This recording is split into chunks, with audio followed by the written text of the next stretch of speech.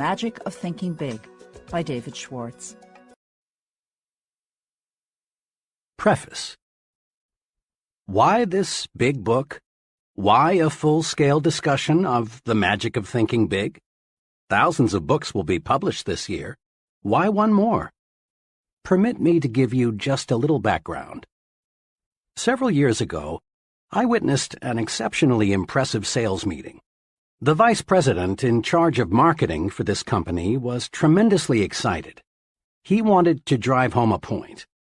He had with him on the platform the leading representative in the organization, a very ordinary-looking fellow who earned in the year just ended just a little under $60,000. The earnings of other representatives averaged $12,000. The executive challenged the group. Here is what he said.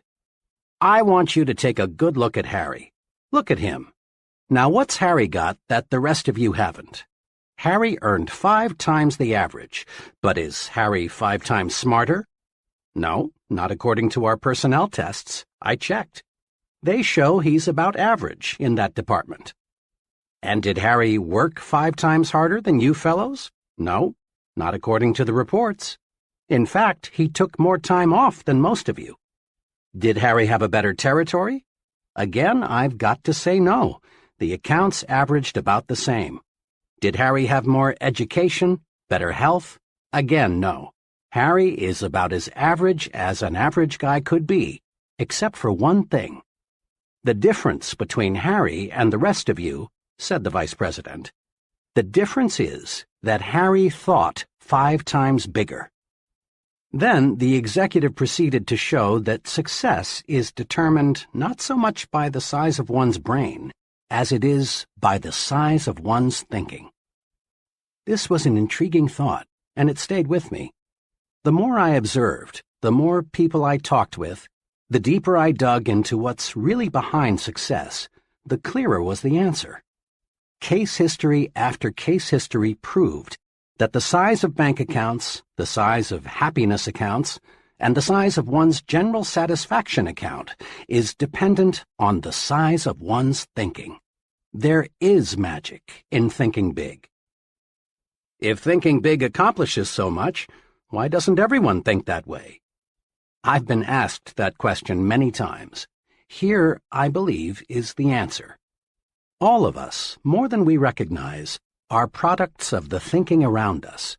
And much of this thinking is little, not big. All around you is an environment that is trying to tug you, trying to pull you down second-class street. You are told almost daily that there are too many chiefs and not enough Indians. In other words, that opportunities to lead no longer exist, that there is a surplus of chiefs, so be content to be a little guy. But this too many chiefs idea simply doesn't square with the truth. Leading people in all occupations will tell you, as they've told me, that the trouble is, there are too many Indians and not nearly enough chiefs. This petty environment says other things, too. It tells you, whatever will be, that your destiny is outside your control, that fate is in complete control. So forget those dreams, forget that finer home, forget that special college for the children, forget the better life. Be resigned, lie down and wait to die.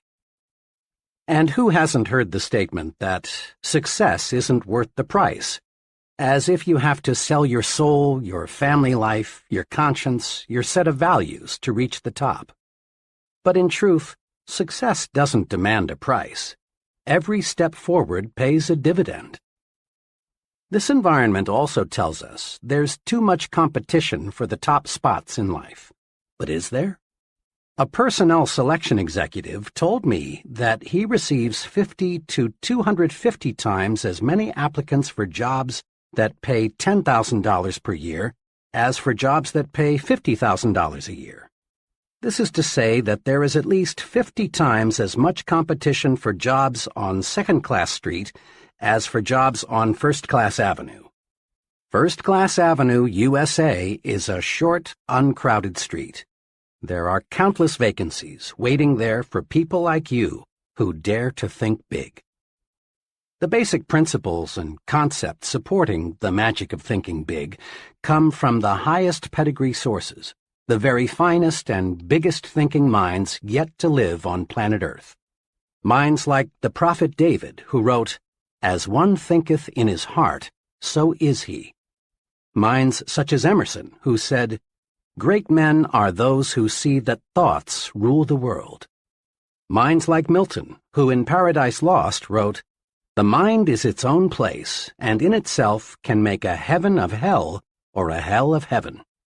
Amazingly perceptive minds like Shakespeare, who observed, "There is nothing either good or bad except that thinking makes it so."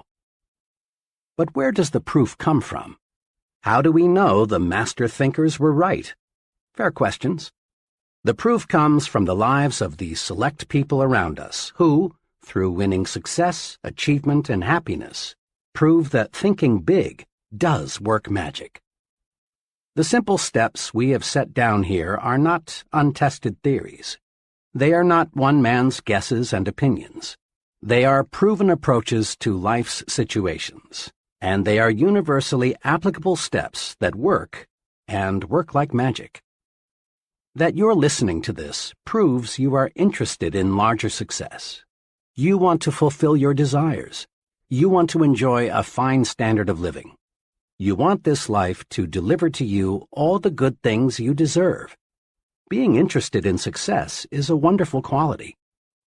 You have another admirable quality. The fact that you're listening to this program shows you have the intelligence to look for tools that will help take you where you want to go. In building anything, automobiles, bridges, missiles, we need tools. Many people, in their attempt to build a successful life, forget there are tools to help them. You have not forgotten. You have, then, the two basic qualities needed to realize real profit from this book: a desire for greater success and the intelligence to select a tool to help you realize that desire. Think big, and you'll live big. You'll live big in happiness, you'll live big in accomplishment, big in income, big in friends, big in respect. Enough for the promise. Start now, right now, to discover how to make your thinking make magic for you. Start out with this thought of the great philosopher Disraeli: life is too short to be little. What this book will do for you.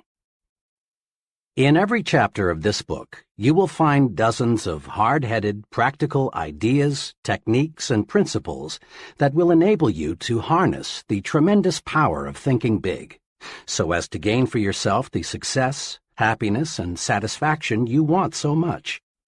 Every technique is dramatically illustrated by a real-life case history. You discover not only what to do, but what is even more important, you see exactly how to apply each principle to actual situations and problems. Here, then, is what this book will do for you. It will show you how you can launch yourself to success with the power of belief, win success by believing you can succeed, defeat disbelief and the negative power it creates, get big results by believing big, make your mind produce positive thoughts, develop the power of belief, plan a concrete success-building program, vaccinate yourself against excusitis, the failure disease, learn the secret that lies in your attitude toward health, take 4 positive steps to lick health excusitis, discover why your thinking power is more important than mere intelligence, use your mind for thinking, not simply as a warehouse for facts. Master 3 easy ways to cure intelligence excusitis. Overcome the problem of age, being too young or too old. Conquer luck excusitis and attract good luck to you. Use the action technique to cure fear and build confidence. Manage your memory so as to increase your store of confidence. Overcome your fear of other people. Increase self-confidence by satisfying your own conscience. Think confidently by acting confidently. Learn the 5 positive steps to build confidence and destroy fear. Discover that success is measured by the size of your thinking.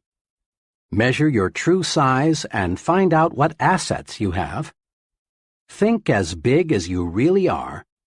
Develop the big thinker's vocabulary with these 4 specific steps. Think big by visualizing what can be done in the future. Add value to things, to people, and to yourself. Get the thinking big view of your job. Think above trivialities and concentrate on what's important. Test yourself. Find out how big your thinking really is. Use creative thinking to find new and better ways to get things done. Develop creative power by believing it can be done. Fight mind-freezing traditional thinking. Do more and do it better by turning on your creative power. Use the 3 keys to strengthening creativity by opening your ears and your mind. Stretch your thinking and stimulate your mind. Harness and develop your ideas, the fruit of your thinking. Look important because it helps you think important. Become important by thinking your work is important.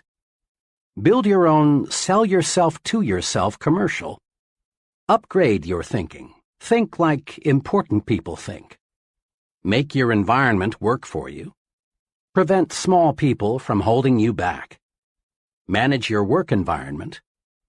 Get plenty of psychological sunshine during leisure hours. Throw thought poison out of your environment. Go first class in everything you do. Grow the attitudes that will help you win what you want. Get activated, get enthusiastic. Develop the power of real enthusiasm. Grow the you are important attitude. Make more money by getting the put service first attitude. Win the support of other people by thinking right toward them. Become more likable by making yourself lighter to lift. Take the initiative in building friendships. Master the technique of thinking only good thoughts about people. Win friends by practicing conversation generosity. Think big, even when you lose or receive a setback. Get the action habit. You don't need to wait until conditions are perfect. Make up your mind to do something about your ideas. Use action to cure fear and gain confidence. Discover the secret of mind action. Capitalize on the magic of now. Strengthen yourself by getting the speak up habit. Develop initiative, a special kind of action. Discover that defeat is nothing more than a state of mind. Salvage something from every setback. Use the force of constructive self-criticism. Achieve positive results through persistence and experimentation. Whip discouragement by finding the good side to every situation. Multiply your energy by setting definite goals. Set goals that will help you get things done and live longer. Accomplish your goals with this 30-day improvement guide. Invest in yourself for future profit. Learn the 4 rules of leadership. Develop your power to trade minds with the people you want to influence. Put the be human approach to work for you. Think progress, believe in progress, push for progress. Test yourself to learn whether you are a progressive thinker. Tap your supreme thinking power. Use the magic of thinking big in life's most crucial situations. Chapter 1. Believe you can succeed and you will. Success means many wonderful, positive things. Success means personal prosperity, a fine home, vacations, travel, new things, financial security, giving your children maximum advantages. Success means winning admiration, leadership, being looked up to by people in your business and social life. Success means freedom, freedom from worries, fears, frustrations, and failure. Success means self-respect, continually finding more real happiness and satisfaction from life, being able to do more for those who depend on you. Success means winning. Success, achievement, is the goal of life. Every human being wants success. Everybody wants the best this life can deliver. Nobody enjoys crawling, living in mediocrity. No one likes feeling second class and feeling forced to go that way. Some of the most practical success-building wisdom is found in that biblical quotation stating that faith can move mountains. Believe, really believe you can move a mountain, and you can. Not many people believe that they can move mountains, so, as a result, not many people do. On some occasion, you've probably heard someone say something like, "It's nonsense to think you can make a mountain move away just by saying, 'Mountain, move away.' It's simply impossible." People who think this way have belief confused with wishful thinking.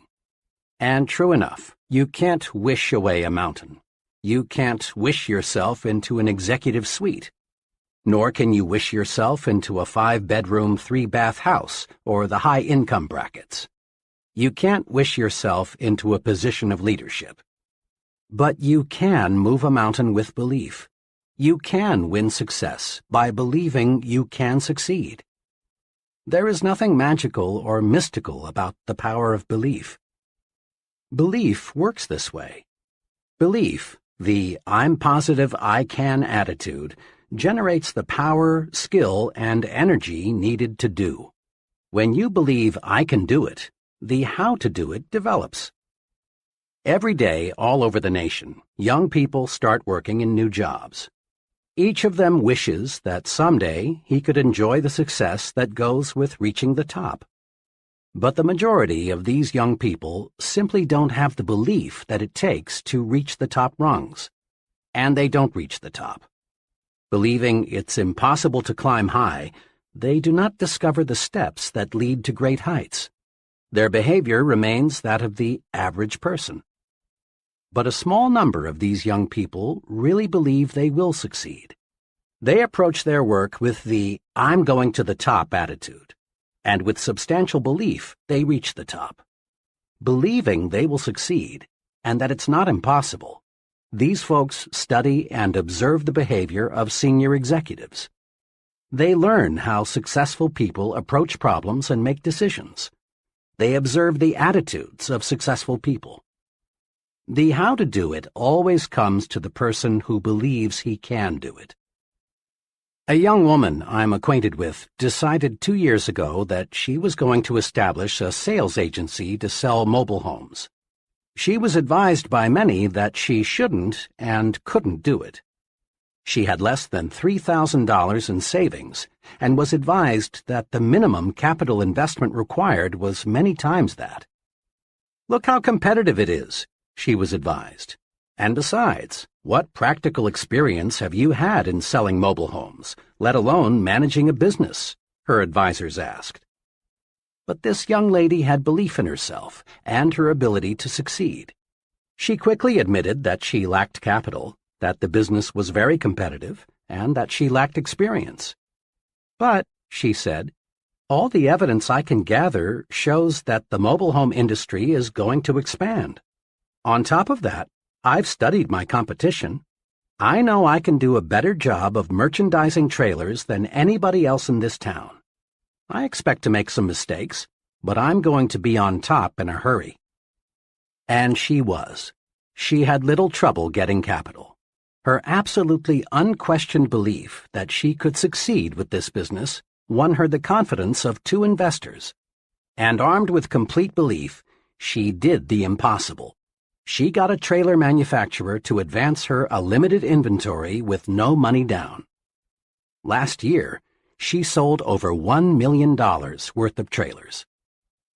Next year, she says, I expect to gross over $2 million. Belief, strong belief, triggers the mind to figure ways and means and how to. And believing you can succeed makes others place confidence in you. Most people do not put much stock in belief, but some, the residents of Successfulville, USA, do. Just a few weeks ago, a friend who is an official with a state highway department in a Midwestern state related a mountain-moving experience to me. "Last month," my friend began, "our department sent notices to a number of engineering companies that we were authorized to retain some firm to design 8 bridges as part of our highway building program. The bridges were to be built at a cost of $5 million. The engineering firm selected would get a 4% commission, or $200,000 for its design work. I talked with 21 engineering firms about this. The 4 largest decided right away to submit proposals. The other 17 companies were small, having only 3 to 7 engineers each. The size of the project scared off 16 of these 17. They went over the project, shook their heads, and said, in effect, 'It's too big for us. I wish I thought we could handle it, but it's no use even trying.' But one of these small firms, a company with only 3 engineers, studied the plans and said, 'We can do it. We'll submit a proposal.' They did, and they got the job. Those who believe they can move mountains do. Those who believe they can't, cannot. Belief triggers the power to do. Actually, in these modern times, belief is doing much bigger things than moving mountains. The most essential element, in fact, the essential element in our space explorations today, is belief that space can be mastered. Without firm, unwavering belief that man can travel in space, our scientists would not have the courage, interest, and enthusiasm to proceed. Belief that cancer can be cured will ultimately produce cures for cancer. Currently, there is some talk of building a tunnel under the English Channel to connect England with the continent. Whether this tunnel is ever built depends on whether responsible people believe it can be built. Belief in great results is the driving force, the power behind all great books, plays, scientific discoveries. Belief in success is behind every successful business, church, and political organization. Belief in success is the one basic, absolutely essential ingredient of successful people. Believe, really believe you can succeed, and you will. Over the years, I've talked with many people who have failed in business ventures and in various careers. I've heard a lot of reasons and excuses for failure. Something especially significant unfolds as conversations with failures develop. In a casual sort of way, the failure drops a remark like, "To tell the truth, I didn't think it would work," or "I had my misgivings before I even started out," or "Actually, I wasn't too surprised that it didn't work out."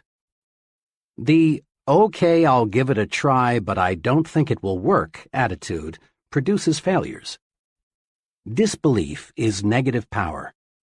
When the mind disbelieves or doubts, the mind attracts reasons to support the disbelief. Doubt, disbelief, the subconscious will to fail, the not really wanting to succeed, is responsible for most failures. Think doubt and fail. Think victory and succeed. A young fiction writer talked with me recently about her writing ambitions. The name of one of the top writers in her field came up. "Oh," she said, "Mr. X is a wonderful writer, but, of course, I can't be nearly as successful as he is." Her attitude disappointed me very much, because I know the writer mentioned. He is not super intelligent, nor super perceptive, nor super anything else except super confident. He believes he is among the best, and so he acts and performs the best. It is well to respect the leader, learn from him, observe him, study him, but don't worship him. Believe you can surpass. Believe you can go beyond. Those who harbor the second-best attitude are invariably second-best doers. Look at it this way. Belief is the thermostat that regulates what we accomplish in life. Study the fellow who is shuffling down there in mediocrity. He believes he is worth little, so he receives little. He believes he can't do big things, and he doesn't. He believes he is unimportant, so everything he does has an unimportant mark. As time goes by, lack of belief in himself shows through in the way the fellow talks, walks, acts. Unless he readjusts his thermostat forward, he shrinks, grows smaller and smaller in his own estimation. And since others see in us what we see in ourselves, he grows smaller in the estimation of the people around him. Now, look across the way at the person who is advancing forward. He believes he is worth much, and he receives much. He believes he can handle big, difficult assignments, and he does. Everything he does, the way he handles himself with people, his character, his thoughts, his viewpoints, all say, here is a professional. He is an important person. A person is a product of his own thoughts. Believe big. Adjust your thermostat forward. Launch your success offensive with honest, sincere belief that you can succeed. Believe big and grow big. Several years ago, after addressing a group of businessmen in Detroit, I talked with one of the gentlemen who approached me, introduced himself, and said, "I really enjoyed your talk. Can you spare a few minutes? I'd like very much to discuss a personal experience with you." In a few minutes, we were comfortably seated in a coffee shop, waiting for some refreshments. "I have a personal experience," he began, "that ties in perfectly with what you said this evening about making your mind work for you instead of letting it work against you. I've never explained to anyone how I lifted myself out of the world of mediocrity, but I'd like to tell you about it." "And I'd like to hear it," I said. "Well, just 5 years ago, I was plodding along, just another guy working in the tool and die trade. I made a decent living by average standards, but it was far from ideal. Our home was much too small, and there was no money for those many things we wanted. My wife, bless her, didn't complain much, but it was written all over her that she was more resigned to her fate than she was happy. Inside, I grew more and more dissatisfied. When I let myself see how I was failing my good wife and 2 children, I really hurt inside. But today things are really different," my friend continued. "Today we have a beautiful new home on a 2-acre lot and a year-round cabin a couple 100 miles north of here. There's no more worry about whether we can send the kids to a good college, and my wife no longer has to feel guilty every time she spends money for some new clothes. Next summer, the whole family is flying to Europe to spend a month's holiday. We're really living." "How did all this happen?" I asked. "It all happened," he continued, "when, to use the phrase you used tonight, I harnessed the power of belief. 5 years ago, I learned about a job with a tool and die company here in Detroit. We were living in Cleveland at the time. I decided to look into it, hoping I could make a little more money. I got here early on Sunday evening, but the interview was not until Monday. After dinner, I sat down in my hotel room, and for some reason, I got really disgusted with myself.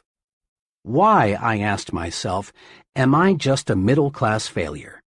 Why am I trying to get a job that represents such a small step forward? I don't know to this day what prompted me to do it, but I took a sheet of hotel stationery and wrote down the names of 5 people I've known well for several years who had far surpassed me in earning power and job responsibility. 2 were former neighbors who had moved away to fine subdivisions. 2 others were fellows I had worked for, and the 3rd was a brother-in-law. Next, again, I don't know what made me do this. I asked myself, what do my 5 friends have that I don't have, besides better jobs? I compared myself with them on intelligence, but I honestly couldn't see that they excelled in the brains department. Nor could I truthfully say they had me beat on education, integrity, or personal habits. Finally, I got down to another success quality one hears a lot about: initiative. Here I hated to admit it, but I had to. On this point, my record showed I was far below that of my successful friends.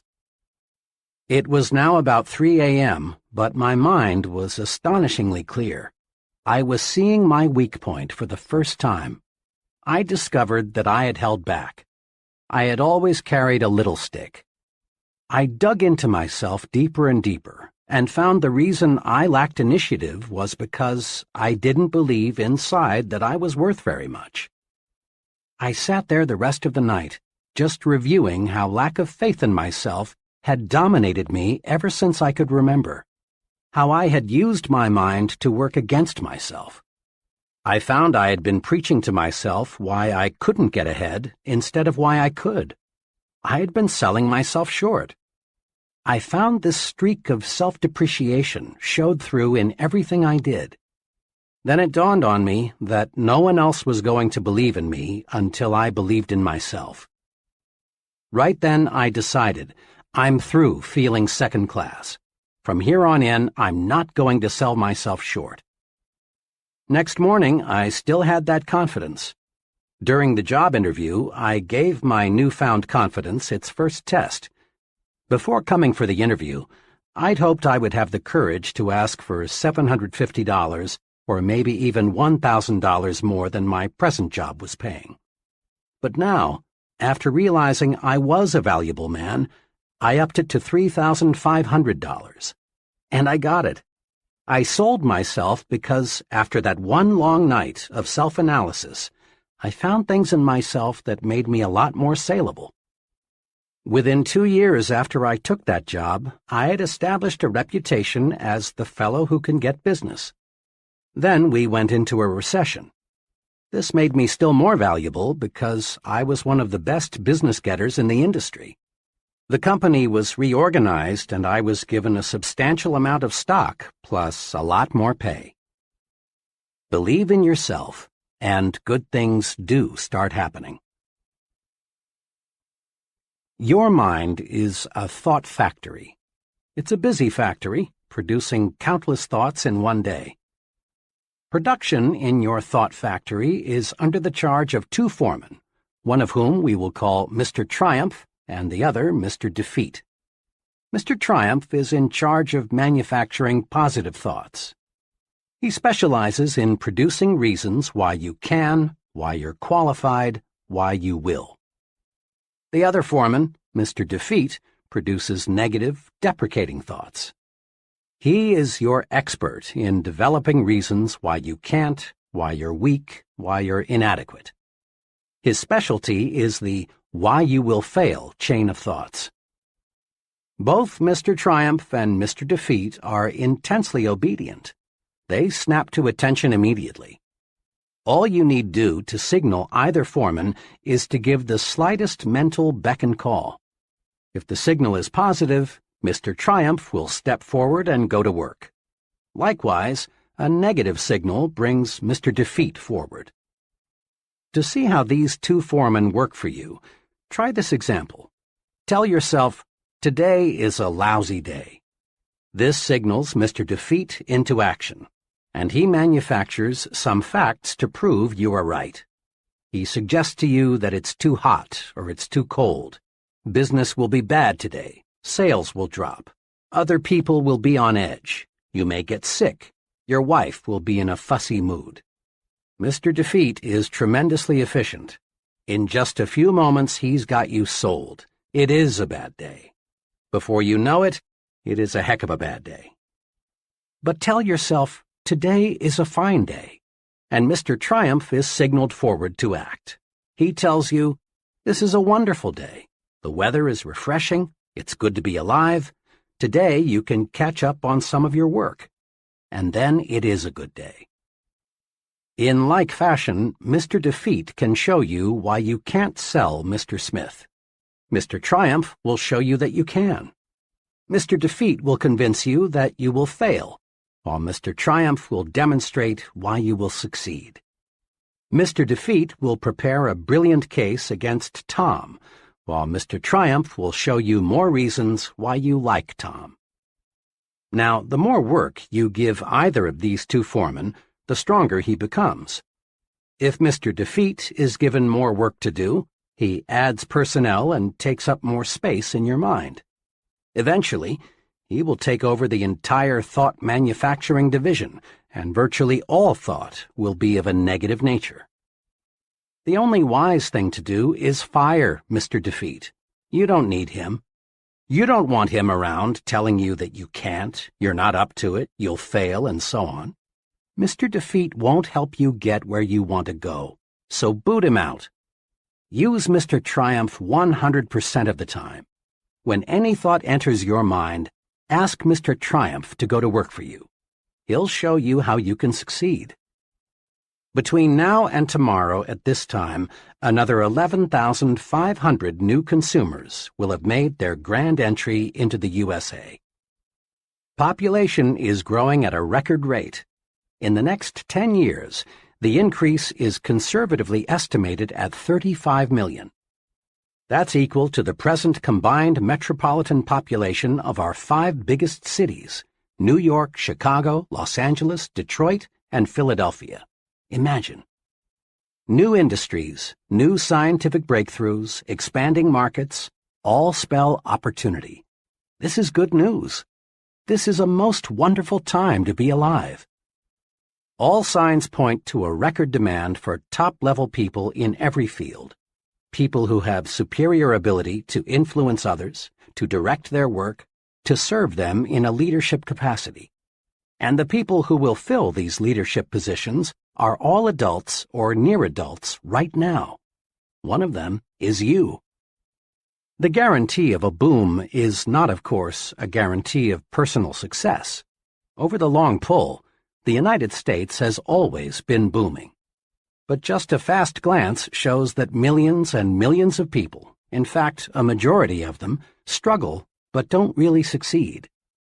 The majority of folks still plug along in mediocrity despite the record opportunity of the last 2 decades. And in the boom period ahead, most people will continue to worry, to be afraid, to crawl through life feeling unimportant, unappreciated, not able to do what they want to do. As a result, their performance will earn them petty rewards, petty happiness.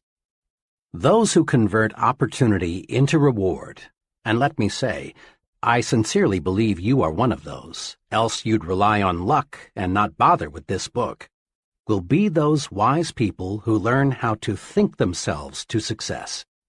Walk in. The door to success is open wider than ever before. Put yourself on record now that you are going to join that select group that is getting what it wants from life. Here is the first step toward success. It's a basic step. It can't be avoided. Step 1. Believe in yourself. Believe you can succeed. How to develop the power of belief. Here are the 3 guides to acquiring and strengthening the power of belief. 1. Think success. Don't think failure. At work, in your home, substitute success thinking for failure thinking. When you face a difficult situation, think, I'll win, not I'll probably lose. When you compete with someone else, think, I'm equal to the best, not I'm outclassed. When opportunity appears, think, I can do it, never I can't. Let the master thought, I will succeed, dominate your thinking process. Thinking success conditions your mind to create plans that produce success. Thinking failure does the exact opposite. Failure thinking conditions the mind to think other thoughts that produce failure. 2. Remind yourself regularly that you are better than you think you are. Successful people are not supermen. Success does not require a super intellect, nor is there anything mystical about success. And success isn't based on luck. Successful people are just ordinary folks who have developed belief in themselves and what they do. Never, yes, never, sell yourself short. 3. Believe big. The size of your success is determined by the size of your belief. Think little goals and expect little achievements. Think big goals and win big success. Remember this, too. Big ideas and big plans are often easier, certainly no more difficult, then small ideas and small plans. Mr. Ralph J. Cordiner, chairman of the board of the General Electric Company, said this to a leadership conference: "We need from every man who aspires to leadership, for himself and his company, a determination to undertake a personal program of self-development. Nobody is going to order a man to develop. Whether a man lags behind or moves ahead in his specialty is a matter of his own personal application. This is something which takes time, work, and sacrifice. Nobody can do it for you." Mr. Cordiner's advice is sound and practical. Live it. Persons who reach the top rungs in business management, selling, engineering, religious work, writing, acting, and in every other pursuit get there by following conscientiously and continuously a plan for self-development and growth. Any training program, and that's exactly what this book is, must do three things. It must provide content, the what to do. Second, it must supply a method, the how to do it. And third, it must meet the acid test, that is, get results. The what of your personal training program for success is built on the attitudes and techniques of successful people. How do they manage themselves? How do they overcome obstacles? How do they earn the respect of others? What sets them apart from the ordinary? How do they think? The how of your plan for development and growth is a series of concrete guides for action. These are found in each chapter. These guides work. Apply them and see for yourself. What about the most important part of training? Results? Wrapped up briefly, conscientious application of the program presented here will bring you success, and on a scale that may now look impossible. Broken down into its components, your personal training program for success will bring you a series of rewards. The reward of deeper respect from your family, the reward of admiration from your friends and associates, the reward of feeling useful, of being someone, of having status, the reward of increased income and a higher standard of living. Your training is self-administered. There will be no one standing over your shoulder telling you what to do and how to do it. This book will be your guide, but only you can understand yourself. Only you can command yourself to apply this training. Only you can evaluate your progress. Only you can bring about corrective action should you slip a little. In short, you are going to train yourself to achieve bigger and bigger success. You already have a fully equipped laboratory in which you can work and study. Your laboratory is all around you. Your laboratory consists of human beings. This laboratory supplies you with every possible example of human action. And there is no limit to what you can learn once you see yourself as a scientist in your own lab. What's more, there is nothing to buy. There is no rent to pay. There are no fees of any kind. You can use this laboratory as much as you like for free. As director of your own laboratory, you will want to do what every scientist does: observe and experiment. Isn't it surprising to you that most people understand so little about why people act as they do, even though they are surrounded by people all their lives? Most people are not trained observers. One important purpose of this book is to help you train yourself to observe, to develop deep insight into human action. You'll want to ask yourself questions like, why is John so successful and Tom just getting by? Why do some people have many friends and other people have only few friends? Why will people gladly accept what one person tells them but ignore another person who tells them the same thing? Once trained, you will learn valuable lessons just through the very simple process of observing. Here are 2 special suggestions to help you make yourself a trained observer.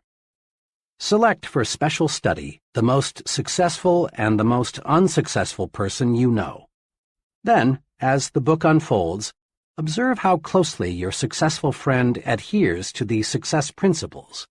Notice also how studying the 2 extremes will help you see the unmistakable wisdom of following the truths outlined in this book.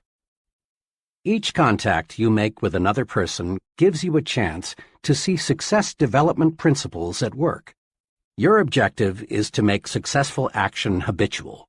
The more we practice, the sooner it becomes second nature to act in the desired way. Most of us have friends who grow things for a hobby, and we've all heard them say something like, "It's exciting to watch those plants grow. Just look how they respond to plant food and water. See how much bigger they are today than they were last week." To be sure, it is thrilling to watch what can happen when men cooperate carefully with nature. But it is not 1/10 as fascinating as watching yourself respond to your own carefully administered thought management program. It's fun to feel yourself growing more confident, more effective, more successful, day by day, month by month. Nothing, absolutely nothing, in this life gives you more satisfaction than knowing you're on the road to success and achievement. And nothing stands as a bigger challenge than making the most of yourself. Chapter 2. Cure yourself of excusitis, the failure disease. People. As you think yourself to success, that's what you will study, people. You will study people very carefully to discover, then apply, success-rewarding principles to your life. And you want to begin right away. Go deep into your study of people, and you'll discover unsuccessful people suffer a mind-deadening thought disease. We call this disease excusitis. Every failure has this disease in its advanced form, and most average persons have at least a mild case of it. You will discover that excusitis explains the difference between the person who is going places and the fellow who is barely holding his own.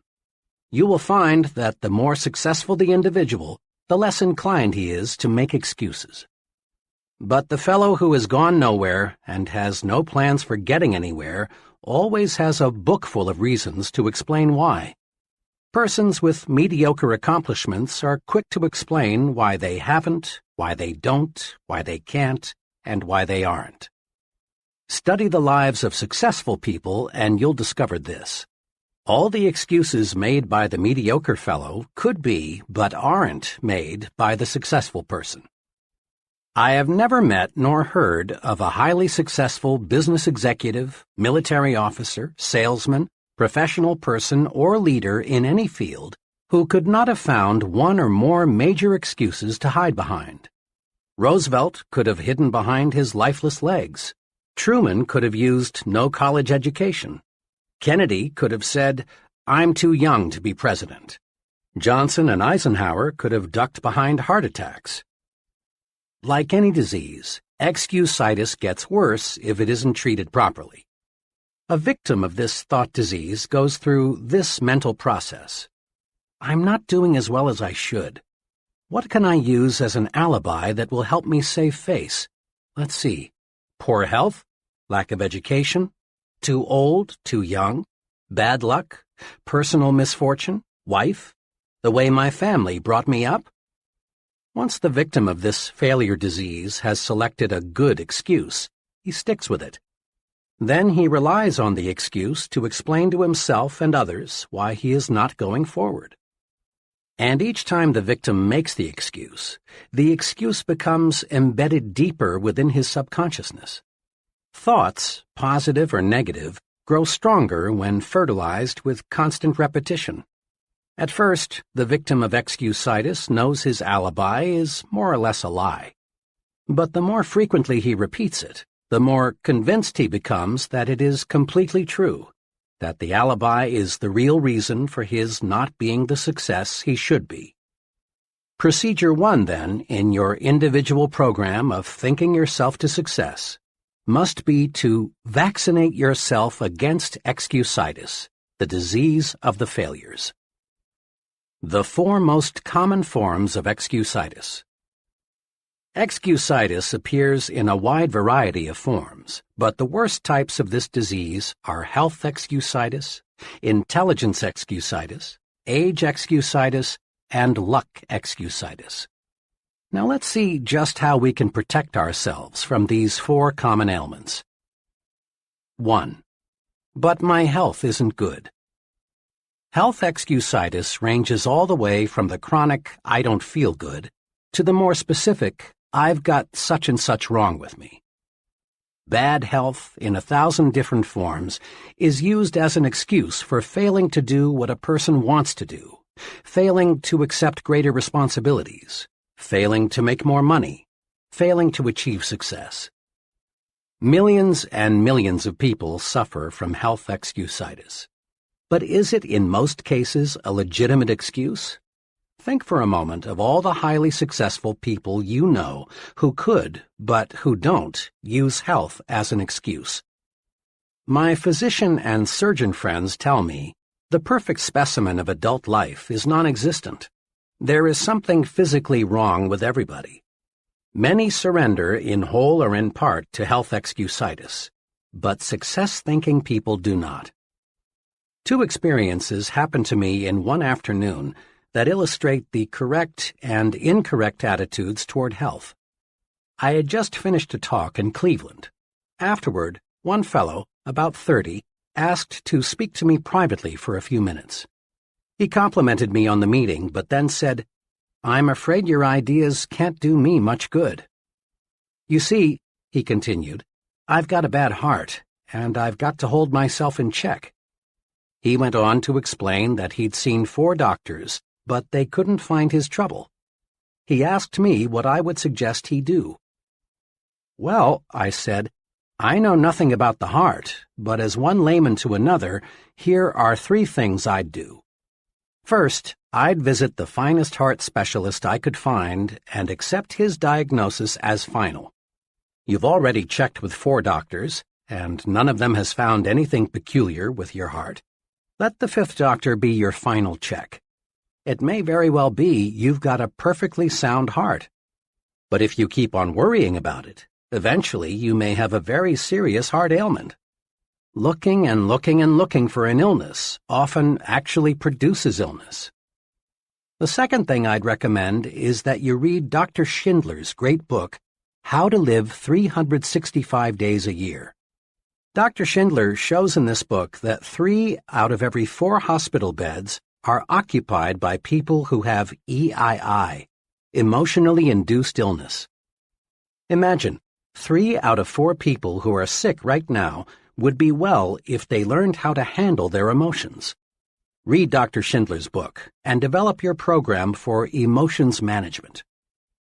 Third, I'd resolve to live until I die. I went on to explain to this troubled fellow some sound advice I received many years ago from a lawyer friend who had an arrested case of tuberculosis. This friend knew he would have to live a regulated life, but this hasn't stopped him from practicing law, rearing a fine family, and really enjoying life. My friend, who now is 78 years old, expresses his philosophy in these words: "I'm going to live until I die, and I'm not going to get life and death confused. While I'm on this earth, I'm going to live. Why be only half alive? Every minute a person spends worrying about dying is just 1 minute that fellow might as well have been dead." I had to leave at that point because I had to be on a certain plane for Detroit. On the plane, the second but much more pleasant experience occurred. After the noise of the takeoff, I heard a ticking sound. Rather startled, I glanced at the fellow sitting beside me, for the sound seemed to be coming from him. He smiled a big smile and said, "Oh, it's not a bomb. It's just my heart." I was obviously surprised, so he proceeded to tell me what had happened. Just 21 days before, he had undergone an operation that involved putting a plastic valve into his heart. The ticking sound, he explained, would continue for several months until new tissue had grown over the artificial valve. I asked him what he was going to do. "Oh," he said, "I've got big plans. I'm going to study law when I get back to Minnesota. Someday I hope to be in government work. The doctors tell me I must take it easy for a few months, but after that I'll be like new. There you have two ways of meeting health problems. The first fellow, not even sure he had anything organically wrong with him, was worried, depressed, on the road to defeat, wanting somebody to second his motion that he couldn't go forward. The second individual, after undergoing one of the most difficult of operations, was optimistic, eager to do something. The difference lay in how they thought toward health. I've had some very direct experience with health excusitis. I'm a diabetic. Right after I discovered I had this ailment, about 5,000 hypodermics ago, I was warned, diabetes is a physical condition, but the biggest damage results from having a negative attitude about it. Worry about it, and you may have real trouble. Naturally, since the discovery of my own diabetes, I've gotten to know a great many other diabetics. Let me tell you about two extremes. One fellow who has a very mild case belongs to that fraternity of the living dead. Obsessed with a fear of the weather, he is usually ridiculously bundled up. He's afraid of infection, so he shuns anybody who has the slightest sniffle. He's afraid of overexertion, so he does almost nothing. He spends most of his mental energy worrying about what might happen. He bores other people telling them how awful his problem really is. His real ailment is not diabetes. Rather, he's a victim of health excusitis. He has pitied himself into being an invalid. The other extreme is a division manager for a large publishing company. He has a severe case. He takes about 30 times as much insulin as the fellow just mentioned. But he is not living to be sick. He is living to enjoy his work and have fun. One day he said to me, "Sure, it is an inconvenience, but so is shaving. But I'm not going to think myself to bed. When I take those shots, I just praise the guys who discovered insulin."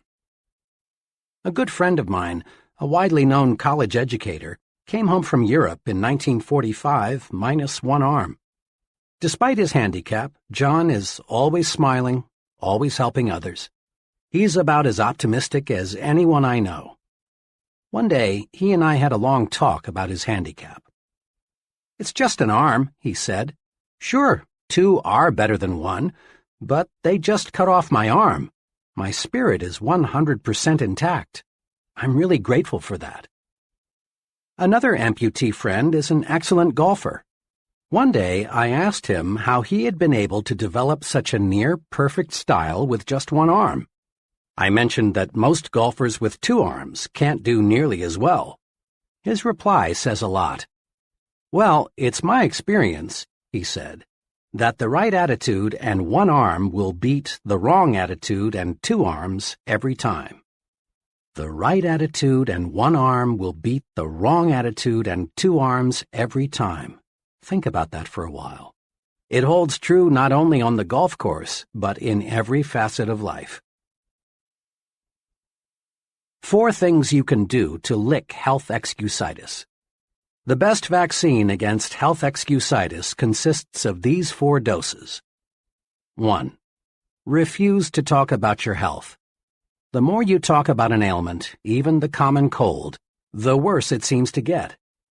Talking about bad health is like putting fertilizer on weeds. Besides, talking about your health is a bad habit. It bores people. It makes one appear self-centered and old-maidish. Success-minded people defeat the natural tendency to talk about their bad health. One may, and let me emphasize the word may, get a little sympathy, but one doesn't get respect and loyalty by being a chronic complainer. 2. Refuse to worry about your health. Dr. Walter Alvarez, emeritus consultant to the world-famous Mayo Clinic, wrote recently, "I always beg worriers to exercise some self-control. For instance, when I saw this man, a fellow who was convinced he had a diseased gallbladder, although 8 separate X-ray examinations showed that the organ was perfectly normal, I begged him to quit getting his gallbladder X-rayed. I have begged hundreds of heart-conscious men to quit getting electrocardiograms made." 3. be genuinely grateful that your health is as good as it is. There's an old saying worth repeating often. I felt sorry for myself because I had ragged shoes until I met a man who had no feet. Instead of complaining about not feeling good, it's far better to be glad you are as healthy as you are. Just being grateful for the health you have is powerful vaccination against developing new aches and pains and real illness. 4. Remind yourself often, it's better to wear out than rust out. Life is yours to enjoy. Don't waste it. Don't pass up living by thinking yourself into a hospital bed. 2. But you've got to have brains to succeed. Intelligence excusitis, or I lack brains, is common. In fact, it's so common that perhaps as many as 95% of the people around us have it in varying degrees.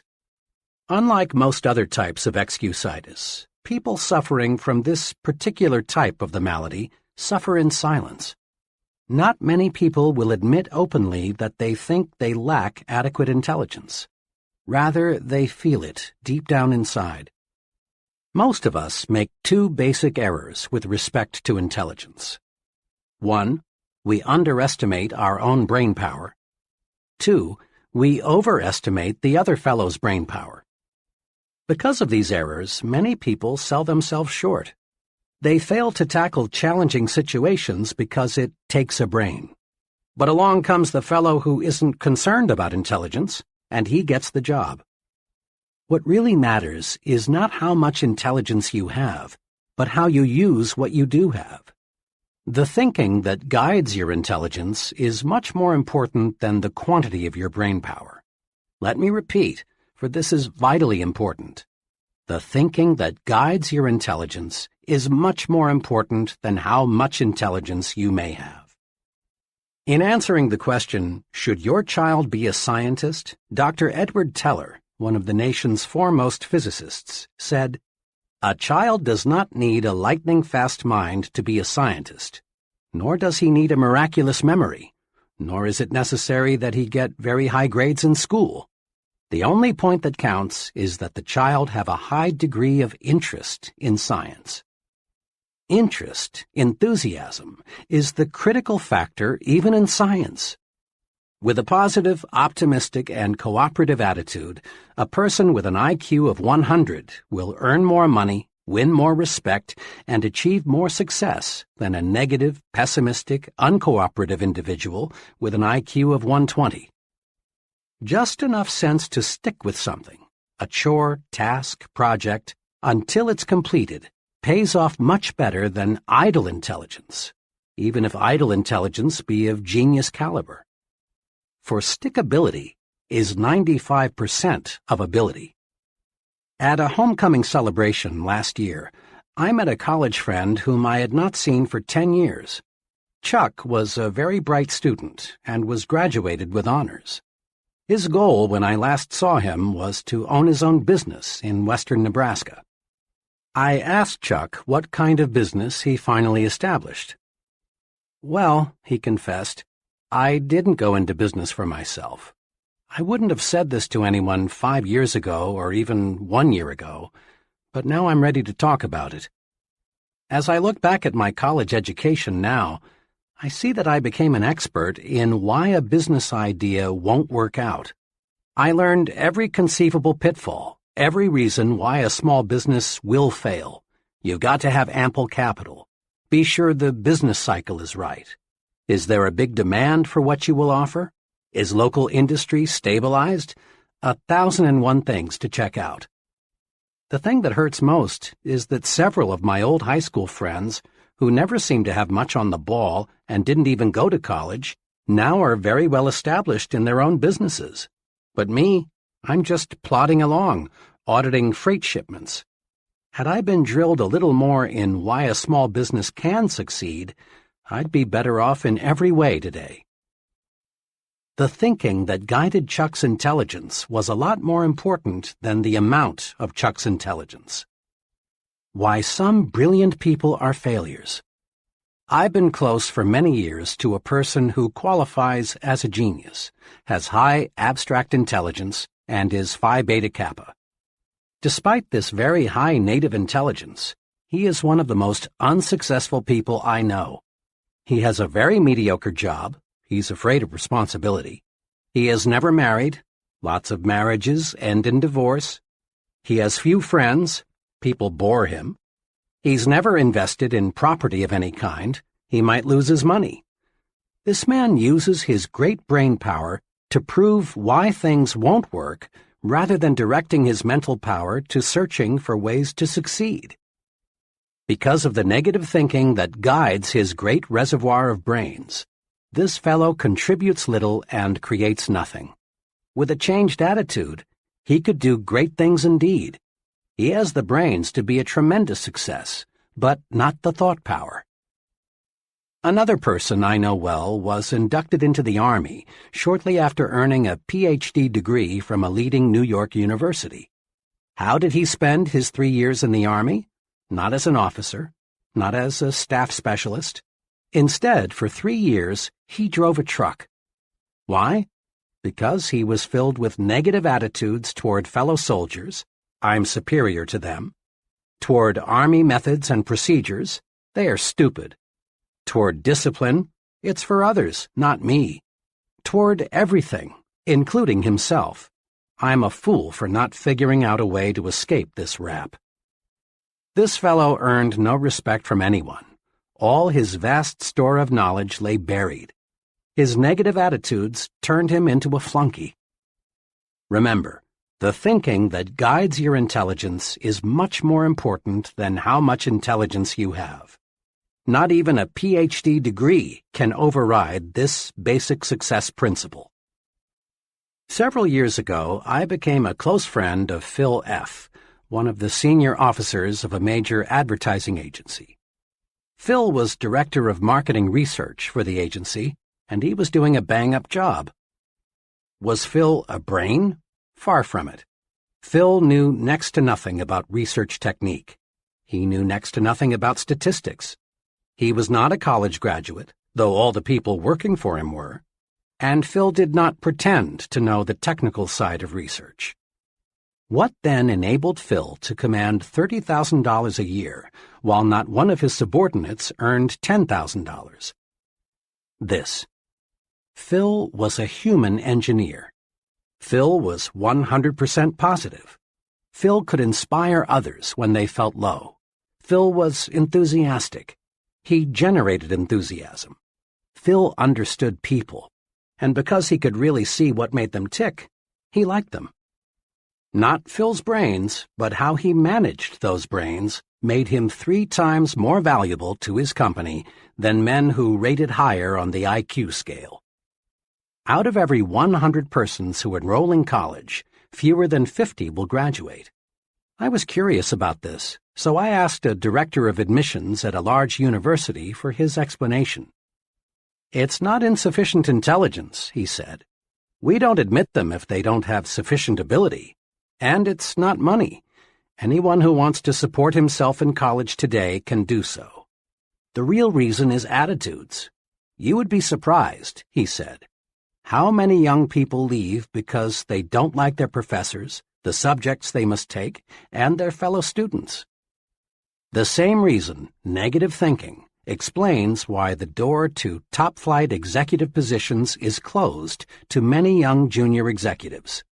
Sour, negative, pessimistic, depreciating attitudes, rather than insufficient intelligence, hold back thousands of young executives. As one executive told me, "It's a rare case when we pass up a young fellow because he lacks brains. Nearly always, it's attitude." Once, I was retained by an insurance company to learn why the top 25% of the agents were selling over 75% of the insurance, while the bottom 25% of the agents sold only 5% of total volume. Thousands of personnel files were carefully checked. The search proved beyond any question that no significant difference existed in native intelligence. What's more, differences in education did not explain the difference in selling success. the difference in the very successful and the very unsuccessful finally reduced to differences in attitudes, or difference in thought management. The top group worried less, was more enthusiastic, had a sincere liking for people. We can't do much to change the amount of native ability, but we can certainly change the way we use what we have.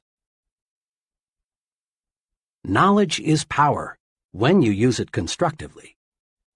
Closely allied to intelligence excusitis is some incorrect thinking about knowledge. We often hear that knowledge is power, but this statement is only a half-truth. Knowledge is only potential power. Knowledge is power only when put to use, and then only when the use made of it is constructive. The story is told that the great scientist Einstein was once asked how many feet are in a mile. Einstein's reply was, "I don't know. Why should I fill my brain with facts I can find in 2 minutes in any standard reference book?"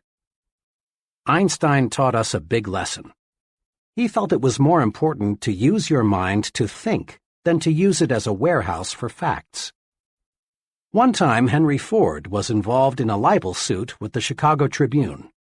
The Tribune had called Ford an ignoramus, and Ford said, in effect, "Prove it." The Tribune asked him scores of simple questions, such as, who was Benedict Arnold?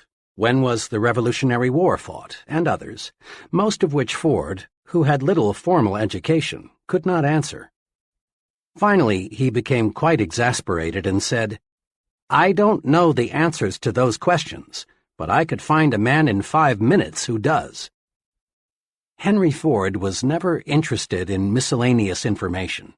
He knew what every major executive knows, that the ability to know how to get information is more important than using the mind as a garage for facts. How much is a fact man worth? I spent a very interesting evening recently with a friend who is the president of a young but rapidly growing manufacturing concern. The TV set happened to be turned to one of the most popular quiz programs. The fellow being quizzed had been on the show for several weeks. He could answer questions on all sorts of subjects, many of which seemed nonsensical.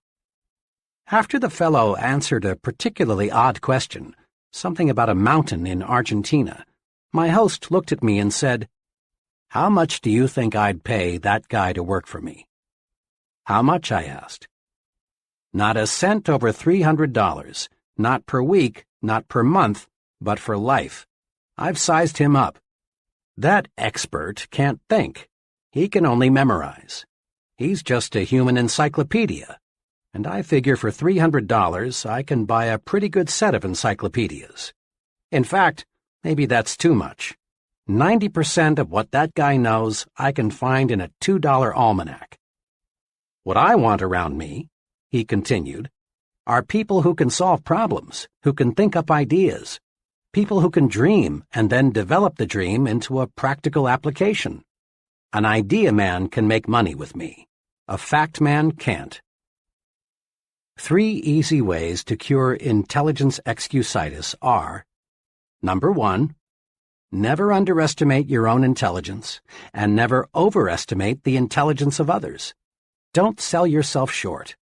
Concentrate on your assets. Discover your superior talents. Remember, it's not how many brains you've got that matters. Rather, it's how you use your brains that counts.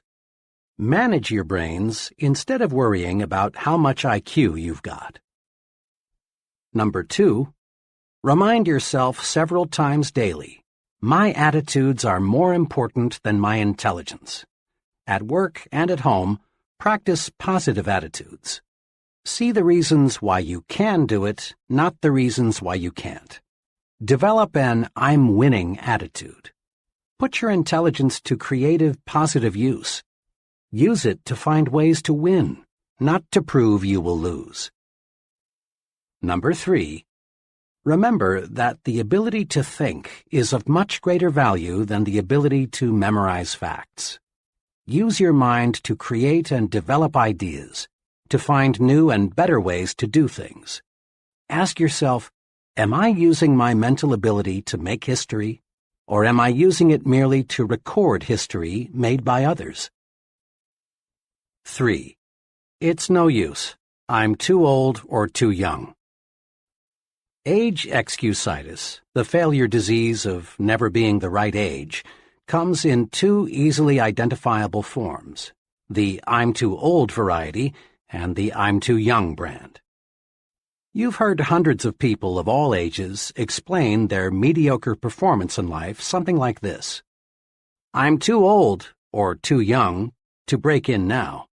I can't do what I want to do or am capable of doing because of my age handicap. Really, it's surprising how few people feel they are just right, age-wise, and it's unfortunate. This excuse has closed the door of real opportunity to thousands of individuals. They think their age is wrong, so they don't even bother to try. The I'm too old variety is the most common form of age excusitis. This disease is spread in subtle ways. TV fiction is produced about the big executive who lost his job because of a merger and can't find another because he's too old. Mr. Executive looks for months to find another job, but he can't, and in the end, after contemplating suicide for a while, he decides to rationalize that it's nice to be on the shelf. Plays and magazine articles on the topic, Why You Are Washed Up at 40, are popular, not because they represent true facts, but because they appeal to many worried minds looking for an excuse. How to handle age excusitis. Age excusitis can be cured.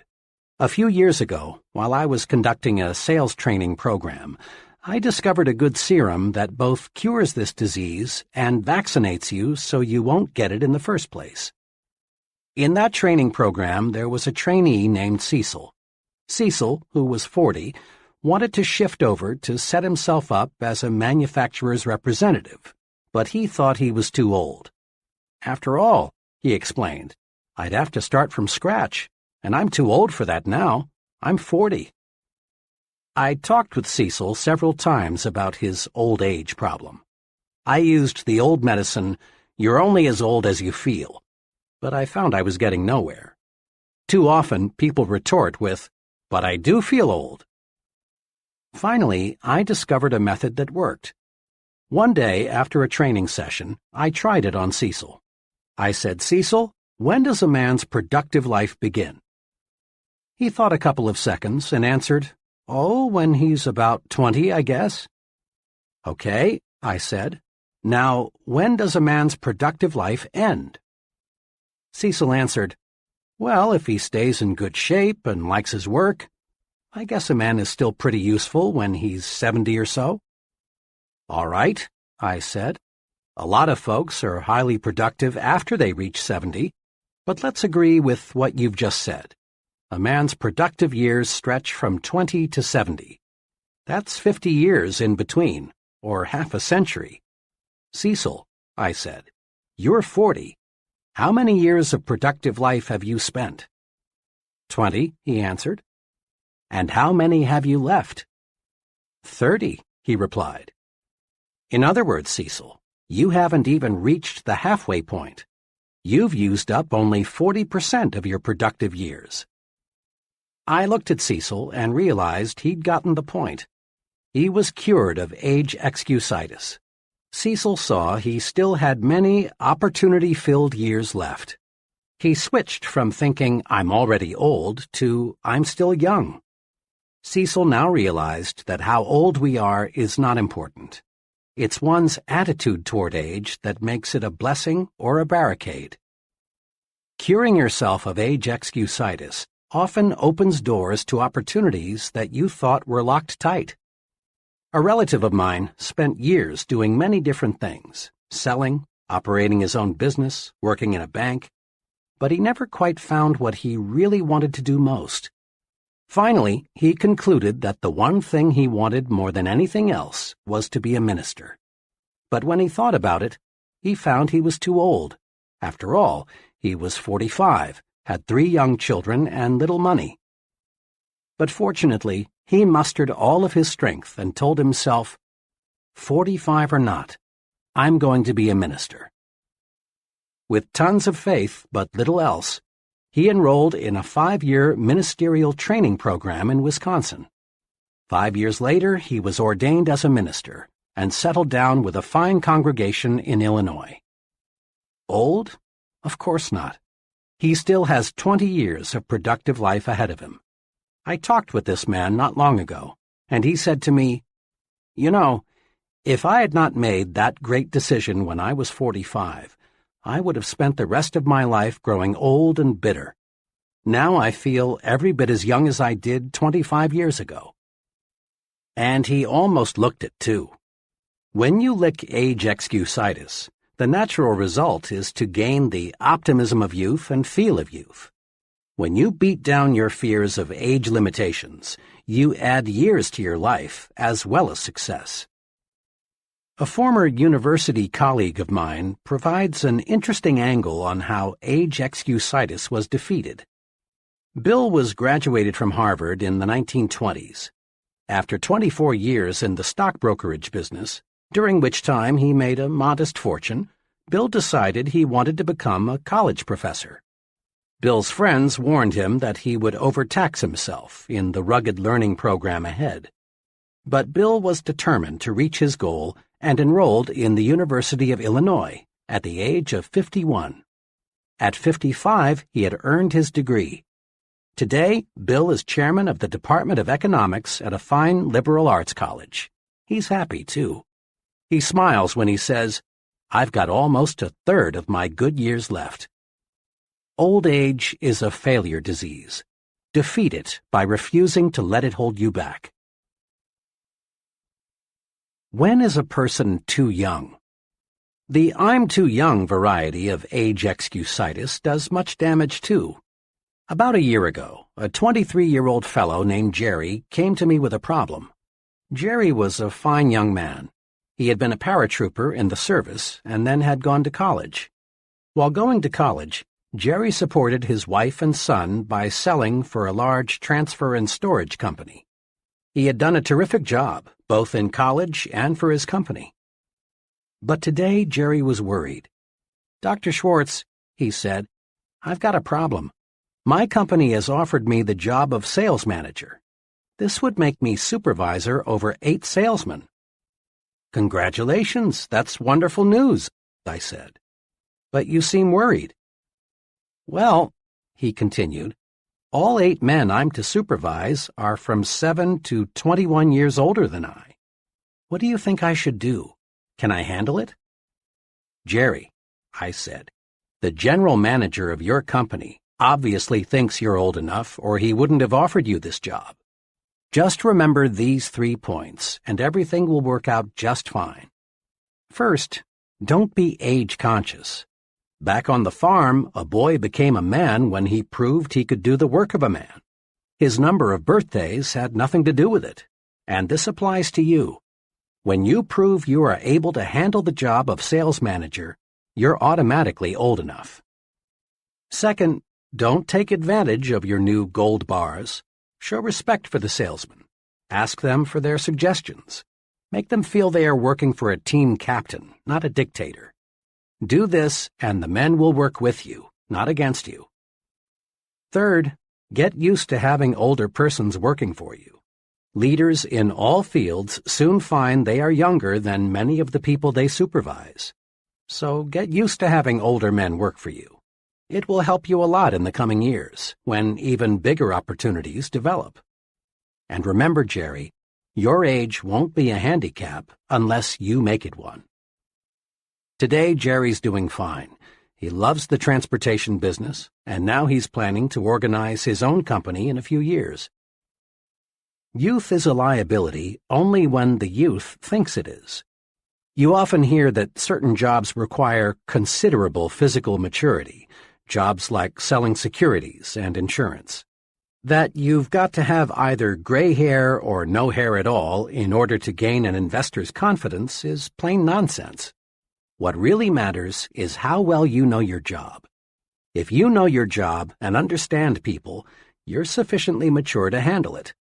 Age has no real relation to ability, unless you convince yourself that years alone will give you the stuff you need to make your mark. Many young people feel that they are being held back because of their youth.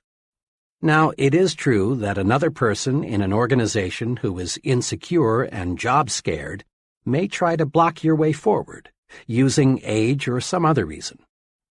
But the people who really count in the company will not. They will give you as much responsibility as they feel you can handle well. Demonstrate that you have ability and positive attitudes, and your youthfulness will be considered an advantage. In quick recap, the cure for age excusitis is: Number 1. Look at your present age positively. Think, I'm still young, not I'm already old. Practice looking forward to new horizons and gain the enthusiasm and the feel of youth. Number 2. Compute how much productive time you have left. Remember, a person age 30 still has 80% of his productive life ahead of him. And the 50-year-old still has a big 40%, the best 40% of his opportunity years left. Life is actually longer than most people think. 3. Invest future time in doing what you really want to do. It's too late only when you let your mind go negative and think it's too late. Stop thinking, I should have started years ago. That's failure thinking. Instead think, I'm going to start now. My best years are ahead of me. That's the way successful people think. 4. But my case is different. I attract bad luck. Recently, I heard a traffic engineer discuss highway safety. He pointed out that upward of 40,000 persons are killed each year in so-called traffic accidents. The main point of his talk was that there is no such thing as a true accident. What we call an accident is the result of human or mechanical failure, or a combination of both. What this traffic expert was saying substantiates what wise men throughout the ages have said. There is a cause for everything. Nothing happens without a cause. There is nothing accidental about the weather outside today. It is the result of specific causes. And there is no reason to believe that human affairs are an exception. Yet hardly a day passes that you do not hear someone blame his problems on bad luck. And it's a rare day that you do not hear someone attribute another person's success to good luck. Let me illustrate how people succumb to luck excusitis. I lunched recently with 3 young junior executives. The topic of conversation that day was George C., who just yesterday had been picked from among their group for a major promotion. Why did George get the position? These 3 fellows dug up all sorts of reasons: luck, pull, bootlicking, George's wife and how she flattered the boss, everything but the truth. The facts were that George was simply better qualified. He had been doing a better job. He was working harder. He had a more effective personality. I also knew that the senior officers in the company had spent much time considering which one of the 4 would be promoted. My 3 disillusioned friends should have realized that top executives don't select major executives by drawing names from a hat. I was talking about the seriousness of luck excusitis not long ago with a sales executive of a machine tool manufacturing company. He became excited about the problem and began to talk about his own experience with it. I've never heard it called that before, he said, but it is one of the most difficult problems every sales executive has to wrestle with. Just yesterday, a perfect example of what you're talking about happened in my company. One of the salesmen walked in about 4 o'clock with a $112,000 order for machine tools. Another salesman, whose volume is so low he's a problem, was in the office at the time. Hearing John tell the good news, he rather enviously congratulated him and then said, "Well, John, you're lucky again." Now, what the weak salesman won't accept is that luck had nothing to do with John's big order. John had been working on that customer for months. He had talked repeatedly to a half-dozen people out there. John had stayed up nights figuring out exactly what was best for them. Then he got our engineers to make preliminary designs of the equipment. John wasn't lucky, unless you can call carefully planned work and patiently executed plans luck. Suppose luck were used to reorganize General Motors. If luck determined who does what and who goes where, every business in the nation would fall apart. Assume for a moment that General Motors were to be completely reorganized on the basis of luck. To carry out the reorganization, the names of all employees would be placed in a barrel. The first name drawn would be the president, the second name the executive vice president, and so on down the line. Sounds stupid, doesn't it? Well, that's how luck would work. People who rise to the top in any occupation, business management, selling, law, engineering, acting, or what have you, get there because they have superior attitudes and use their good sense in applied hard work. Conquer luck excusitis in two ways. Number 1. Accept the law of cause and effect. Take a second look at what appears to be someone's good luck. You'll find that not luck, but preparation, planning, and success-producing thinking preceded his good fortune. Take a second look at what appears to be someone's bad luck. Look, and you'll discover certain specific reasons. Mr. Success receives a setback. He learns and profits. But when Mr. Mediocre loses, he fails to learn. Number 2. Don't be a wishful thinker. Don't waste your mental muscles dreaming of an effortless way to win success. We don't become successful simply through luck. Success comes from doing those things and mastering those principles that produce success. Don't count on luck for promotions, victories, the good things in life. Luck simply isn't designed to deliver these good things. Instead, just concentrate on developing those qualities in yourself that will make you a winner. Chapter 3. Build confidence and destroy fear. Friends mean well when they say, "It's only your imagination. Don't worry. There's nothing to be afraid of." But you and I know this kind of fear medicine never really works. Such soothing remarks may give us fear relief for a few minutes or maybe even a few hours. But the "it's only in your imagination" treatment doesn't really build confidence and cure fear. Yes, fear is real, and we must recognize it exists before we can conquer it. Most fear today is psychological. Worry, tension, embarrassment, panic all stem from mismanaged negative imagination. But simply knowing the breeding ground of fear doesn't cure fear. If a physician discovers you have an infection in some part of your body, he doesn't stop there. He proceeds with treatment to cure the infection. The old "it's only in your mind" treatment presumes fear doesn't really exist, but it does. Fear is real. Fear is success enemy number 1. Fear stops people from capitalizing on opportunity. Fear wears down physical vitality. Fear actually makes people sick, causes organic difficulties, shortens life. Fear closes your mouth when you want to speak. Fear, uncertainty, lack of confidence, explains why we still have economic recessions. Fear explains why millions of people accomplish little and enjoy little. Truly, fear is a powerful force. In one way or another, fear prevents people from getting what they want from life. Fear of all kinds and sizes is a form of psychological infection. We can cure a mental infection the same way we cure a body infection, with specific proved treatments. First, though, as part of your pre-treatment preparation, condition yourself with this fact. All confidence is acquired, developed. No one is born with confidence. Those people you know who radiate confidence, who have conquered worry, who are at ease everywhere and all the time, acquired their confidence, every bit of it. You can too. This chapter shows how.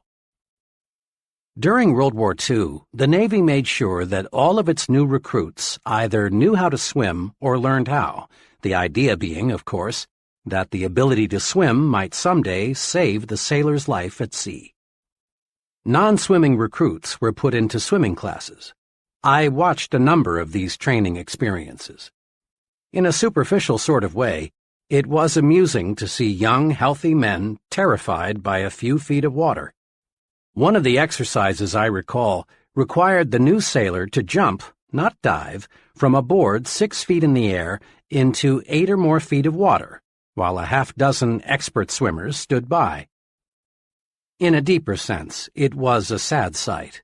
The fear those young men displayed was real. Yet all that stood between them and the defeat of that fear was one drop into the water below.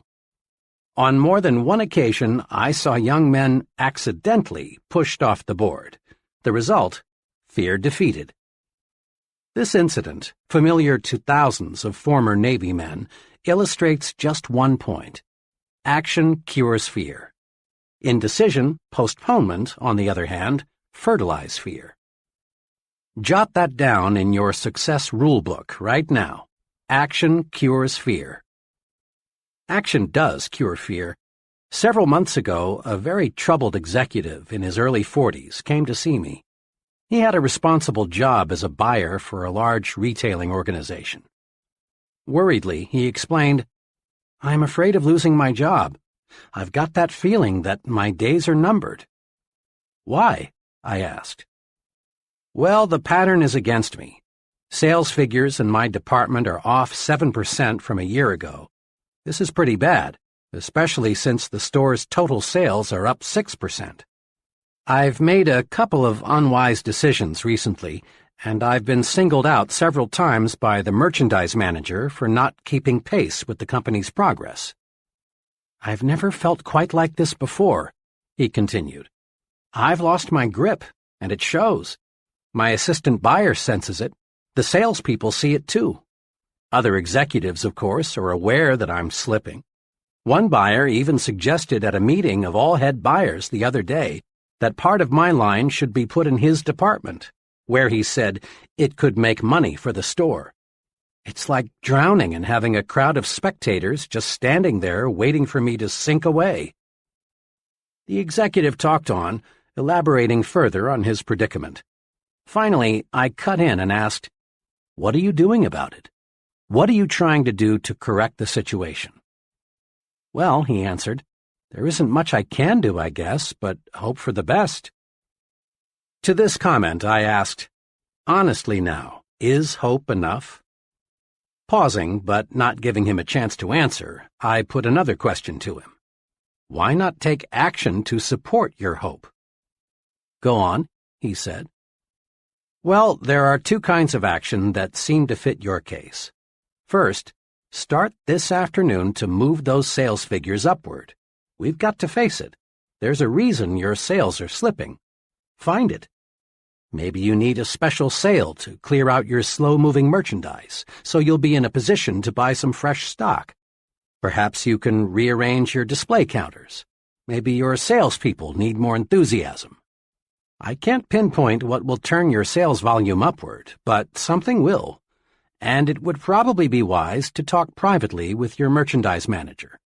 He may be on the verge of putting you out, but when you talk it over with him and ask his advice, he'll certainly give you more time to work things out. It's too expensive for the store to replace you as long as top management feels there's a chance you'll find a solution." I went on. "Then get your assistant buyers on the ball. Quit acting like a drowning man. Let people around you know that you're still alive." Courage was again in his eyes. Then he asked, "You said there are two kinds of action I should take. What's the second?" "The second type of action, which you might say is an insurance policy, is to let 2 or 3 of your closest business friends in the trade know you might consider an offer from another store, assuming, of course, it is substantially better than your present job. I don't believe your job will be insecure after you take some affirmative action to get those sales figures on the rise. But just in case, it's good to have an offer or two. Remember, it's 10 times easier for a man with a job to get another job than it is for someone unemployed to connect. 2 days ago, this once troubled executive called me. After our talk, I buckled down. I made a number of changes, but the most basic one was with my salespeople. I used to hold sales meetings once a week, but now I'm holding one every morning. I've got those people really enthusiastic. I guess once they saw some life in me, they were ready to push harder too. They were just waiting for me to start things moving again. Things sure are working out okay. Last week, my sales were well ahead of a year ago, and much better than the store's average. Oh, by the way, he continued, I want to tell you some other good news. I got 2 job offers since we talked. Naturally, I'm glad, but I've turned them both down since everything is looking good here again. When we face tough problems, we stay mired in the mud until we take action. Hope is a start, but hope needs action to win victories. Put the action principle to work. Next time you experience big fear or little fear, steady yourself. Then search for an answer to this question. What kind of action can I take to conquer my fear? Isolate your fear. Then take appropriate action. Here are some examples of fear and some possible action cures. Type of fear. 1. Embarrassment because of personal appearance. Action. Improve it. Go to a barber shop or beauty salon. Shine your shoes. Get your clothes cleaned and pressed. In general, practice better grooming. It doesn't always take new clothes. 2. Fear of losing an important customer. Work doubly hard to give better service. Correct anything that may have caused customers to lose confidence in you. 3. Fear of failing an examination. Convert worry time into study time. 4. Fear of things totally beyond your control. Turn your attention to helping to relieve the fear of others. Pray. 5. Fear of being physically hurt by something you can't control, such as a tornado or an airplane out of control. Switch your attention to something totally different. Go out into your yard and pull up weeds. Play with your children. Go to a movie. 6. Fear of what other people may think and say. Make sure that what you plan to do is right, then do it. No one ever does anything worthwhile for which he is not criticized. 7. Fear of making an investment or purchasing a home. Analyze all factors, then be decisive. Make a decision and stick with it. Trust your own judgment. 8. Fear of people. Put them in proper perspective. Remember, the other person is just another human being pretty much like yourself. Use this 2-step procedure to cure fear and win confidence. 1. Isolate your fear. Pin it down. Determine exactly what you are afraid of. 2. Then take action. There is some kind of action for any kind of fear. And remember, hesitation only enlarges, magnifies the fear. Take action promptly. Be decisive. Much lack of self-confidence can be traced directly to a mismanaged memory. Your brain is very much like a bank.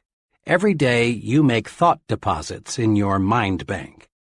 These thought deposits grow and become your memory. When you settle down to think, or when you face a problem, in effect, you say to your memory bank, "What do I already know about this?" Your memory bank automatically answers and supplies you with bits of information relating to this situation that you deposited on previous occasions. Your memory, then, is the basic supplier of raw material for your new thought. The teller in your memory bank is tremendously reliable. He never crosses you up. If you approach him and say, "Mr. Teller, Let me withdraw some thoughts I deposited in the past, proving I'm inferior to just about everybody else. He'll say, "Certainly, sir. Recall how you failed 2 times previously when you tried this?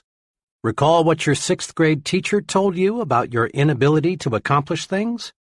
Recall what you overheard some fellow workers saying about you. Recall—" And on Mr. Teller goes, digging out of your brain thought after thought that proves you are inadequate. But suppose you visit your memory teller with this request. "Mr. Teller, I face a difficult decision. Can you supply me with any thoughts which will give me reassurance?" And again, Mr. Teller says, "Certainly, sir." But this time, he delivers thoughts you deposited earlier that say you can succeed. Recall the excellent job you did in a similar situation before? Recall how much confidence Mr. Smith placed in you. Recall what your good friends said about you. Recall— Mr. Teller, perfectly responsive, lets you withdraw the thought deposits you want to withdraw. After all, it is your bank. Here are 2 specific things to do to build confidence through efficient management of your memory bank. 1. Deposit only positive thoughts in your memory bank. Let's face it squarely. Everyone encounters plenty of unpleasant, embarrassing, and discouraging situations. But unsuccessful and successful people deal with these situations in directly opposite ways. Unsuccessful people take them to heart, so to speak. They dwell on the unpleasant situations, thereby giving them a good start in their memory. They don't take their minds away from them. At night, the unpleasant situation is the last thing they think about. Confident, successful people, on the other hand, don't give it another thought. Successful people specialize in putting positive thoughts into their memory bank. What kind of performance would your car deliver if every morning before you left for work, you scooped up a double handful of dirt and put it into your crankcase? That fine engine would soon be a mess, unable to do what you want it to do. Negative, unpleasant thoughts deposited in your mind affect your mind the same way. Negative thoughts produce needless wear and tear on your mental motor. They create worry, frustration, and feelings of inferiority. They put you beside the road while others drive ahead. Do this. In these moments when you're alone with your thoughts, when you're driving your car or eating alone, recall pleasant, positive experiences. Put good thoughts in your memory bank. This boosts confidence. It gives you that "I sure feel good" feeling. It helps keep your body functioning right, too. Here is an excellent plan. Just before you go to sleep, deposit good thoughts in your memory bank. Count your blessings. Recall the many good things you have to be thankful for. Your wife or husband, your children, your friends, your health. Recall the good things you saw people do today. Recall your little victories and accomplishments.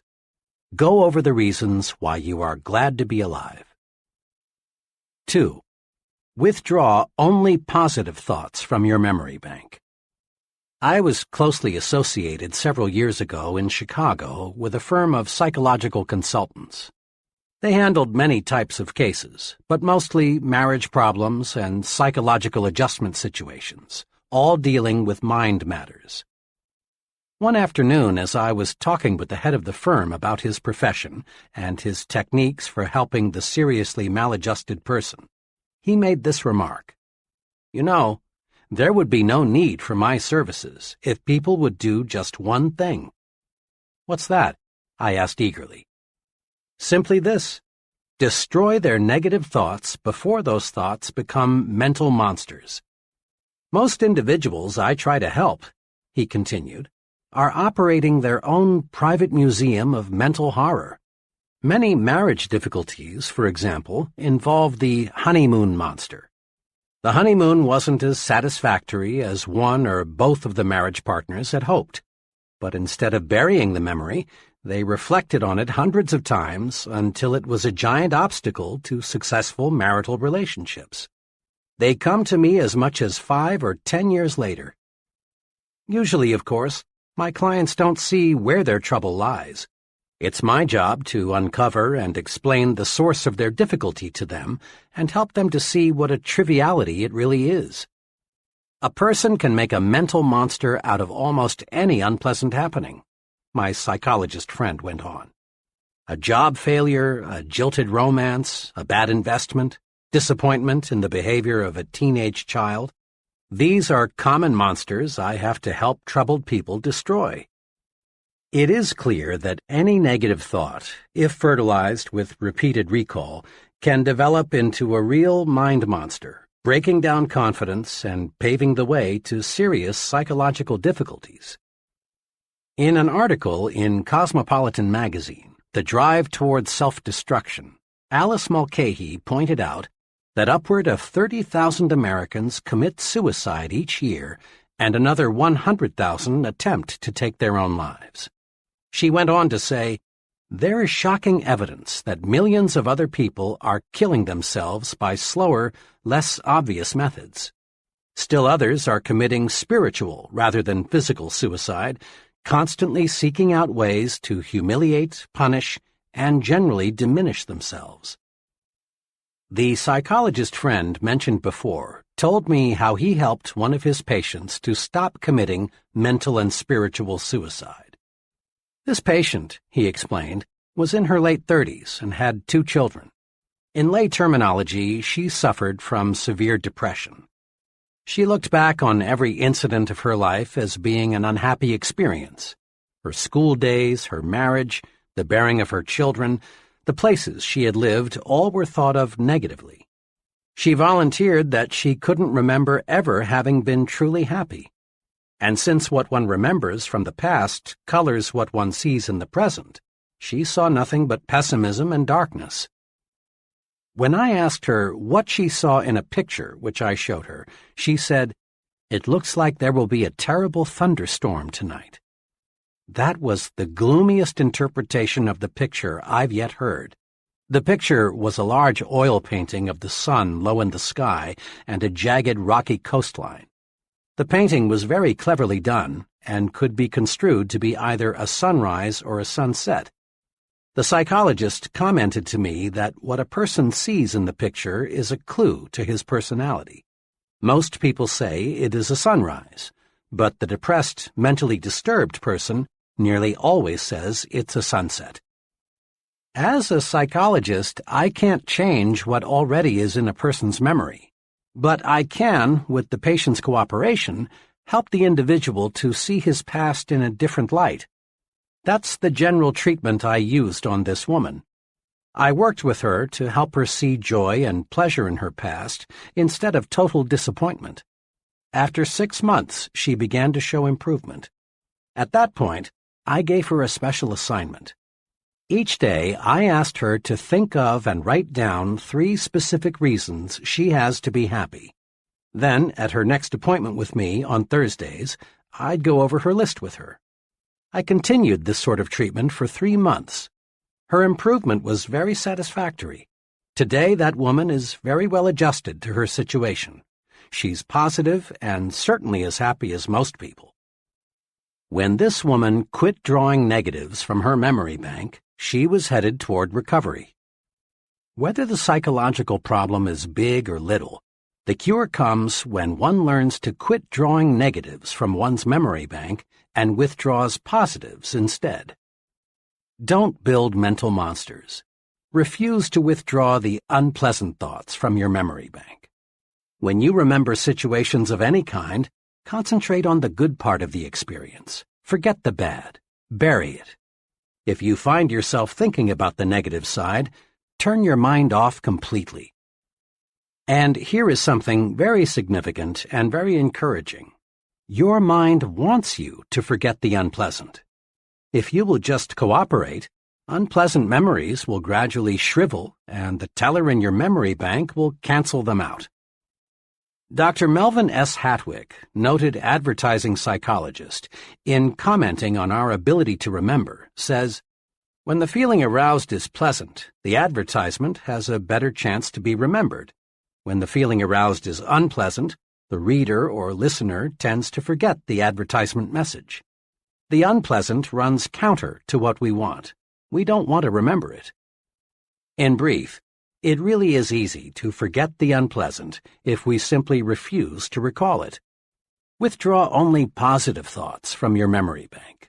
Let the others fade away, and your confidence, that feeling of being on top of the world, will zoom upward. You take a big step forward toward conquering fear when you refuse to remember negative, self-deprecating thoughts. Why do people fear other people? Why do many folks feel self-conscious around others? What's behind shyness? What can we do about it? Fear of other people is a big fear, but there is a way to conquer it. You can conquer fear of people if you will learn to put them into proper perspective. A business friend, who was doing exceptionally well operating his own wood novelty plant, explained to me how he got the proper perspective of people. His example is interesting. Before I went into the Army in World War II, I was scared of just about everybody. You just wouldn't believe how shy and timid I was. I felt everyone else was a lot smarter. I worried about my physical and mental inadequacies. I thought I was born to fail. Then, by some fortunate quirk of fate, I lost my fear of people in the Army.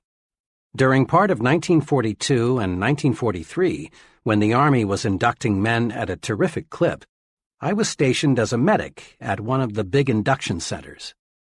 Day after day, I assisted in examining those men. The more I looked at these recruits, the less afraid of people I became. All those men lined up by the hundreds, naked as jaybirds, looked so much alike.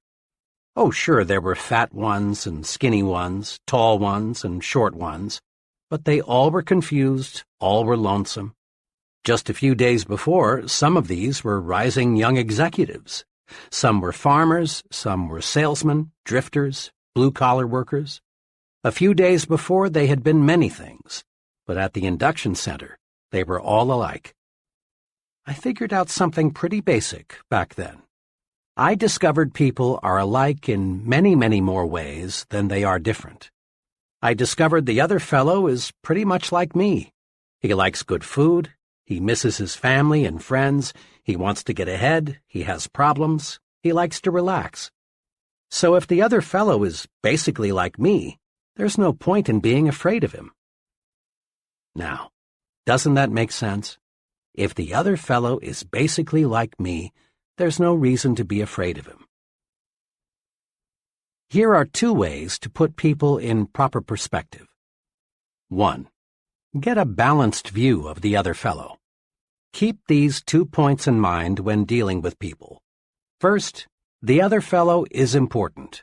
Emphatically, he is important. Every human being is. But remember this also. You are important too. So when you meet another person, make it a policy to think, we're just two important people sitting down to discuss something of mutual interest and benefit. A couple of months ago, a business executive phoned to tell me he had just employed a young man whom I had recommended to him shortly before. "Do you know what really sold me on that fellow?" asked my friend. "What?" I asked. "Well, it was the way he handled himself. Most job applicants, when they walk in here, are half scared. They give me all the answers they think I want to hear. In a way, most job applicants are a little like beggars. They'll accept anything, and they aren't particular. But G handled himself differently. He respected me, but what's just as important, he respects himself. What's more, he asked me as many questions as I asked him. He's no mouse. He's a real man, and he's going to do all right." This mutually important attitude helps you keep the situation balanced. The other fellow does not become too important relative to you in your thinking. The other fellow might look frightfully big, frightfully important, but remember, he is still a human being with essentially the same interests, desires, and problems as you. 2. Develop an understanding attitude. People who want figuratively to bite you, growl at you, pick on you, and otherwise chop you down are not rare. If you're not prepared for people like that, they can punch big holes in your confidence and make you feel completely defeated. You need a defense against the adult bully, the fellow who likes to throw his meager weight around. A few months ago, at the reservations desk of a Memphis hotel, I saw an excellent demonstration of the right way to handle folks like this.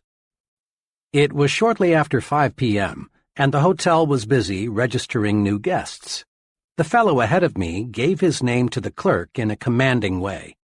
The clerk said, "Yes, sir, Mr. R., we have a fine single for you." "Single?" shouted the fellow. "I ordered a double."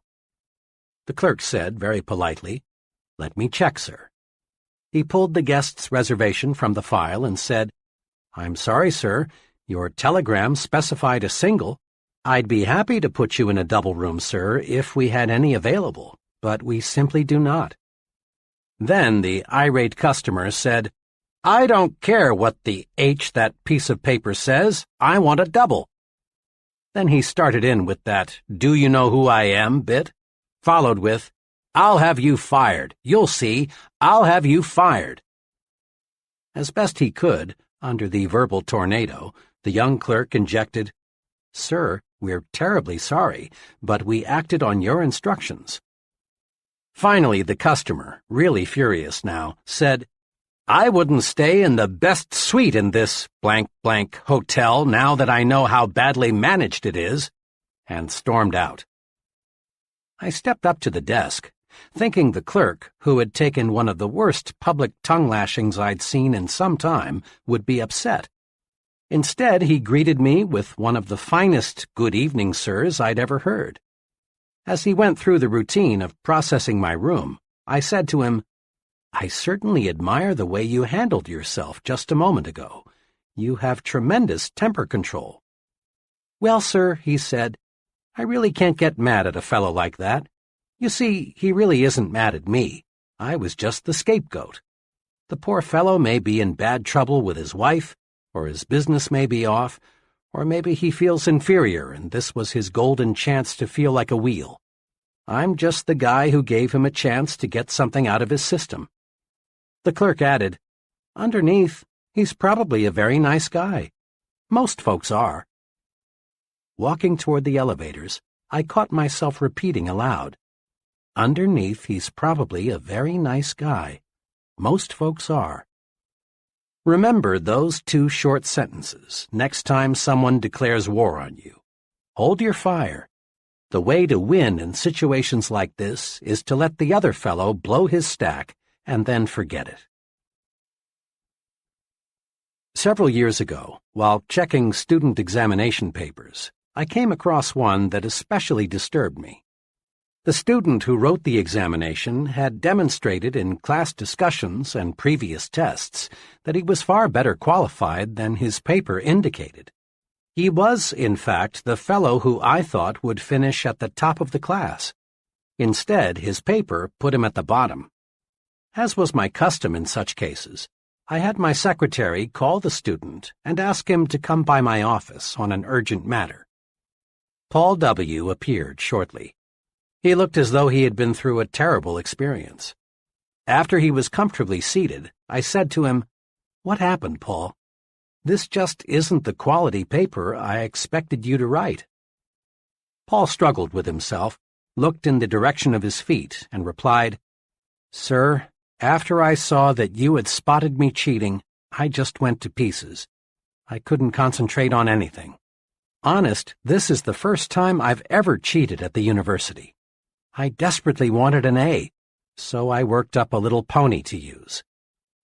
He was terribly upset, but now that he was talking, he wouldn't stop. "I suppose you'll have to recommend me for dismissal. The university rule says any student found cheating in any manner is subject to permanent dismissal." Here Paul started bringing up the shame this incident would bring to his family, how it would wreck his life, and all sorts of repercussions. Finally, I said, "Hold it now. Slow down.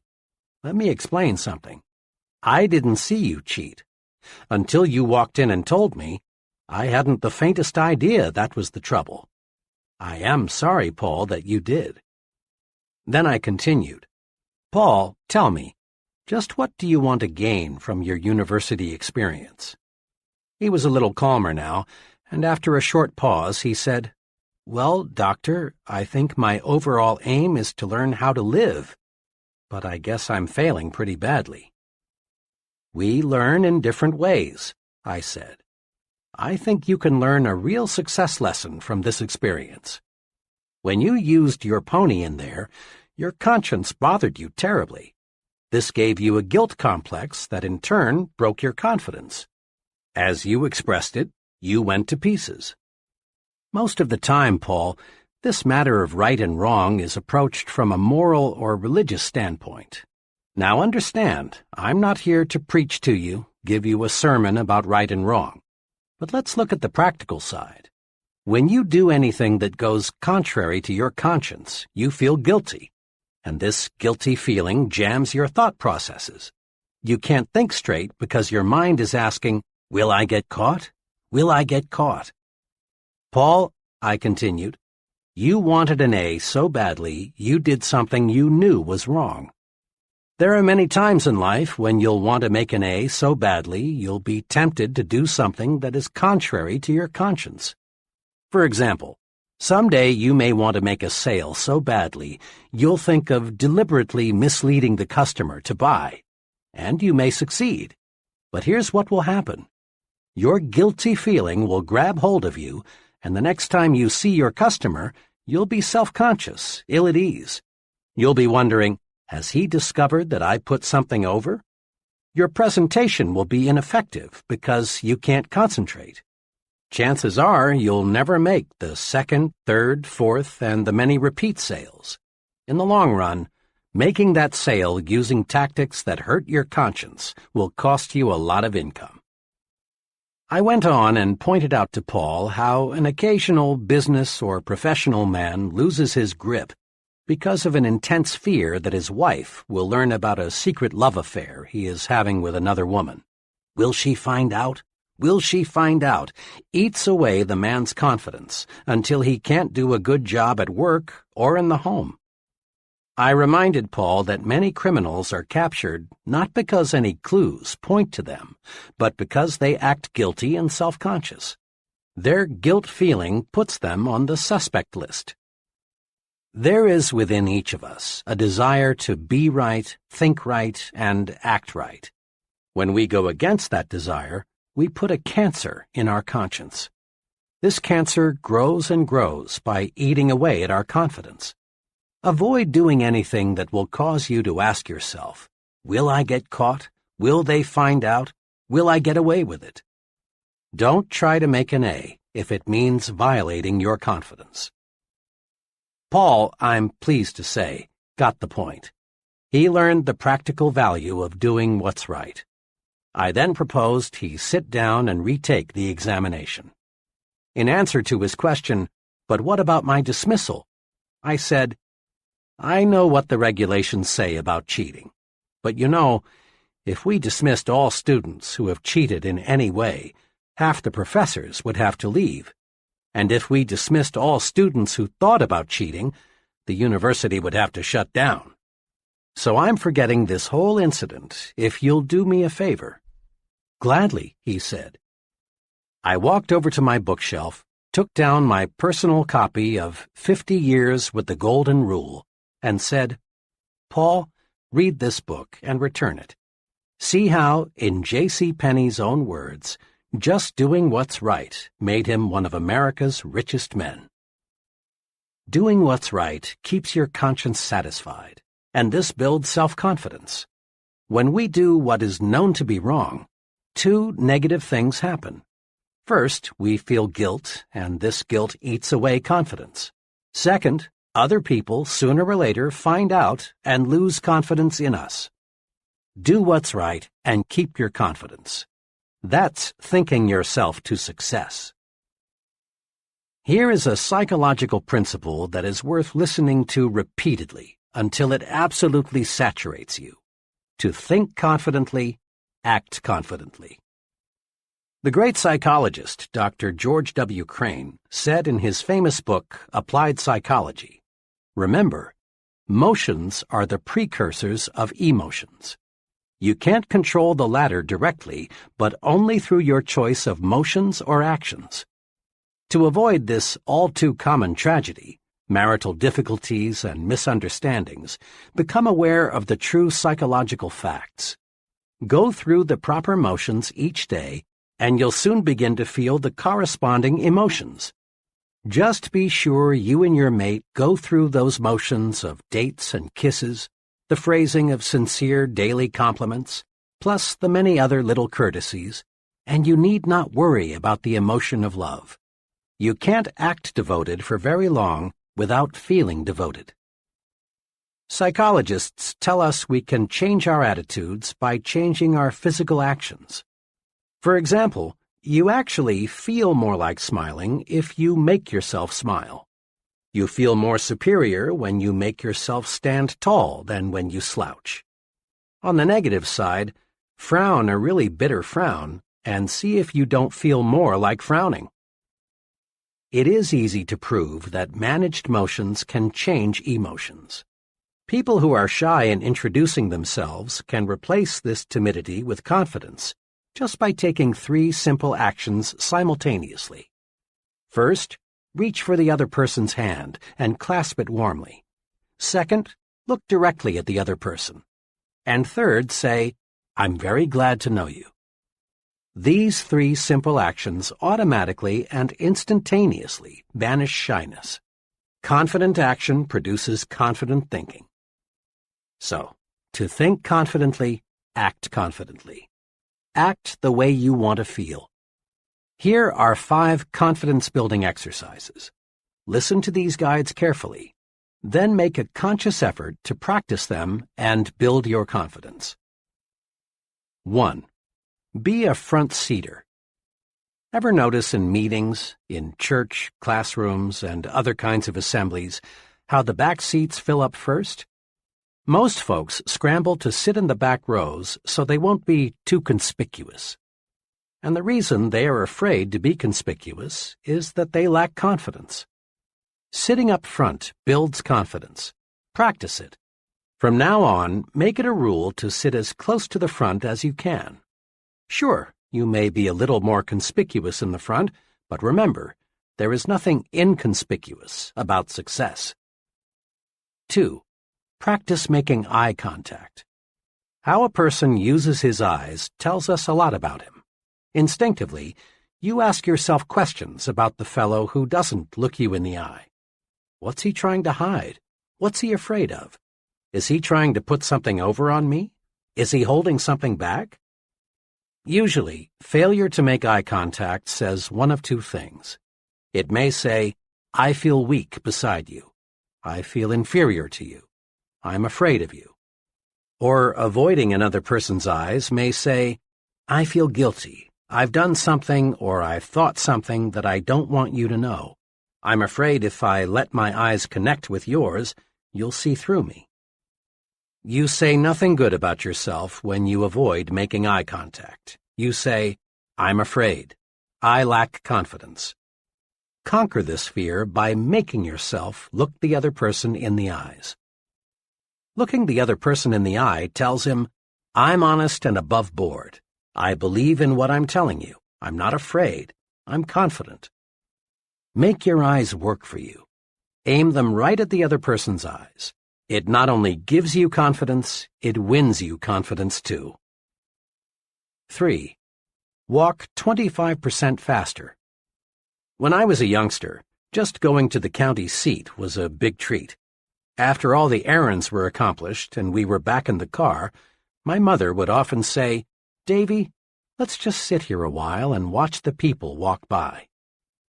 Mother was an excellent game player. She'd say, "See that fellow? What do you suppose is troubling him?" Or, "What do you think that lady there is going to do?" Or, "Look at that person. He just seems to be in a fog."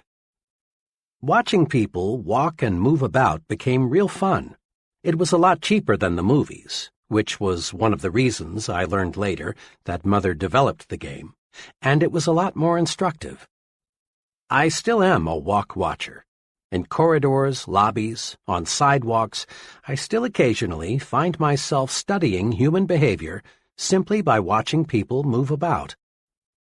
Psychologists link slovenly posture and sluggish walking to unpleasant attitudes toward oneself, work, and the people around us.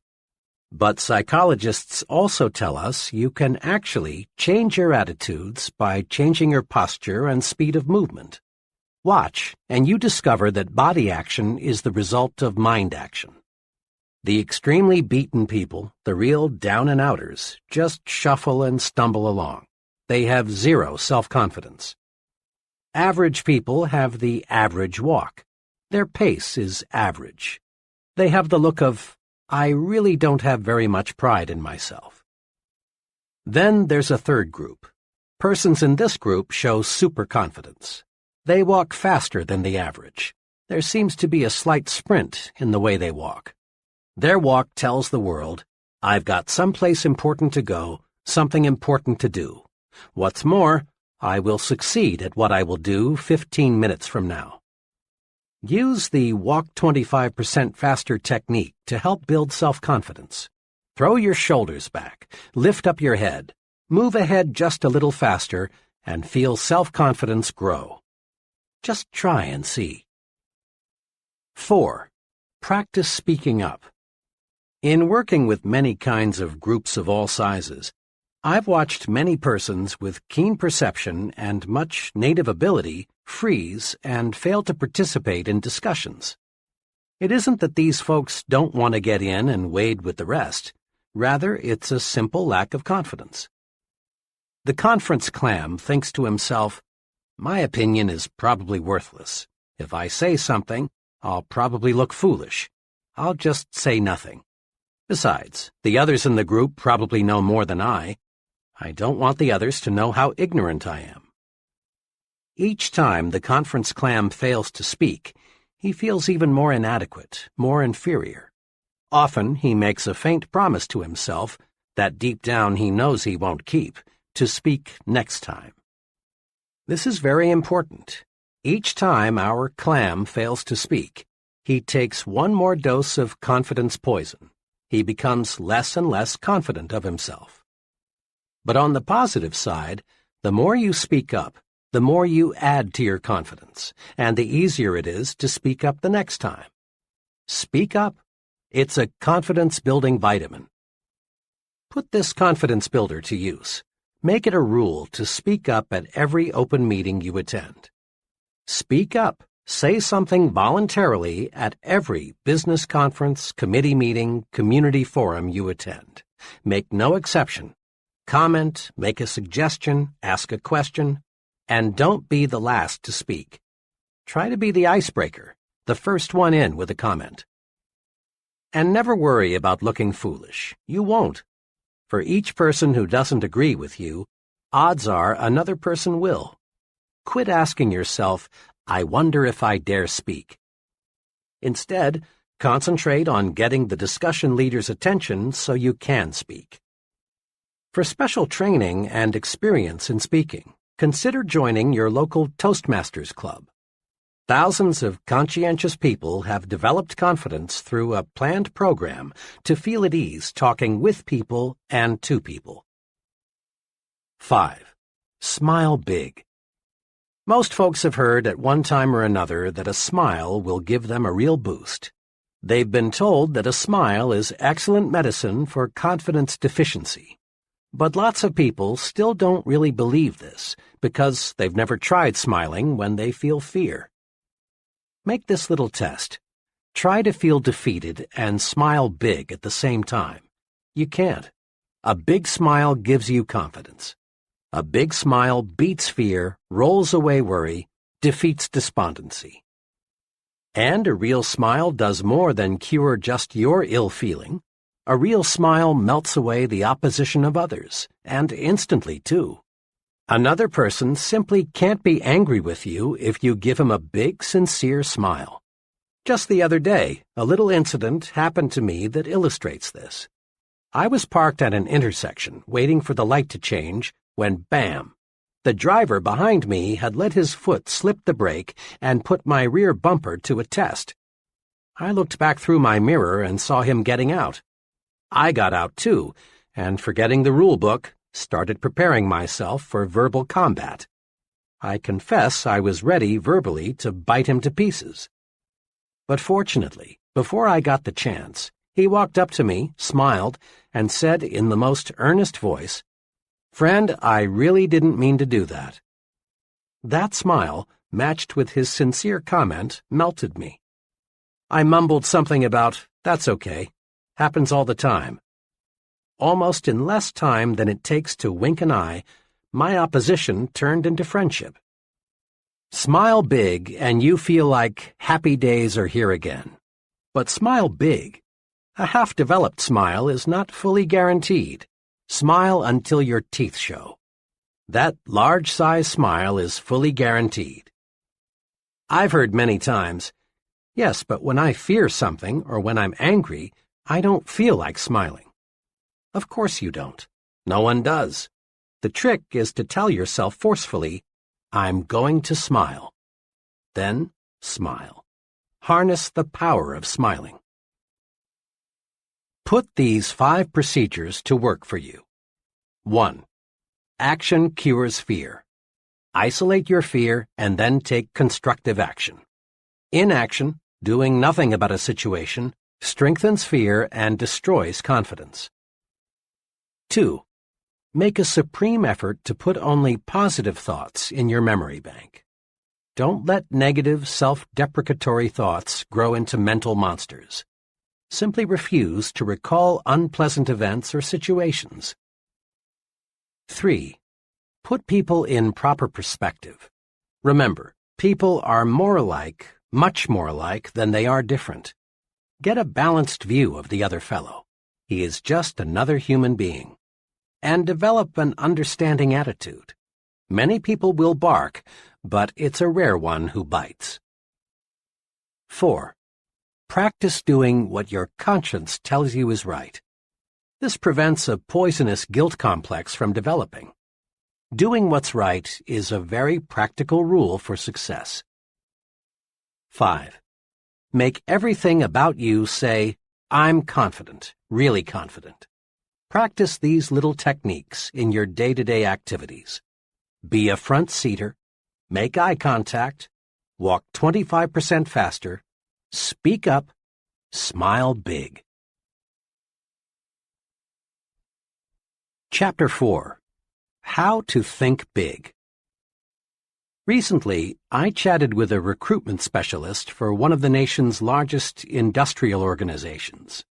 4 months each year, she visits college campuses to recruit graduating seniors for her company's junior executive training program. The tenor of her remarks indicated that she was discouraged about the attitudes of many people she talked with. Most days, I interview between 8 and 12 college seniors, all in the upper third of their class, all at least mildly interested in coming with us. One of the main things we want to determine in the screening interview is the individual's motivation. We want to find out if he or she is the kind of person who can, in a few years, direct major projects, manage a branch office or plant, or in some other way make a really substantial contribution to the company. I must say I'm not too pleased with the personal objectives of most of those I talk with. You'd be surprised, she went on, how many 22-year-olds are more interested in our retirement plan than in anything else we have to offer. A second favorite question is, will I move around a lot? Most of them seem to define the word success as synonymous with security. Can we risk turning our company over to people like that?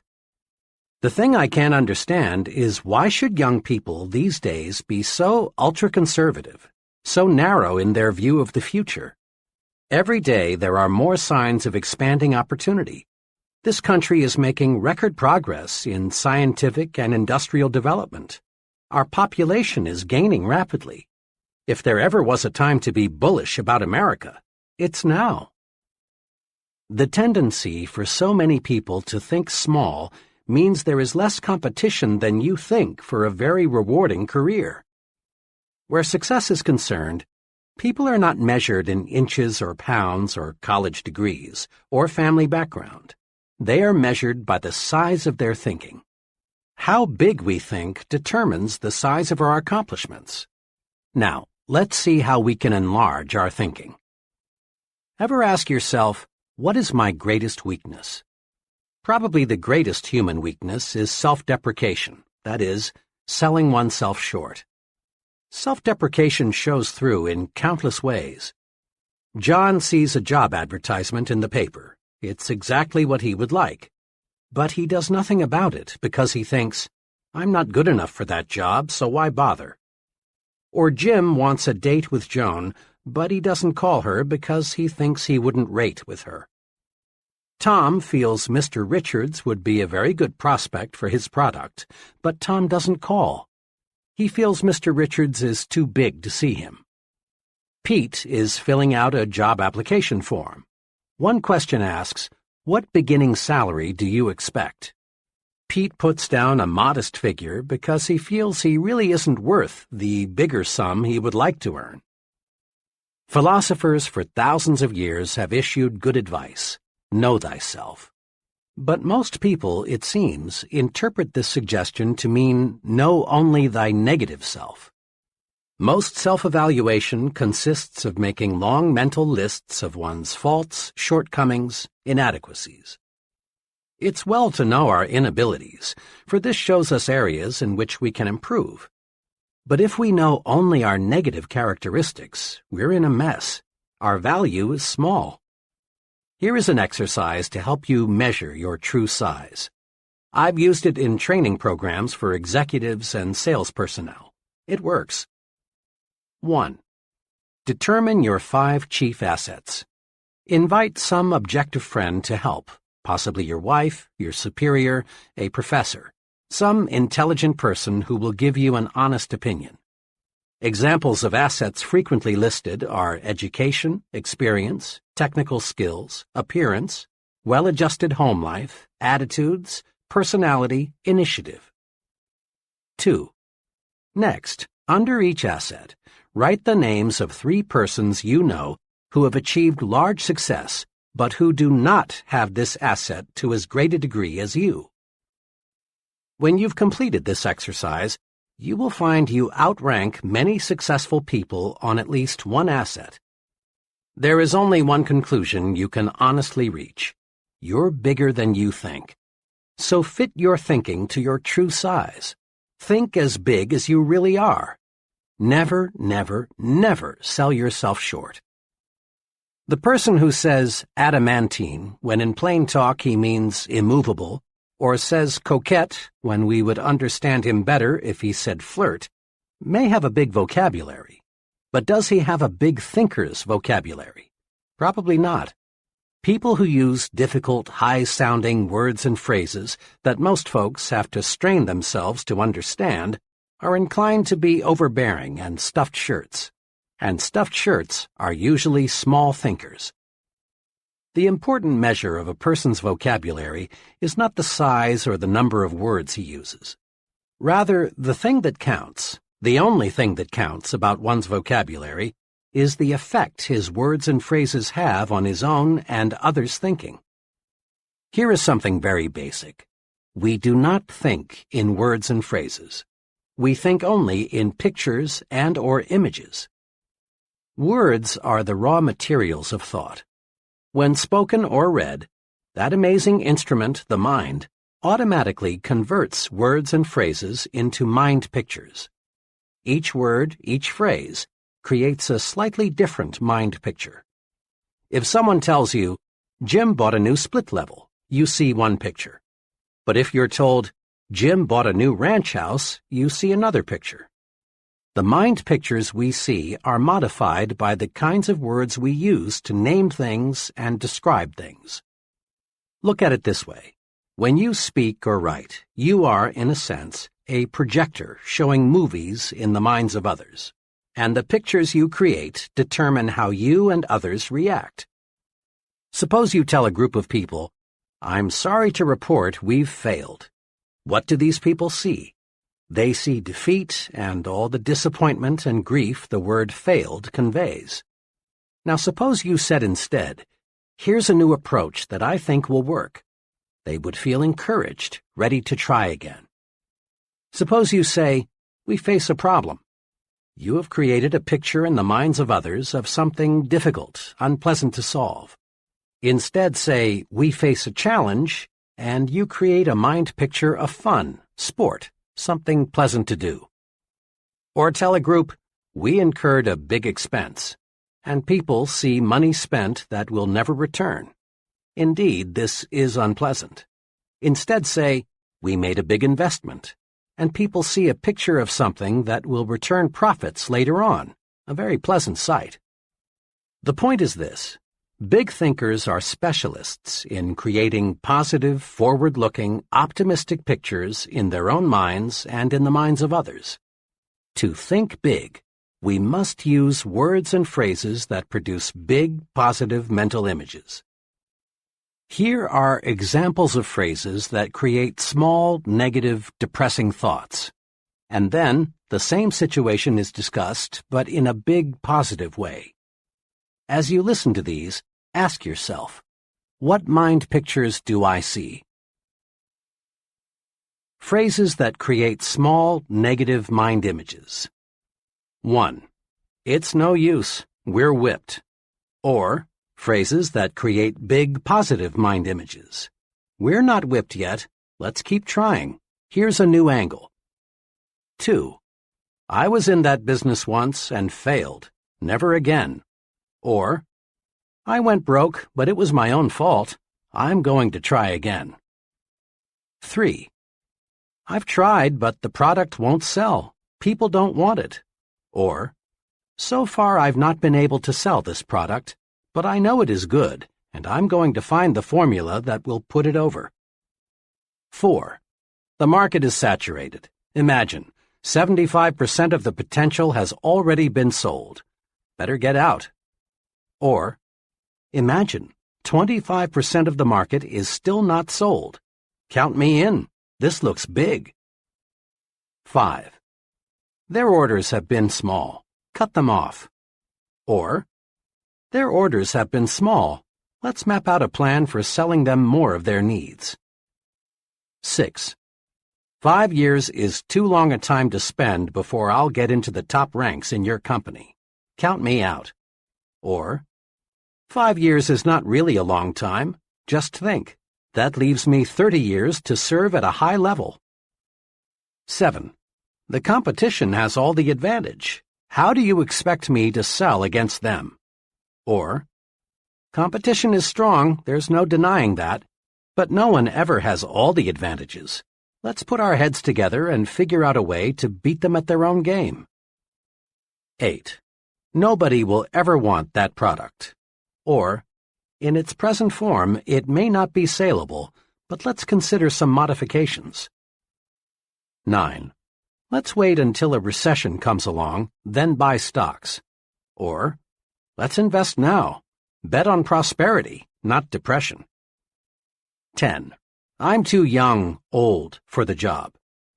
Or, being young, old, is a distinct advantage. 11. It won't work. Let me prove it. The image, dark, gloom, disappointment, grief, failure. Or, it will work. Let me prove it. The image, bright, hope, success, fun, victory. 4 ways to develop the big thinker's vocabulary. Here are 4 ways to help you develop a big thinker's vocabulary. 1. Use big, positive, cheerful words and phrases to describe how you feel. When someone asks, "How do you feel today?" and you respond with an, "I'm tired, I have a headache, I wish it were Saturday, I don't feel so good," you actually make yourself feel worse. Practice this. It's a very simple point, but it has tremendous power. Every time someone asks you, "How are you?" or "How are you feeling today?" respond with a, "Just wonderful, thanks, and you?" Or say, "Great," or "Fine." Say you feel wonderful at every possible opportunity, and you will begin to feel wonderful, and bigger too. Become known as a person who always feels great. It wins friends. 2. Use bright, cheerful, favorable words and phrases to describe other people. Make it a rule to have a big, positive word for all your friends and associates. When you and someone else are discussing an absent third party, be sure you compliment him with big words and phrases like, "He's really a fine fellow. They tell me he's working out wonderfully well." Be extremely careful to avoid the petty, cut-him-down language. Sooner or later, third parties hear what's been said, and then such talk only cuts you down. 3. Use positive language to encourage others. Compliment people personally, at every opportunity. Everyone you know craves praise. Have a special good word for your wife or husband every day. Notice and compliment the people who work with you. Praise, sincerely administered, is a success tool. Use it. Use it again and again and again. Compliment people on their appearance, their work, their achievements, their families. 4. Use positive words to outline plans to others. When people hear something like this, "Here is some good news, we face a genuine opportunity," their minds start to sparkle. But when they hear something like, "Whether we like it or not, we've got a job to do," the mind movie is dull and boring, and they react accordingly. Promise victory and watch eyes light up. Promise victory and win support. Build castles. Don't dig graves.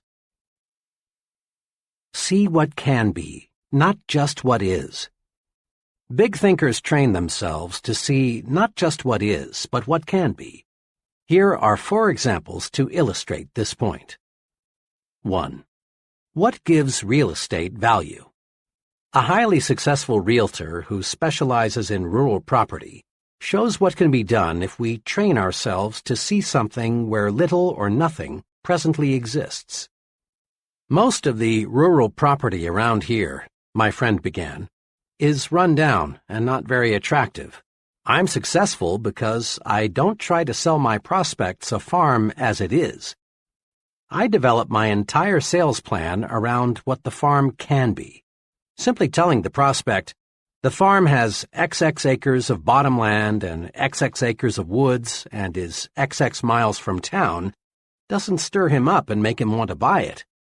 But when you show him a concrete plan for doing something with the farm, he's just about sold. Here, let me show you what I mean." He opened his briefcase and pulled out a file. "This farm," he said, "is a new listing with us. It's like a lot of them. It's 43 miles from the center of the metropolitan area. The house is run down, and the place hasn't been farmed in 5 years. Now here's what I've done. I spent 2 full days on the place last week, just studying it. I walked over the place several times. I looked at neighboring farms. I studied the location of the farm with respect to existing and planned highways. I asked myself, what's this farm good for? I came up with 3 possibilities. Here they are. He showed them to me. Each plan was neatly typed and looked quite comprehensive. One plan suggested converting the farm into a riding stable. The plan showed why the idea was sound: a growing city, more love for the outdoors, more money for recreation, good roads. The plan also showed how the farm could support a sizable number of horses so that the revenue from the rides would be largely clear. The whole riding stable idea was very thorough, very convincing. The plan was so clear and convincing, I could see a dozen couples riding horseback through the trees. In similar fashion, this enterprising salesman developed a second thorough plan for a tree farm and a third plan for a combination tree and poultry farm. Now, when I talk with my prospects, I won't have to convince them that the farm is a good buy as it is. I help them to see a picture of the farm changed into a money-making proposition. Besides selling more farms and selling them faster, my method of selling the property for what it can be pays off in another way. I can sell a farm at a higher price than my competitors. People naturally pay more for acreage and an idea than they do for just acreage. Because of this, more people want to list their farms with me, and my commission on each sale is larger. The moral is this: look at things not as they are, but as they can be. Visualization adds value to everything. A big thinker always visualizes what can be done in the future. He isn't stuck with the present. 2. How much is a customer worth? A department store executive was addressing a conference of merchandise managers. She was saying, "I may be a little old-fashioned, but I belong to the school that believes the best way to get customers to come back is to give them friendly, courteous service." One day I was walking through our store when I overheard a salesperson arguing with a customer. The customer left in quite a huff. Afterward, the salesperson said to another, "I'm not going to let a $1.98 customer take up all my time and make me take the store apart trying to find him what he wants. He's simply not worth it." I walked away, the executive continued, but I couldn't get that remark out of my mind. It is pretty serious, I thought, when our salespeople think of customers as being in the $1.98 category. I decided right then that this concept must be changed. When I got back to my office, I called our research director and asked him to find out how much the average customer spent in our store last year. The figure he came up with surprised even me. According to our research director's careful calculation, the typical customer spent $362 in our establishment. The next thing I did was call a meeting of all supervisory personnel and explain the incident to them. Then I showed them what a customer is really worth. Once I got these people to see that a customer is not to be valued on a single sale, but rather on an annual basis, customer service definitely improved. The point made by the retailing executive applies to any kind of business. It's repeat business that makes the profit. Often there's no profit at all on the first several sales. Look at the potential expenditures of the customers, not just what they buy today.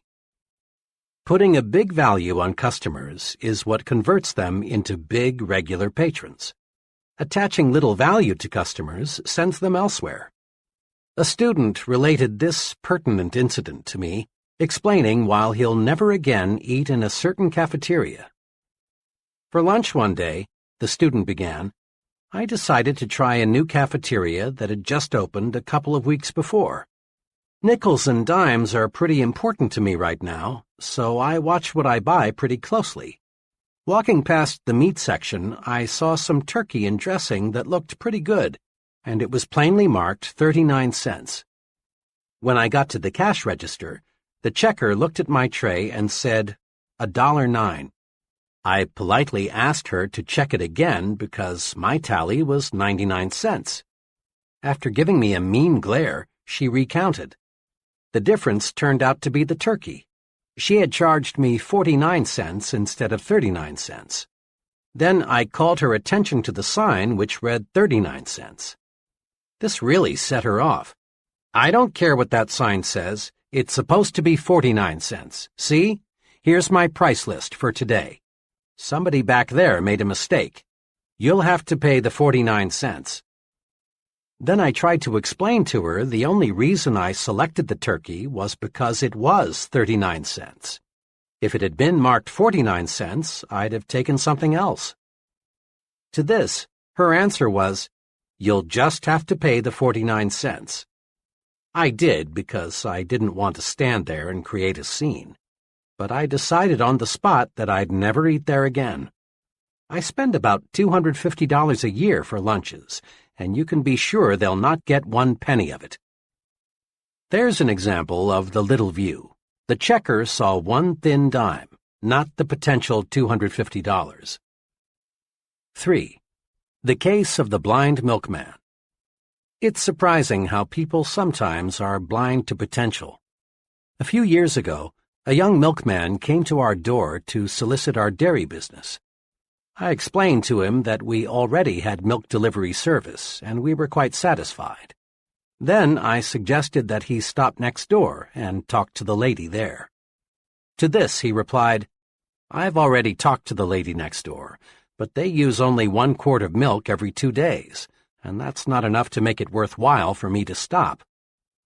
"That may be," I said, "but when you talked to our neighbor, did you not observe that the demand for milk in that household will increase considerably in a month or so? There will be a new addition over there that will consume lots of milk."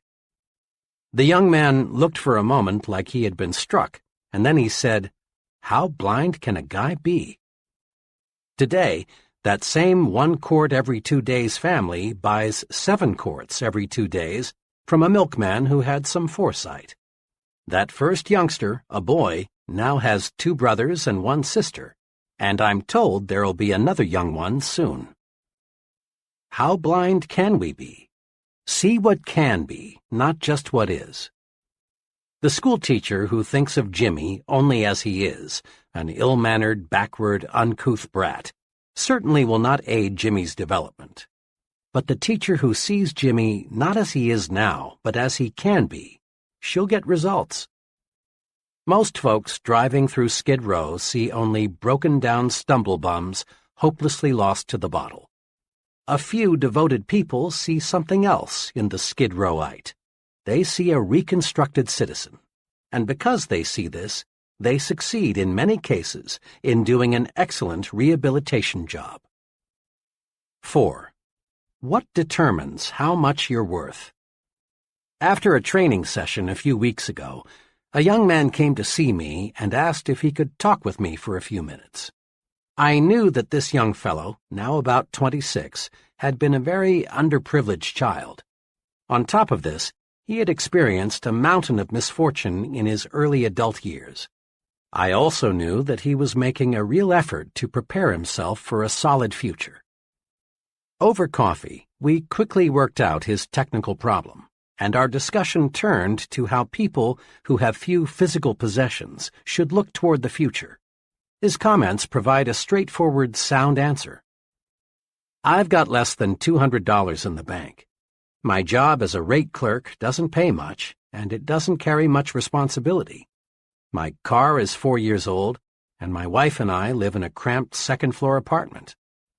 But, Professor," he continued, "I'm determined not to let what I haven't got stop me." That was an intriguing statement, so I urged him to explain. "It's this way," he went on. "I've been analyzing people a lot lately, and I've noticed this. People who don't have much look at themselves as they are now. That's all they see. They don't see a future. They just see a miserable present. My neighbor is a good example. He's continually complaining about having a low-pay job, the plumbing that's always getting fouled up, the lucky breaks somebody else just got, the doctor bills that are piling up. He reminds himself so often that he's poor that now he just assumes that he's always going to be poor. He acts as if he were sentenced to living in that broken-down apartment all the rest of his life." My friend was really speaking from the heart, and after a moment's pause he added, "If I looked at myself strictly as I am, old car, low income, cheap apartment, and hamburger diet, I couldn't help but be discouraged. I'd see a nobody, and I'd be a nobody for the rest of my life. I've made up my mind to look at myself as the person I'm going to be in a few short years. I see myself not as a rate clerk, but as an executive. I don't see a crummy apartment. I see a fine new suburban home. And when I look at myself that way, I feel bigger and think bigger, and I've got plenty of personal experiences to prove it's paying off." Isn't that a splendid plan for adding value to oneself? This young fellow is on the expressway to really fine living. He's mastered this basic success principle. It isn't what one has that's important. Rather, it's how much one is planning to get that counts. The price tag the world puts on us is just about identical to the one we put on ourselves. Here is how you can develop your power to see what can be, not just what is. I call these the practice adding value exercises. 1. Practice adding value to things. Remember the real estate example. Ask yourself, what can I do to add value to this room or this house or this business? Look for ideas to make things worth more. A thing, whether it be a vacant lot, a house, or a business, has value in proportion to the ideas for using it. 2. Practice adding value to people. As you move higher and higher in the world of success, more and more of your job becomes people development. Ask, what can I do to add value to my subordinates? What can I do to help them to become more effective? Remember, to bring out the best in a person, you must first visualize his best. 3. Practice adding value to yourself. Conduct a daily interview with yourself. Ask, what can I do to make myself more valuable today? Visualize yourself not as you are, but as you can be. Then specific ways for attaining your potential value will suggest themselves. Just try and see. A retired owner-manager of a medium-sized printing company, 60 employees, explained to me how his successor was picked. 5 years ago, my friend began, I needed an accountant to head up our accounting and office routine. The fellow I hired was named Harry and was only 26. He knew nothing about the printing business, but his record showed he was a good accountant. Yet, a year and a half ago, when I retired, we made him president and general manager of the company. Looking back on it, Harry had one trait that put him out in front of everyone else. Harry was sincerely and actively interested in the whole company, not just writing checks and keeping records. Whenever he saw how he could help other employees, he jumped right in. The first year Harry was with me, we lost a few men. Harry came to me with a fringe benefit program which he promised would cut down turnover at low cost, and it worked. Harry did many other things, too, which helped the whole company, not just this department. He made a detailed cost study of our production department and showed me how a $30,000 investment in new machinery would pay off. Once we experienced a pretty bad sales slump. Harry went to our sales manager and said, in effect, I don't know much about the sales end of the business, but let me try to help. And he did. Harry came up with several good ideas, which helped us sell more jobs. When a new employee joined us, Harry was right there to help the fellow get comfortable. Harry took a real interest in the entire operation. When I retired, Harry was the only logical person to take over. But don't misunderstand, my friend continued. Harry didn't try to put himself over on me. He wasn't a mere meddler. He wasn't aggressive in a negative way. He didn't stab people in the back, and he didn't go around giving orders. He just went around helping. Harry simply acted as if everything in the company affected him. He made company business his business. We can all learn a lesson from Harry. The I'm doing my job and that's enough attitude is small, negative thinking. Big thinkers see themselves as members of a team effort, as winning or losing with the team, not by themselves. They help in every way they can, even when there is no direct and immediate compensation or other reward.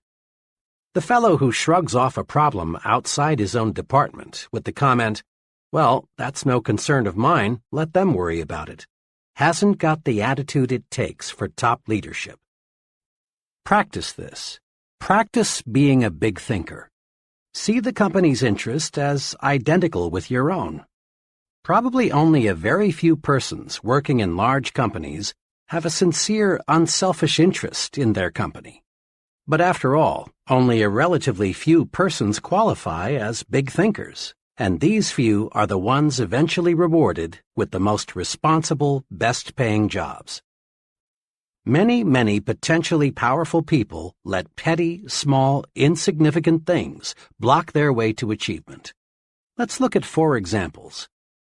1. What does it take to make a good speech? Just about everyone wishes he had the ability to do a first-class job of speaking in public. But most people don't get their wish. Most folks are lousy public speakers. Why? The reason is simple. Most people concentrate on the small, trivial things of speaking at the expense of the big, important things. In preparing to give a talk, most people give themselves a host of mental instructions, like, I've got to remember to stand straight. Don't move around and don't use your hands.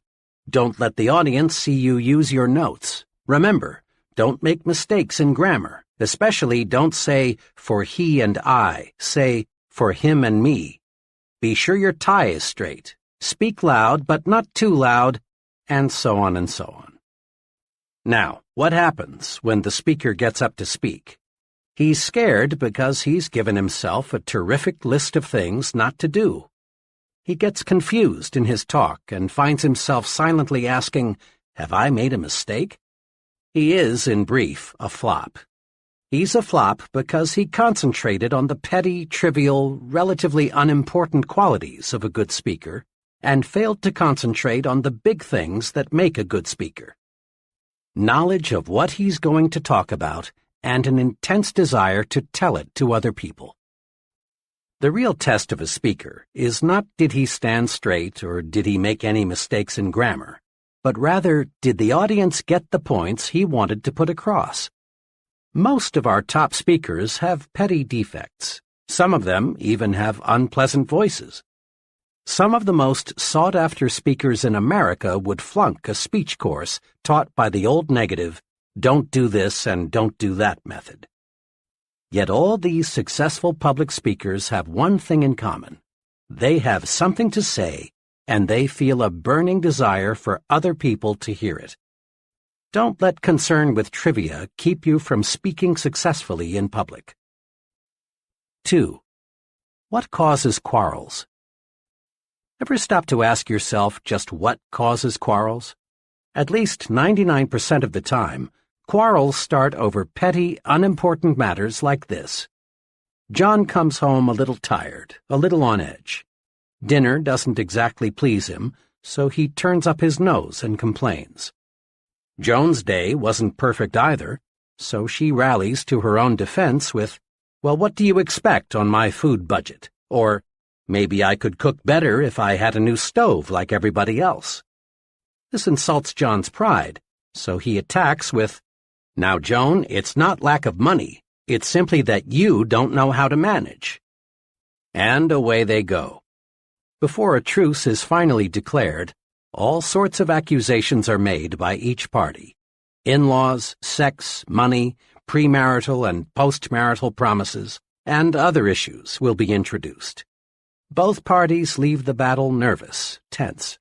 Nothing has been settled, and both parties have new ammunition to make the next quarrel more vicious. Little things, petty thinking, causes arguments. So, to eliminate quarrels, eliminate petty thinking. Here's a technique that works. Before complaining or accusing or reprimanding someone or launching a counterattack in self-defense, ask yourself, is it really important? In most cases, it isn't, and you avoid conflict. Ask yourself, is it really important if he or she is messy with cigarettes or forgets to put the cap on the toothpaste or is late coming home? Is it really important if he or she squandered a little money or invited some people in I don't like? When you feel like taking negative action, ask yourself, is it really important? That question works magic in building a finer home situation. It works at the office, too. It works in homegoing traffic when another driver cuts in ahead of you. It works in any situation in life that is apt to produce quarrels. 3. John got the smallest office and fizzled out. Several years ago, I observed small thinking about an office assignment destroy a young fellow's chances for a profitable career in advertising. 4 young executives, all on the same status level, were moved into new offices. 3 of the offices were identical in size and decoration. The 4th was smaller and less elaborate. J.M. was assigned the 4th office. This turned out to be a real blow to his pride. Immediately, he felt discriminated against. Negative thinking, resentment, bitterness, jealousy built up. J.M. began to feel inadequate. The result was that J.M. grew hostile toward his fellow executives. Rather than cooperate, he did his best to undermine their efforts. Things got worse. 3 months later, J.M. slipped so badly that management had no choice but to issue him a pink slip. Small thinking over a very small matter stopped J.M. In his haste to feel he was discriminated against, J.M. failed to observe that the company was expanding rapidly and office space was at a premium. He didn't stop to consider the possibility that the executive who made the office assignments didn't even know which one was the smallest. No one in the organization, except J.M., regarded his office as an index of his value. Small thinking about unimportant things, like seeing your name last on the department route sheet or getting the fourth carbon of an office memo, can hurt you. Think big, and none of these little things can hold you back. 4. Even stuttering is a detail. A sales executive told me how even stuttering is a mere detail in salesmanship, if the fellow has the really important qualities. I have a friend, also a sales executive, who loves to play practical jokes, though sometimes these jokes aren't jokes at all. A few months ago, a young fellow called on my practical joking friend and asked for a sales job. The fellow had a terrible stutter, though, and my friend decided right here was a chance to play a joke on me. So the friend told the stammering applicant that he wasn't in the market for a salesman right now, but one of his friends, me, had a spot to fill. Then he phoned me, and boy did he give this fellow a build-up. Not suspecting anything, I said, "Send him right over." 30 minutes later, in he walked. The young fellow hadn't said 3 words before I knew why my friend was so eager to send him over. I'm Jack R., he said. Mr. X sent me over to talk to you about a job. Almost every word was a struggle. I thought to myself, this guy couldn't sell a dollar bill for 90 cents on Wall Street. I was sore at my friend, but I really felt sorry for this fellow, so I thought the least I could do was to ask him some polite questions while I thought up a good excuse as to why I couldn't use him.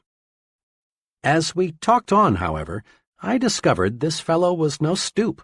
He was intelligent. He handled himself very nicely, but I just couldn't overlook the fact that he stuttered. Finally, I decided I'd wind up the interview by asking one last question. What makes you think you can sell? Well, he said, I learn fast. I like people. I think you've got a good company, and I want to make money.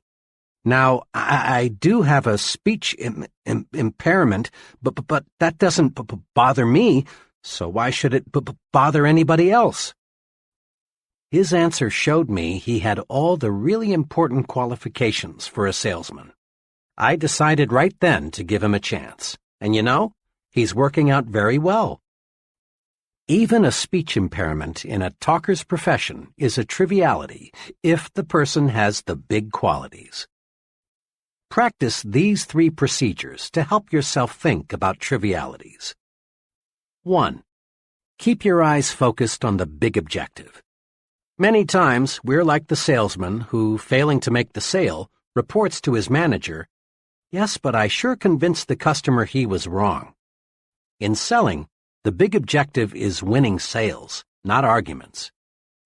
In marriage, the big objective is peace, happiness, tranquility. Not winning quarrels or saying, "I could have told you so." In working with employees, the big objective is developing their full potential, not making issues out of their minor errors. In living with neighbors, the big objective is mutual respect and friendship, not seeing if you can have their dog impounded because once in a while it barks at night. Paraphrasing some military lingo, it is much better to lose a battle and win the war than to win a battle and lose the war. Resolve to keep your eyes on the big ball. 2. Ask Is it really important? Before becoming negatively excited, just ask yourself, is it important enough for me to get all worked up about? There is no better way to avoid frustration over petty matters than to use this medicine.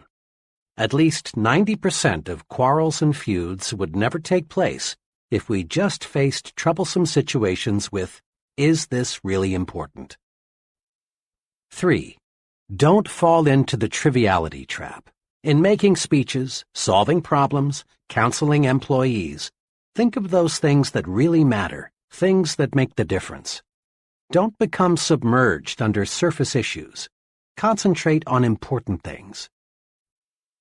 Take this test to measure the size of your thinking. Here listed are several common situations of how petty thinkers and big thinkers see the same situation. Check yourself. Then decide, which will get me where I want to go, petty thinking or big thinking? The same situation handled in two entirely different ways. The choice is yours. Situation: expense accounts. The petty thinker's approach figures out ways to increase income through chiseling on expense accounts. The big thinker's approach figures out ways to increase income by selling more merchandise. Situation: conversation. The petty thinker's approach talks about the negative qualities of his friends, the economy, his company, the competition. The big thinker's approach talks about the positive qualities of his friends, his company, the competition. Progress. Believes in retrenchment or, at best, the status quo, or believes in expansion. Future. Views the future as limited, or sees the future as very promising. Work. Looks for ways to avoid work, or looks for more ways and things to do, especially helping others.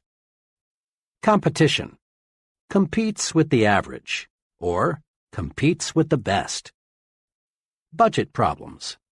Figures out ways to save money by cutting down on necessary items, or figures out ways to increase income and buy more of the necessary items.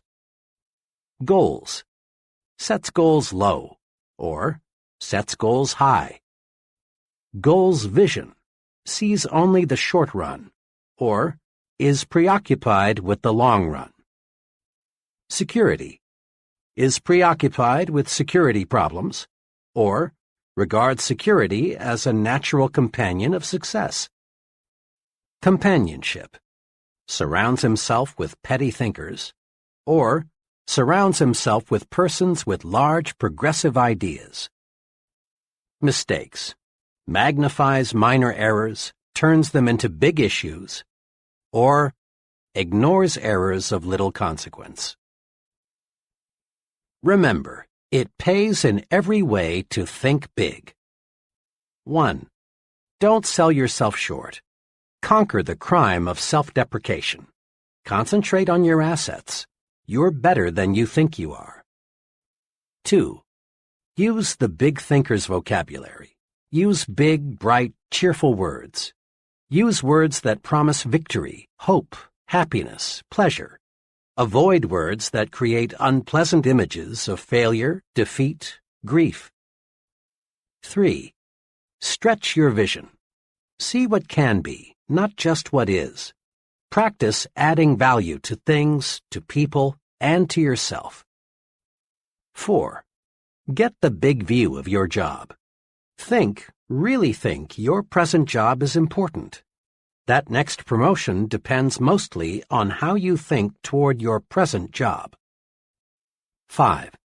Think above trivial things. Focus your attention on big objectives. Before getting involved in a petty matter, ask yourself, is it really important? Grow big by thinking big. Chapter 5. How to Think and Dream Creatively. First, let's clear up a common fallacy about the meaning of creative thinking. For some illogical reason, science, engineering, art, and writing got tabbed as about the only truly creative pursuits. Most people associate creative thinking with things like the discovery of electricity or a polio vaccine, or the writing of a novel, or the development of color television. Certainly, accomplishments like these are evidence of creative thinking. Each forward step made in the conquest of space is the result of creative thinking, lots of it. But creative thinking is not reserved for certain occupations, nor is it restricted to super-intelligent people. Well then, what is creative thinking? A low-income family devises a plan to send their son to a leading university. That's creative thinking. A family turns the street's most undesirable lot into the neighborhood beauty spot. That's creative thinking. A minister develops a plan that doubles his Sunday evening attendance. That's creative thinking. Figuring out ways to simplify record-keeping, selling the impossible customer, keeping the children occupied constructively, making employees really like their work, or preventing a certain quarrel. All of these are examples of practical, everyday creative thinking. Creative thinking is simply finding new improved ways to do anything. The rewards of all types of success in the home, at work, in the community, hinge on finding ways to do things better. Now, let's see what we can do to develop and strengthen our creative thinking ability. Step 1. Believe it can be done. Here is a basic truth. To do anything, we must first believe it can be done. Believing something can be done sets the mind in motion to find a way to do it. To illustrate this point of creative thinking in training sessions, I often use this example. I ask the group, how many of you feel it is possible to eliminate jails within the next 30 years? Invariably, the group looks bewildered, not quite sure they heard right, and thinking they are listening to a real fuzzbrain. So, after a pause, I repeat, how many of you feel it is possible to eliminate jails within the next 30 years? Once they're sure I'm not joking, someone always blasts me with something like, you mean to say you want to turn all those murderers, thieves, and rapists loose? Don't you realize what this would mean?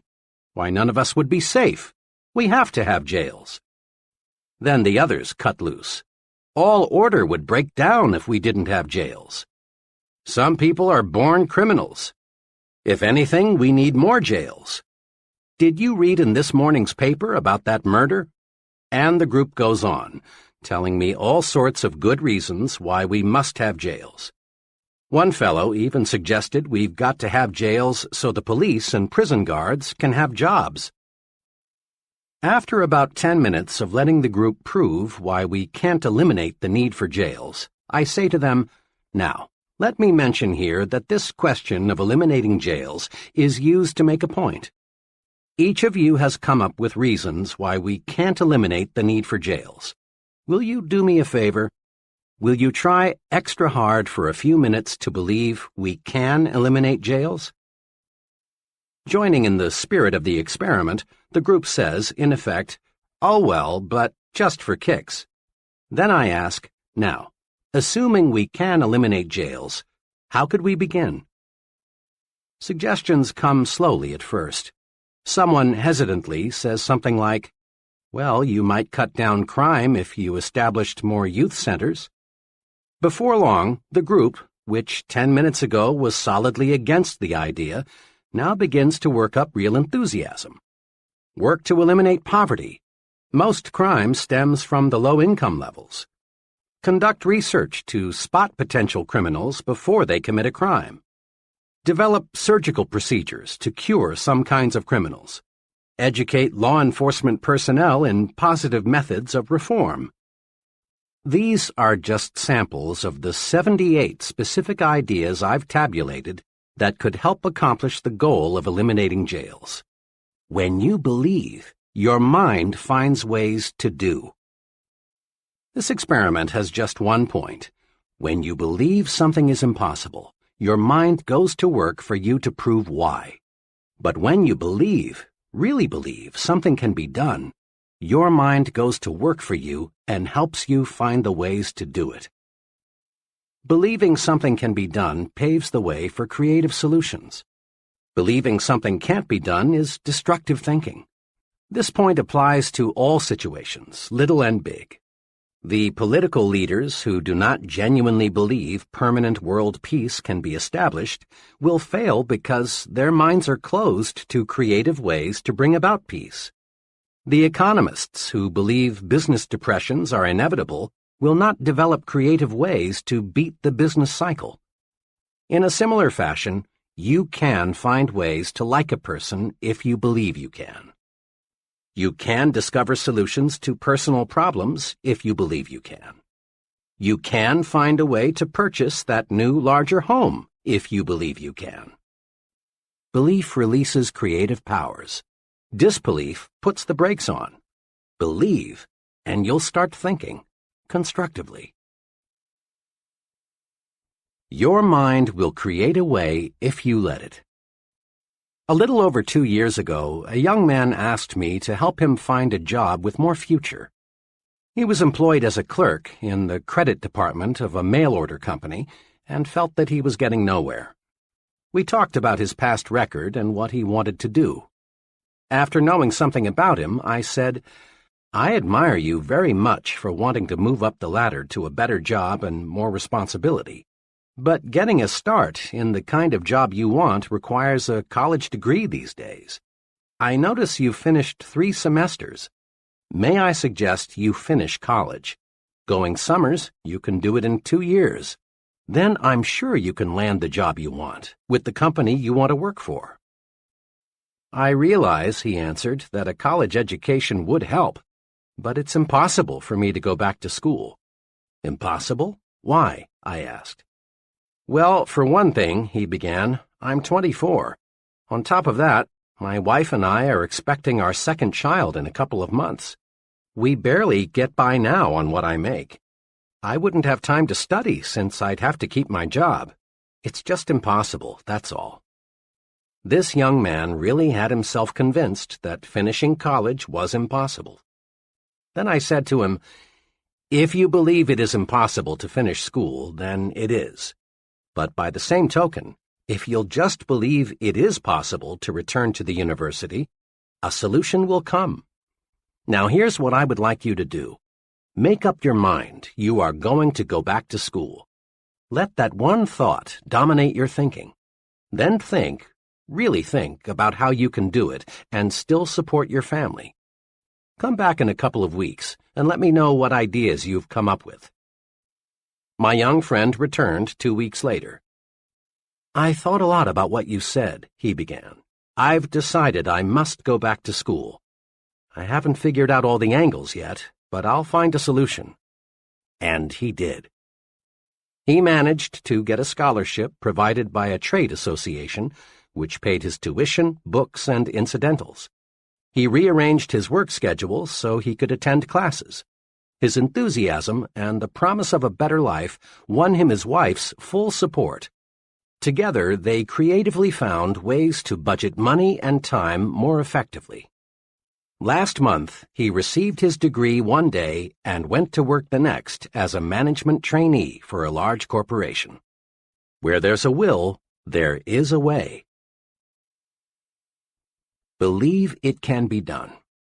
That's basic to creative thinking. Here are suggestions to help you develop creative power through belief. 1.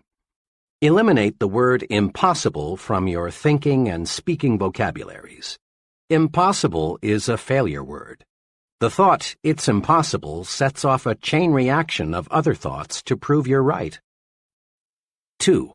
Think of something you've been wanting to do but felt you couldn't.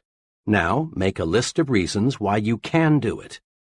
Many of us whip and defeat our desires simply because we concentrate on why we can't, when the only thing worthy of our mental concentration is why we can. Recently, I read a newspaper item that said there are too many counties in most states.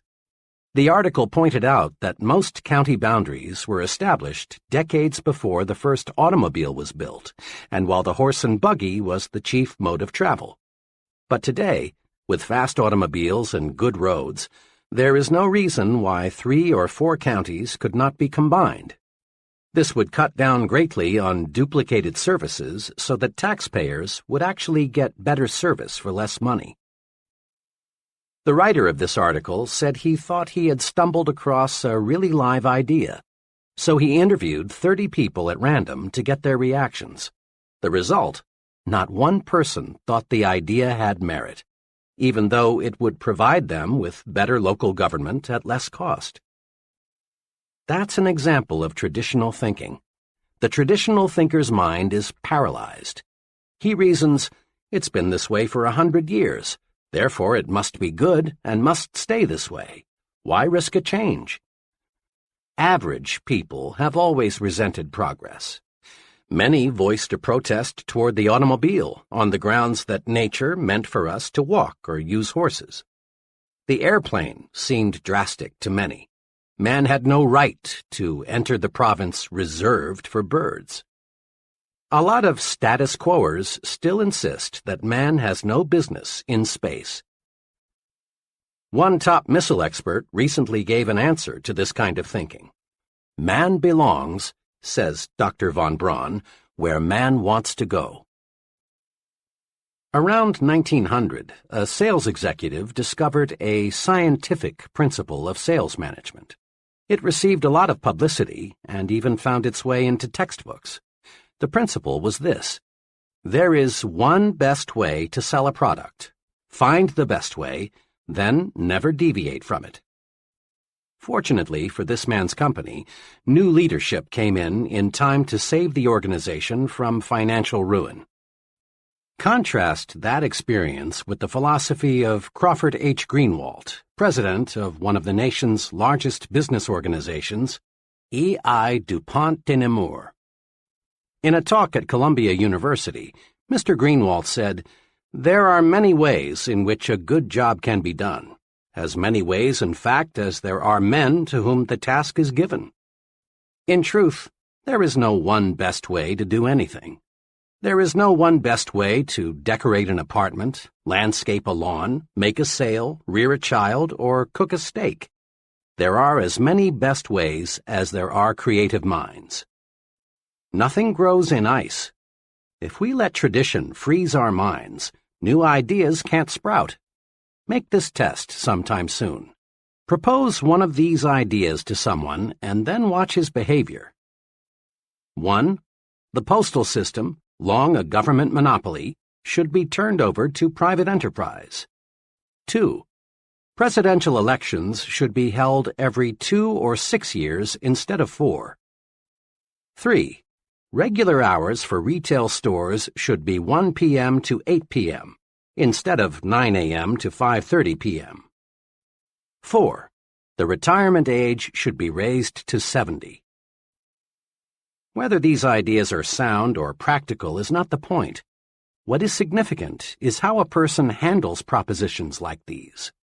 If he laughs at the idea and doesn't give it a second thought, and probably 95% will laugh at it, chances are he suffers from tradition paralysis. But the 1 in 20 who says, "That's an interesting idea, tell me more about it," has a mind that's turned to creativity. Traditional thinking is personal enemy number 1 for the person who is interested in a creative personal success program. Traditional thinking freezes your mind, blocks your progress, and prevents you from developing creative power. Here are 3 ways to fight it. 1. Become receptive to ideas. Welcome new ideas.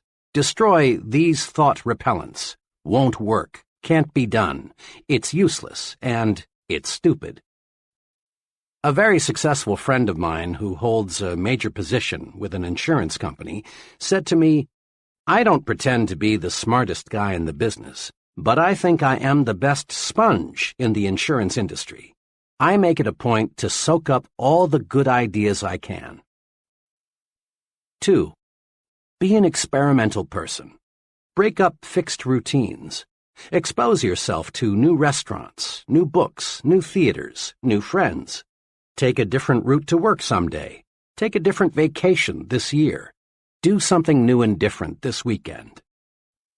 If your work is in distribution, develop an interest in production, accounting, finance, and the other elements of business.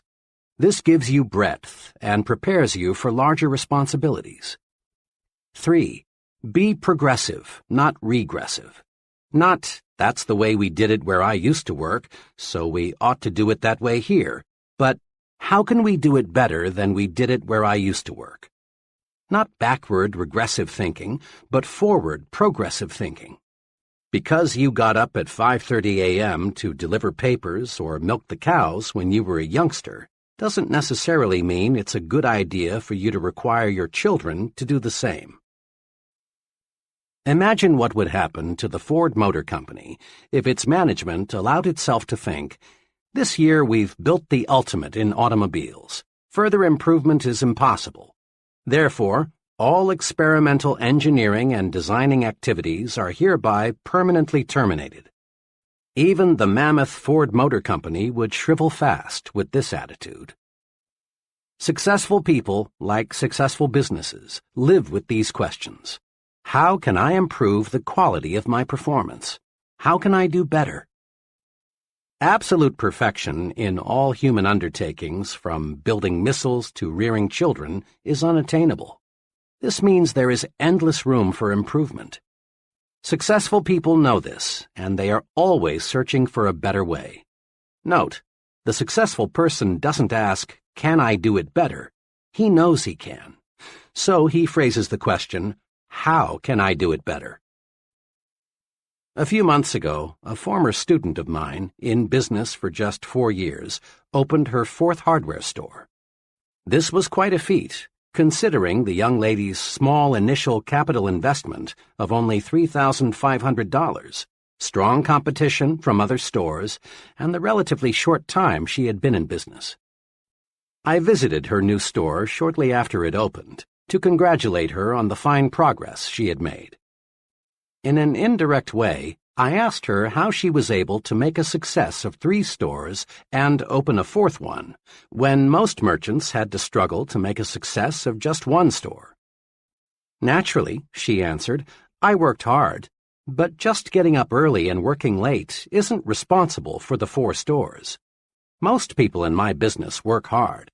The main thing I attribute my success to is my self-styled weekly improvement program." "A weekly improvement program? Sounds impressive. How does it work?" I asked. "Well, it really isn't anything elaborate," she continued.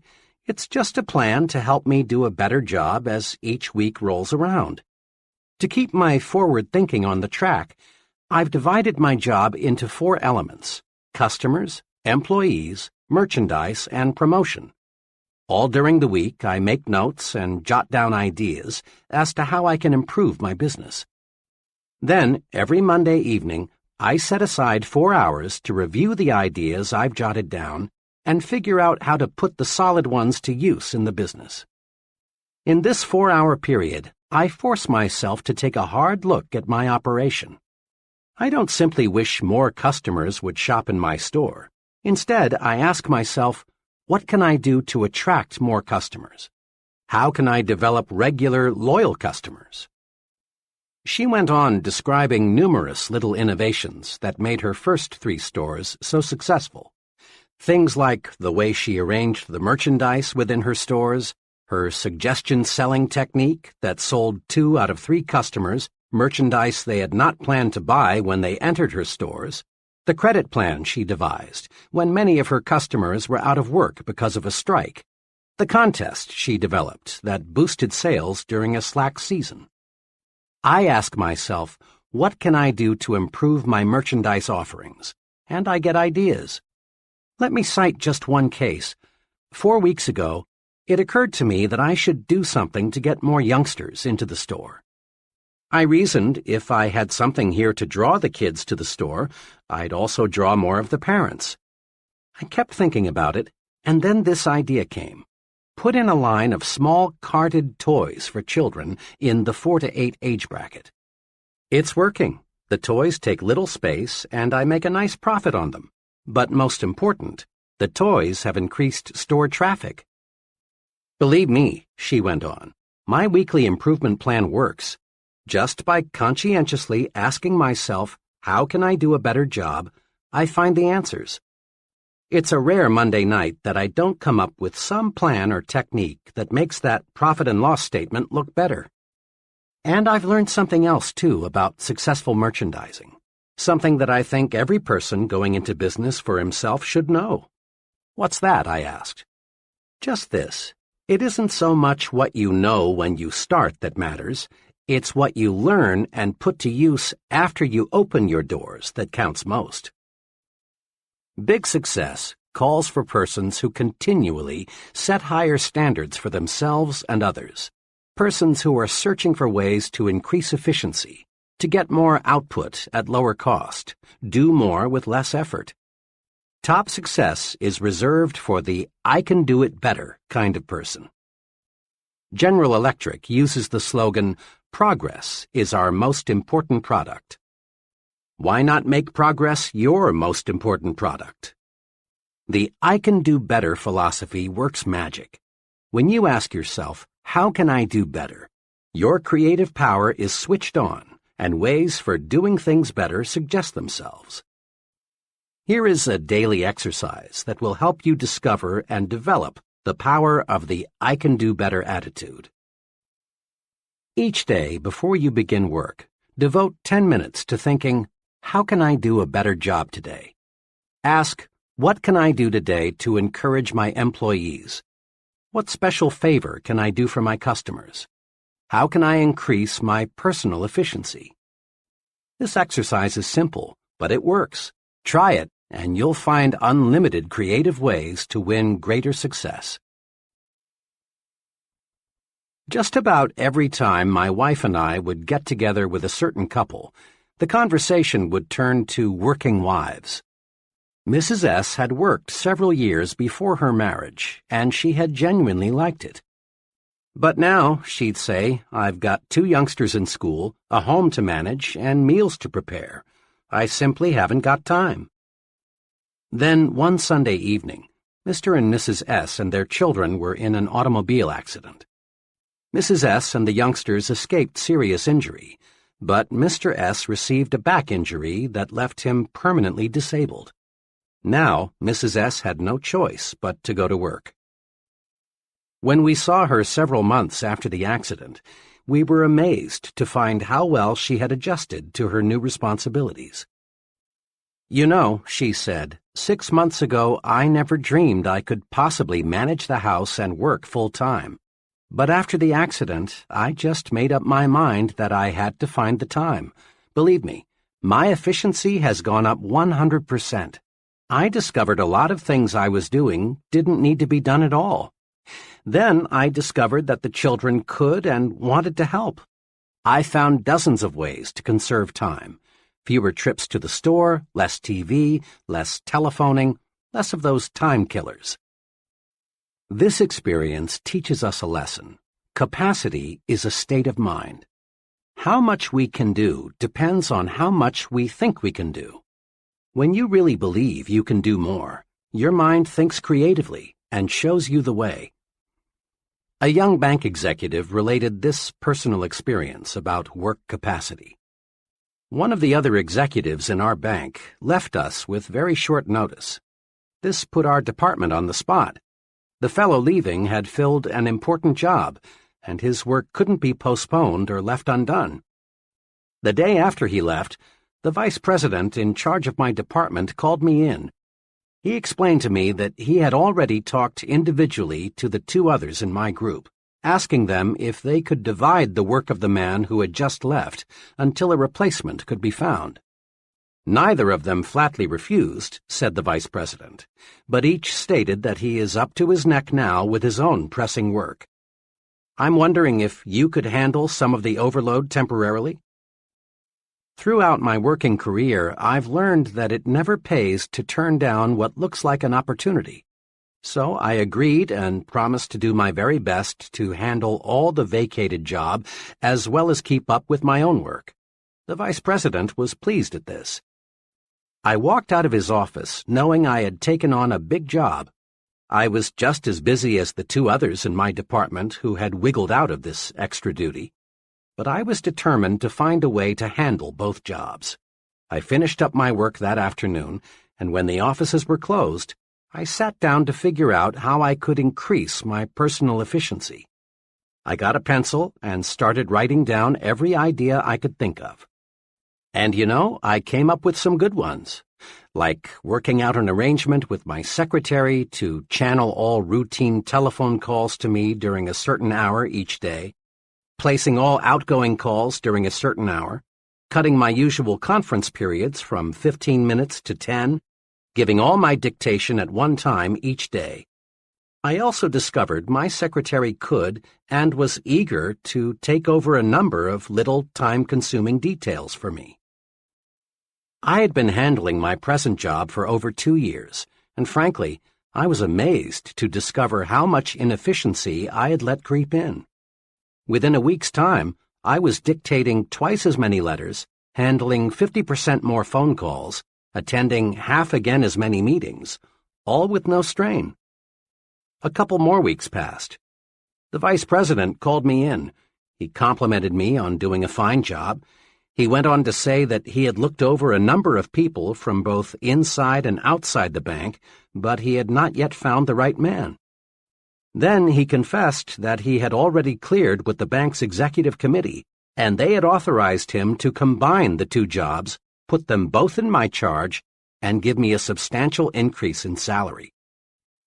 I proved to myself that how much I can do depends on how much I think I can do. Capacity is indeed a state of mind.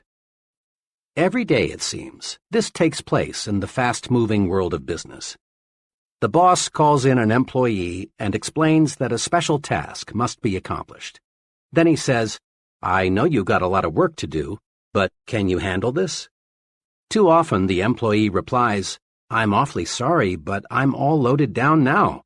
I wish I could take it on, but I'm just too busy." Under the circumstances, the boss doesn't hold it against the employee because it is extra duty, so to speak. But the boss realizes the task must be done, and he'll keep on looking until he finds an employee who is just as busy as the rest, but who feels he can take on more. And this employee is the fellow who will forge ahead.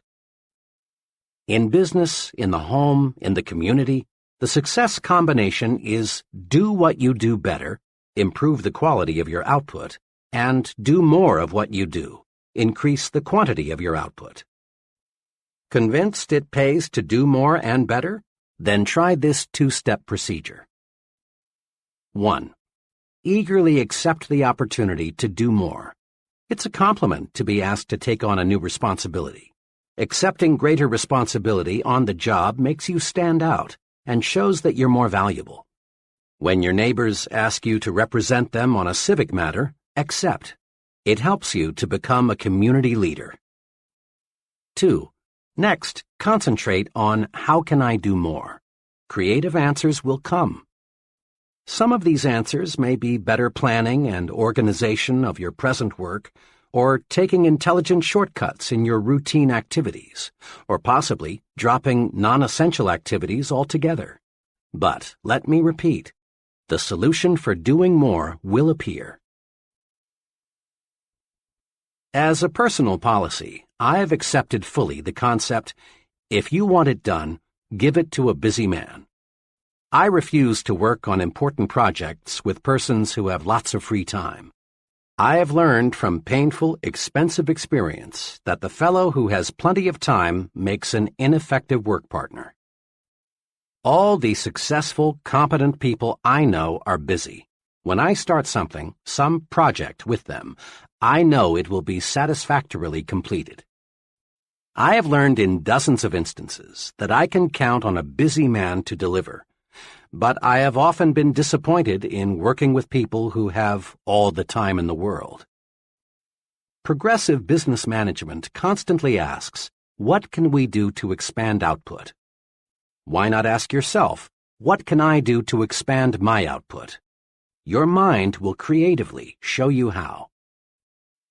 In hundreds of interviews with people at all levels, I've made this discovery.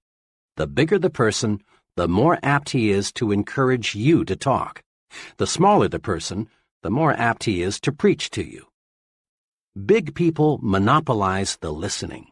Small people monopolize the talking. Note this also. Top-level leaders in all walks of life spend much more time requesting advice than they do in giving it. Before a top man makes a decision, he asks, "How do you feel about it? What do you recommend? What would you do under these circumstances? How does this sound to you?" Look at it this way. A leader is a decision-making human machine. Now, to manufacture anything, you've got to have raw material. In reaching creative decisions, the raw materials are the ideas and suggestions of others. Don't, of course, expect other people to give you ready-made solutions. That's not the primary reason for asking and listening. Ideas of others help to spark your own ideas, so your mind is more creative. Recently, I participated as a staff instructor in an executive management seminar. The seminar consisted of 12 sessions. One of the highlights of each meeting was a 15-minute discussion by one of the executives on the topic, "How I Solved My Most Pressing Management Problem." At the 9th session, the executive whose turn it was, a vice president of a large milk processing company, did something different. Instead of telling how he had solved his problem, he announced his topic as "Needed: Help on Solving My Most Pressing Management Problem." He quickly outlined his problem and then asked the group for ideas on solving it. To be sure, he got a record of each idea suggested. He had a stenographer in the room taking down everything that was said. Later, I talked with this man and complimented him on his unique approach. His comment was, "There are some very sharp men in this group. I just figured I'd harvest some ideas. There's a good possibility something someone said during that session may give me the clue I need to solve the problem." Note, this executive presented his problem, then listened. In so doing, he got some decision-making raw material, and as a side benefit, the other executives in the audience enjoyed the discussion, because it gave them the opportunity to take part. Successful businesses invest large sums in consumer research. They ask people about the taste, quality, size, and appearance of a product. Listening to people provides definite ideas for making the product more saleable. It also suggests to the manufacturer what he should tell consumers about the product in his advertising. The procedure for developing successful products is to get as much opinion as you can, listen to the people who will buy the product, and then design the product and its promotion to please these people. In an office recently, I noticed a sign that said, "To sell John Brown what John Brown buys, you've got to see things through John Brown's eyes." And the way to get John Brown's vision is to listen to what John Brown has to say. Your ears are your intake valves. They feed your mind raw materials that can be converted into creative power. We learn nothing from telling, but there is no limit to what we can learn by asking and listening. Try this 3-stage program to strengthen your creativity through asking and listening. 1. Encourage others to talk. In personal conversation or in group meetings, draw out people with little urges, such as, "Tell me about your experience," or "What do you think should be done about," or "What do you think is the key point?" Encourage others to talk, and you win a double-barreled victory. Your mind soaks up raw material that you can use to produce creative thought, and you win friends. There is no surer way to get people to like you than to encourage them to talk to you. 2. Test your own views in the form of questions. Let other people help you smooth and polish your ideas. Use the "What do you think of this suggestion" approach. Don't be dogmatic. Don't announce a fresh idea as if it were handed down on a gold tablet. Do a little informal research first. See how your associates react to it. If you do, chances are you'll end up with a better idea. 3. Concentrate on what the other person says. Listening is more than just keeping your own mouth shut. Listening means letting what's said penetrate your mind. So often, people pretend to listen when they aren't listening at all. They're just waiting for the other person to pause so they can take over with the talking. Concentrate on what the other person says. Evaluate it. That's how you collect mind food. More and more leading universities are offering advanced management training programs for senior business executives. According to the sponsors, the big benefit of these programs is not that the executives get ready-made formulae that they can use to operate their business more efficiently. Rather, they benefit most from the opportunity to exchange and discuss new ideas. Many of these programs require the executives to live together in college dormitories, thus encouraging bull sessions. Boiled down to one word, the executives benefit most from the stimulation received. A year ago, I directed 2 sessions in a 1-week sales management school in Atlanta, sponsored by the National Sales Executives Incorporated. A few weeks later, I met a salesman friend who worked for one of the sales executives who'd attended the school. "You people at the school sure gave my sales manager a lot of things to do to run our company better," my young friend said. Curious, I asked him specifically what changes he'd noticed. He reeled off a number of things: a revision in the compensation plan, sales meetings twice a month instead of once a month, new business cards and stationery, a revision in sales territories, not one of which was specifically recommended in the training program. The sales manager didn't get a bunch of canned techniques. Instead, he got something much more valuable: the stimulation to think of ideas directly beneficial to his own particular organization. A young accountant for a paint manufacturer told me about a very successful venture of his that was sparked by the ideas of others. "I never had more than a casual interest in real estate," he told me. "I've been a professional accountant for several years now, and I've stuck pretty close to my profession. One day, a realtor friend invited me to be his guest at a luncheon of one of the city's real estate groups. The speaker that day was an older man who had seen the city grow. His talk was about the next 20 years. He predicted that the metropolitan area would continue to grow far out into the surrounding farmland. He also predicted that there would be a record demand for what he called gentleman-size farms, 2 to 5 acres, big enough so the businessman or professional person could have a pool, horses, a garden, and other hobbies that require space. This man's talk really stimulated me. What he described was exactly what I wanted. The next few days, I asked several friends what they thought about the idea of someday owning a 5-acre estate. Everyone I talked to said, in effect, "I'd love that." I continued to think about it and to figure how I could turn the idea into profit. Then one day, as I was driving to work, the answer came out of nowhere. Why not buy a farm and divide it into estates? I figured the land might be worth more in relatively small pieces than in one big piece. 22 miles from the center of the city, I found a worn-out 50-acre farm priced at $8,500. I bought it, paying only 1/3 down and working out a mortgage with the owner for the balance. Next, I planted pine seedlings where there were no trees. I did this because a real estate man whom I feel knows his business told me, "People want trees these days, lots of trees." I wanted my prospective buyers to see that in a few years their estate would be covered with beautiful pine trees. Then I got a surveyor to divide the 50 acres into 10 5-acre plots. Now I was ready to start selling. I got several mailing lists of young executives in the city and put on a small-scale direct mail campaign.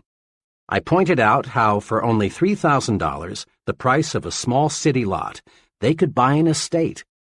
I also described the potentials for recreation and wholesome living. In 6 weeks' time, working only evenings and on weekends, I sold all 10 plots. Total income, $30,000. Total costs, including the land, advertising, surveying, and legal expenses, $10,400. Profit, $19,600. I made a nice profit because I let myself be exposed to ideas of other intelligent people. Had I not accepted that invitation to attend a luncheon with a group completely foreign to my occupational interests, my brain would have never worked out this successful plan for making a profit. There are many ways to get mental stimulation, but here are 2 that you can incorporate into your pattern of life. First, join and meet regularly with at least one professional group that provides stimulation in your own occupational area. Rub shoulders and minds with other success-oriented people. So often I hear someone say, "I picked up a great idea this noon at the blank meeting," or, "During the meeting yesterday, I got to thinking." Remember, a mind that feeds only on itself soon is undernourished, becoming weak and incapable of creative, progressive thought. Stimulation from others is excellent mind food. Second, join and participate in at least one group outside your occupational interests. Association with people who have different job interests broadens your thinking and helps you to see the big picture. You'll be surprised how mixing regularly with people outside your occupational area will stimulate your on-the-job thinking. Ideas are fruits of your thinking, but they've got to be harnessed and put to work to have value. Each year, an oak tree produces enough acorns to populate a good-sized forest. Yet from these bushels of seeds, perhaps only 1 or 2 acorns will become a tree. The squirrels destroy most of them, and the hard ground beneath the tree doesn't give the few remaining seeds much chance for a start. So it is with ideas. Very few bear fruit. Ideas are highly perishable. If we're not on guard, the squirrels, negative-thinking people, will destroy most of them. Ideas require special handling from the time they are born until they're transformed into practical ways for doing things better. Use these 3 ways to harness and develop your ideas. 1. Don't let ideas escape. Write them down. Every day, lots of good ideas are born only to die quickly because they aren't nailed to paper. Memory is a weak slave when it comes to preserving and nurturing brand new ideas. Carry a notebook or some small cards with you. When you get an idea, write it down. A friend who travels a lot keeps a clipboard beside him so that he can write down an idea the instant it occurs to him. People with fertile creative minds know a good idea may sprout any time, any place. Don't let ideas escape, else you destroy the fruits of your thinking. Fence them in. 2. Next, review your ideas. File these ideas in an active file. The file can be an elaborate cabinet or it can be a desk drawer. A shoebox will do. But build a file and then examine your storehouse of ideas regularly. As you go over your ideas, some may, for very good reasons, have no value at all. Get rid of them. But so long as the idea has any promise, keep it. 3. Cultivate and fertilize your idea. Now make your idea grow. Think about it. Tie the idea to related ideas. Read anything you can find that is in any way akin to your idea. Investigate all angles. Then, when the time is ripe, put it to work for yourself, your job, your future. When an architect gets an idea for a new building, he makes a preliminary drawing.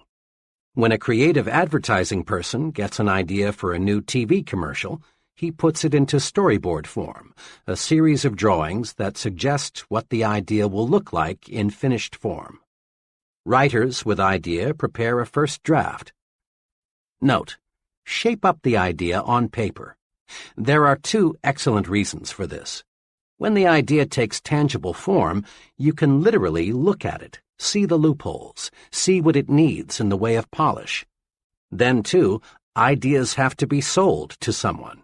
Customers, employees, the boss, friends, fellow club members, investors. Somebody must buy the idea, else it has no value. One summer, I was contacted by 2 life insurance salesmen. Both wanted to work on my insurance program. Both promised to return with a plan for making the needed changes. The first salesman gave me strictly an oral presentation. He told me in words what I needed, but I soon was confused. He brought in taxes, options, Social Security, all the technical details of insurance programming. Frankly, he lost me, and I had to say no. The second salesman used a different approach. He had charted his recommendations. All the details were shown in diagram form. I could grasp his proposal easily and quickly because I could literally see it. He sold me. Resolve to put your ideas in saleable form. An idea written or in some sort of picture or diagram form has many times more selling power than the idea presented only in oral form. Use these tools and think creatively. 1. Believe it can be done. When you believe something can be done, your mind will find the ways to do it. Believing a solution paves the way to solution. Eliminate impossible, won't work, can't do, no use trying from your thinking and speaking vocabularies. 2. Don't let tradition paralyze your mind. Be receptive to new ideas. Be experimental. Try new approaches. Be progressive in everything you do. 3. Ask yourself daily, how can I do better? There is no limit to self-improvement. When you ask yourself, how can I do better, sound answers will appear. Try it and see. 4.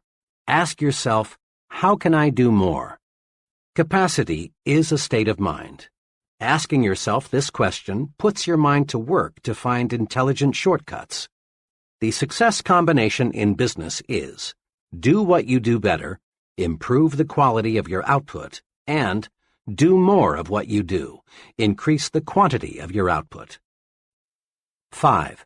Practice asking and listening.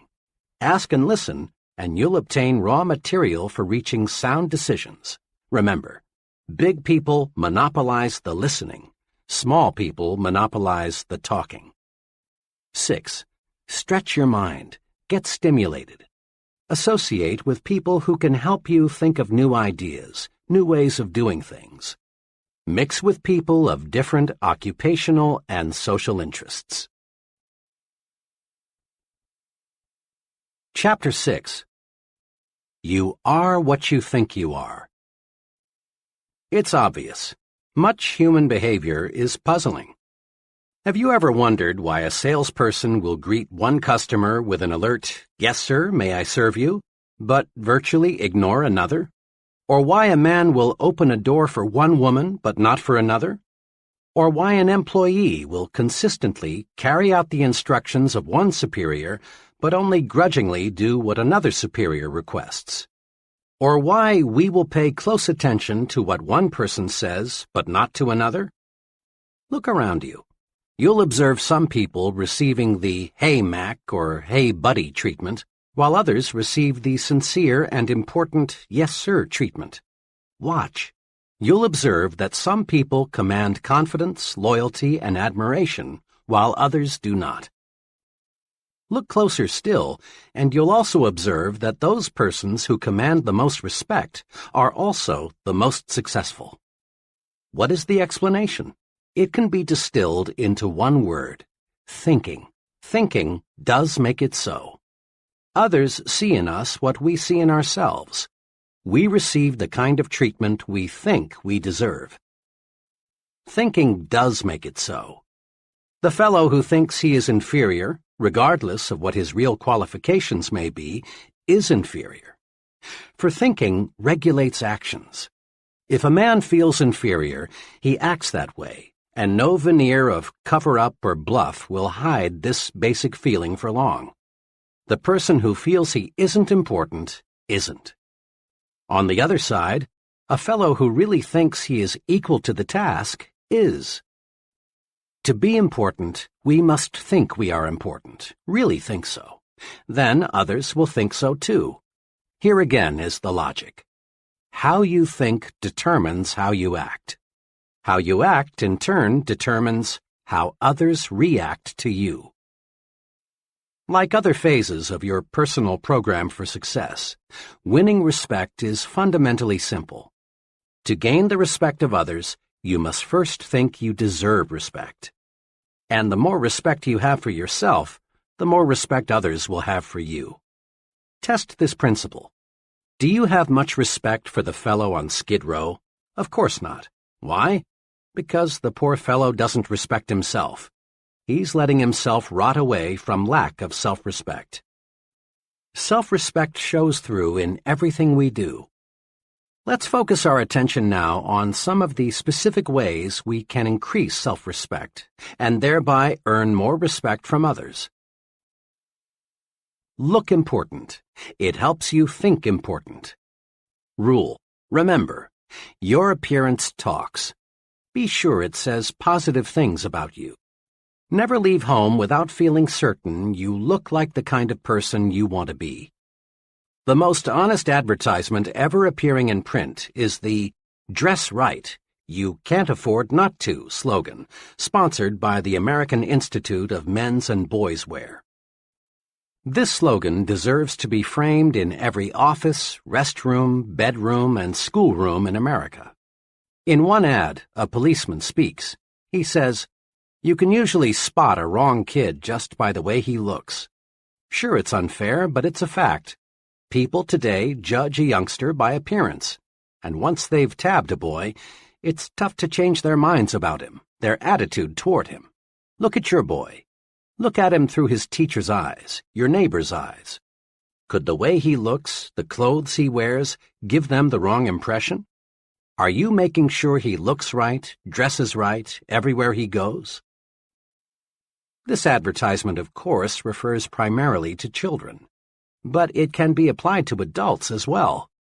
In the sentence beginning with "look," substitute the word yourself for him, your for his, superiors for teachers, and associates for neighbors, and repeat the sentence. Look at yourself through your superior's eyes, your associate's eyes. It costs so little to be neat. Take the slogan literally. Interpret it to say, "Dress right, it always pays." Remember, look important because it helps you to think important. Use clothing as a tool to lift your spirits, build confidence. An old psychology professor of mine used to give this advice to students on last-minute preparations for final examinations. Dress up for this important exam. Get a new tie, have your suit pressed, shine your shoes. Look sharp because it will help you think sharp. The professor knew his psychology. Make no mistake about it. Your physical exterior affects your mental interior. How you look on the outside affects how you think and feel on the inside.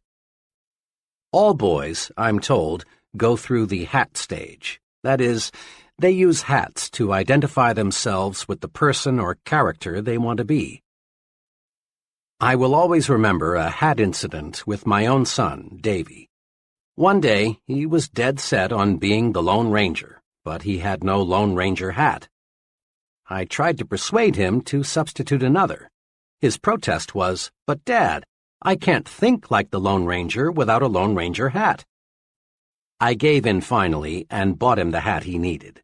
Sure enough, donning the hat, he was the Lone Ranger.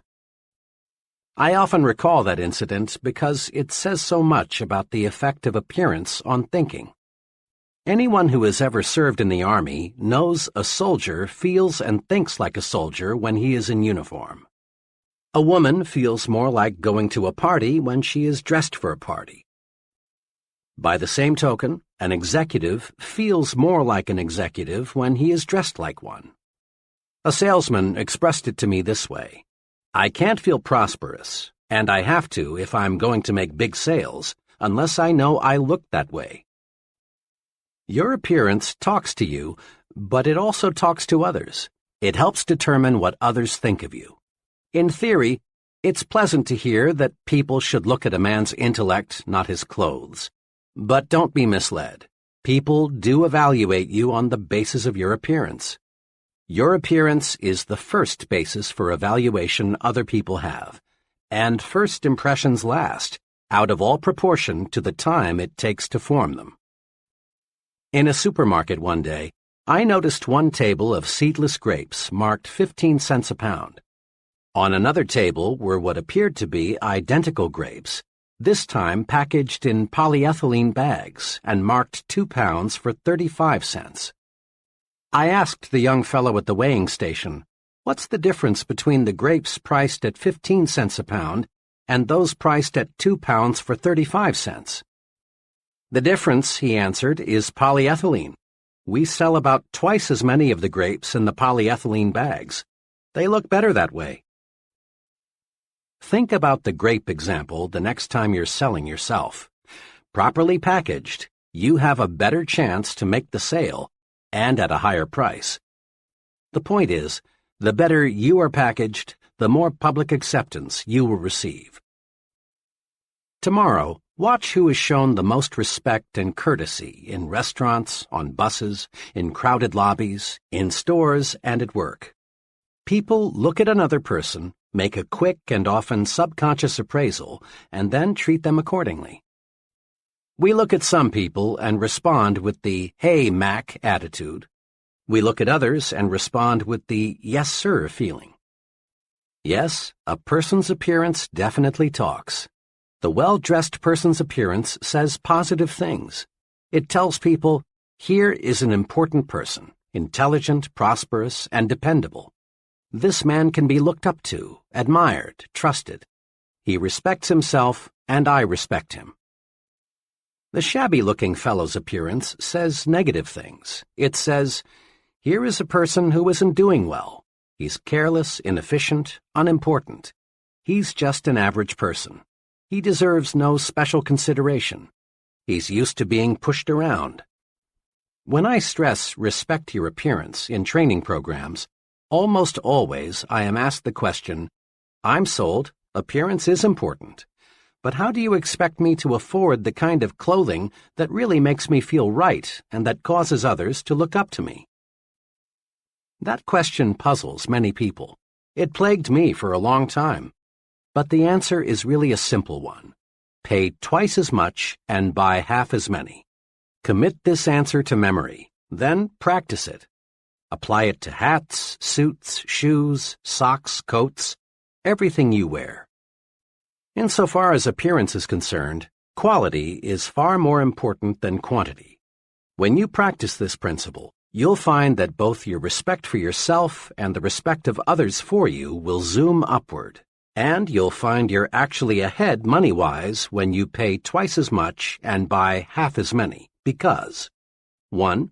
Your garments will last more than twice as long because they are more than twice as good, and as a rule they will show quality as long as they last. 2. What you buy will stay in style longer. Better clothing always does. 3. You'll get better advice. Merchants selling $200 suits are usually much more interested in helping you find the garment that is just right for you than are merchants selling $100 suits. Remember, your appearance talks to you and it talks to others. Make certain it says, here is a person who has self-respect. He's important. Treat him that way. You owe it to others, but more important, you owe it to yourself to look your best. You are what you think you are. If your appearance makes you think you're inferior, you are inferior. If it makes you think small, you are small. Look your best, and you will think and act your best. Think your work is important. There's a story often told about the job attitudes of 3 bricklayers. It's a classic, so let's go over it again. When asked, "What are you doing?" the first bricklayer replied, "Laying brick." The second answered, "Making $9.30 an hour." And the third said, "Me? Why, I'm building the world's greatest cathedral. Now, the story doesn't tell us what happened to these bricklayers in later years, but what do you think happened? Chances are that the first two bricklayers remained just that, bricklayers. They lacked vision. They lacked job respect. There was nothing behind them to propel them forward to greater success. But you can wager every cent you have the bricklayer who visualized himself as building a great cathedral did not remain a bricklayer. Perhaps he became a foreman, or perhaps a contractor, or possibly an architect. He moved forward and upward. Why? Because thinking does make it so. Bricklayer number 3 was tuned to thought channels that pointed the way to self-development in his work. Job thinking tells a lot about a person and his potential for larger responsibility. A friend who operates a personnel selection firm said this to me recently. One thing we always look for in appraising a job applicant for a client is how the applicant thinks about his present job. We are always favorably impressed when we find that an applicant thinks his present job is important, even though there may be something about it he doesn't like.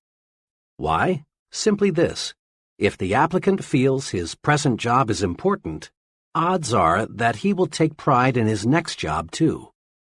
We've found an amazingly close correlation between a person's job respect and his job performance. Like your appearance, the way you think toward your work says things about you to your superiors, associates, and subordinates. In fact, to everyone with whom you come in contact. A few months ago, I spent several hours with a friend who is personnel director for an appliance manufacturer. We talked about building men. He explained his personnel audit system and what he had learned from it. We have about 800 non-production people, he began. Under our personnel audit system, an assistant and I interview each employee every 6 months. Our purpose is simple. We want to learn how we can help him in his job. We think this is a good practice because each person working with us is important, else he wouldn't be on the payroll. We are careful not to ask the employees any point-blank questions. Instead, we encourage him to talk about whatever he wants to. We aim to get his honest impressions. After each interview, we fill out a rating form on the employee's attitudes toward specific aspects of his job. Now here's something I've learned, he went on. Our employees fit into one of 2 categories, Group A and Group B, on the basis of how they think toward their jobs. The persons in Group B talk mainly about security, company retirement plans, sick leave policy, extra time off, what we're doing to improve the insurance program, and if they will be asked to work overtime next March as they were last March. They also talk a lot about disagreeable features of their job, things they don't like in fellow workers, and so on. People in Group B, and they include close to 80% of all non-production personnel, view their jobs as a sort of necessary evil. The Group A fellow sees his job through different glasses. He is concerned about his future and wants concrete suggestions on what he can do to make faster progress. He doesn't expect us to give him anything except a chance. The Group A people think on a broader scale. They make suggestions for improving the business. They regard these interviews in my office as constructive. But the Group B people often feel our personnel audit system is just a brainwashing affair, and they're glad to get it over with. Now, there's a way I check attitudes and what they mean to job success. All recommendations for promotions, pay increases, and special privileges are channeled to me by the employee's immediate supervisor. Almost invariably, it's a Group A person who was recommended. And again, almost without exception, problems come from the Group B category. The biggest challenge in my job, he said, is to try and help people move from Group B to Group A. It's not easy, though, because until a person thinks his job is important and thinks positively about it, he can't be helped. This is concrete evidence that you are what you think you are, what your thought power directs you to become.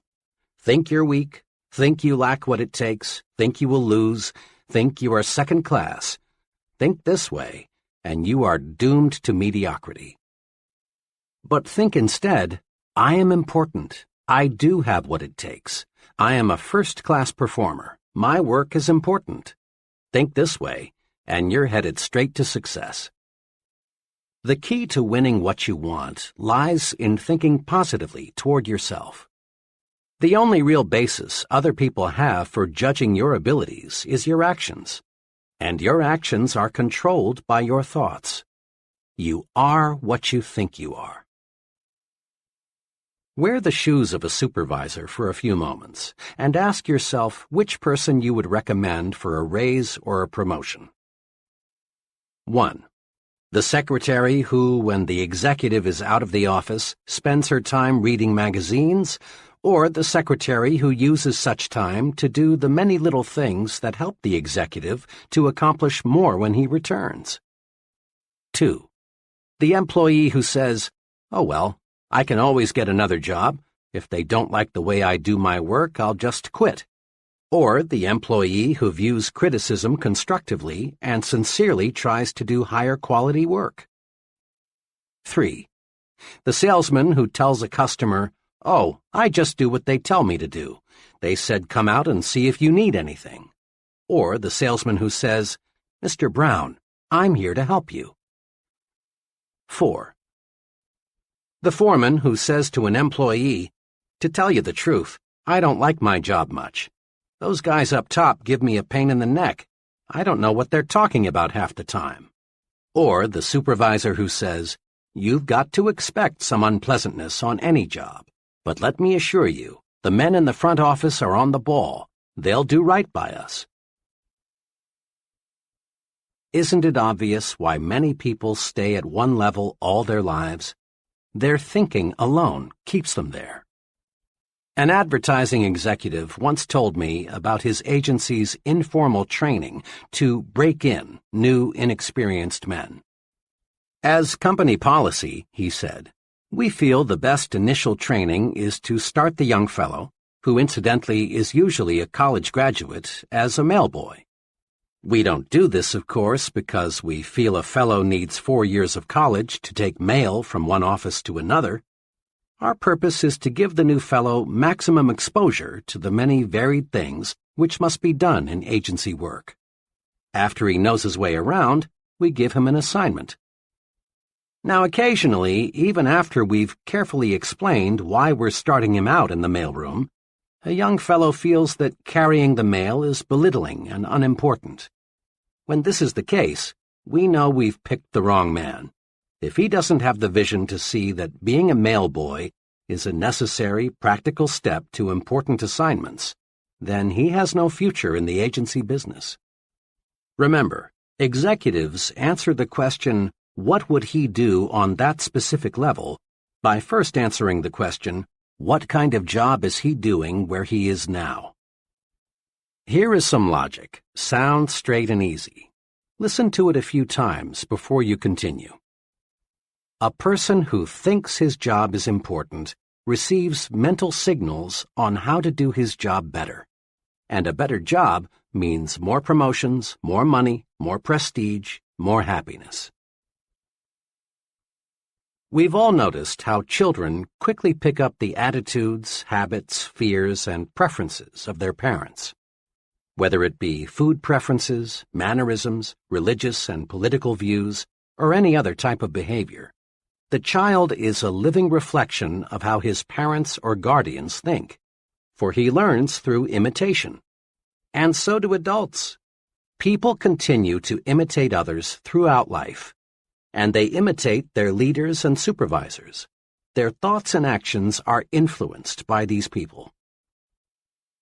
You can check this easily. Study one of your friends and the person he works for, and note the similarities in thinking and action.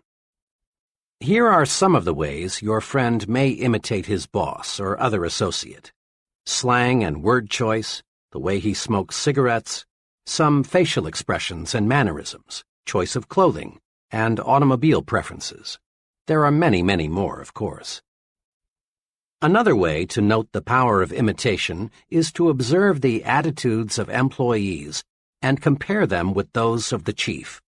When the chief is nervous, tense, worried, his close associates reflect similar attitudes. But when Mr. Chief is on top, feeling good, so are his employees. The point is this: the way we think toward our jobs determines how our subordinates think toward their jobs. The job attitudes of our subordinates are direct reflections of our own job attitudes. It's well to remember that our points of superiority and weakness show up in the behavior of those who report to us, just as a child reflects the attitudes of his parents. Consider just one characteristic of successful people: enthusiasm. Ever notice how an enthusiastic salesperson in a department store gets you, the customer, more excited about the merchandise? Or have you observed how an enthusiastic minister or other speaker has a wide-awake, alert, enthusiastic audience? If you have enthusiasm, those around you will have it too. But how does one develop enthusiasm? The basic step is simple. Think enthusiastically. Build in yourself an optimistic, progressive glow, a feeling that this is great and I'm 100% for it. You are what you think. Think enthusiasm and you'll be enthusiastic. To get high-quality work, be enthusiastic about the job you want done. Others will catch the enthusiasm you generate, and you'll get first-class performance. But if in negative fashion you cheat that company on expense money, supplies, and time, and in other little ways, then what can you expect your subordinates to do? Habitually arrive late and leave early, and what do you think the troops will do? And there is a major incentive for us to think right about our jobs so that our subordinates will think right about their jobs. Our superiors evaluate us by measuring the quality and quantity of output we get from those reporting to us. Look at it this way. Whom would you elevate to division sales manager? The branch sales manager whose salesmen are doing superior work, or the branch sales manager whose salesmen deliver only average performance? Or whom would you recommend for promotion to production manager? The supervisor whose department meets its quota, or the supervisor whose department lags behind? Here are 2 suggestions for getting others to do more for you. 1. Always show positive attitudes toward your job so that your subordinates will pick up right thinking. 2. As you approach your job each day, ask yourself, am I worthy in every respect of being imitated? Are all my habits such that I would be glad to see them in my subordinates? Give yourself a pep talk several times daily. Several months ago, an automobile salesman told me about the success-producing technique he's developed. It makes sense. Listen to it. A big part of my job, for 2 hours a day, the salesman explained, is telephoning prospects to arrange demonstration appointments. When I first started selling cars 3 years ago, this was my big problem. I was shy and afraid, and I know my voice sounded that way on the phone. It was easy for people I called to say, "I'm not interested," and hang up. Every Monday morning back then, our sales manager held a sales meeting. It was a pretty inspirational affair, and it made me feel good. And what's more, I always seemed to arrange more demonstrations on Monday than on any other day. But the trouble was that little of Monday's inspiration carried over to Tuesday and the rest of the week. Then I got an idea.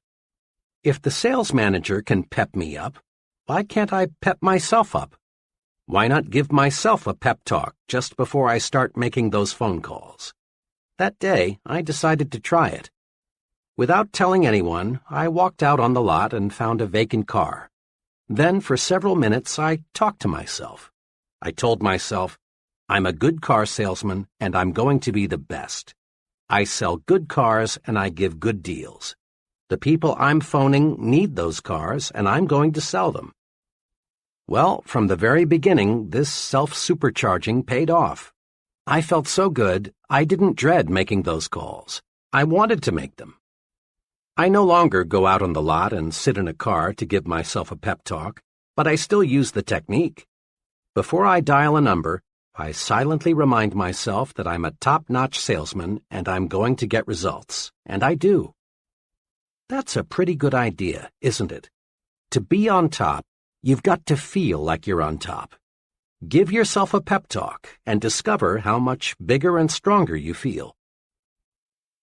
Recently, in a training program I conducted, each person was asked to give a 10-minute talk on being a leader. One of the trainees gave a miserable presentation. His knees literally shook and his hands trembled. He forgot what he was going to say. After fumbling for 5 or 6 minutes, he sat down, thoroughly defeated. After the session, I spoke to him just long enough to ask him to be there 15 minutes early at the next session.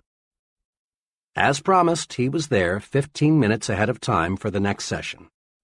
The two of us sat down to discuss his talk of the night before. I asked him to remember as clearly as he could exactly what he had thought about the 5 minutes just before he gave his talk. Well, I guess all I thought about was how scared I was. I knew I was going to make a fool of myself. I knew I was going to be a flop. I kept thinking, who am I to be talking about being a leader? I tried to remember what I was going to say, but all I could think about was failing. Right there, I injected, is the answer to your problem. Before you got up to talk, you gave yourself a terrible mental beating. You convinced yourself that you would fail. Is it any wonder your talk didn't come off well? Instead of developing courage, you developed fear. Now this evening's session, I continued, starts in just 4 minutes. Here's what I'd like you to do. Give yourself a pep talk for the next few minutes. Go in that vacant room across the hall and tell yourself, I'm going to give a great talk. I've got something those people need to hear and I want to say. Keep repeating those sentences forcefully with complete conviction. Then come into the conference room and give your talk again. I wish you could have been there to hear the difference. That brief, self-administered, hard-hitting pep talk helped him to make a splendid speech. The moral? Practice uplifting self-praise. Don't practice belittling self-punishment. You are what you think you are. Think more of yourself, and there is more of you. Build your own sell yourself to yourself commercial. Think for a moment about one of America's most popular products, Coca-Cola. Every day, your eyes or ears come in contact many times with the good news about Coke. The people who make Coca-Cola are continually reselling you on Coke, and for a good reason. If they stopped reselling you, chances are you'd grow lukewarm and eventually cold to Coke. Then sales would drop. But the Coca-Cola Company isn't going to let this happen. They resell you and resell you and resell you on Coke. Every day, you and I see half-alive people who are no longer sold on themselves. They lack self-respect for their most important product, themselves. These folks are indifferent. They feel small. They feel like nobodies, and because they feel that way, that's what they are. The half-alive person needs to be resold on himself. He needs to realize that he's a first-class person. He needs honest, sincere belief in himself. Tom Staley is a young fellow who is going places, and fast.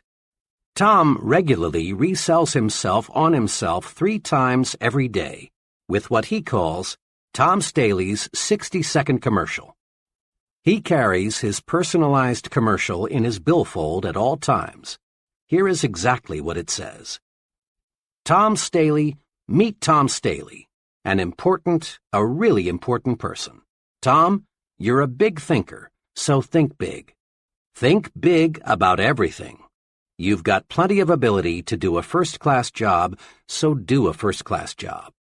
Tom, you believe in happiness, progress, and prosperity. So, talk only happiness. Talk only progress. Talk only prosperity. You have lots of drive, Tom. Lots of drive. So put that drive to work. Nothing can stop you, Tom. Nothing. Tom, you're enthusiastic. Let your enthusiasm show through. You look good, Tom, and you feel good. Stay that way.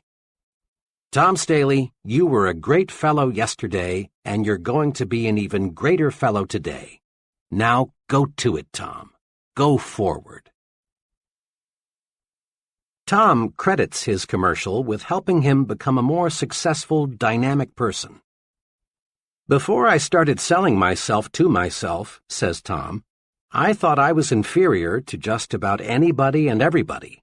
Now I realize that I've got what it takes to win, and I'm winning, and I'm always going to win. Here's how to build your sell yourself to yourself commercial. First, select your assets, your points of superiority. Ask yourself, what are my best qualities? Don't be shy in describing yourself. Next, put these points down on paper in your own words. Write your commercial to you. Reread Tom Staley's commercial. Notice how he talks to Tom. Talk to yourself. Be very direct. Don't think of anyone but you as you say your commercial. Third, practice your commercial out loud in private at least once a day. It helps a lot to do this before a mirror. Put your body into it. Repeat your commercial forcefully with determination. Make your blood travel faster through your body. Get yourself warmed up. Fourth, read your commercial silently several times every day. Read it before you tackle anything that demands courage. Read it every time you feel let down. Keep your commercial handy at all times, then use it. Just one thing more. A lot of people, maybe even a majority, may laugh at this success-rewarding technique. That's because they refuse to believe that success comes from managed thinking. But please, don't accept the judgment of average people. You are not average. If you have any doubts as to the basic soundness of the sell yourself to yourself principle, ask the most successful person you know what he thinks about it. Ask him, and then start selling yourself to yourself. Upgrade your thinking. Think like important people think. Upgrading your thinking upgrades your actions, and this produces success. Here is an easy way to help you make more of yourself by thinking like important people think. Use the following form as a guide. How am I thinking checklist. Situation, when I worry. Ask yourself, would an important person worry about this? Would the most successful person I know be disturbed about this? Situation, an idea. Ask yourself, what would an important person do if he had this idea? Situation, my appearance. Ask yourself, do I look like someone who has maximum self-respect? Situation, my language. Ask yourself, am I using the language of successful people? Situation, what I read. Ask yourself, would an important person read this? Situation, conversation. Ask yourself, is this something successful people would discuss? Situation, when I lose my temper. Ask yourself, would an important person get mad at what I'm mad at? Situation, my jokes. Ask yourself, is this the kind of joke an important person would tell? Situation, my job. Ask yourself, how does an important person describe his job to others? Cement in your mind the question, is this the way an important person does it? Use this question to make you a bigger, more successful person. In a nutshell, remember. 1. Look important. It helps you think important. Your appearance talks to you. Be sure it lifts your spirits and builds your confidence. Your appearance talks to others. Make certain it says, here is an important person, intelligent, prosperous, and dependable. 2. Think your work is important. Think this way, and you will receive mental signals on how to do your job better. Think your work is important, and your subordinates will think their work is important too. 3.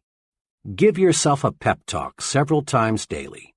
Build a sell yourself to yourself commercial. Remind yourself at every opportunity that you're a first-class person. 4. In all of life's situations, ask yourself, is this the way an important person thinks? Then, obey the answer. Chapter 7. Manage your environment. Go first class. Your mind is an amazing mechanism. When your mind works one way, it can carry you forward to outstanding success. But the same mind operating in a different manner can produce a total failure. The mind is the most delicate, most sensitive instrument in all creation. Let's look now and see what makes the mind think the way it does. Millions of people are diet conscious. We're a calorie-counting nation. We spend millions of dollars on vitamins, minerals, and other dietary supplements. And we all know why. Through nutritional research, we've learned that the body reflects the diet fed the body. Physical stamina, resistance to disease, body size, even how long we live are all closely related to what we eat. The body is what the body is fed. By the same token, the mind is what the mind is fed.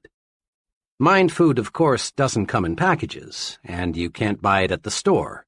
Mind food is your environment, all the countless things that influence your conscious and subconscious thought. The kind of mind food we consume determines our habits, attitudes, personality. Each of us inherited a certain capacity to develop. But how much of that capacity we have developed and the way we have developed that capacity depends on the kind of mind food we feed it. The mind reflects what its environment feeds it, just as surely as the body reflects the food you feed it. Have you ever thought what kind of person you would be had you been reared in some foreign country instead of the United States? What kinds of foods would you prefer? Would your preferences for clothing be the same? What sort of entertainment would you like the most? What kind of work would you be doing? What would your religion be? You can't, of course, be sure of the answers to these questions, but chances are you would be a materially different person had you grown up in a different country. Why? Because you would have been influenced by a different environment. As the saying goes, you are a product of your environment. Mark it well. Environment shapes us, makes us think the way we do.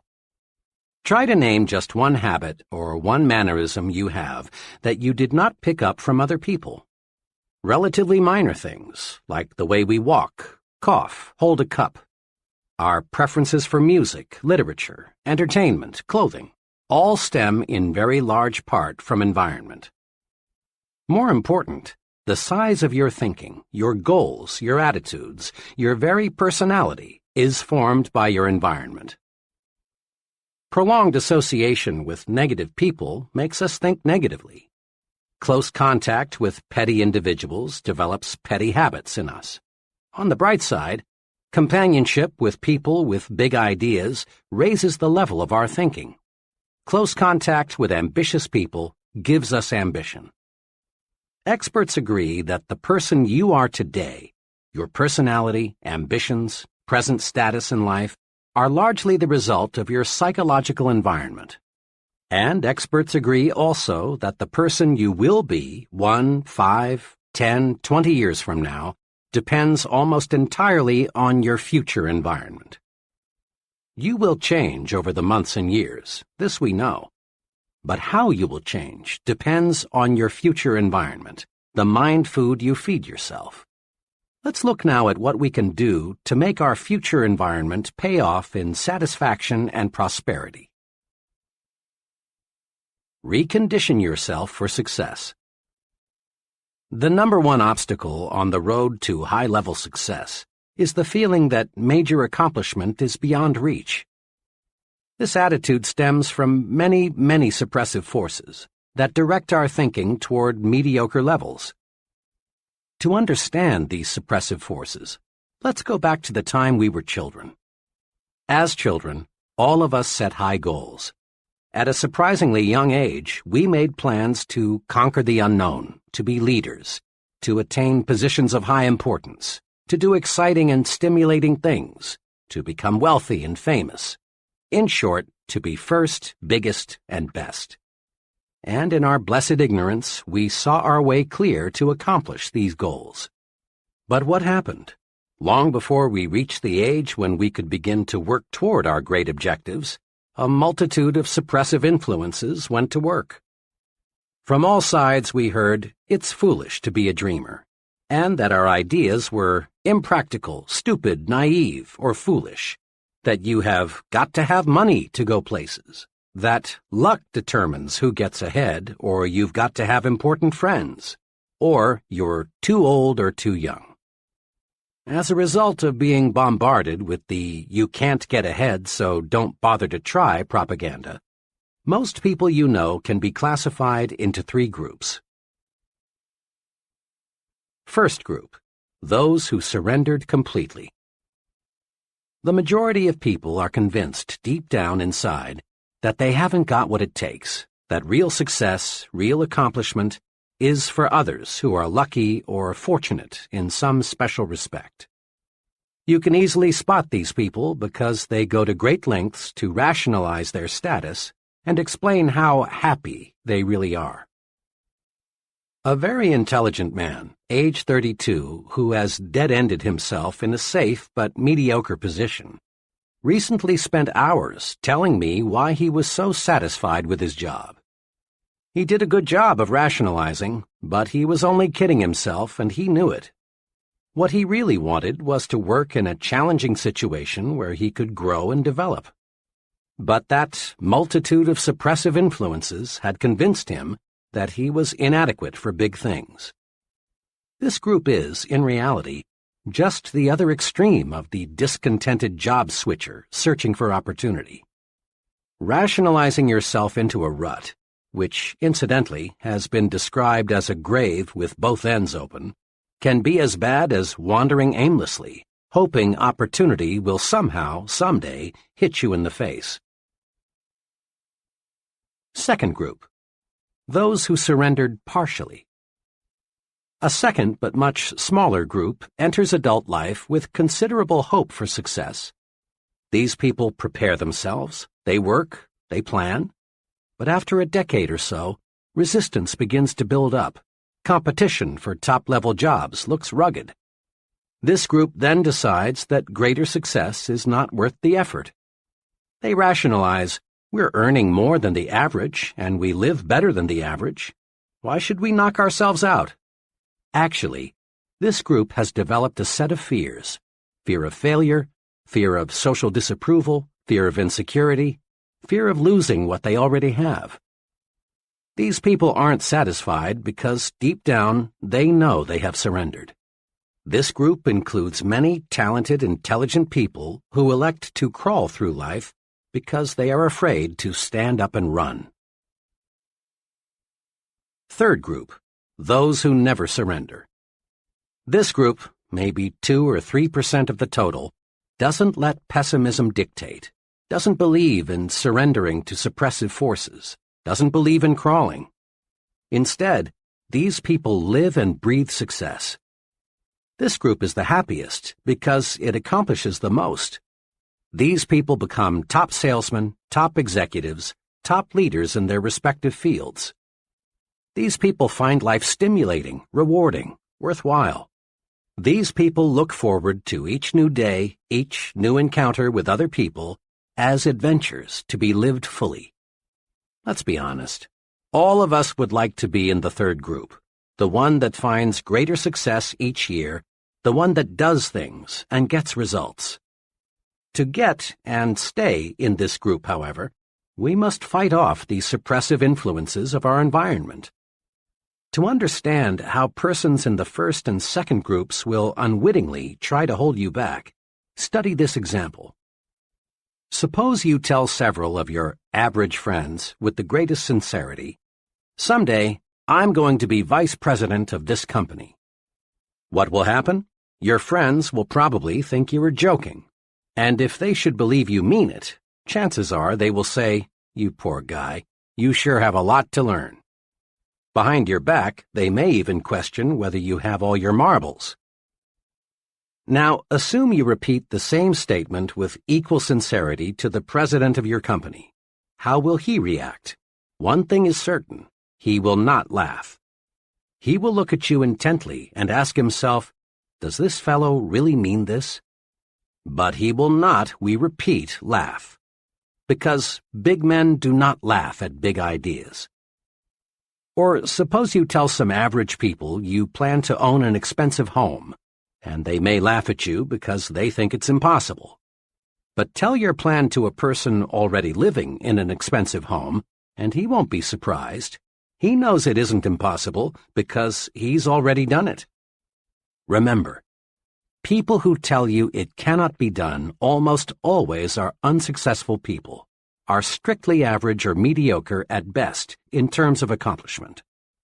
The opinions of these people can be poison. Develop a defense against people who want to convince you that you can't do it. Accept negative advice only as a challenge to prove that you can do it. Be extra cautious about this. Don't let negative thinking people, negators, destroy your plan to think yourself to success. Negators are everywhere, and they seem to delight in sabotaging the positive progress of others. During college, I buddied for a couple of semesters with W.W. He was a fine friend, the kind of fellow who would loan you a little money when you were short, or help you in many little ways. Despite this fine loyalty, W.W. was just about 100% sour and bitter toward life, the future, opportunity. He was a real negator.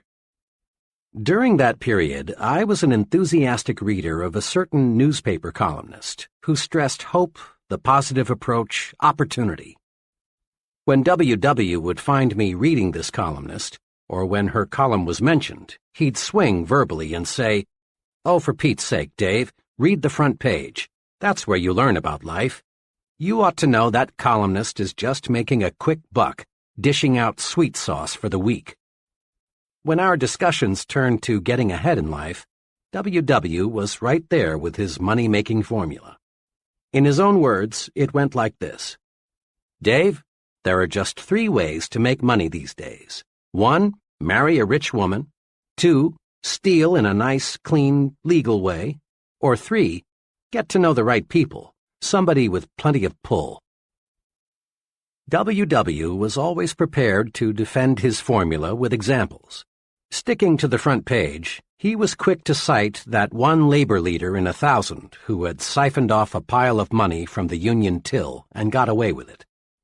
He kept his eyes open for that rare marriage of the fruit picker to Miss Millionaire. And he knew a fellow who knew a fellow who knew a big man and got cut in on a big deal that made him rich. W.W. was several years older than I, and he made excellent grades in his engineering classes. I looked up to him in a younger brother sort of way. I came dangerously close to ditching my basic convictions about what it takes to be a success and accepting the negator's philosophy. Fortunately, one evening, after a long discussion with W.W., I grabbed hold of myself. It dawned on me that I was listening to the voice of failure. It seemed to me W.W. was talking more to convince himself than he was to convert me to his way of thinking. From then on, I regarded W.W. as an object lesson, a sort of experimental guinea pig. Rather than buy what he said, I studied him, trying to figure out why he thought the way he did and where such thinking would take him. I turned my negator friend into a personal experiment. I haven't seen W.W. in 11 years, but a mutual friend saw him just a few months ago. W.W. is working as a low-paid draftsman in Washington. I asked my friend whether W.W. has changed. "No, except if anything, he's more negative than when we knew him. He's having a tough go of it. He has 4 children, and on his income it's rough. Old W.W. has the brains to be making 5 times what he is, if he just knew how to use those brains. Negators are everywhere. Some negators, like the one who almost tripped me, are well-meaning folks, but others are jealous people who, not moving ahead themselves, want you to stumble too. They feel inadequate themselves, so they want to make a mediocre person out of you. Be extra careful. Study negators. Don't let them destroy your plans for success. A young office worker recently explained to me why he had changed carpools. One fellow, he said, talked about nothing trip in and trip out except what an awful company we worked for. Regardless of what management did, he found fault. He was negative about everyone from his supervisor on up. The products we sold were no good. Every policy had something wrong with it.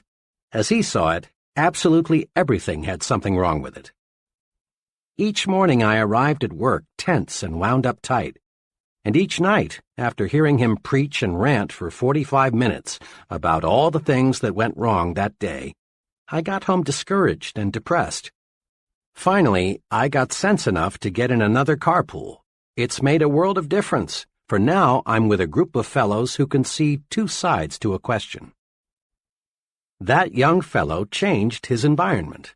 Smart, wasn't he? Make no mistake about it. You are judged by the company you keep. Birds of a feather do flock together. Fellow workers are not all alike. Some are negative, others positive. Some work because they have to. Others are ambitious and work for advancement.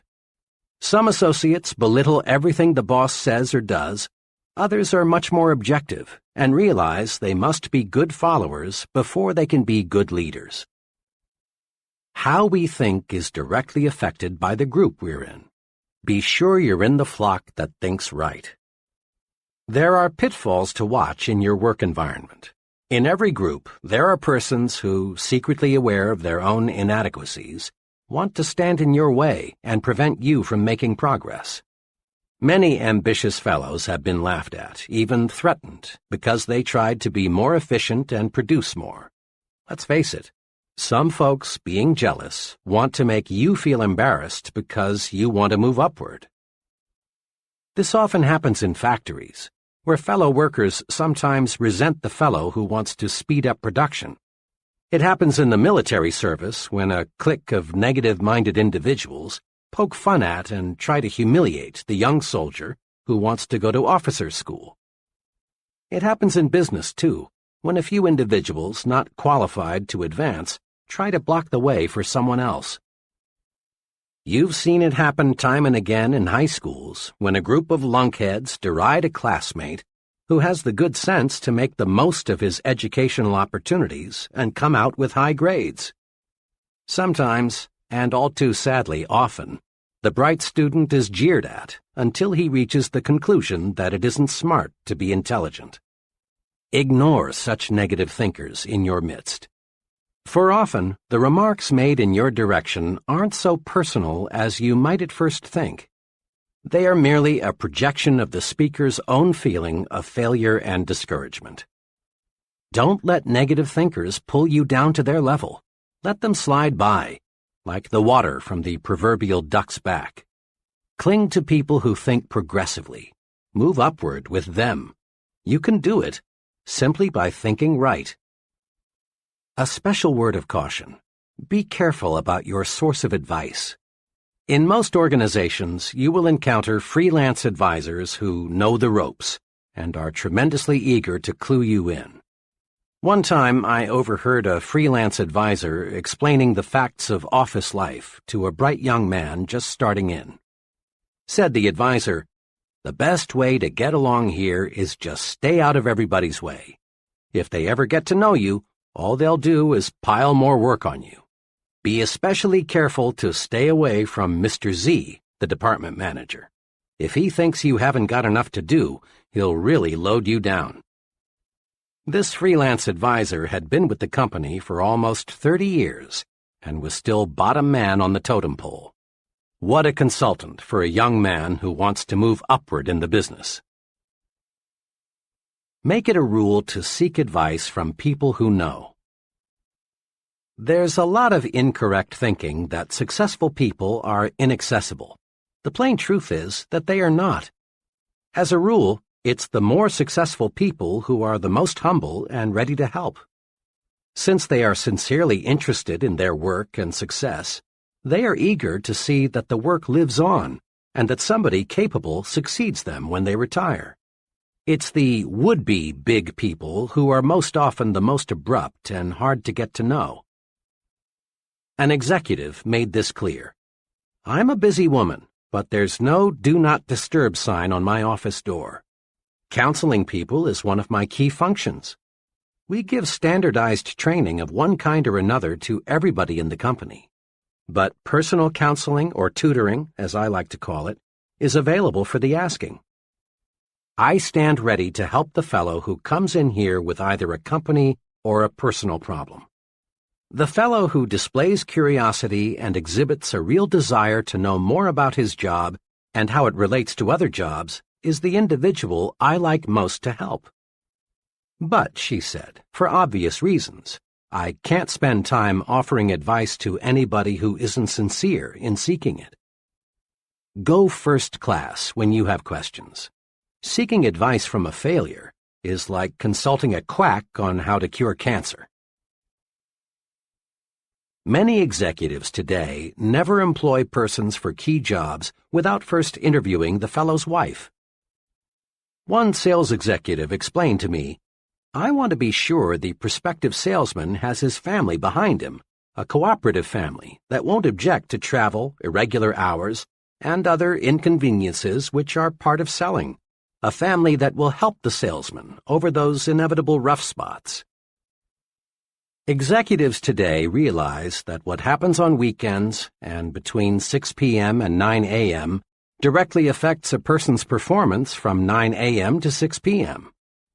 The person with a constructive off-the-job life nearly always is more successful than the person who lives in a dull, dreary home situation.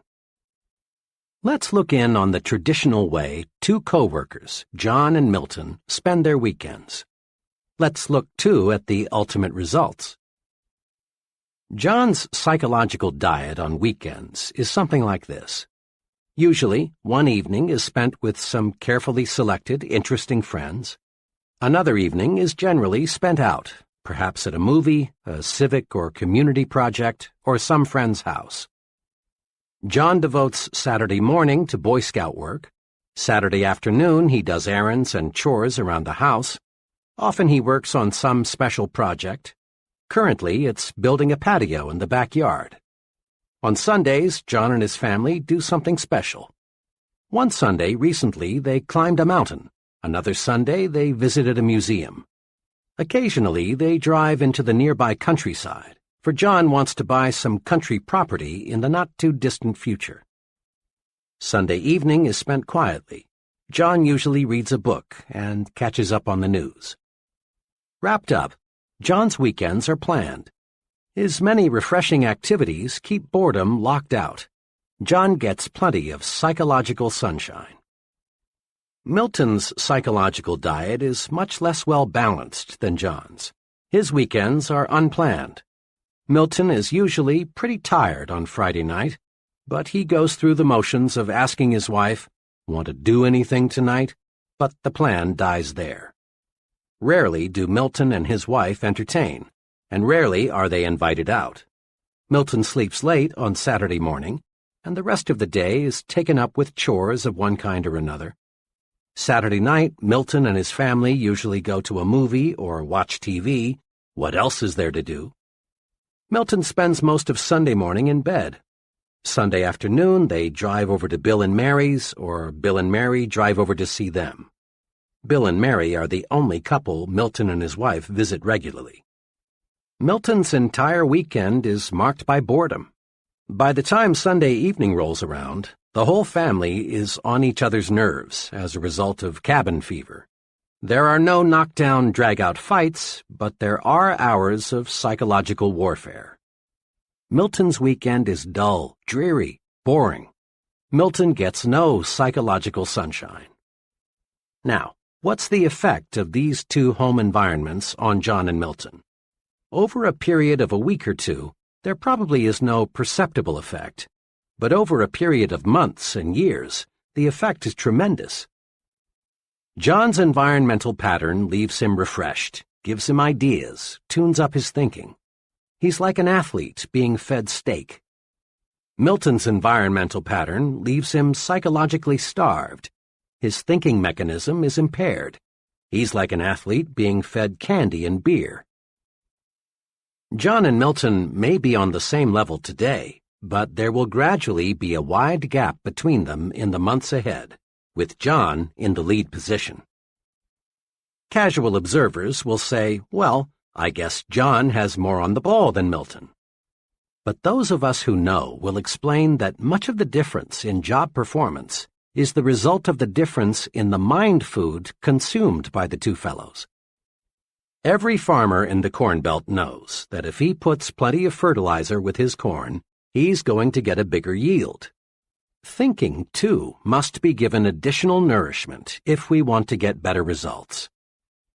My wife and I, along with 5 other couples, spent a wonderful evening last month as guests of a department store executive and his wife. My wife and I lingered just a little longer than the others, so I had a chance to ask our host, whom I know well, a question that had been in my mind all evening. This was really a wonderful evening, I said, but I'm puzzled about one thing. I'd expected to meet mainly other retailing executives here tonight, but your guests all represented different fields. There was a writer, a doctor, an engineer, an accountant, and a teacher. He smiled and said, well, we often do entertain retailing people, but Helen and I find it's very refreshing to mix with people who do something else for a living. I'm afraid if we confined our entertaining to people who have only interests similar to our own, we'd find ourselves in the old well-known rut. Besides, he went on, people are my business. Every day, thousands of people of every occupational group imaginable visit our store. The more I can learn about other people, their ideas, interests, viewpoints, the better job I can do in giving them the merchandise and service they want and will buy. Here are a few simple do's to help make your social environment first class. 1. Do circulate in new groups. Restricting your social environment to the same small group produces boredom, dullness, dissatisfaction. Equally important, remember that your success-building program requires that you become an expert in understanding people. Trying to learn all there is to know about people by studying one small group is like trying to master mathematics by reading one short book. Make new friends, join new organizations, enlarge your social orbit. Then, too, variety in people, like variety in anything else, adds spice to life and gives it a broader dimension. It's good mind food. 2. Do select friends who have views different from your own. In this modern age, the narrow individual hasn't much future. Responsibility and positions of importance gravitate to the person who is able to see both sides. If you're a Republican, make sure you have some friends who are Democrats, and vice versa. Get to know people of different religious faiths. Associate with opposites, but just be sure they are persons with real potential. 3. Do select friends who stand above petty, unimportant things. Folks who are more concerned with the square footage of your home or the appliances you have or don't have than with your ideas and your conversation are inclined to be petty. Guard your psychological environment. Select friends who are interested in positive things, friends who really do want to see you succeed. Find friends who breathe encouragement into your plans and ideals. If you don't, if you select petty thinkers as your close friends, you'll gradually develop into a petty thinker yourself.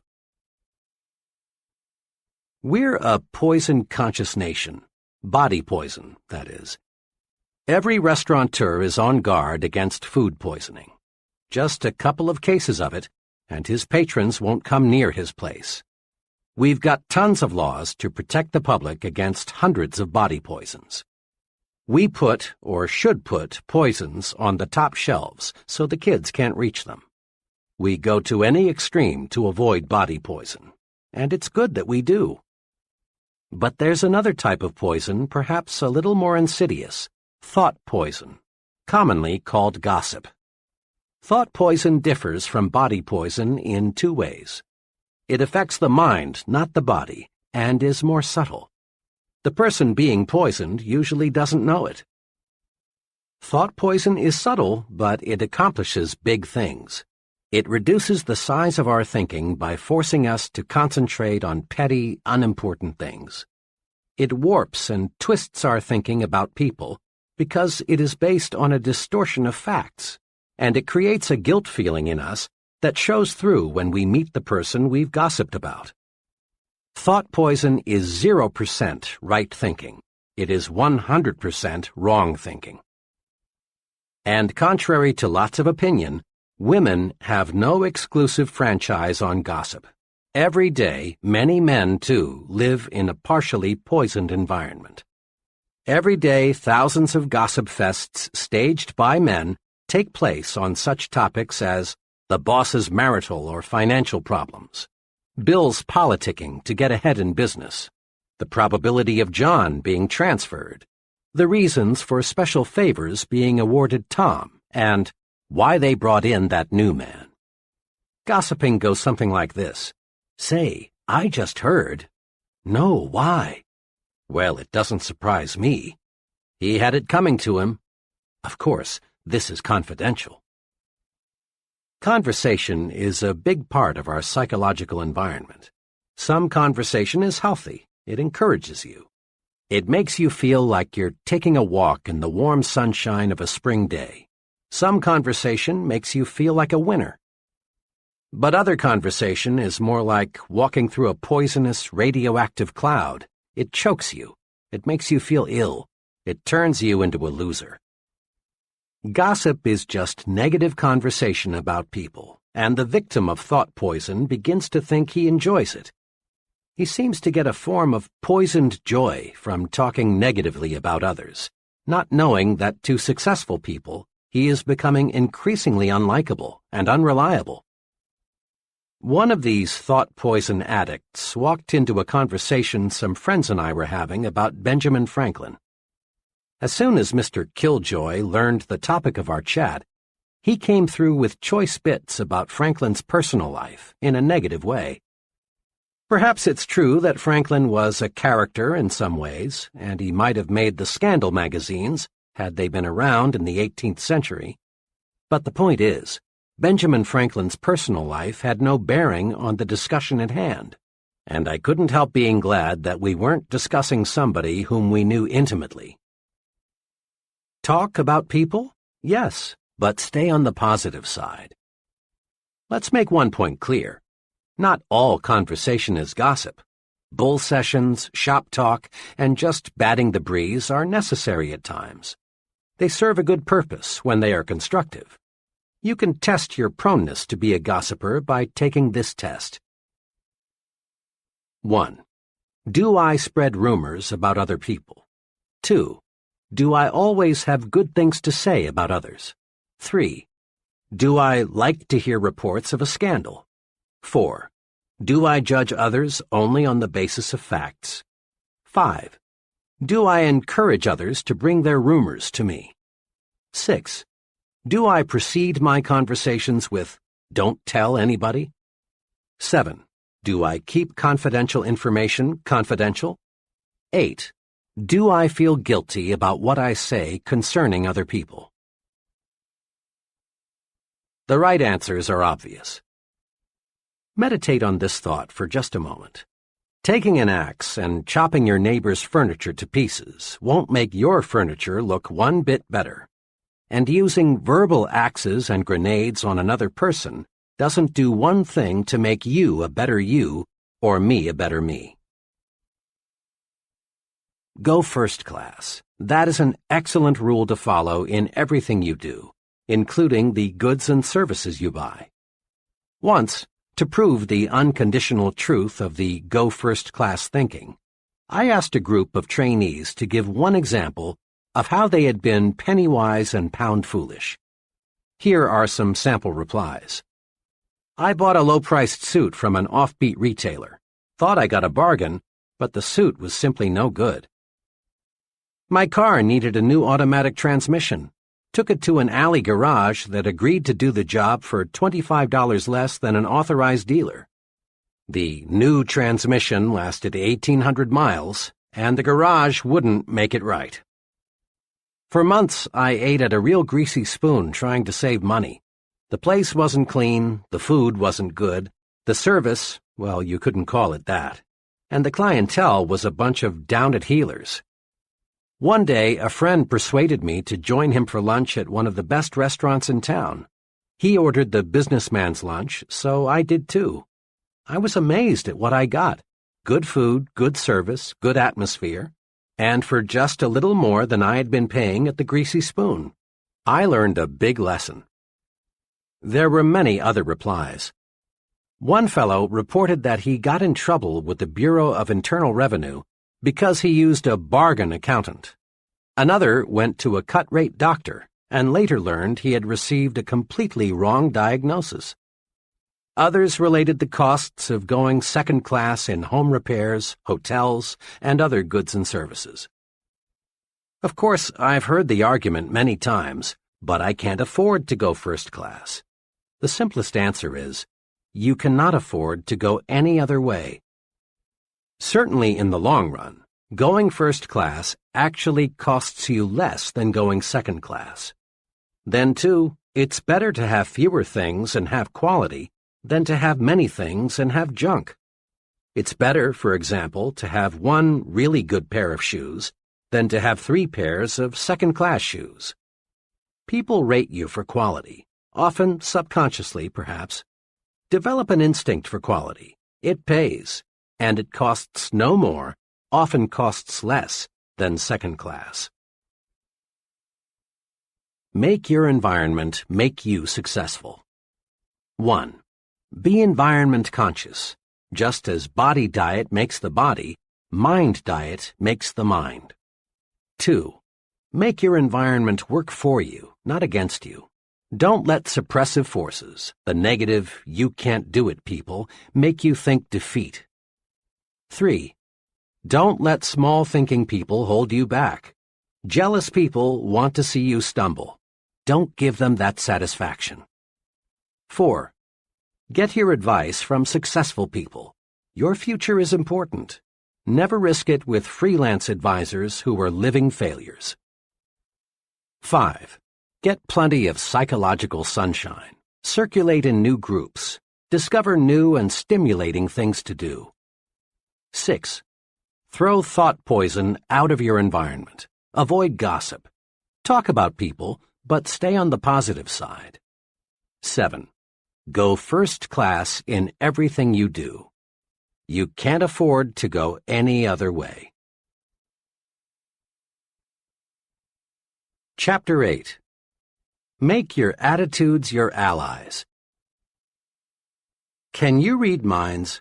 Reading minds is easier than you think. Perhaps you've never thought of it, but you read the minds of other people, and they read your mind every day. How do we do it?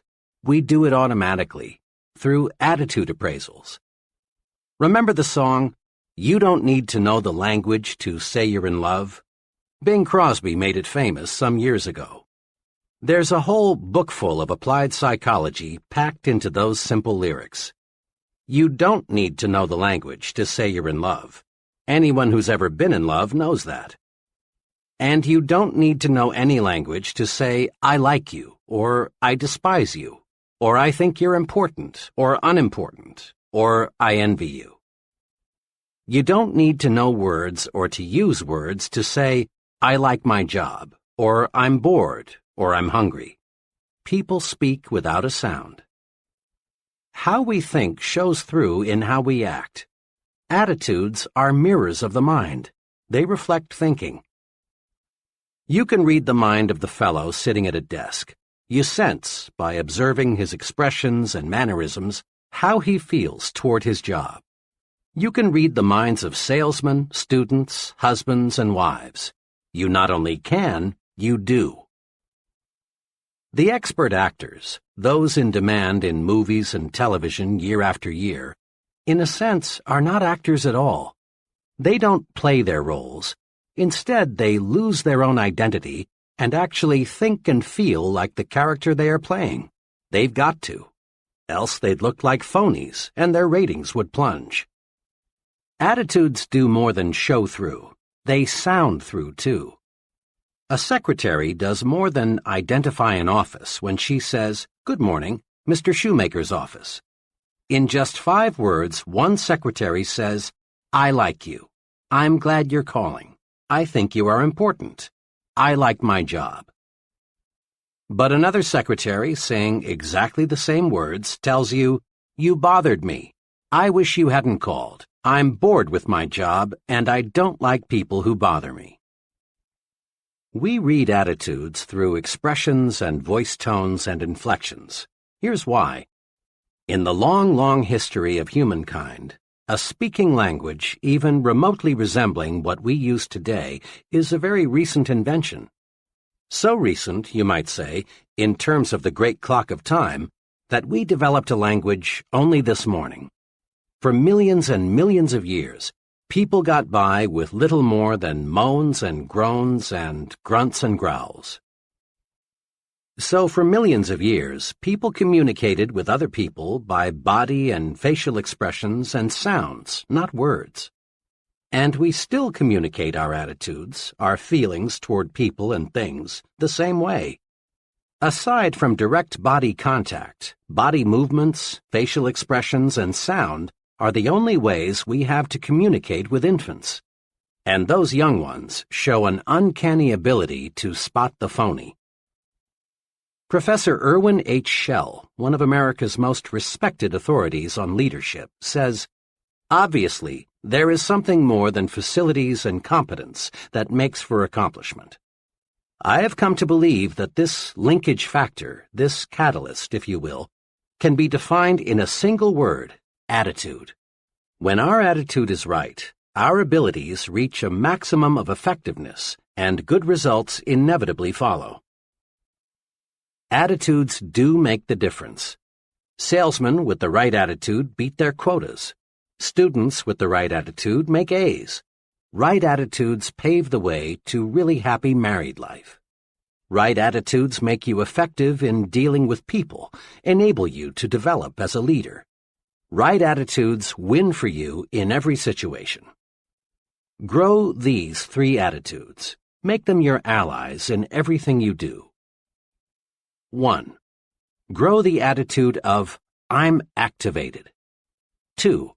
Grow the attitude of, "You are important." 3. Grow the attitude of, "Service first." Now, let's see how. Years ago, when I was a college sophomore, I enrolled in an American history class. I remember the class vividly, not because I learned much about American history, but because, in an unusual way, I learned this basic principle of successful living. To activate others, you must first activate yourself. The history class was very large, and it was held in a fan-shaped auditorium. The professor, who was a middle-aged fellow and apparently well-educated, was nevertheless pathetically dull. Rather than interpret history as an alive, fascinating subject, the professor merely cited one dead fact after another. It was a frightful wonder how he could possibly make such an interesting subject so terribly dull, but he did. You can imagine the effect the professor's boredom had on the students. Talking and sleeping got so out of hand that the professor had 2 assistants patrol the aisles to break up student conversations and wake up those who had dozed off. Occasionally, the professor would stop and, shaking his finger at the class, would say, "I'm warning you, you've got to pay attention to what I say. You've got to stop this talking, and that's all there is to it." This, of course, made little impression on his students, many of whom, as veterans, had gambled their lives only months before, had made history on islands and in bombers.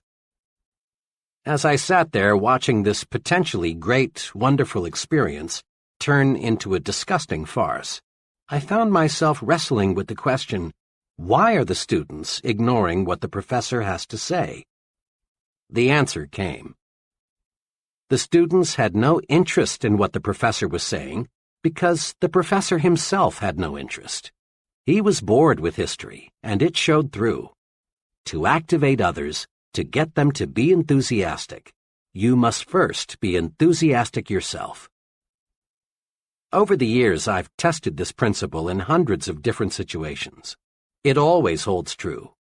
A man who lacks enthusiasm never develops it in another. But a person who is enthusiastic soon has enthusiastic followers. The enthusiastic salesman need never worry about unenthusiastic buyers. The enthusiastic teacher need never worry about disinterested students. The activated minister need never be distressed by a sleepy congregation. Enthusiasm can make things 1,100% better. 2 years ago, employees in a business I'm acquainted with donated $94.35 to the Red Cross. This year, the same employees, with just about the same payroll, donated almost $1,100, an increase of 1,100%. The drive captain, who collected only $94.35, was totally lacking in enthusiasm. He made remarks like, "I suppose it's a worthwhile organization. I've never had any direct contact with it. It's a big organization and they collect a lot from the wealthy, so I suppose it's not too important if you contribute. If you can make a donation, see me." This fellow did nothing to inspire anyone to want to join the Red Cross and do it in a big way. This year's drive captain was a different sort. He had enthusiasm. He gave examples of case histories that showed how the Red Cross pitches in when disaster strikes. He showed how the Red Cross depends on donations from everyone. He asked the employees to be guided in giving by how much they would be willing to give their neighbor if disaster should strike him. He said, "Look what the Red Cross has done." Notice, he did not beg. He did not say, "Each of you is expected to donate XX dollars." All he did was to show enthusiasm about the importance of the Red Cross. Success just naturally followed. Think for a moment about a club or a civic organization you know that is fading away. Chances are, all it needs is enthusiasm to bring it back to life. Results come in proportion to enthusiasm applied. Enthusiasm is simply, "This is great. Here's why." Here is a 3-step procedure that will help you to develop the power of enthusiasm. 1. Dig into it deeper. Make this little test.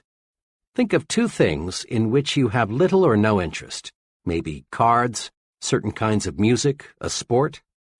Now ask yourself, how much do I really know about these things?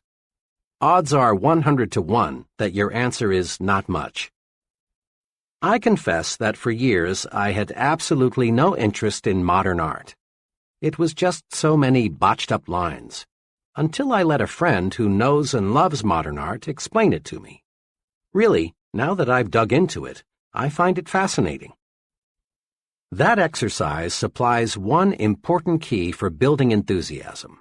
To get enthusiastic, learn more about the thing you are not enthusiastic about. Chances are you are quite unenthusiastic about bumblebees. But if you study bumblebees, find out what good they do, how they relate to other bees, how they reproduce, where they live in winter. If you find out all you can about bumblebees, you will soon find yourself really interested in bumblebees. To show trainees how enthusiasm can be developed through the dig into it deeper technique, I sometimes use a greenhouse example. In a deliberately casual way, I ask the group, "Are any of you interested in manufacturing and selling greenhouses?" Not once have I gotten an affirmative answer. Then I make a few points about greenhouses. I remind the group how, as our standard of living rises, people become more and more interested in non-necessities. I suggest how much Mrs. America would enjoy growing her own orchids and orange blossoms. I point out that if tens of thousands of families can afford private swimming pools, millions could afford greenhouses, because greenhouses are relatively inexpensive. I show them that if you could sell a $600 greenhouse to only one family in 50, you'd develop a $600 million business in producing greenhouses, and perhaps a $250 million industry supplying plants and seeds. The only difficulty with this exercise is that the group, 10 minutes before completely cold about greenhouses, now is so enthusiastic they don't want to move on to the next subject. Use the dig into it deeper technique to develop enthusiasm toward other people. Find out all you can about another person, what he does, his family, his background, his ideas and ambitions, and you'll find your interest in and enthusiasm about him mounting. Keep digging, and you're certain to find some common interests. Keep digging, and you'll eventually discover a fascinating person. The dig into it deeper technique works also in developing enthusiasm toward new places. Several years ago, some young friends of mine decided to move from Detroit to a small town in mid-Florida. They sold their home, closed out their business connections, said goodbye to their friends, and were gone. 6 weeks later, they were back in Detroit. The reason had nothing to do with employment. Rather, as they put it, we just couldn't stand living in a small town. Besides, all our friends are in Detroit. We just had to come back. In later conversations with these people, I learned the real reason why they didn't like the small Florida city. During their short stay there, they had taken only a surface view of the community, its history, its plans for the future, its people. They moved their bodies to Florida, but left their minds in Detroit. I've talked with dozens of executives, engineers, and salesmen who have developed career trouble because their companies want to move them to another location, but they don't want to go. I just can't see moving to Chicago, or San Francisco, or Atlanta, or New York, or Miami, is a remark spoken many times a day. There's one way to build enthusiasm toward a new location. Simply resolve to dig into the new community. Learn all you can about it. Mix with the people. Make yourself feel and think like a community citizen from the very first day. Do this, and you'll be enthusiastic about your new environment. Today, millions of Americans invest in corporate securities. But there are many millions more who have no interest at all in the stock market. That's because they are people who have not familiarized themselves with what the securities market is, how it operates, the day-to-day romance of American business. To get enthusiasm about anything, people, places, things, dig into it deeper. Dig into it deeper, and you'll develop enthusiasm. Put this principle to work next time you must do something you don't want to do. Put this principle to work next time you find yourself becoming bored. Just dig in deeper, and you dig up interest. 2. In everything you do, life it up. Enthusiasm, or lack of it, shows through in everything you do and say. Life up your handshaking. When you shake hands, shake. Make your hand clasp say, "I'm glad to know you. I am glad to see you again." A conservative mouse-like handshake is worse than no handshake at all. It makes people think, this guy is more dead than alive. Try to find a highly successful person with a conservative handshake. You'll have to look a long, long time. Life up your smiles. Smile with your eyes. Nobody likes an artificial, pasted-on, rubbery smile. When you smile, smile. Show a few teeth. Maybe your teeth aren't attractive, but that's really unimportant. For when you smile, people don't see your teeth. They see a warm, enthusiastic personality, someone they like. Life up your thank yous. A routine, automatic thank you is almost like saying gleep gleep. It's just an expression. It says nothing. It doesn't accomplish results. Make your thank you mean thank you very much. Life up your talk. Dr. James F. Bender, the noted speech authority, in his excellent book, How to Talk Well, says, "Is your good morning really good? Are your congratulations enthusiastic?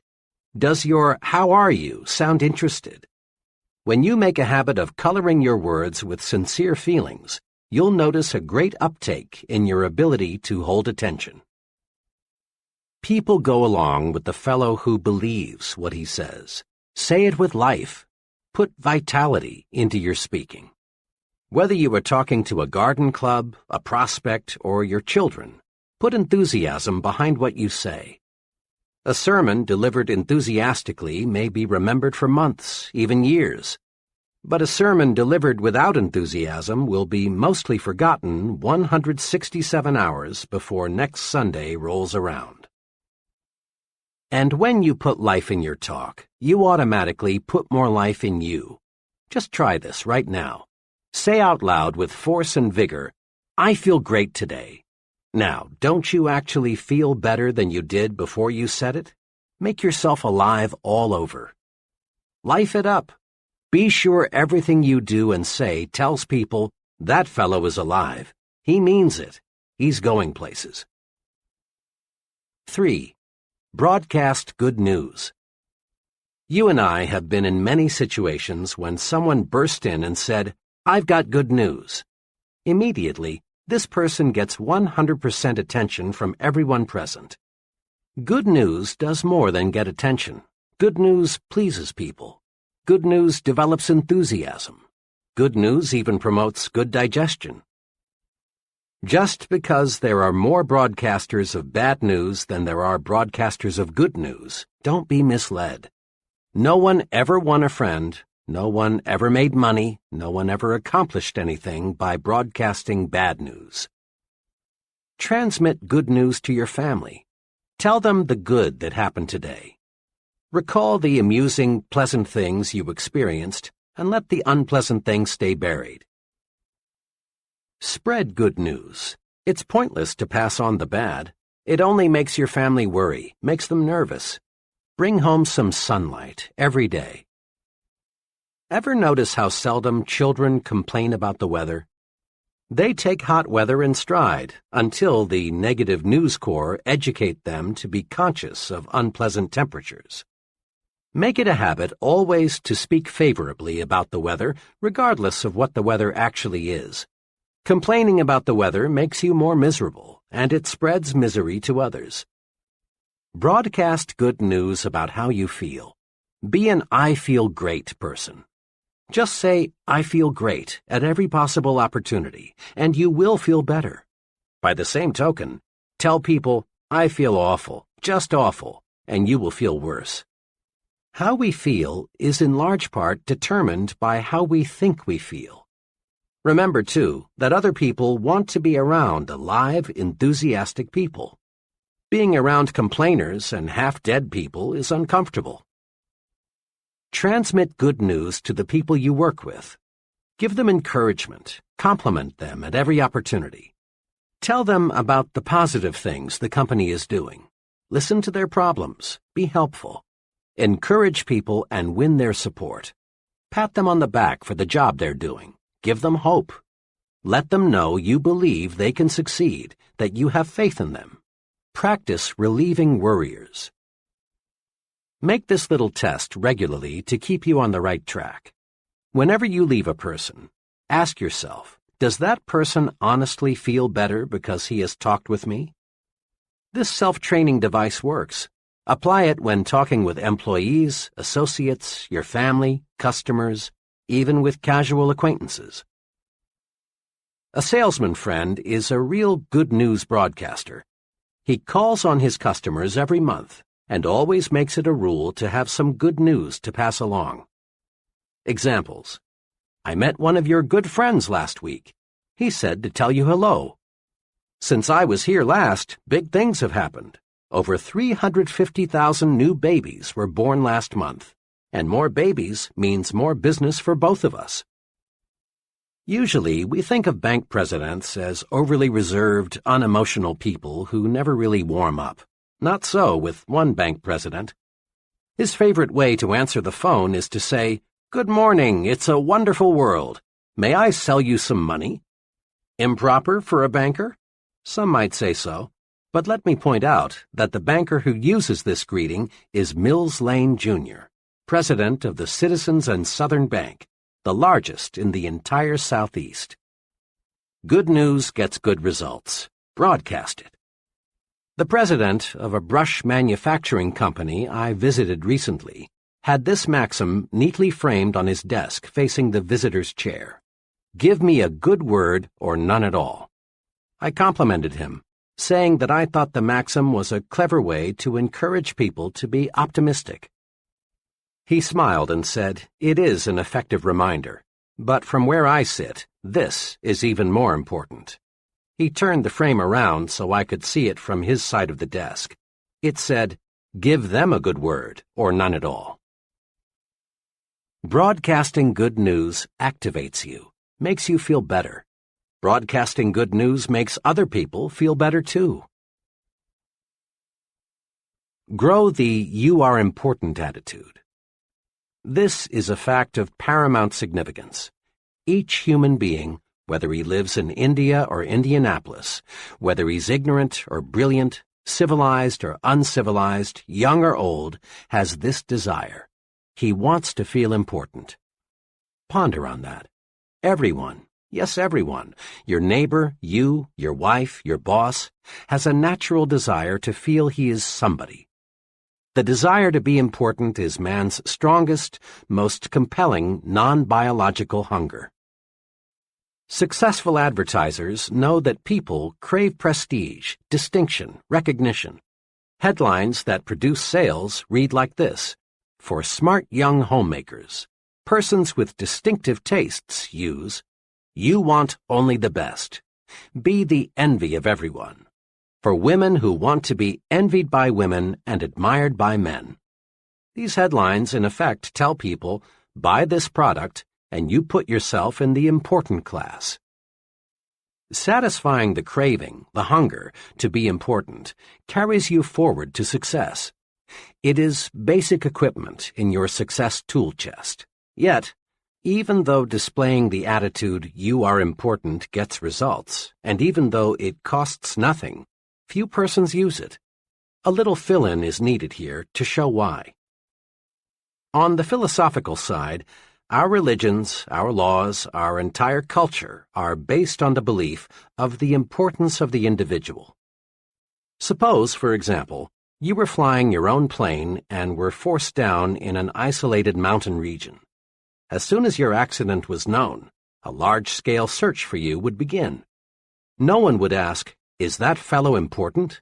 Without knowing anything about you except that you are a human being, helicopters, other aircraft, and searching parties on foot would begin looking for you. And they would keep on looking for you, spending thousands of dollars in the process, until they found you, or until not one trace of hope remained. When a little child wanders off into a woods, falls into a well, or gets into some other dangerous predicament, no one is concerned with whether or not the child comes from an important family.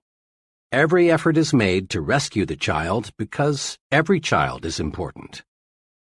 It's not too wild a guess that of all living creatures, probably not more than 1 in 10 million is a human being.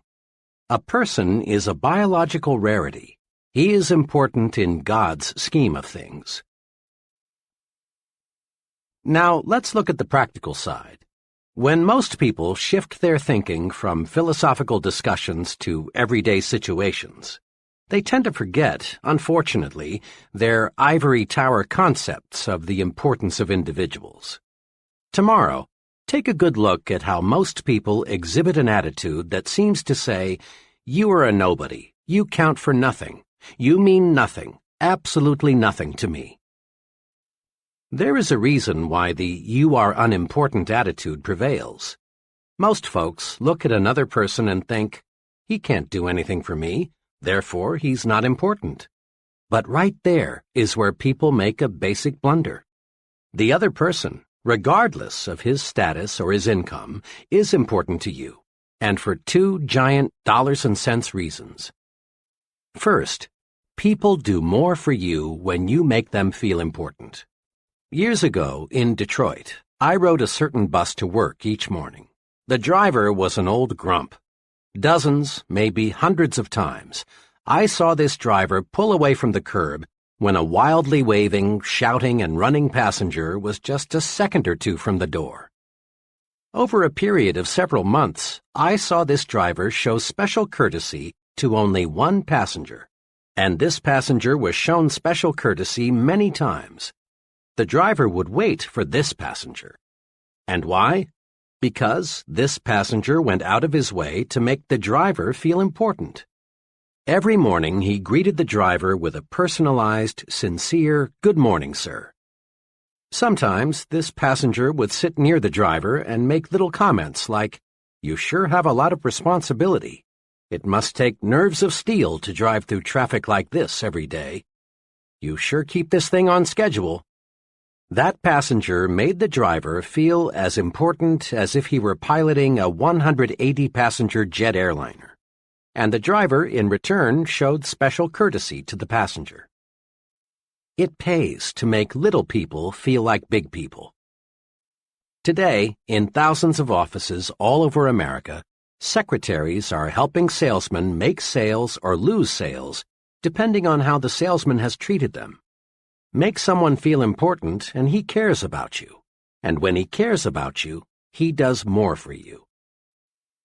Customers will buy more from you, employees will work harder for you, associates will go out of their way to cooperate with you, your boss will do more to help you if you will only make these people feel important.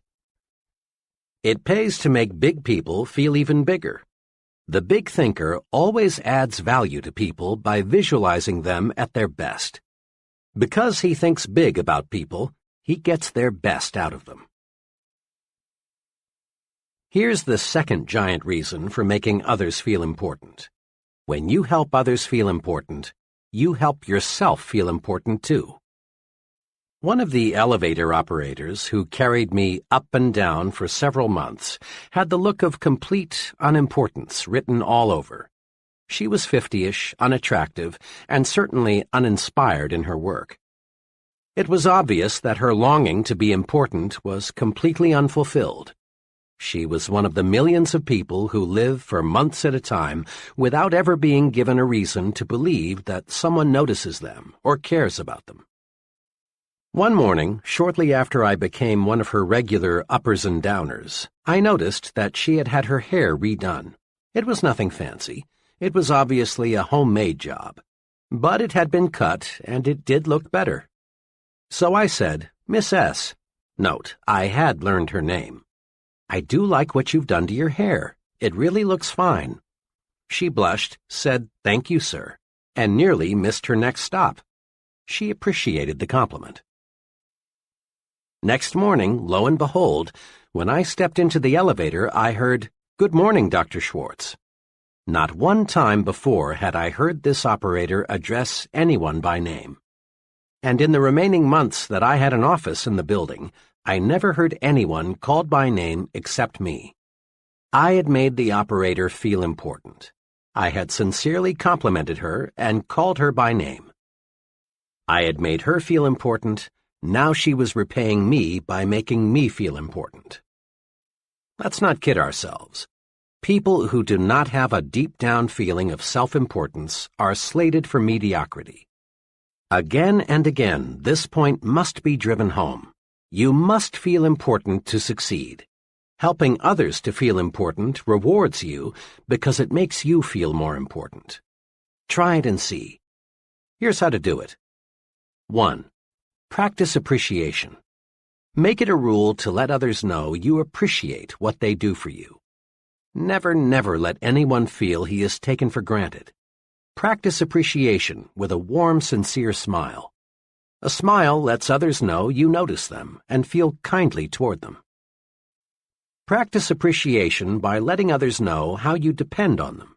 An earnest, "Jim, "I don't know what we'd do without you" type of remark makes people feel necessary, and when they feel necessary, they do increasingly better work. Practice appreciation with honest, personalized compliments.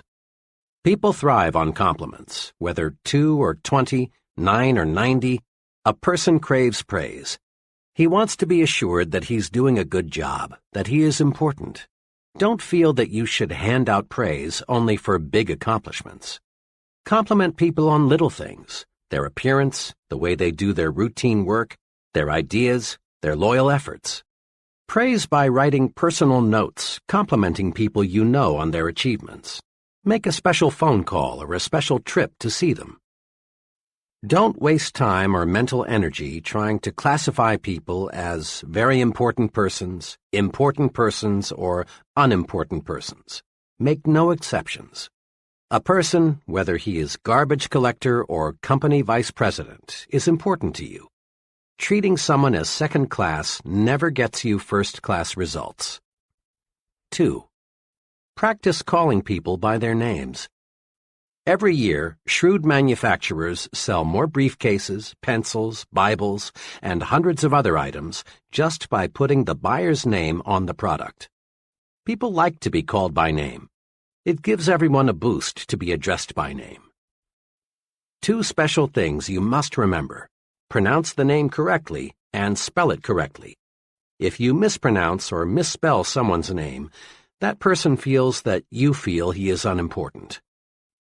And here's one special reminder. When talking with people you don't know well, add the appropriate title: Miss, Mr., or Mrs. The office boy prefers Mr. Jones to just Jones. So does your junior assistant. So do people at every level. These little titles help tremendously to make people feel important. 3. Don't hog glory. Invest it instead. Just recently, I was a guest at an all-day sales convention. After dinner that evening, the vice president in charge of sales for the company passed out awards to the 2 district managers, a man and a woman, whose sales organizations had attained the best records for the year just ended. Then the vice president asked those district managers to take 15 minutes to tell the entire group how their organizations did so exceptionally well. The first district manager, who I later learned had been appointed a manager only 3 months before and was therefore only partially responsible for his organization's record, got up and explained how he did it. He conveyed the impression that his efforts, and his efforts alone, caused the sales increase. Remarks such as, "When I took over, I did such and such. Things were in a mess, but I cleared them up. It wasn't easy, but I just grabbed hold of the situation and wouldn't let go," characterized his talk. As he talked, I could see the increasing resentment gathering in the faces of his salesmen. They were being ignored for the sake of the district manager's personal glory. Their hard work, which was responsible for the sales increase, was completely unrecognized. Then the second district manager got up to make her short talk. But this lady used an entirely different approach. First, she explained that the reason for her organization's success was the wholehearted effort of her sales force. Then she asked each one to stand and paid a sincere personal compliment to each for his or her efforts. Note this difference. The first manager squandered the vice president's praise entirely on himself. In doing so, he offended his own people. His sales force was demoralized. The second passed the praise on to her sales force, where it could do more good. This manager knew that praise, like money, can be invested to pay dividends. She knew that passing the credit on to her salespeople would make them work even harder next year. Remember, praise is power. Invest the praise you receive from your superior. Pass praise on down to your subordinates, where it will encourage still greater performance. When you share praise, your subordinates know you sincerely appreciate their value. Here's a daily exercise that pays off surprisingly well. Ask yourself every day, what can I do today to make my wife and family happy? This may seem almost too simple, but it is amazingly effective. One evening, as part of a sales training program, I was discussing building the home environment for selling success. To illustrate a point, I asked the salesmen, who were all married, when was the last time, aside from Christmas, your wedding anniversary, or her birthday, that you surprised your wife with a special gift? Even I was shocked at the answers. Of the 35 salesmen, only one had surprised his wife in the past month. Many of the group answered between 3 and 6 months, and over a third said, "I can't remember." Imagine. And some men wonder why their wives no longer treat them like Mr. King with a crown. I wanted to impress these salesmen with the power of the thoughtful gift. The next evening, I arranged to have a florist appear just before the close of the session. I introduced him and leveled with them. I want each of you to discover what a little unexpected remembrance will do to build a better home environment. I've arranged with the florist for each of you to get a fine, long-stemmed red rose for just 50 cents. Now, if you don't have 50 cents, or if you think your wife isn't worth that, they laughed, I'll buy the flower for her myself. All I ask is that you take the rose to your wife, and then tomorrow evening tell us what happened. Don't, of course, tell her how you came to purchase this rose for her. They understood. Without exception, every fellow testified the next evening that the mere investment of 50 cents had made his wife happy. Do something special for your family often. It doesn't have to be something expensive. It's thoughtfulness that counts.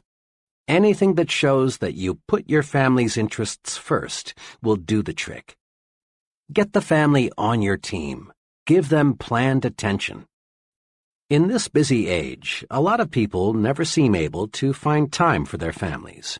But if we plan, we can find it. One company vice president told me of this method, which he says works well for him. My job carries a lot of responsibility, and I have no choice but to bring quite a lot of work home every night. But I will not neglect my family, because it's the most important thing in my life. It's the main reason I work as hard as I do.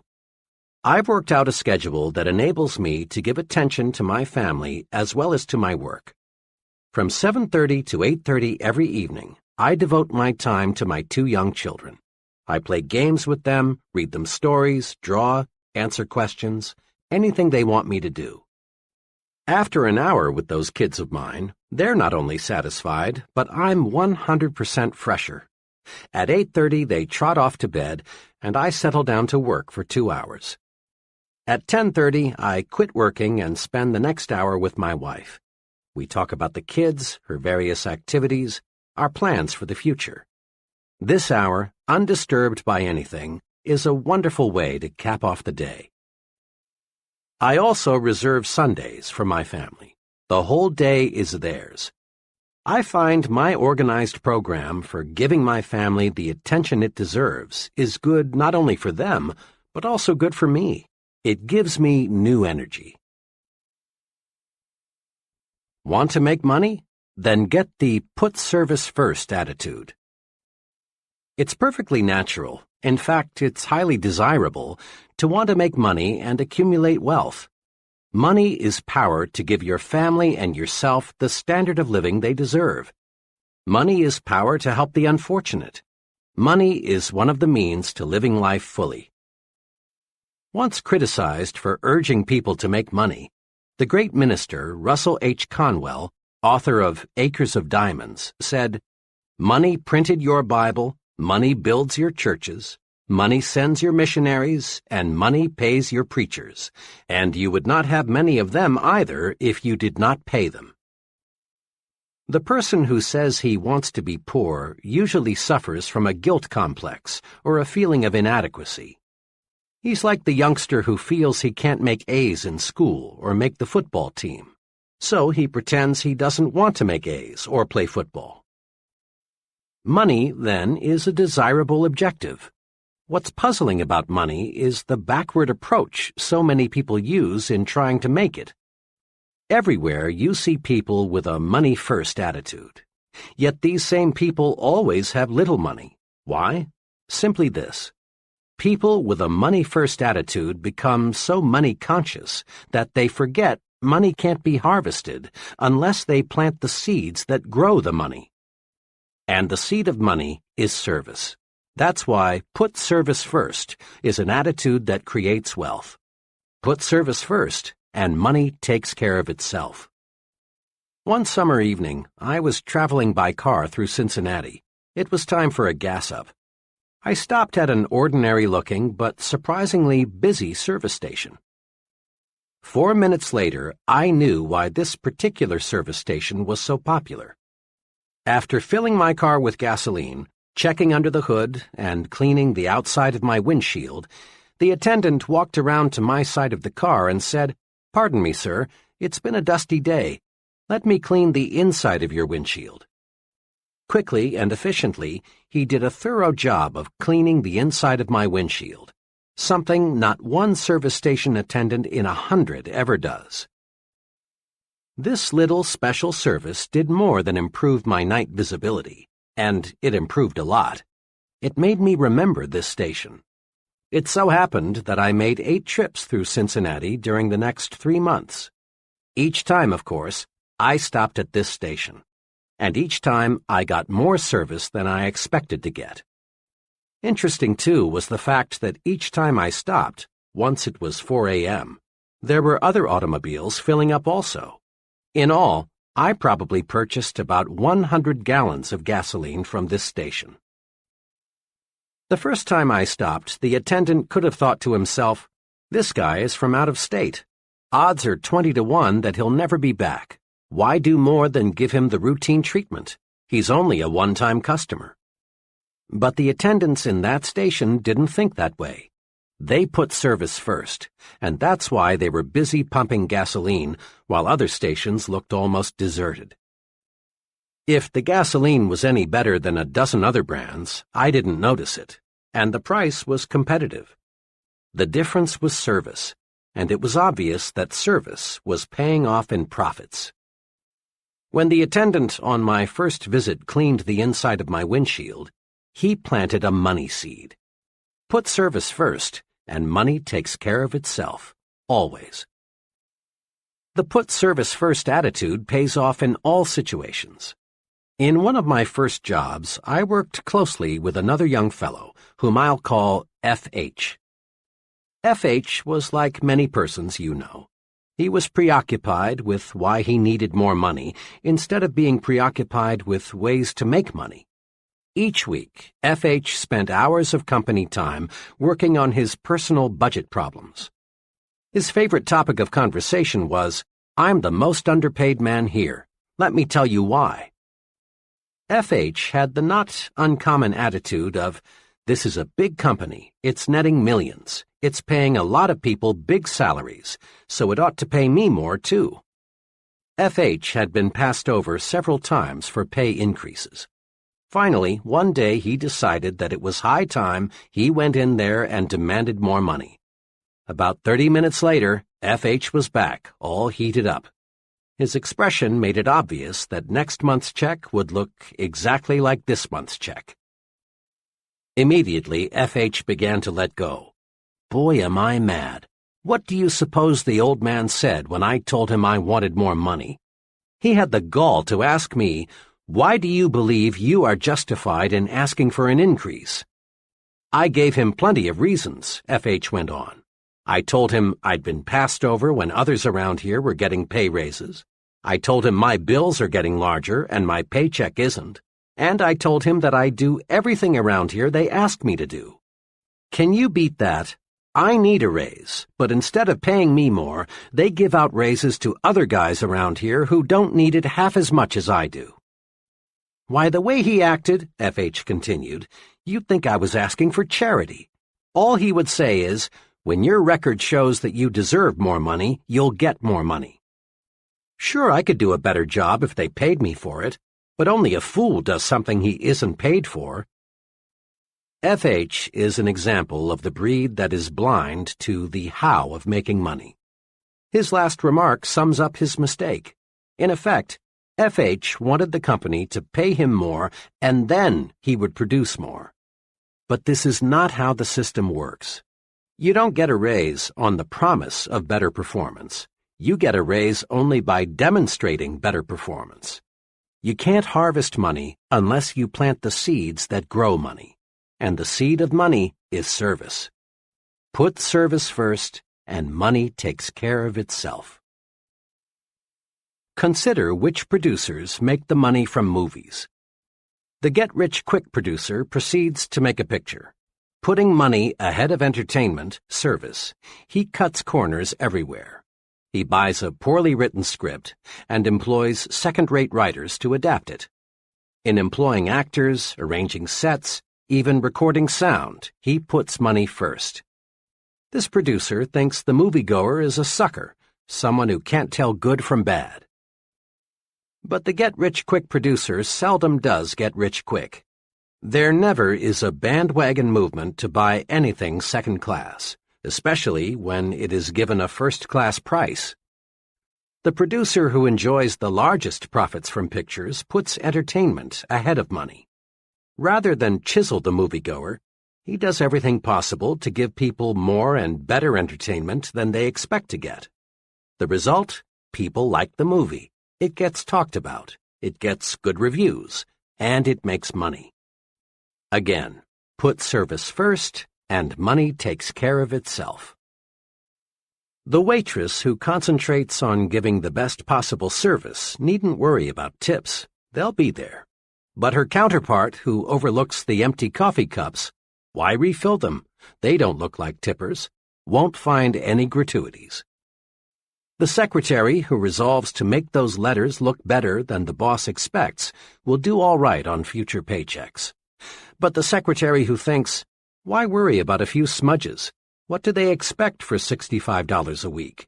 She is stuck at $65 a week.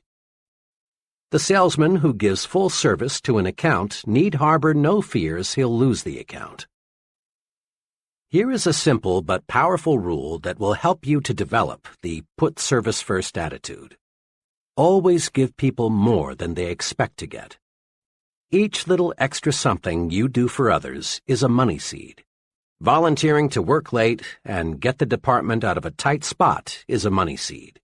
Giving customers extra service is a money seed because it brings customers back. Advancing a new idea that will increase efficiency is a money seed.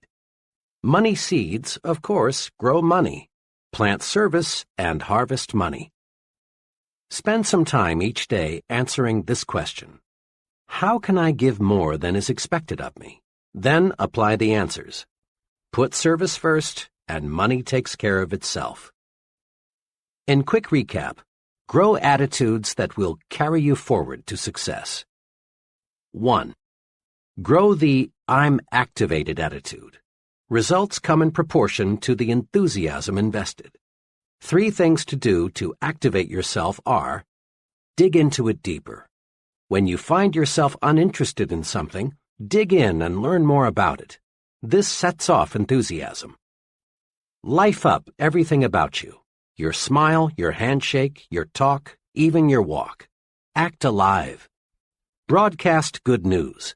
No one ever accomplished anything positive telling bad news. 2. Grow the you are important attitude. People do more for you when you make them feel important. Remember to do these things. Show appreciation at every opportunity. Make people feel important. Call people by name. 3. Grow the service-first attitude and watch money take care of itself. Make it a rule in everything you do. Give people more than they expect to get. Chapter 9. Think right toward people. Here is a basic rule for winning success. Let's mark it in the mind and remember it. The rule is, success depends on the support of other people. The only hurdle between you and what you want to be is the support of others. Look at it this way. An executive depends on people to carry out his instructions. If they don't, the company president will fire the executive, not the employees. A salesman depends on people to buy his product. If they don't, the salesman fails. Likewise, a college dean depends on professors to carry forward his educational program. A politician depends on voters to elect him. A writer depends on people to read what he writes. A chain store magnate got to be a chain store magnate because employees accepted his leadership and consumers accepted his merchandising program. There were times in history when a person could gain a position of authority through force and hold it with force and/or threats of force. In those days, a man either cooperated with the leader or risked literally losing his head. But today, remember, a person either supports you willingly or he doesn't support you at all. Now it's time to ask, granted, I depend on others in order to achieve the success I want, but what must I do to get these people to support me and accept my leadership? The answer, wrapped up in one phrase, is think right toward people. Think right toward people, and they will like and support you. This chapter shows how. Thousands of times daily, a scene like this takes place. A committee or group is in session. The purpose, to consider names for a promotion, a new job, a club membership, an honor, someone to be the new company president, the new supervisor, the new sales manager. A name is placed before the group. The chairman asks, "What is your feeling about so-and-so?" Comments come forth. For some names, there are positive remarks, such as, "He's a good fellow. People there speak highly of him. He has a good technical background, too." Mr. F. "Oh, he's a personable sort of man, very human. I believe he would fit in well with our group." Some names draw negative, lukewarm statements. "I think we should investigate that fellow carefully. He doesn't seem to get along too well with people. I know he has a good academic and technical background. I don't question his competence, but I am concerned about the acceptance he would receive. He doesn't command much respect from people." Now, here is an exceptionally important observation. In at least 9 cases out of 10, the likability factor is the first thing mentioned. And in an overwhelmingly large number of cases, the likability factor is given far more weight than the technical factor. This holds true even in selecting scholars for university professorships. In my own academic experience, I've sat in on a considerable number of occasions when names for new faculty personnel were under question. When a name came up, the group would weigh most carefully thoughts such as, will he fit in? Will students like him? Will he cooperate with others on the staff? Unfair? Unacademic? No. If the fellow isn't likable, he can't be expected to get through to his students with maximum effectiveness. Mark this point well. A person is not pulled up to a higher-level job, rather he is lifted up.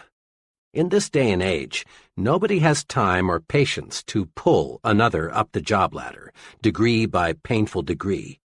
The individual is chosen whose record makes him stand higher than the rest. We are lifted to higher levels by those who know us as likable, personable individuals. Every friend you make lifts you just one notch higher, and being likable makes you lighter to lift. Successful people follow a plan for liking people. Do you? People who reach the top don't discuss much their techniques for thinking right toward people. But you would be surprised how many really big people have a clear, definite, even written plan for liking people. Consider the case of President Lyndon Johnson. Long before he became president, Johnson, in the process of developing his amazing power of personal persuasion, developed his own 10-point formula for success. His rules, which even a casual observer of the president can see are practiced in everything he does, are quoted directly. 1. Learn to remember names. Inefficiency at this point may indicate that your interest is not sufficiently outgoing. 2. Be a comfortable person, so there is no strain in being with you. Be an old shoe kind of individual. 3. Acquire the quality of relaxed easygoing so that things do not ruffle you. 4. Don't be egotistical. Guard against the impression that you know it all. 5. Cultivate the quality of being interesting so people will get something of value from their association with you. 6. Study to get the scratchy elements out of your personality, even those of which you may be unconscious. 7. Sincerely attempt to heal on an honest basis every misunderstanding you have had or now have. Drain off your grievances. 8. Practice liking people until you learn to do so genuinely. 9. Never miss an opportunity to say a word of congratulation upon anyone's achievement, or express sympathy in sorrow or disappointment. 10. Give spiritual strength to people, and they will give genuine affection to you. Living these 10 simple but tremendously powerful like-people rules makes President Johnson easier to vote for, easier to support in Congress. Living these 10 rules makes President Johnson easier to lift. Listen to these rules again. Notice that there's no get-even philosophy here. There's no let the other fellow come to me to patch up differences.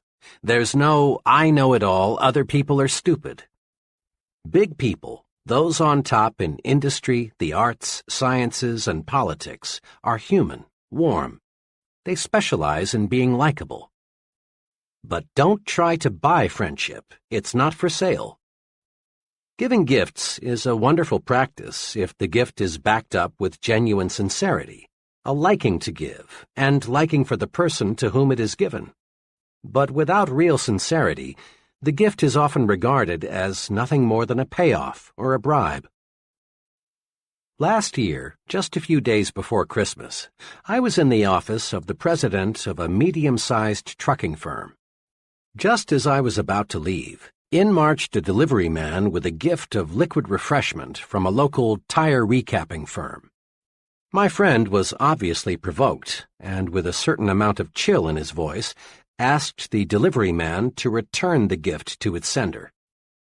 After the delivery man left, my friend hastened to explain to me, "Don't misunderstand. I like to give gifts, and I like to get them." Then he named a number of gifts he had already received from business friends that Christmas. "But," he went on, "when the gift is just an attempt to get my business, an obvious bribe, I don't want it. I quit doing business with that firm 3 months ago, because their work isn't what it should be, and I don't like the employees.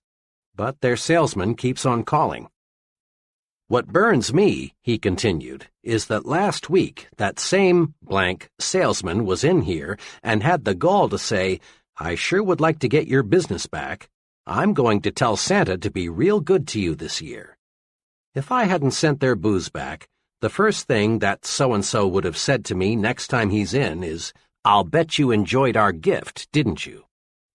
Friendship can't be bought, and when we try, we lose in 2 ways. 1, we waste money. 2, we create contempt. Take the initiative in building friendships. Leaders always do.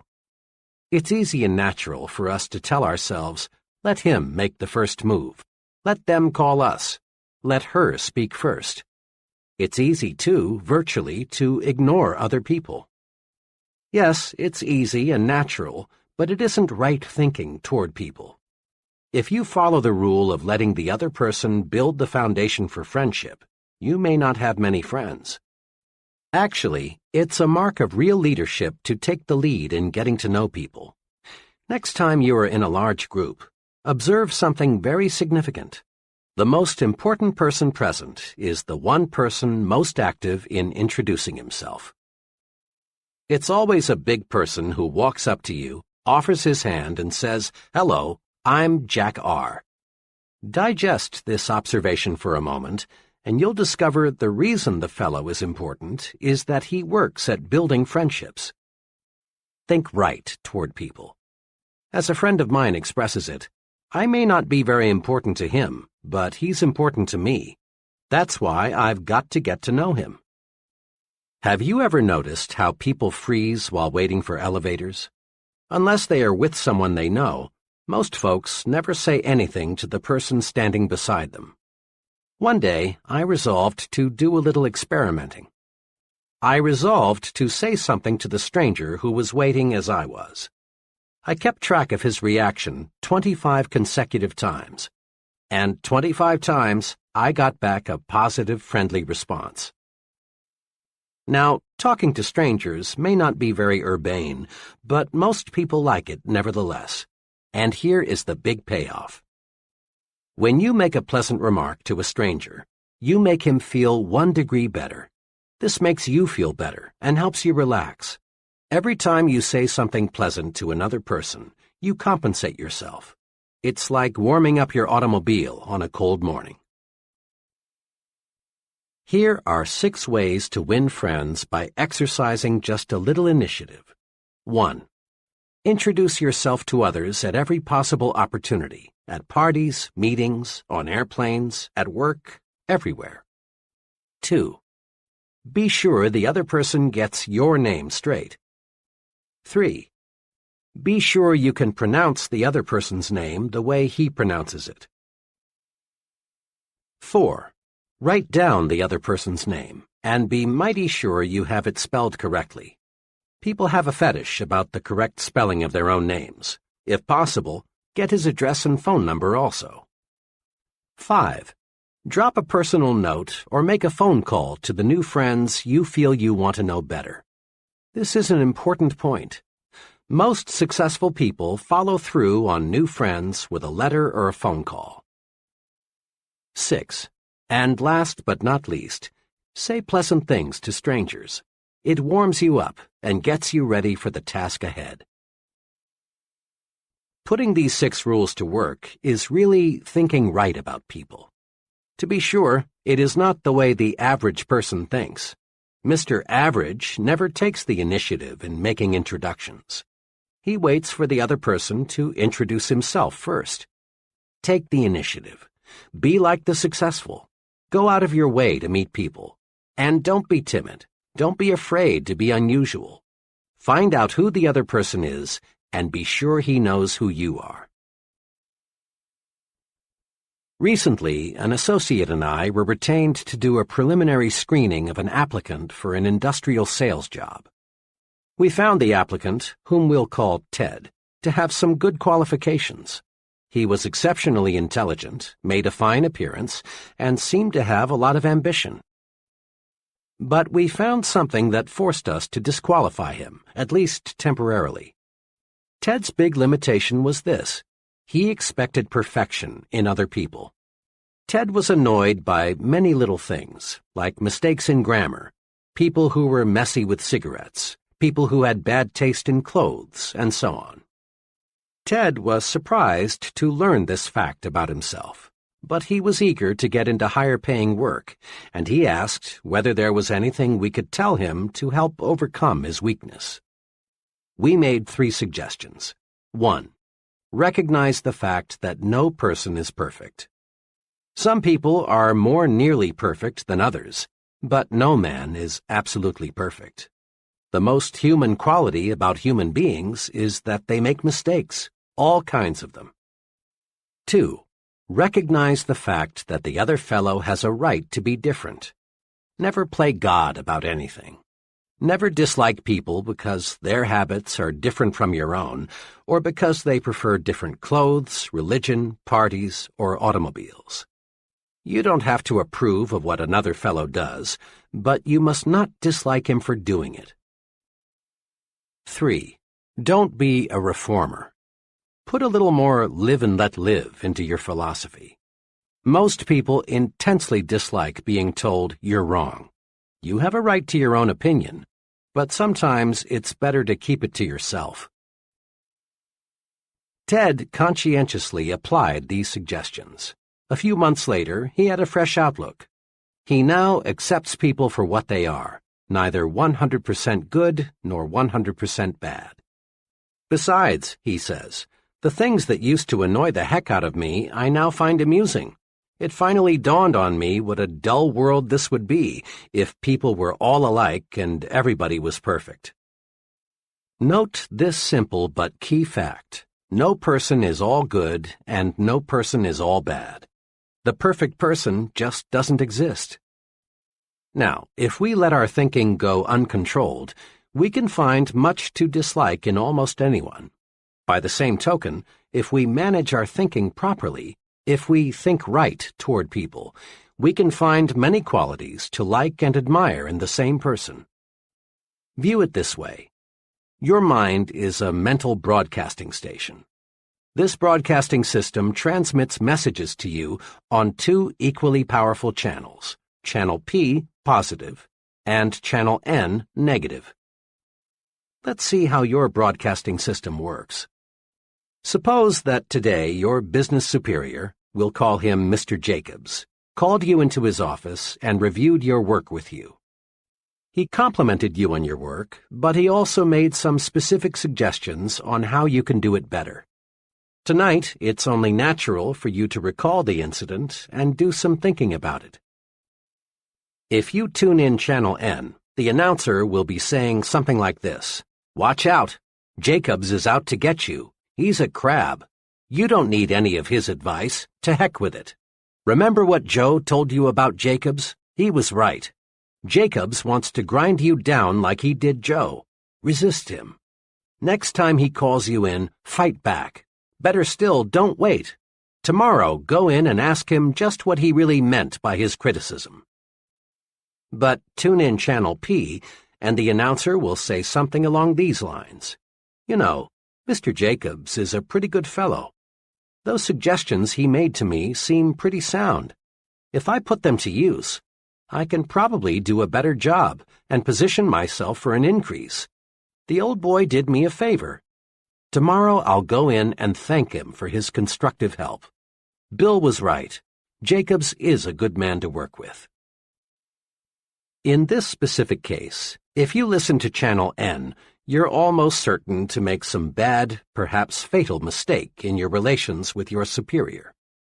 But if you are tuned to Channel P, you are definitely certain to benefit from your superior's suggestions and at the same time draw yourself closer to him. He will appreciate that visit. Try it and see. Bear in mind that the longer you stay tuned to either Channel P or Channel N, the more interested you become and the harder it is to switch channels. This is true because one thought, positive or negative, sets off a whole chain reaction of similar thought. You may, for example, start off with such a simple minor negative thought as a person's accent, and find yourself soon thinking negatively about such unrelated topics as his political and religious beliefs, the car he drives, his personal habits, his relationship with his wife, even the way he combs his hair. And thinking this way surely won't get you where you want to go. You own it, so manage your thought broadcasting station. When your thoughts turn to people, make Channel P your listening habit. If Channel N cuts in, say stop, then switch channels. To make the switch, all you must do is think of one positive quality about the individual. In true chain reaction style, this one thought will lead to another and another, and you will be glad.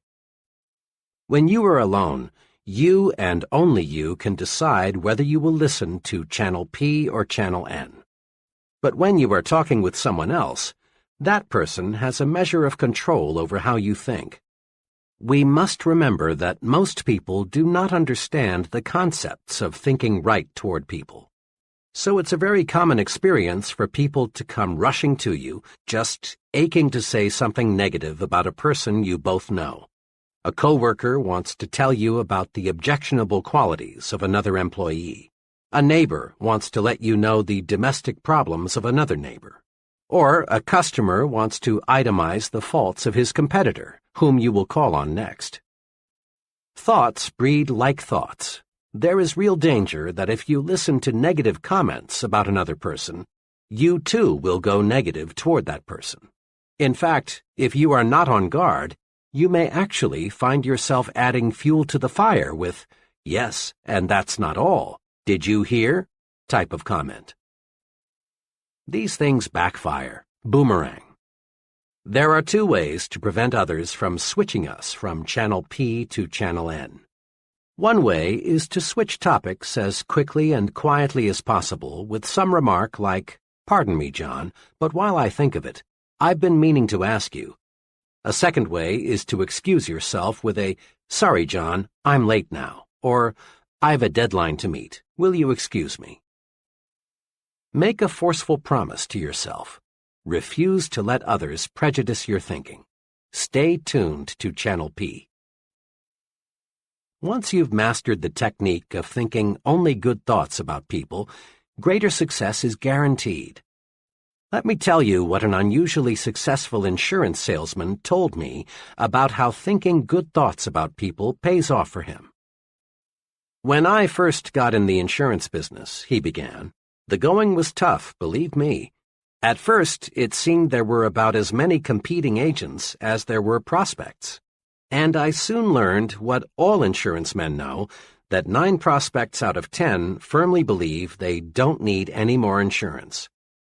I'm doing well, but let me tell you, it's not because I know a lot about the technical side of insurance. That's important, don't misunderstand me. But there are men trying to sell insurance who know policies and contracts better than I. In fact, I know one man who wrote a book about insurance, but he couldn't sell a policy to a man who knew he had only 5 days to live. My success," he continued, "is based on one thing. I really like the guy I'm selling. Let me say again, I really like him. Some of my fellow salesmen try to pretend they like the other fellow, but this won't work. You can't even fool a dog. Your mannerisms, eyes, facial expressions, all spell PHONY when you pretend. Now, when I'm gathering information about a prospect, I do what every other agent does. I get his age, where he works, how much he makes, how many kids he's got, and so on. But I also get something else, which most salesmen never search for. That is, some sound reasons why I can like the prospect. Maybe the job he's doing will supply the reason, or perhaps I can find it someplace in his past record. But I find some good reasons to like him. Then, whenever my attention is focused on the prospect, I review the reasons why I like him. I build a likable image of the prospect before I say one word to him about insurance. This little technique works. Because I like him, he sooner or later likes me. Pretty soon, instead of sitting across the table from him, I'm on the same side with him, and we're working out his insurance plan together. He trusts and believes in my judgment because I am a friend. Now, people don't always accept me right off the bat, but I've found that so long as I continue to like a fellow, he'll come around and we can get down to business. Just last week, my friend went on, I was making the 3rd call on a difficult prospect. He met me at the door, and before I could even say good evening, he proceeded to give me hell. He went on, not even stopping for a breath until he had run down and finished with, "And don't ever come back here again." After he had said that, I just stood there looking into his eyes for about 5 seconds, and then said softly and with genuine sincerity, because I meant it, "But Mr. S., I'm calling tonight as your friend." Yesterday, he bought a $250,000 endowment policy. Saul Polk is popularly called the appliance king of Chicago. Starting with nothing, Saul Polk now sells millions of dollars worth of appliances in a year in metropolitan Chicago. Saul Polk credits a lot of his success to his attitude toward shoppers. "Customers," says Mr. Polk, "should be treated like they are guests in my home." Isn't that thinking toward people? And isn't it about the simplest success formula one can put to work? Just treat customers like guests in your home. This technique works outside the store, too. Substitute the word employees for customers so that it reads, "Employees should be treated like guests in my home." Give first-class treatment to your employees, and you get first-class cooperation, first-class output. Think first-class about everyone around you, and you'll receive first-class results in return. One of the reviewers of an early version of this book is a close personal friend who owns his own business management consulting firm. When he read the above illustration, he commented, "That's the positive result of liking and respecting people." Let me give you a personal experience of a friend of mine which shows what happens if you don't like and admire people. His experience has a big point. Here it is. My firm obtained a contract to provide consulting services to a relatively small soft drink bottling concern. The contract was substantial. The client had little formal education. His business was in bad shape, and in recent years he had made some very costly mistakes. 3 days after we had got the contract, an associate and I were driving out to his plant, which was about 45 minutes from our offices.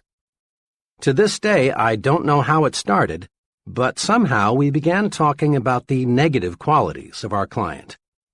Before we realized it, we were talking about how his own stupidity had brought about the mess he was in, instead of discussing how we could best approach solving his problems.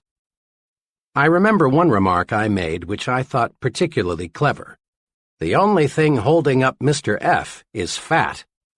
My associate laughed and came up with an equally choice observation. "And that son of his, Junior, must be all of 35, but the only qualification he has for the job he's holding is he speaks English."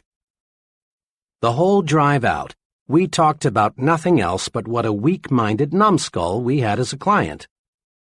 Well, the conference that afternoon was cold.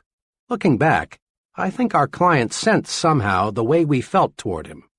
He must have thought, "These fellows think I'm stupid or something, and all they're going to do for my money is give me some smooth-sounding talk."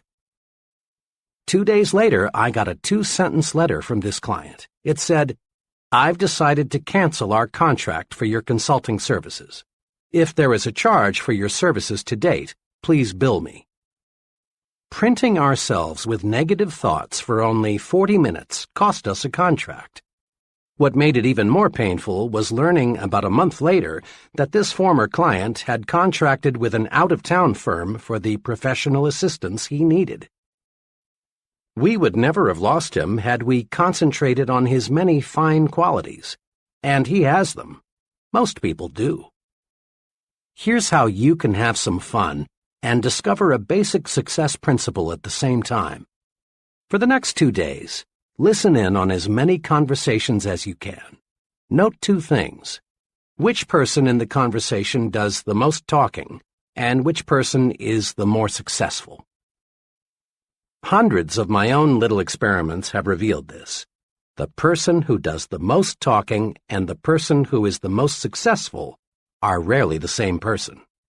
Almost without exception, the more successful the person, the more he practices conversation generosity. That is, he encourages the other person to talk about himself, his views, his accomplishments, his family, his job, his problems. Conversation generosity paves the way to greater success in 2 important ways. 1. Conversation generosity wins friends. 2. Conversation generosity helps you learn more about people. Remember this, the average person would rather talk about himself than anything else in this world. When you give him the chance, he likes you for it. Conversation generosity is the easiest, simplest, and surest way there is to win a friend. The second benefit of conversation generosity, learning more about other people, is important too.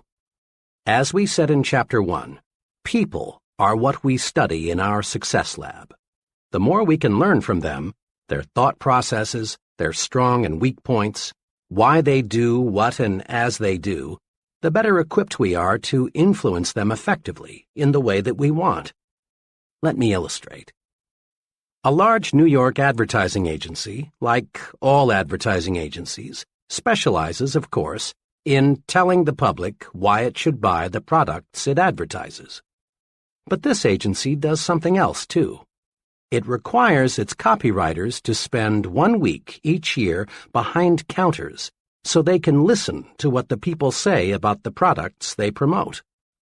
Listening provides the clues these copywriters need to write better, more effective ads. Many progressive businesses conduct so-called terminal interviews with employees who are leaving. The reason is not to sell the employees on staying with the company, but to find out why he is quitting. Then the company can bring about improvements in its employee relations. Listening pays off. Listening pays off for the salesman, too. Often people think of a good salesman as a good talker or a fast talker. Sales managers, however, are not as impressed by a good talker as they are by a good listener, a fellow who can ask questions and get desired answers. Don't be a conversation hog. Listen, win friends, and learn. Courtesy, practiced in every relationship with another person, is the finest tranquilizer you can use. No commercial preparation is 1/10 as effective in relaxing you as doing little things for other people. Thinking right toward people removes frustrations and stress. When you boil it all down, the big cause of stress is negative feelings toward other people. So think positive toward people and discover how wonderful, really wonderful this world is. The real test for thinking right toward people comes when things don't go exactly the way we want. How do you think when you're passed up for a promotion? Or when you fail to win an office in a club you belong to? Or when you're criticized for the job you've done? Remember this: how you think when you lose determines how long it will be until you win. The answer for thinking right toward people when things don't go exactly our way comes from Benjamin Fairless, one of the century's most outstanding persons. Mr. Fairless, who rose from very modest circumstances to become chief executive of the United States Steel Corporation, said this, quoted in Life magazine, October 15, 1956. "It depends on how you look at things. For example, I never had a teacher I hated. Naturally, I was disciplined just like every other pupil, but I always figured it was my fault that the discipline was necessary. I have also liked every boss I ever had. I always tried to please him and do more than he expected if I possibly could, never less. I have had some disappointments, times when I greatly wanted a promotion and somebody else got it. But I never figured that I was the victim of office politics or prejudice or bad judgment on the boss's part. Instead of sulking or quitting in a huff, I reasoned things out. Obviously, the other fellow deserved the promotion more than I did. What could I do to make myself deserving of the next opportunity? At the same time, I never got angry with myself for losing, and never wasted any time berating myself. Remember Benjamin Fairless when things go wrong. Just do 2 things. 1, ask yourself, what can I do to make myself more deserving of the next opportunity? 2, don't waste time and energy being discouraged. Don't berate yourself. Plan to win next time. In a capsule, put these principles to work. 1. Make yourself lighter to lift. Be likable. Practice being the kind of person people like. This wins their support and puts fuel in your success-building program. 2. Take the initiative in building friendships. Introduce yourself to others at every opportunity. Make sure you get the other person's name straight, and make certain he gets your name straight, too. Drop a personal note to your new friends you want to get to know better. 3. Accept human differences and limitations. Don't expect anyone to be perfect. Remember, the other person has a right to be different. And don't be a reformer. 4. Tune in to Channel P, the Good Thought Station. Find qualities to like and admire in a person, not things to dislike. And don't let others prejudice your thinking about a third person. Think positive thoughts toward people and get positive results. 5. Practice conversation generosity. Be like successful people. Encourage others to talk. Let the other person talk to you about his views, his opinions, his accomplishments. 6. Practice courtesy all the time. It makes other people feel better. It makes you feel better, too. 7. Don't blame others when you receive a setback. Remember, how you think when you lose determines how long it will be until you win. Chapter 10. Get the action habit. Here's something leaders in every field agree on. There is a shortage of top-flight, expertly qualified persons to fill key positions. There really is, as the saying goes, plenty of room at the top. As one executive explained, there are many almost qualified people, but there is one success ingredient often missing. That is, the ability to get things done, to get results. Every big job, whether it be operating a business, high-level selling, in science, the military, or the government, requires a man who thinks action. Principal executives, looking for a key person, demand answers to questions like, will he do the job? Will he follow through? Is he a self-starter? Can he get results, or is he just a talker? All these questions have one aim: to find out if the fellow is a man of action. Excellent ideas are not enough. An only fair idea acted upon and developed is 100% better than a terrific idea that dies because it isn't followed up. The great self-made merchant John Wanamaker often said, "Nothing comes merely by thinking about it." Think of it. Everything we have in this world, from satellites to skyscrapers to baby food, is just an idea acted upon. As you study people, both the successful and the just average, you find they fall into two classes. The successful are active. We'll call them activationists. The just average, the mediocre, the unsuccessful, are passive. We'll call them passivationists.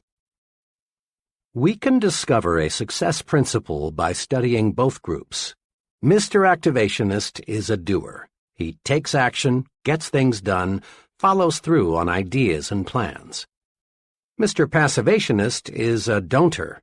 He postpones doing things until he has proved he shouldn't or can't do them, or until it's too late. The difference between Mr. Activationist and Mr. Passivationist shows through in countless little ways. Mr. Activationist plans a vacation. He takes it. Mr. Passivationist plans a vacation, but he postpones it until next year. Mr. A decides he should attend church regularly. He does. Mr. P thinks it's a good idea to go to church regularly too, but he finds ways to postpone acquiring this new habit. Mr. A feels that he should drop a note to someone he knows to congratulate him on some achievement. He writes the note. Under the same circumstances, Mr. P finds a good reason to put off writing the note, and it never gets written. The difference shows up in big things, too. Mr. A wants to go into business for himself. He does. Mr. P also wants to go into business for himself, but he discovers just in the nick of time a good reason why he had better not. Mr. A, age 40, decides he wants to take up a new line of work. He does. The same idea occurs to Mr. P, but he debates himself out of doing anything about it. The difference between Messrs. Activationist and Passivationist shows through in all forms of behavior. Mr. A gets the things done he wants done, and as byproducts he gains confidence, a feeling of inner security, self-reliance, and more income. Mr. P doesn't get the things done he wants done because he won't act. As byproducts, he loses confidence in himself, destroys his self-reliance, lives in mediocrity. Mr. Activationist does. Mr. Passivationist is going to do but doesn't. Everyone wants to be an activationist, so let's get the action habit. A lot of passivationists got that way because they insisted on waiting until everything was 100% favorable before they took action. Perfection is highly desirable, but nothing man-made or man-designed is or can be absolutely perfect. So to wait for the perfect set of conditions is to wait forever. Here are 3 case histories that show how 3 persons reacted to conditions. Case number 1. Why G.N. hasn't married. Mr. G.N. is now in his late 30s, is well-educated, works as an accountant, and lives alone in Chicago. G.N.'s big desire is to get married. He wants love, companionship, a home, children, the works. G.N. has been close to marriage. Once he was only 1 day away. But each time he has been near marriage, he discovers something wrong with the girl he's about to marry. Just in time before I made an awful mistake. One instance stands out. 2 years ago, G.N. thought he finally had met just the right girl. She was attractive, pleasant, intelligent. But G.N. had to be absolutely sure that marriage was the right thing. As they were discussing marriage plans one evening, the future Mrs. G.N. made a few remarks that bothered G.N. So, to make certain he was marrying the right girl, G.N. drew up a 4-page document of stipulations she was to agree to before they got married. The document, neatly typed and looking very legal, covered every segment of living G.N. could think of. There was one section on religion, what church they would go to, how often they would attend, how much they would donate. Another section covered children, how many and when.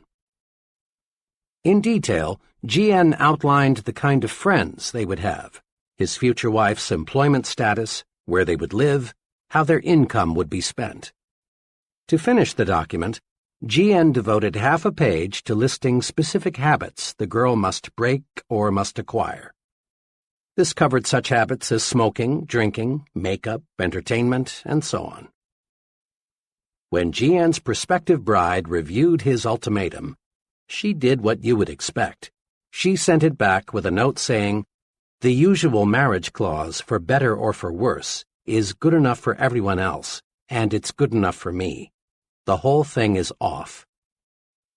As G.N. was relating his experience to me, he said worriedly, "Now what was so wrong in writing out this agreement? After all, marriage is a big step. You can't be too careful." But G.N. was wrong.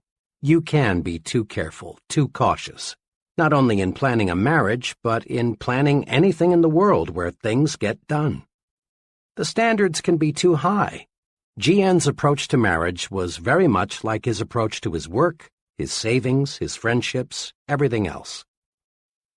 The test of a successful person is not an ability to eliminate all problems before they arise, but to meet and work out difficulties when they do arise.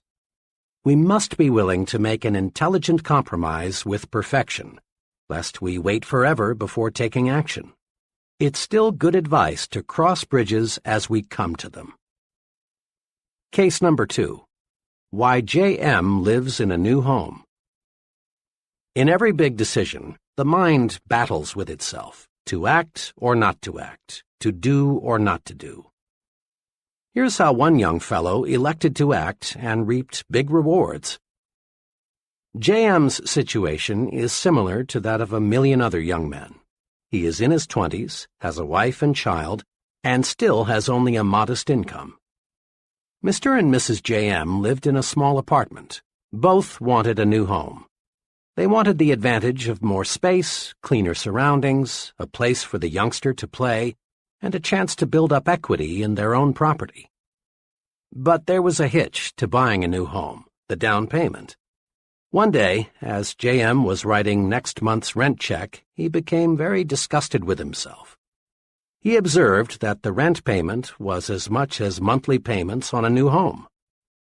J.M. called his wife and said, "How would you like to buy a new home next week?" "What's got into you?" she asked. "Why make jokes? You know we can't. We haven't even got the money for the down payment." But J.M. was determined. There are hundreds of thousands of couples like us who are going to buy a new home someday, but only about half of them ever do. Something always comes up to stop them. We're going to buy a home. I don't know yet how we'll raise the down payment, but we will. Well, the next week they found a house they both liked, quite unpretentious but nice, for $1,200 down. Now, the obstacle was to find a way to raise $1,200. J.M. knew he couldn't borrow it through the usual channels, for this would encumber his credit so that he couldn't get a mortgage for the sale price. Where there's a will, there's always a way. Suddenly, J.M. got a brainstorm. Why not contact the builder and work out a private loan arrangement for $1,200? This J.M. did. At first, the builder was cold to the idea, but J.M. persisted. Finally, it was agreed. The builder would, in effect, advance J.M. the $1,200 to be repaid at $100 a month plus interest. Now, all J.M. had to do was to find $100 a month. Mr. and Mrs. J.M. sharpened their pencils and figured out a way to cut expenditures $25 a month. But that still left $75, which J.M. would have to raise each month. Then J.M. got another idea. The next morning he went in to see his boss. He explained to his employer what he was doing. His boss was glad to learn that J.M. was going to buy a new home. Then J.M. said, "Look, Mr. T, to work this deal out, I've got to earn at least $75 more each month. Now, I know," J.M. continued, "you'll give me a raise when you feel that I deserve it. What I want now is just a chance to earn more money. There are some things around here that could best be done on weekends. Will you make it possible for me to work then?" The employer was impressed with J.M.'s sincerity and ambition. He proposed a way for J.M. to work 10 extra hours each weekend, and Mr. and Mrs. J.M. moved into their new home. 1. The resolution to take action ignited J.M.'s mind to think of ways to accomplish his goal. 2.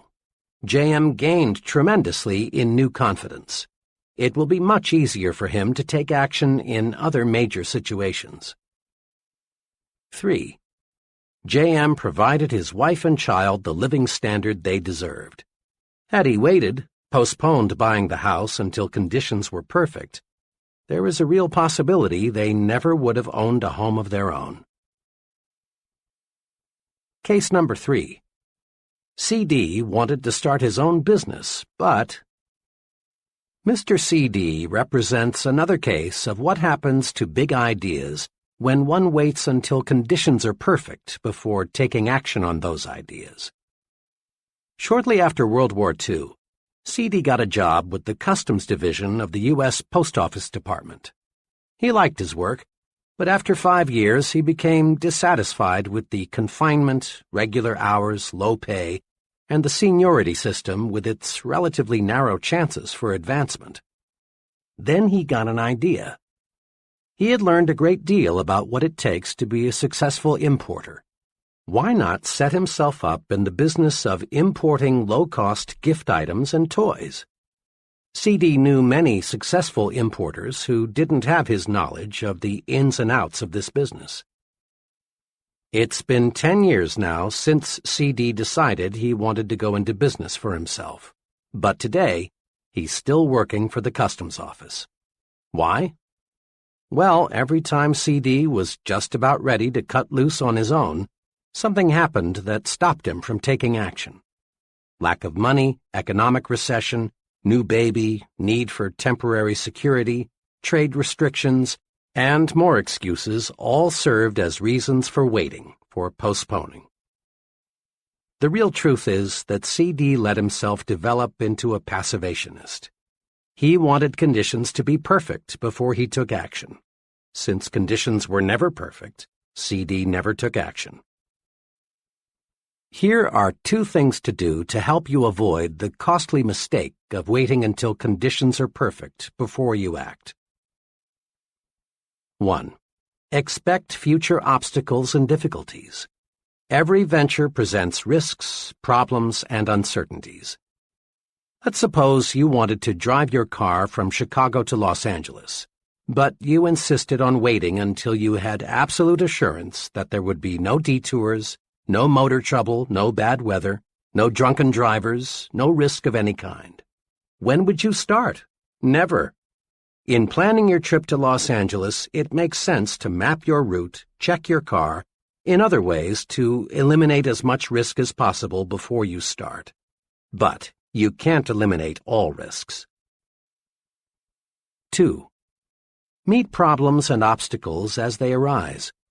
The test of a successful person is not the ability to eliminate all problems before he takes action, but rather the ability to find solutions to difficulties when he encounters them. In business, marriage, or in any activity, cross bridges when you come to them. We can't buy an insurance policy against all problems. Make up your mind to do something about your ideas. 5 or 6 years ago, a very capable professor told me of his plans for writing a book, a biography of a controversial personality of a few decades ago. His ideas were more than interesting. They were alive, fascinating. The professor knew what he wanted to say, and he had the skill and energy to say it. The project was destined to reward him with much inner satisfaction, prestige, and money. Last spring I saw my friend again, and I innocently asked him whether the book was about finished. This was a blunder. It opened up an old wound. No, he hadn't written the book. He struggled with himself for a moment, as if he were debating with himself whether to explain why. Finally, he explained that he had been too busy. He had more responsibilities and just couldn't get to it. In reality, what the professor had done was to bury the idea deep in his mental graveyard. He let his mind grow negative thoughts. He visualized the tremendous work and sacrifices that would be involved. He saw all sorts of reasons why the project would fail. Ideas are important. Let's make no mistake about that. We must have ideas to create and improve anything. Success shuns the man who lacks ideas. But let's make no mistakes about this point either. Ideas in themselves are not enough. That idea for getting more business, for simplifying work procedures, is of value only when it is acted upon. Every day, thousands of people bury good ideas because they are afraid to act on them. And afterward, the ghosts of those ideas come back to haunt them. Put these 2 thoughts deep in your mind. First, give your ideas value by acting on them. Regardless of how good the idea, unless you do something with it, you gain nothing. Second, act on your ideas and gain mind tranquility. Someone once said that the saddest words of tongue or pen are these: "It might have been." Every day you hear someone saying something like, "Had I gone into business 7 years ago, I'd sure be sitting pretty now." Or, "I had a hunch it would work out like that. I wish I had done something about it." A good idea, if not acted upon, produces terrible psychological pain. But a good idea acted upon brings enormous mental satisfaction. Got a good idea? Then do something about it. Use action to cure fear and gain confidence. Here's something to remember. Action feeds and strengthens confidence. Inaction, in all forms, feeds fear. To fight fear, act. To increase fear, wait, put off, postpone. Once I heard a young paratrooper instructor explain, "The jump really isn't so bad. It's the waiting to jump that gets a fellow." On the trip to the jump site, I always try to make the time pass quickly for the men. It's happened more than once that a trainee thought too much about what may happen and panicked. If we can't get him to jump the next trip, he's through as a paratrooper. Instead of gaining confidence, the longer he postpones the jump, the more scared he gets. Waiting even makes the experts nervous. Time magazine reported that Edward R. Murrow, the nation's top newscaster, perspires and is on edge just before he telecasts. But once he's in action, fear disappears. Many veteran actors experience the same sensation. They agree that the only cure for stage fright is action. Getting right out there before the audience is the cure for dread, worry, fear. Action cures fear. One evening, we were visiting in a friend's home when their 5-year-old boy, who had been put to bed 30 minutes before, cried out. The youngster had been overstimulated by a science fiction film and was afraid the little green monsters were going to enter his room and kidnap him. I was intrigued by the way the boy's father relieved the lad's worry. He didn't say, "Don't worry, son, nothing is going to get you, go back to sleep." Instead, he took positive action. He made quite a show for the boy by inspecting the windows to be sure they were tight. Then he picked up one of the boy's plastic guns and put it on a table beside his bed and said, "Billy, here's a gun for you just in case." The little fellow had a look of complete relief. 4 minutes later, he was fast asleep. Many physicians give neutral, harmless medication to people who insist they've got to have something to make them sleep. To lots of folks, the act of swallowing a pill, even though, unknown to them, the pill has no medication, makes them feel better. It's perfectly natural to experience fear in one of many forms, but the usual methods of combating it simply don't work. I've been with many salesmen who tried to cure fear, which creeps up on even the most experienced of them at times, by going around the block a few times or drinking extra coffee. But these things don't get results. The way to combat that kind of fear, yes, any kind of fear, is action. Dread making a certain phone call? Make it and dread disappears. Put it off, and it will get harder and harder to make. Dread going to a doctor for a checkup? Go and your worry vanishes. Chances are nothing serious is wrong with you, and if there is, you know where you stand. Put off that checkup, and you feed your fear until it may grow so strong that you actually are sick. Dread discussing a problem with your superior? Discuss it and discover how those worries are conquered. Build confidence. Destroy fear through action. Start your mental engine mechanically. An aspiring young writer who wasn't experiencing success made this confession. My trouble is, whole days and weeks pass that I can't get a thing written. You see, he remarked, writing is creative. You've got to be inspired. Your spirit must move you. True, writing is creative, but here's how another creative man, also a writer, explained his secret for producing quantities of successful material. I use a mind force technique, he began. I've got deadlines to meet, and I can't wait for my spirit to move me. I've got to move my spirit. Here's how my method works. I make myself sit down at my desk. Then I pick up a pencil and go through mechanical motions of writing. I put down anything. I doodle. I get my fingers and arm in motion, and sooner or later, without my being conscious of it, my mind gets on the right track. Sometimes, of course, I get ideas out of the blue when I'm not trying to write, he went on. But these are just bonuses. Most of the good ideas come from just getting to work. Action must precede action. That's a law of nature. Nothing starts itself, not even the dozens of mechanical gadgets we use daily.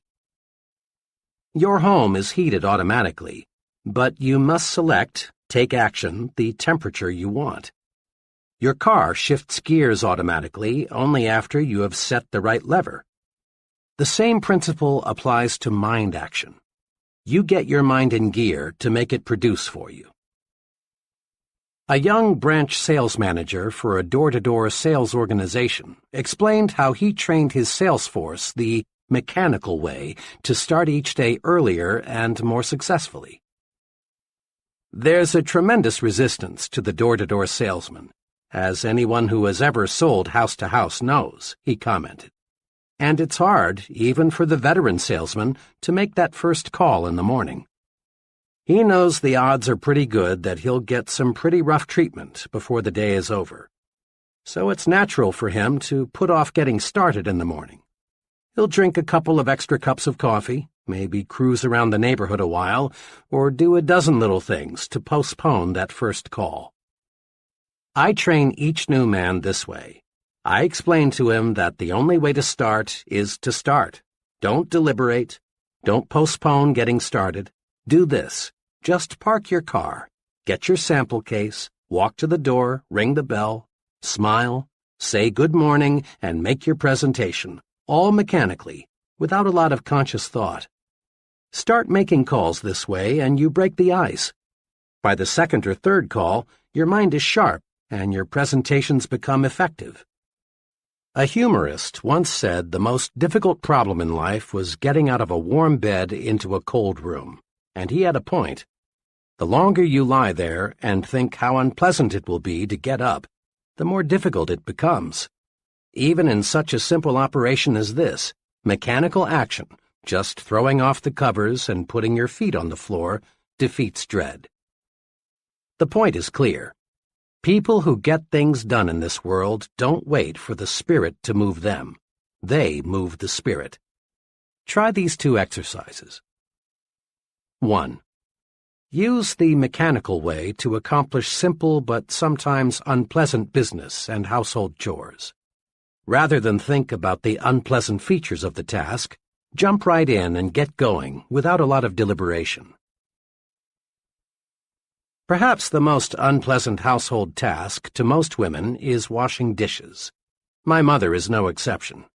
But she has mastered a mechanical approach to dispensing with this task quickly, so she can return to things she likes to do. As she leaves the table, she always mechanically picks up several dishes, and without thinking about the task ahead, just gets started. In just a few minutes, she is through. Doesn't this beat stacking dishes and dreading the unpleasant inevitable? Do this today. Pick the one thing you like to do least. Then, without letting yourself deliberate on or dread the task, do it. That's the most efficient way to handle chores. 2. Next, use the mechanical way to create ideas, map out plans, solve problems, and do other work that requires top mental performance. Rather than wait for the spirit to move you, sit down and move your spirit. Here's a special technique guaranteed to help you. Use a pencil and paper. A simple pencil is the greatest concentration tool money can buy. If I had to choose between an ultra-fancy, deeply carpeted, beautifully decorated soundproof office and a pencil and paper, I'd choose the pencil and paper every time. With a pencil and paper, you can tie your mind to a problem. When you write a thought on paper, your full attention is automatically focused on that thought. That's because the mind is not designed to think one thought and write another at the same time. When you write on paper, you write on your mind, too. Tests prove conclusively that you remember something much longer and much more exactly if you write the thought on paper. And once you master the pencil and paper technique for concentration, you can think in noisy or other distracting situations. When you want to think, start writing or doodling or diagramming. It's an excellent way to move your spirit. Now is the magic word of success. Tomorrow, next week, later, sometime, someday, often as not are synonyms for the failure word, never. Lots of good dreams never come true because we say, I'll start someday, when we should say, I'll start now, right now. Take one example, saving money. Just about everybody agrees that saving money is a good idea. But just because it's a good idea doesn't mean many folks follow an organized savings and investment program. Many people have intentions to save, but only relatively few act on these intentions. Here's how one young couple got into gear with a regular wealth accumulation program. Bill's take-home income was $1,000 a month, but he and his wife Janet spent $1,000 each month too. Both wanted to save, but there were always reasons why they felt they couldn't begin. For years, they had promised themselves, "We'll start when we get a raise, when we've caught up with our installments, when we're over the hump, next month, next year." Finally, Janet got disgusted with their failure to save. She said to Bill, "Look, do we want to save or don't we?" He replied, "Of course we do, but you know as well as I we can't put aside anything now." But for once, Janet was in a do-or-die mood. "We've been telling ourselves for years we're going to start a savings program. We don't save because we think we can't. Now let's start thinking we can.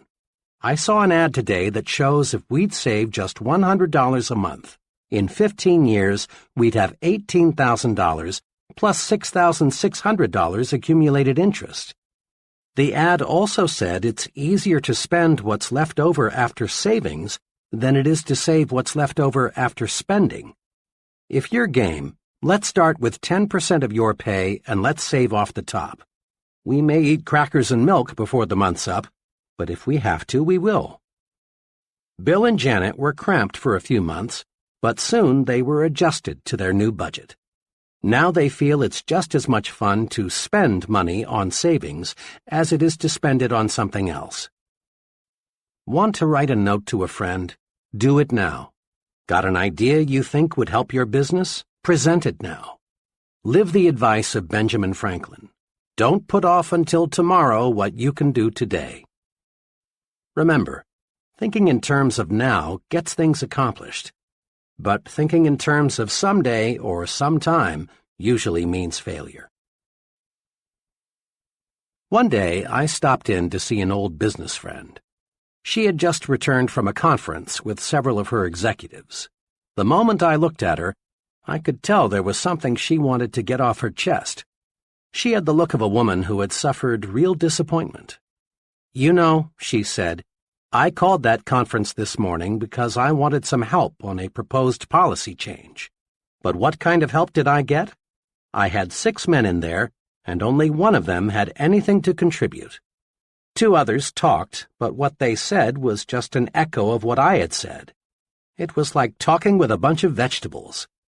I confess it's hard for me to find out what those fellows think." "Really," she went on, "you'd think those fellows would speak up and let me know what they think. After all, it directly affects each of them." My friend didn't get help in the conference, but had you roamed the hall after the meeting broke up, you'd have heard her junior associates making remarks like, "I felt like saying, why didn't someone suggest, I don't think, we ought to go ahead." So, often the vegetables, those who have nothing to say in the conference room, are full of talk after the meeting, when what they've got to say won't make any difference. They're suddenly full of life when it's too late. Business executives want comment. The fellow who hides his light under a bushel hurts himself. Get the speak-up habit. Each time you speak up, you strengthen yourself. Come forward with your constructive ideas. We all know how many college students prepare their assignments. With fine intentions, Joe College sets aside a whole evening for some concentrated study. Here is a general pattern of how, too often, the evening is spent. Joe's ready to begin studying at 7 p.m., but his dinner seems just a bit heavy, so he decides to get in a little TV. A little turns out to be an hour's worth, since the program was pretty good. At 8 p.m., he sits down at his desk, but gets right back up because he just remembered he promised to call his girl. This shoots another 40 minutes. He hadn't talked to her all day. An incoming call takes another 20 minutes. On his way back to his desk, Joe is drawn into a ping-pong game. Another hour gone. The ping-pong makes him feel sweaty, so he takes a shower. Next, he needs a snack. The combined effect of the ping pong and the shower have made him hungry. And so the evening planned with good intentions drifts away. Finally, at 1 a.m., he opens the book, but he's too sleepy to absorb the subject. Finally, he surrenders completely. Next morning, he tells the professor, "I hope you give me a break. I studied till 2 a.m. for this exam." Joe College didn't get into action because he spent too much time getting ready to get into action. And Joe College isn't alone in being a victim of overpreparedness. Joe Salesman, Joe Executive, Joe Professional Worker, Josephine Housewife. They all often try to build strength and get ready with office chats, coffee breaks, sharpening pencils, reading, personal business, getting the desk cleared off, TV, and dozens of other little escape devices. But there's a way to break this habit. Tell yourself, "I'm in condition right now to begin. I can't gain a thing by putting it off. I'll use the get ready time and energy to get going instead." What we want more than anything else in our business, an executive in a machine tool company said in an address to a group of sales executives, is more people who get sound ideas and then push them through. There's not one job in our production and marketing setup that can't be done better, a lot better. I don't want to infer that we're not doing a good job now. We are. But like all progressive companies, we need new products, new markets, new and more efficient ways of doing things. We depend on people with initiative. They're the ball carriers on our team. Initiative is a special kind of action. It's doing something worthwhile without being told to do it. The person with initiative has a standing invitation to join the high-income brackets in every business and profession. The director of marketing research in a medium-sized drug manufacturing firm told me how he got to be a director of marketing research. It's a good lesson in the power of initiative. 5 years ago, I got an idea, he told me. I was working then as a sort of missionary salesman, calling on wholesalers. I discovered that one thing we lacked was facts about the consumers we wanted to buy our drug line. I talked about the need for market research to everyone here. At first, I got only deaf ears because management couldn't see the need for it. I was pretty much obsessed with the idea of marketing research in our company. So I sort of took the bull by the horns. I asked and got permission to prepare a monthly report on facts of drug marketing. I collected information from every source I could find. I kept on with this, and pretty soon management and the other salesmen found themselves really interested in what I was doing. Just 1 year after I started crusading for research, I was relieved of my regular duties and asked to concentrate on developing my ideas. The rest, he continued, was just natural development. Now I've got 2 assistants, a secretary, and about 3 times the yearly income I had 5 years ago. Here are 2 special exercises for developing the initiative habit. 1. Be a crusader. When you see something that you believe ought to be done, pick up the ball and run. A new subdivision not far from where I live was about 2/3 built when expansion came almost to a standstill. A few families with a don't-care attitude had moved in. This prompted several of the finest families in the area to sell their homes at a loss and move on.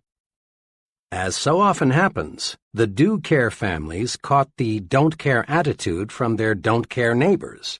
Everyone, that is, except Harry L. Harry, did care, and he decided to crusade for a fine neighborhood. Harry began by calling together some friends. He pointed out that this subdivision had tremendous potential, but that something must be done now or the area would soon be a strictly second-class neighborhood. Harry's enthusiasm and initiative quickly won support. Soon there were clean-up-the-vacant lots projects. Garden clubs were organized. A massive tree-planting project was started. A playground was built for the youngsters. A community swimming pool was constructed. The don't-care families became eager supporters. The whole subdivision took on new life and new sparkle. It's really a pleasure now to drive through that community. It shows what a crusader can do. Do you feel your business should develop a new department, make a new product, or in some other way expand? Well then, crusade for it. Feel your church needs a new building? Crusade for it. Would you like your children's school to have better equipment? Crusade and get it for them. And you can bank on this. While crusades may start out as one-man crusades, if the idea behind the enterprise is good, soon you'll have lots of support. Be an activationist and crusade. 2. Be a volunteer. Each of us has been in situations in which we wanted to volunteer for some activity but didn't. Why? Because of fear. Not fear that we couldn't accomplish the task, but rather fear of what our associates would say. The fear of being laughed at, of being called an eager beaver, of being accused of bucking for a raise holds many people back. It's natural to want to belong, to be accepted, to have group approval. But ask yourself, which group do I want to have accept me? The group that laughs because it is secretly jealous, or the group that is making progress by doing things? The right choice is obvious. The volunteer stands out. He receives special attention. Most important of all, he gives himself an opportunity to show he has special ability and ambition by volunteering. By all means, volunteer for those special assignments. Think about the leaders you know in business, the military, your community. Do they fit the description of activationist, or would you say they are passivationists? 10 times out of 10, they're activationists, people who do things. The fellow who stands on the sidelines, who holds off, who is passive, does not lead. But the doer, the fellow who thinks action, finds others want to follow him. People place confidence in the fellow who acts.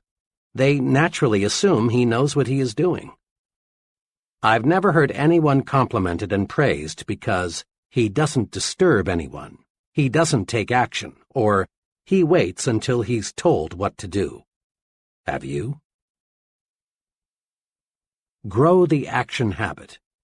Practice these key points. 1. Be an activationist. Be someone who does things. Be a doer, not a don'ter. 2. Don't wait until conditions are perfect. They never will be. Expect future obstacles and difficulties and solve them as they arise.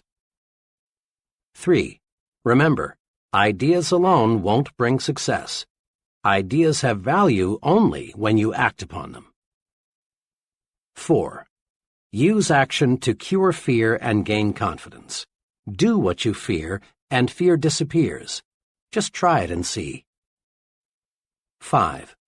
Start your mental engine mechanically. Don't wait for the spirit to move you. Take action, dig in, and you move the spirit. 6. Think in terms of now. Tomorrow, next week, later, and similar words often are synonymous with the failure word never. Be an I'm starting right now kind of person. 7. Get down to business, pronto. Don't waste time getting ready to act. Start acting instead. 8. Seize the initiative. Be a crusader. Pick up the ball and run. Be a volunteer. Show that you have ability and ambition to do. Get in gear and go. Chapter 11. How to turn defeat into victory. Social workers and others who work on Skid Row find many differences in age, religious faith, education, and background among the tragic souls who have dropped into America's gutters. Some of these citizens are surprisingly young. Others are old. A sprinkling are college graduates. A few have essentially no formal education. Some are married, others are not. But the people on Skid Row do have something in common. Each one is defeated, whipped, beaten. Each one has encountered situations that conquered him. Each is eager, even anxious, to tell you about the situation that wrecked him, about his own private Waterloo. These situations cover the waterfront of human experience, from "my wife ran out on me," to "I lost everything I had and had no place else to go," to "I did a couple of things that made me a social outcast, so I came down here." When we move up from Skid Row into the dominion of Mr. and Mrs. Average American, we see obvious differences in living habits. But again, we discover that Mr. Mediocre gives essentially the same reasons to explain his mediocrity as Mr. Skid Row gave to explain his complete collapse. Inside, Mr. Mediocre feels defeated. He has unhealed wounds suffered in situations that beat him.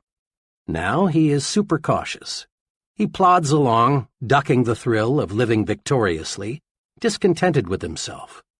He feels beaten, but tries hard to endure the sentence of mediocrity that fate has handed him. He, too, has surrendered to defeat, but in a reasonably clean, socially accepted way. Now, when we climb upstairs into the uncrowded world of success, we again discover people from every possible background. Corporate executives, leading ministers, government officials, top men in every field, we discover come from poor homes, rich homes, broken homes, cotton patches, cornfields, and slums. These people, who lead every branch of our society, have experienced every tough situation you can describe. It is possible to match every Mr. Skid Row with a Mr. Mediocre and a Mr. Success on every score: age, intelligence, background, nationality, you name it, with one exception. The one thing you can't match them on is their response to defeat. When the fellow we call Mr. Skid Row got knocked down, he failed to get up again. He just lay there, splattered out. Mr. Mediocre got up to his knees, but he crawled away, and when out of sight, ran in the opposite direction, so he'd be sure never to take a beating again. But Mr. Success reacted differently when he got knocked down. He bounced up, learned a lesson, forgot the beating, and moved upward. One of my closest friends is an exceptionally successful management consultant. When you walk into his office, you feel that you are really uptown. The fine furniture, the carpeting, the busy people, the important clients, all tell you his company is prosperous. A cynic might say, "It must have taken a real con man to put across an operation like this." But the cynic would be wrong. It didn't take a con man. And it didn't take a brilliant man or a wealthy man or a lucky man. All, and I hesitate to use the word all because all means so much sometimes, all it took was a persistent man who never thought he was defeated. Behind this prosperous and respected company is the story of a man fighting, battling his way upward, losing 10 years' savings in his first 6 months in business, living in his office several months because he lacked money to pay rent on an apartment, turning down numerous good jobs because he wanted more to stay with his idea and make it work, hearing prospects for his service say no 100 times as often as they said yes. During the 7 unbelievably hard years it took him to succeed, I never heard my friend complain once. He'd explain, "Dave, I'm learning. This is competitive business, and because it's intangible, it's hard to sell, but I'm learning how." And he did. Once I told my friend that this experience must be taking a lot out of him, but he replied, "No, it's not taking something out of me. It's putting something into me instead." Check the lives of the people in Who's Who in America, and you'll find that those who have succeeded in a major way have been pounded by losing situations. Each person in this elite core of successful men has encountered opposition, discouragement, setbacks, personal misfortune. Read the biographies and autobiographies of great people, and again you discover that each of these people could have surrendered to setbacks many times. Or do this. Learn the background of the president of your company or the mayor of your city, or select any person you consider a real success. When you probe, you'll discover the individual has overcome big, real obstacles. It is not possible to win high-level success without meeting opposition, hardship, and setback. But it is possible to use setbacks to propel you forward. Let's see how. I saw some commercial airline statistics recently showing that there is only one fatality per 10 billion miles flown. Air travel is a magnificently safe way to go these days. Unfortunately, air accidents still occur, but when they do, the Civil Aviation Administration is on the scene quickly to find out what caused the crash. Fragments of metal are picked up from miles around and pieced together. A variety of experts reconstruct what probably happened. Witnesses and survivors are interviewed. The investigation goes on for weeks, months, until the question, what caused this crash, is answered. Once the CAA has the answer, immediate steps are taken to prevent a similar accident from happening again. If the crash was caused by a structural defect, other planes of that type must have that defect corrected. Or if certain instruments are found faulty, corrections must be made. Literally hundreds of safety devices on modern aircraft have resulted from CAA investigations. The CAA studies setbacks to pave the way to safer air travel, and it's obvious that their efforts pay off. Doctors use setbacks to pave the way to better health and longer life. Often, when a patient dies for an uncertain reason, doctors perform a post-mortem to find out why. In this way, they learn more about the functioning of the human body, and lives of other people are saved. A sales executive friend of mine devotes one entire sales meeting a month to helping his salesmen discover why they lost important sales. The lost sale is reconstructed and carefully examined. In this way, the salesman learns how to avoid losing similar sales in the future. The football coach who wins more games than he loses goes over the details of each game with his team to point out their mistakes. Some coaches have movies made of each game so the team can literally see its bad moves. The purpose? To play the next game better. CAA officials, successful sales executives, physicians, football coaches, and professionals in every field follow this success principle. Salvage something from every setback. When a setback hits us personally, our first impulse is often to become so emotionally upset that we fail to learn the lesson. Professors know that a student's reaction to a failing grade provides a clue to his success potential. When I was a professor at Wayne State University in Detroit some years ago, I had no choice but to turn in a failing grade for a graduating senior. This was a real blow to the student. He had already made graduation plans, and canceling was embarrassing. He was left with two alternatives: retake and pass the course and receive his degree at a later graduation, or quit school without earning a degree. I expected that the student would be disappointed, perhaps even somewhat belligerent, when he learned of his setback. I was right. After I explained that his work was far below passing standards, the student admitted that he hadn't put forth a serious effort in the course. But, he continued, my past record is at least average. Can't you consider that? I pointed out that I could not, because we measure performance one course at a time. I added that rigid academic codes prohibited changing grades for any reason other than an honest mistake on the part of the professor. Then the student, realizing that all avenues toward a grade change were closed, became quite angry. "Professor," he said, "I could name 50 people in this city who've succeeded in a big way without taking this course or even knowing about it. What's so blasted important about this course? Why should a few bad marks in one course keep me from getting my degree? Thank God, he added, they don't look at things on the outside like you professors do. After that remark, I paused for about 45 seconds. I've learned that when you've been sniped at, one fine way to prevent a war of words is to take a long pause before answering. Then I said to my student friend, "Much of what you say is true. There are many, many highly successful people who know absolutely nothing about the subject matter in this course. And it is possible for you to win success without this knowledge. In the total scheme of life, this course content won't make or break you. But your attitude toward this course may." "What do you mean by that?" he asked. "Just this," I answered.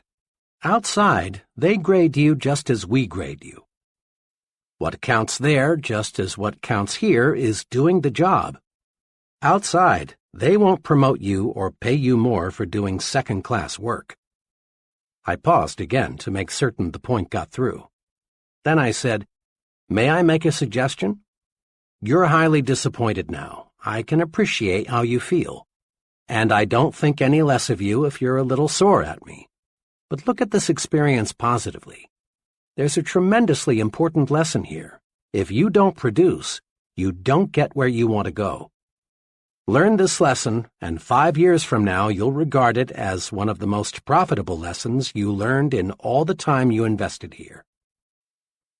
I was glad when I learned a few days later that this student had re-enrolled for the course. This time he passed with flying colors. Afterward, he made a special call to see me to let me know how much he had appreciated our earlier discussion. "I learned something from flunking your course the first time," he said. "It may sound odd, but you know, Professor, now I'm glad I did not pass the first time." We can turn setbacks into victories, find the lesson, apply it, and then look back on defeat and smile. Moviegoers will never forget the great Lionel Barrymore. In 1936, Mr. Barrymore broke his hip. The fracture never healed. Most people thought Mr. Barrymore was finished, but not Mr. Barrymore. He used the setback to pave the way to even greater acting success. For the next 18 years, despite pain that never abated, he played dozens of successful roles in a wheelchair. On March 15, 1945, W. Colvin Williams was walking behind a tank in France. The tank hit a mine, exploded, and permanently blinded Mr. Williams. But this didn't stop Mr. Williams from pursuing his goal to be a minister and counselor. When he was graduated from college, and with honors too, Mr. Williams said he thought his blindness will actually be an asset in my career. "I can never judge by appearances. Therefore, I can always give a person a second chance. My blindness keeps me from cutting myself off from a person because of the way he looks. I want to be the kind of person to whom anyone can come and feel secure to express himself." Isn't that a magnificent living example of cruel, bitter defeat being turned into victory? Defeat is only a state of mind, and nothing more. One of my friends, who is a substantial and successful investor in the stock market, carefully appraises each investment decision in the light of his past experiences. One time he told me, "When I first started investing 15 years ago, I really got singed a few times. Like most amateurs, I wanted to get rich quick. Instead, I got broke quick. But that didn't stop me. I knew the basic strengths of the economy, and that over the long pull, well-selected stocks are about the best investment anybody can make. So I just regarded those first bad investments as part of the cost of my education," he laughed. On the other hand, I know a number of people who, having made an unwise investment or two, are strictly anti-securities. Rather than analyze their mistakes and join in a good thing, they reach the completely false conclusion that investing in common stocks is just a form of gambling, and sooner or later everybody loses. Decide right now to salvage something from every setback. Next time things seem to go wrong on the job or at home, calm down and find out what caused the trouble. This is the way to avoid making the same error twice. Being licked is valuable, if we learn from it. We human beings are curious creatures. We're quick to accept full credit for our victories. When we win, we want the world to know about it. It's natural to want others to look at you and say, "There goes the fellow who did such and such." But human beings are equally quick to blame someone else for each setback. It's natural for salesmen to blame customers when sales are lost. It's natural for executives to blame employees or other executives when things get out of gear. It's natural for husbands to blame wives and wives to blame husbands for quarrels and family problems. It is true that in this complex world, others may trip us. But it is also true that more often than not, we trip ourselves. We lose because of personal inadequacy, some personal mistake. Condition yourself for success this way. Remind yourself that you want to be as nearly perfect as is humanly possible. Be objective. Put yourself in a glass tube and look at yourself as a disinterested third party would look at the situation. See if you have a weakness that you've never noticed before. If you have, take action to correct it.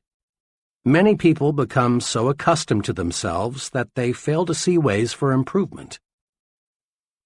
The great Metropolitan Opera star Risa Stevens said in Reader's Digest, July 1955, that at the unhappiest moment of her life, she received the best advice she's ever had. Early in her career, Miss Stevens lost the Metropolitan Opera Auditions of the Air. After losing, Miss Stevens was bitter. "I longed to hear," she said, "that my voice was really better than the other girls', that the verdict was grossly unfair, that I had just lacked the right connections to win." But Miss Stevens's teacher didn't coddle her. Instead, she said to Miss Stevens, "My dear, have the courage to face your faults."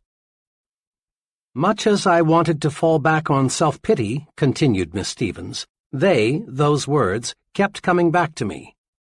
That night they woke me. I couldn't sleep until I faced my shortcomings. Lying there in the dark, I asked myself, why did I fail? How can I win next time? And I admitted to myself that my voice range was not as good as it had to be, that I had to perfect my languages, that I must learn more roles. Miss Stevens went on to say how facing her faults not only helped her to succeed on stage, but also helped her win more friends and develop a more pleasing personality. Being self-critical is constructive. It helps you to build the personal strength and efficiency needed for success. Blaming others is destructive. You gain absolutely nothing from proving that someone else is wrong. Be constructively self-critical. Don't run away from inadequacies. Be like the real professionals. They seek out their faults and weaknesses, then correct them. That's what makes them professionals. Don't, of course, try to find your faults so you can say to yourself, here's another reason I'm a loser. Instead, view your mistakes as, here's another way to make me a bigger winner. The great Orville Hubbard once said, "A failure is a man who has blundered but is not able to cash in on the experience." Often we blame luck for our setbacks. We say, well, that's the way the ball bounces, and let it go at that. But stop and think. Balls don't bounce in certain ways for uncertain reasons. The bounce of a ball is determined by three things: the ball, the way it is thrown, and the surface it strikes. Definite physical laws explain the bounce of a ball, not luck. Suppose the CAA were to issue a report saying, "We're sorry the crash occurred, but folks, that's just the way the ball bounces." You'd say it's time to get a new CAA. Or suppose a doctor explained to a relative, "I'm awfully sorry, I don't know what happened. It's just one of those things." You'd switch doctors when you or another relative became ill. The "that's the way the ball bounces" approach teaches us nothing. We're no better prepared to avoid a duplication of the mistake the next time we face a similar situation. The football coach who takes Saturday's loss with, "Well, boys, that's the way the ball bounces," isn't helping his team avoid the same mistakes the next Saturday. Orville Hubbard, mayor of Dearborn, Michigan for 17 consecutive years, is one of the nation's most colorful and respected urban administrators. For 10 years prior to becoming mayor of Dearborn, Mr. Hubbard could have used the bad luck excuse and stepped out of politics. Before becoming a perennial winner, Orville Hubbard was unlucky 3 times in trying to get the nomination for mayor. 3 times he tried to get the nomination for state senator, but failed. Once he was beaten in a race for a congressional nomination. But Orville Hubbard studied these setbacks. He regarded them as part of his political education. And today he is one of the sharpest, most unbeatable politicians in local government. Instead of blaming luck, research those setbacks. If you lose, learn. Lots of folks go through life explaining their mediocrity with hard luck, tough luck, sour luck, bad luck. These people are still like children, immature, searching for sympathy.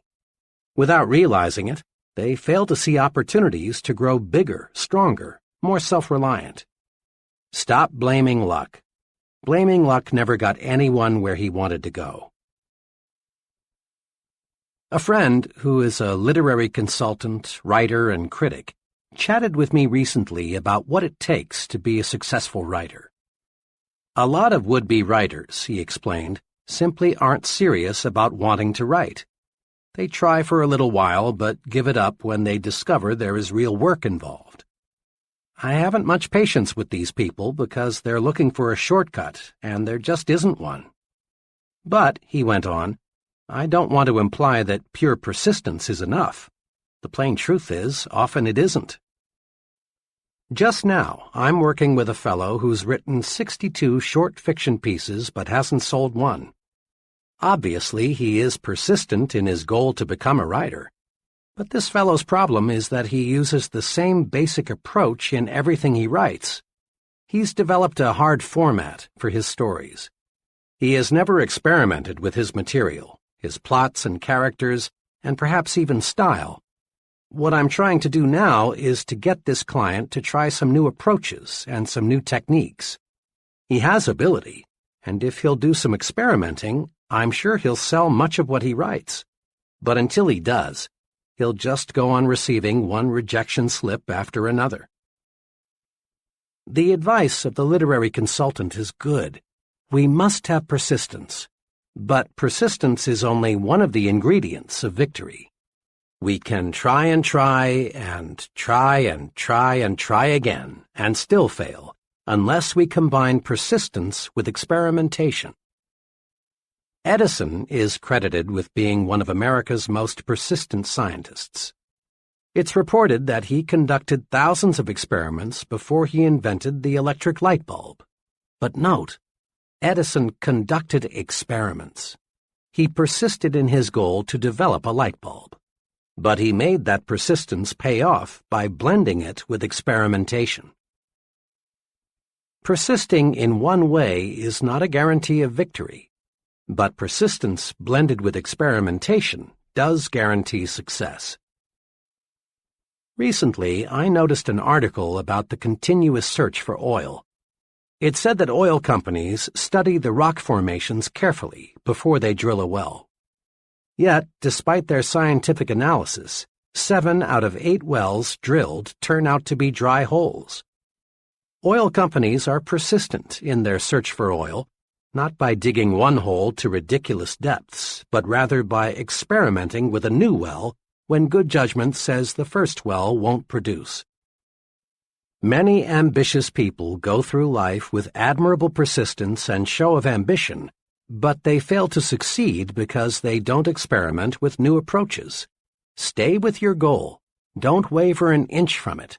But don't beat your head against a wall. If you aren't getting results, try a new approach.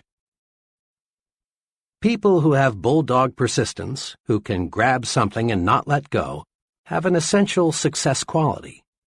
Here are 2 suggestions for developing greater power to experiment, the ingredient that, when blended with persistence, gets results. 1. Tell yourself there is a way.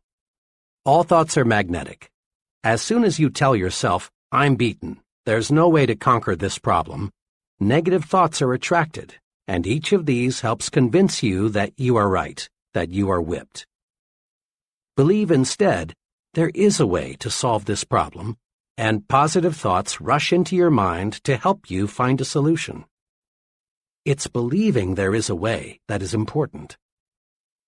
Marriage counselors report no success in saving marriages until one, and preferably both partners, see that it is possible to win back happiness.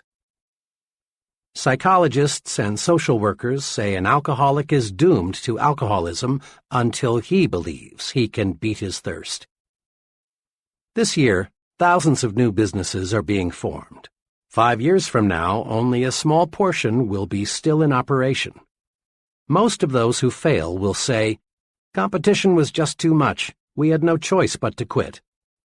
The real problem is that when most people hit the tar, things are rough barrier, they think only defeat, and so they are defeated.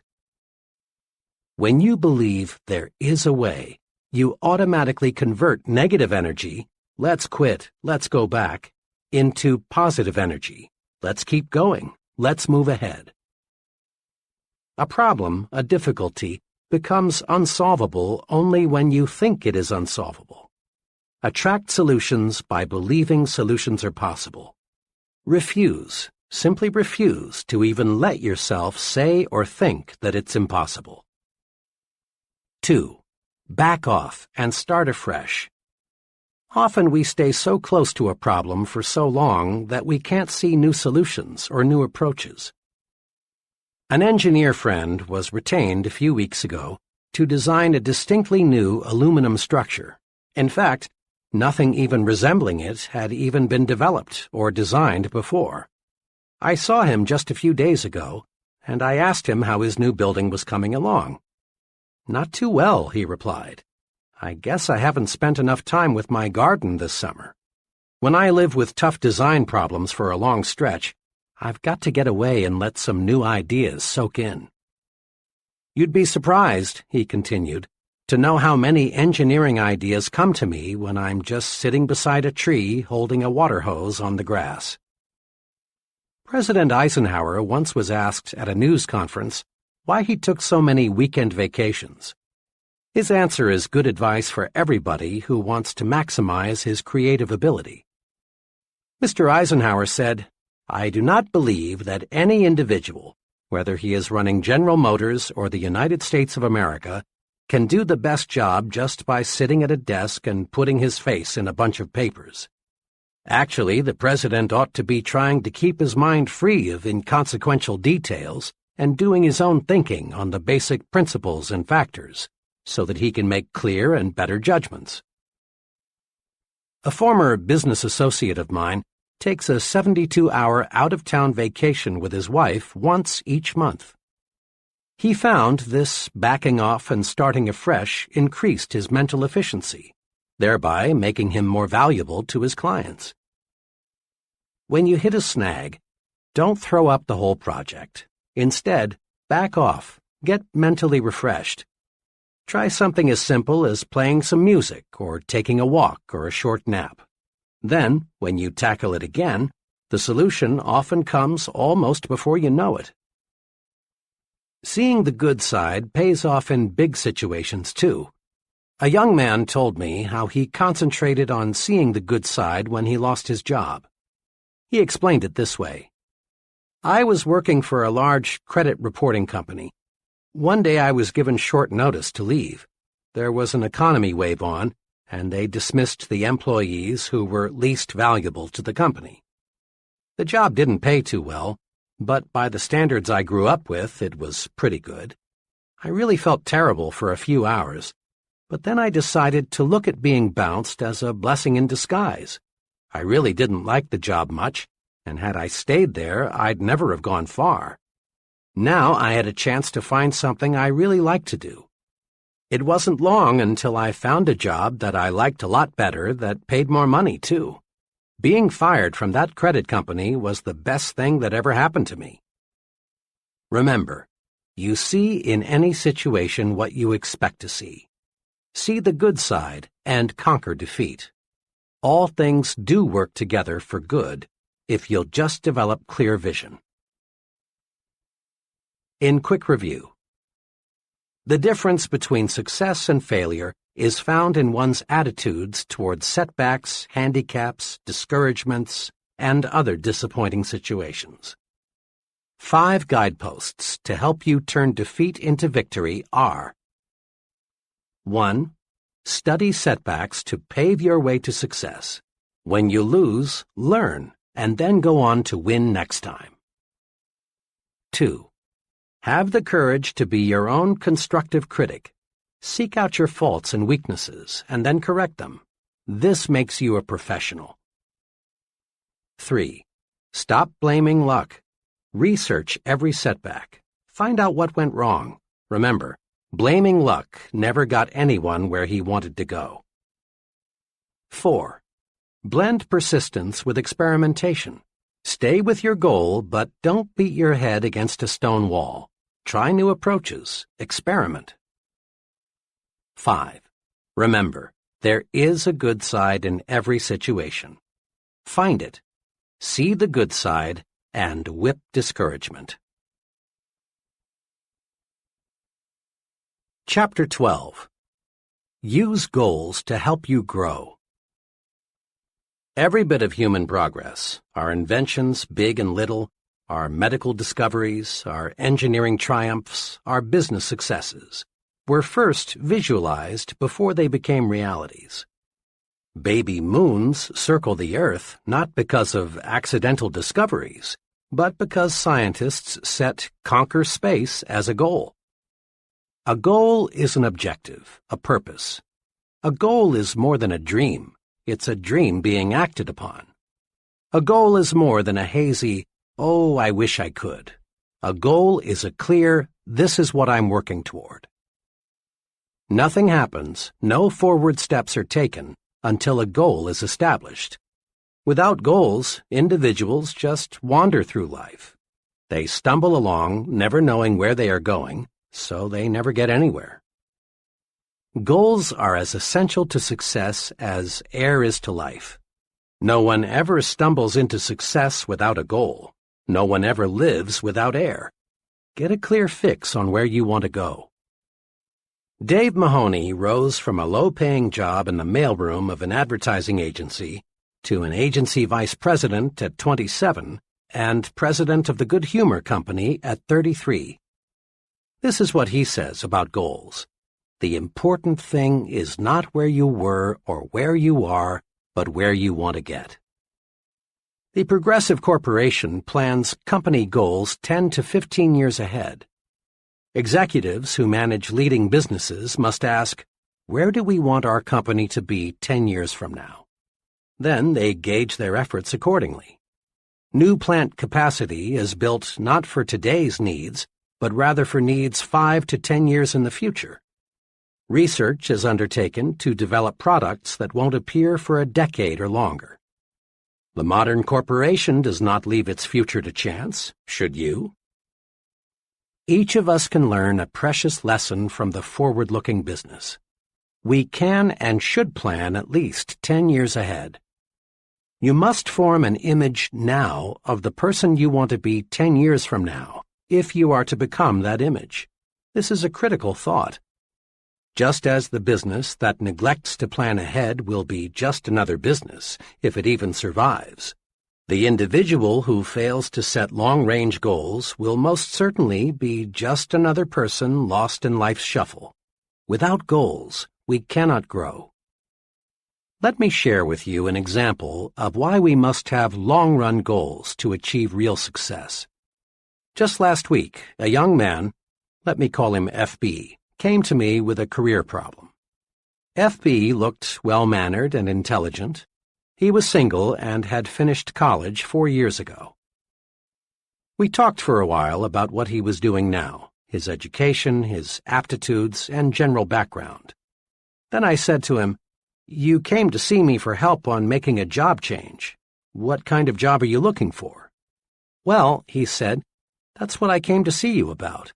I don't know what I want to do." His problem, of course, was a very common one. But I realized that just to arrange for the young man to have interviews with several possible employers would not help him. Trial and error is a pretty poor way to select a career. With dozens of career possibilities, the odds of stumbling into the right choice are several dozen to one. I knew I had to help FB see that before he starts going someplace career-wise, he's got to know where that someplace is. So I said, "Let's look at your career plan from this angle. Will you describe for me your image of yourself 10 years from now?" FB, obviously studying the question, finally said, "Well, I guess I want what just about everyone else wants, a good job that pays well and a nice home. Really, though," he continued, "I haven't given it too much thought." This, I assured him, was quite natural. I went on to explain that his approach to selecting a career was like going to an airline ticket counter and saying, "Give me a ticket." The people selling the tickets just can't help you unless you give them a destination. So I said, "And I can't help you find a job until I know what your destination is, and only you can tell me that." This jarred FB into thinking. We spent the next 2 hours not talking about the merits of different kinds of jobs, but rather discussing how to set goals. FB learned, I believe, the most important lesson in career planning. Before you start out, know where you want to go. Like the Progressive Corporation, plan ahead. You are, in a sense, a business unit. Your talent, skills, and abilities are your products. You want to develop your products so they command the highest possible price. Forward planning will do it. Here are 2 steps that will help. First, visualize your future in terms of 3 departments: work, home, and social. Dividing your life this way keeps you from becoming confused, prevents conflicts, helps you look at the whole picture. Second, demand of yourself clear, precise answers to these questions. What do I want to accomplish with my life? What do I want to be? And what does it take to satisfy me? Using this planning guide will help. An image of me 10 years from now. 10 years planning guide. A. Work department. 10 years from now. 1. What income level do I want to attain? 2. What level of responsibility do I seek? 3. How much authority do I want to command? 4. What prestige do I expect to gain from my work? B. Home department, 10 years from now. 1. What kind of standard of living do I want to provide for my family and myself? 2. What kind of house do I want to live in? 3. What kind of vacations do I want to take? 4. What financial support do I want to give my children in their early adult years? C. Social department, 10 years from now. 1. What kinds of friends do I want to have? 2. What social groups do I want to join? 3. What community leadership positions would I like to hold? 4. What worthwhile causes do I want to champion? A few years ago, my young son insisted the 2 of us build a doghouse for Peanut, an intelligent pup of dubious pedigree and my son's pride and joy. His persistence and enthusiasm won, so we proceeded to build a home Peanut could call her own. Our combined carpentry talent equaled 0, and the end product clearly reflected that fact. Shortly afterward, a good friend stopped by, and upon seeing what we had done, asked, "What's that you've stuck up there among the trees? That's not a doghouse, is it?" I replied that it was. Then he pointed out just a few of our mistakes and summed it all up with, "Why didn't you get a plan?" Nobody these days builds a doghouse without a blueprint. And please, as you visualize your future, don't be afraid to be blue sky. People these days are measured by the size of their dreams. No one accomplishes more than he sets out to accomplish. So visualize a big future. Here is a word-for-word excerpt from the life plan of one of my former trainees. Listen to it. Note how well this fellow visualized his home future. As he wrote this, it is obvious he really saw himself in the future. My home goal is to own a country estate. The house will be of the typical Southern manor type, 2 stories, white columns and all. We will have the grounds fenced in, and probably we'll have a fish pond or 2 on the place, as my wife and I both enjoy fishing. We will keep our Doberman kennels back of the house somewhere. The thing I have always wanted is a long winding driveway with trees lining each side. But a house is not necessarily a home. I am going to do everything I can to make our house more than just a place to eat and sleep. Of course, we do not intend to leave God out of our plans, and throughout the years we will spend a certain amount of time in church activities. 10 years from now, I want to be in a position to take a family cruise around the world. I would like very much to do this before the family gets scattered all over the world by marriages, etc. If we can't find the time to make the cruise all at once, we will put it into 4 or 5 separate vacations and visit a different part of the world each year. Naturally, all these plans in home department depend on how well things go in my work department, so I'll have to keep on the ball if I'm to accomplish all this. This plan was written 5 years ago. The trainee then owned 2 small dime stores. Now he owns 5, and he has purchased 17 acres for his country estate. He's thinking and progressing right along toward his goal. The 3 departments of your life are closely interrelated. Each depends on the others to some extent. But the one department that has the most influence over the other departments is your work. Thousands of years ago, the caveman who had the happiest home life and was most respected by his cave mates was the fellow who was most successful as a hunter. As a generalization, the same point holds true today. The standard of living we provide our families and the social and community respect we attain depends largely on our success in the work department. Not long ago, the McKinsey Foundation for Management Research conducted a large-scale study to determine what it takes to become an executive. Leaders in business, government, science, and religion were questioned. Over and over again, in different ways, these researchers kept getting one answer. The most important qualification for an executive is the sheer desire to get ahead. Remember this advice of John Wanamaker. A man is not doing much until the cause he works for possesses all there is of him. Desire, when harnessed, is power.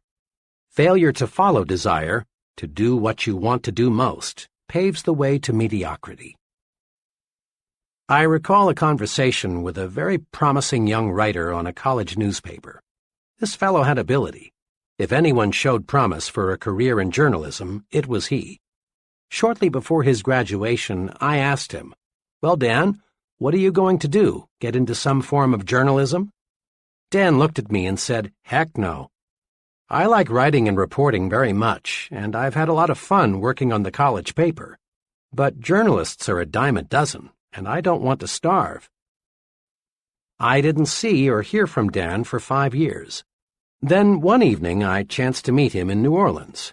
Dan was working as an assistant personnel director for an electronics company, and he was quick to let me know that he was quite dissatisfied with his work. "Oh, I'm reasonably well paid. I'm with a wonderful company, and I've got reasonable security. But you know, my heart isn't in it. I wish now I'd gone with a publisher or a newspaper when I finished school." Dan's attitude reflected boredom, uninterest. He was cynical about many things. He will never achieve maximum success until he quits his present job and gets into journalism. Success requires heart and soul effort, and you can put your heart and soul only into something you really desire. Had Dan followed his desire, he could have risen to the very top in some phase of communication. And over the long pull, he would have made much more money and achieved far more personal satisfaction than he will find in his present kind of work. Switching from what you don't like to do to what you do like to do is like putting a 500-horsepower motor in a 10-year-old car. All of us have desires. All of us dream of what we really want to do. But few of us actually surrender to desire. Instead of surrendering to desire, we murder it. 5 weapons are used to commit success suicide. Destroy them. They're dangerous. 1. Self-depreciation.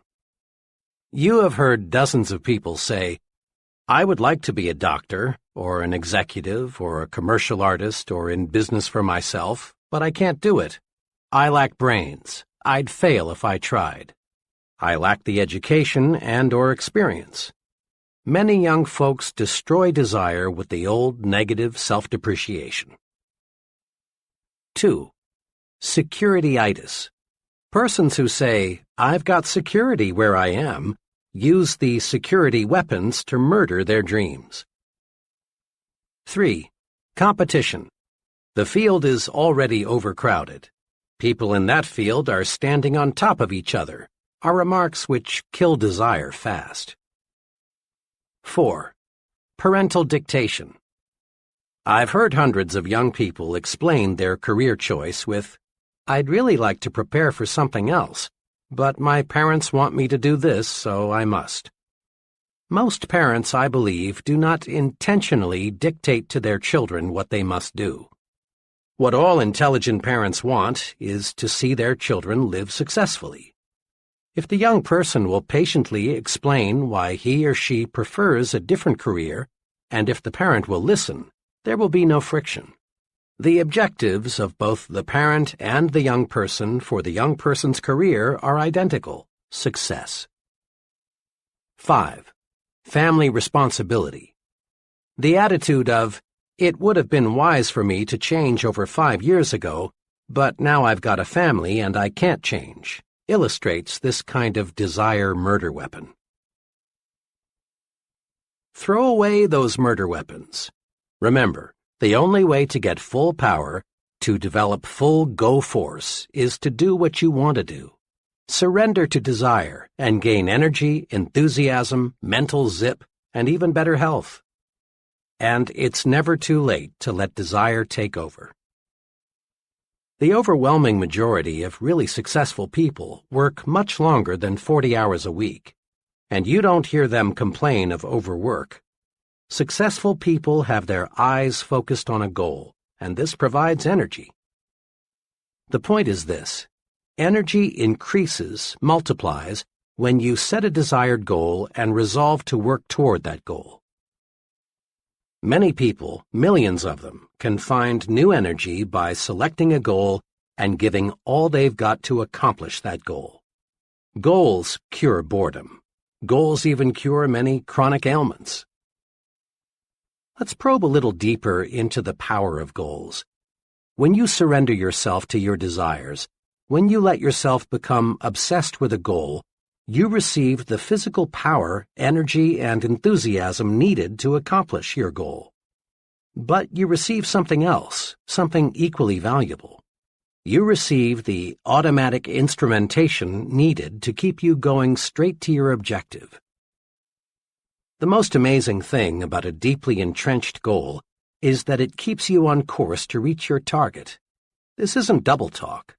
What happens is this: when you surrender to your goal, the goal works itself into your subconscious mind. Your subconscious mind is always in balance. Your conscious mind is not, unless it is in tune with what your subconscious mind is thinking. Without full cooperation from the subconscious mind, a person is hesitant, confused, indecisive. Now, with your goal absorbed into your subconscious mind, you react the right way automatically. The conscious mind is free for clear, straight thinking. Let's illustrate this with two hypothetical persons. As you listen, you'll recognize these characters among the real people you know. We'll call them Tom and Jack. These fellows are comparable in all respects except one. Tom has a firmly entrenched goal. Jack does not. Tom has a crystal-clear image of what he wants to be. He pictures himself as a corporation vice president 10 years hence. Because Tom has surrendered to his goal through his subconscious mind signals to him saying, "Do this," or "Don't do that. It won't help get you where you want to go." The goal constantly speaks, "I am the image you want to make real. Here is what you must do to make me real." Tom's goal does not pilot him in vague generalities. It gives him specific directions in all his activities. When Tom buys a suit, the goal speaks and shows Tom the wise choice. The goal helps to show Tom what steps to take to move up to the next job, what to say in the business conference, what to do when conflict develops, what to read, what stand to take. Should Tom drift a little off course, his automatic instrumentation, housed securely in his subconscious mind, alerts him and tells him what to do to get back on course. Tom's goal has made him supersensitive to all the many forces at work that affect him. Jack, on the other hand, lacking a goal, also lacks the automatic instrumentation to guide him. He is easily confused. His actions reflect no personal policy. Jack wavers, shifts, guesses at what to do. Lacking consistency of purpose, Jack flounders on the ruddy road to mediocrity. May I suggest you listen to this section again, right now. Let this concept soak in. Then look around you. Study the very top echelon of successful persons. Note how they, without exception, are totally devoted to their objective. Observe how the life of a highly successful person is integrated around a purpose. Surrender to that goal. Really surrender. Let it obsess you and give you the automatic instrumentation you need to reach that goal.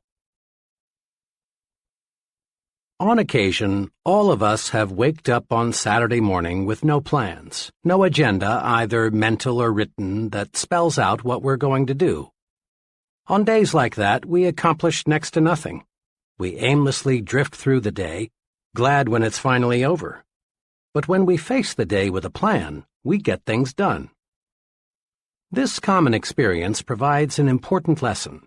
To accomplish something, we must plan to accomplish something. Before World War II, our scientists saw the potential power locked in the atom. But relatively little was known about how to split the atom and unleash that tremendous power. When the United States entered the war, forward-thinking scientists saw the potential power of an atomic bomb. A crash program was developed to accomplish just one goal: build an atomic bomb. The result is history. In just a few years, the concentrated effort paid off. The bombs were dropped, and the war was ended. But without that crash program to accomplish a goal, splitting the atom would have been delayed perhaps a decade, maybe longer. Set goals to get things done. Our great production system would be hopelessly bogged down if production executives did not establish and adhere to target dates and production schedules. Sales executives know salesmen sell more when they are given a carefully defined quota to sell. Professors know students get term papers written on time when a deadline is set. Now, as you press forward to success, set goals, deadlines, target dates, self-imposed quotas. You will accomplish only what you plan to accomplish.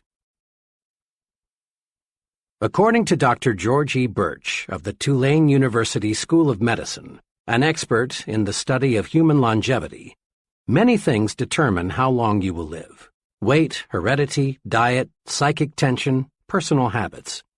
But Dr. Birch says, the quickest way to the end is to retire and do nothing. Every human being must keep an interest in life just to keep living. Each of us has a choice. Retirement can be the beginning or the end. The do nothing but eat, sleep, and rock attitude is the poison yourself fast form of retirement. Most folks who regard retirement as the end of purposeful living soon find retirement is the end of life itself.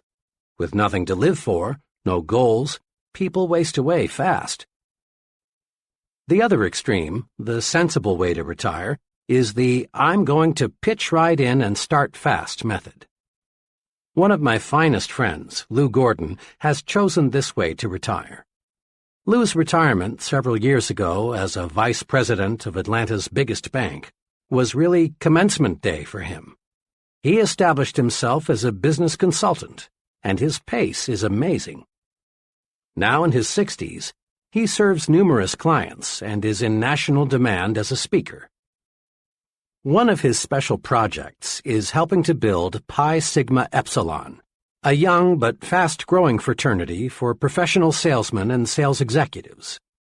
Every time I see Lou, he seems younger. He's a young 30 in spirit. Few people I know of any age are reaping more from life than this senior citizen who resolved not to go out to pasture. And the Lou Gordons aren't the boring old grumps feeling sorry for themselves because they're old. Goals, intense goals, can keep a person alive when nothing else will.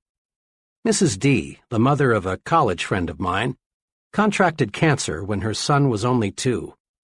To darken matters, her husband had died only 3 months before her illness was diagnosed. Her physicians offered little hope. But Mrs. D would not give up.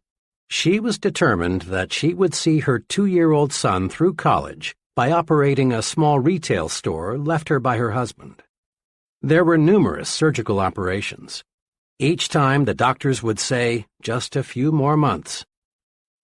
The cancer was never cured. But those few more months stretched into 20 years. She saw her son graduated from college. 6 weeks later, she was gone. A goal, a burning desire, was powerful enough to stave off sure death for 2 decades. Use goals to live longer. No medicine in the world, and your physician will bear this out, is as powerful in bringing about long life as is the desire to do something. The person determined to achieve maximum success learns the principle that progress is made one step at a time. A house is built a brick at a time. Football games are won a play at a time. A department store grows bigger one new customer at a time. Every big accomplishment is a series of little accomplishments. Eric Sevareid, the well-known author and correspondent, reported in Reader's Digest, April 1957, that the best advice he ever received was the principle of the next mile. Here's part of what he said.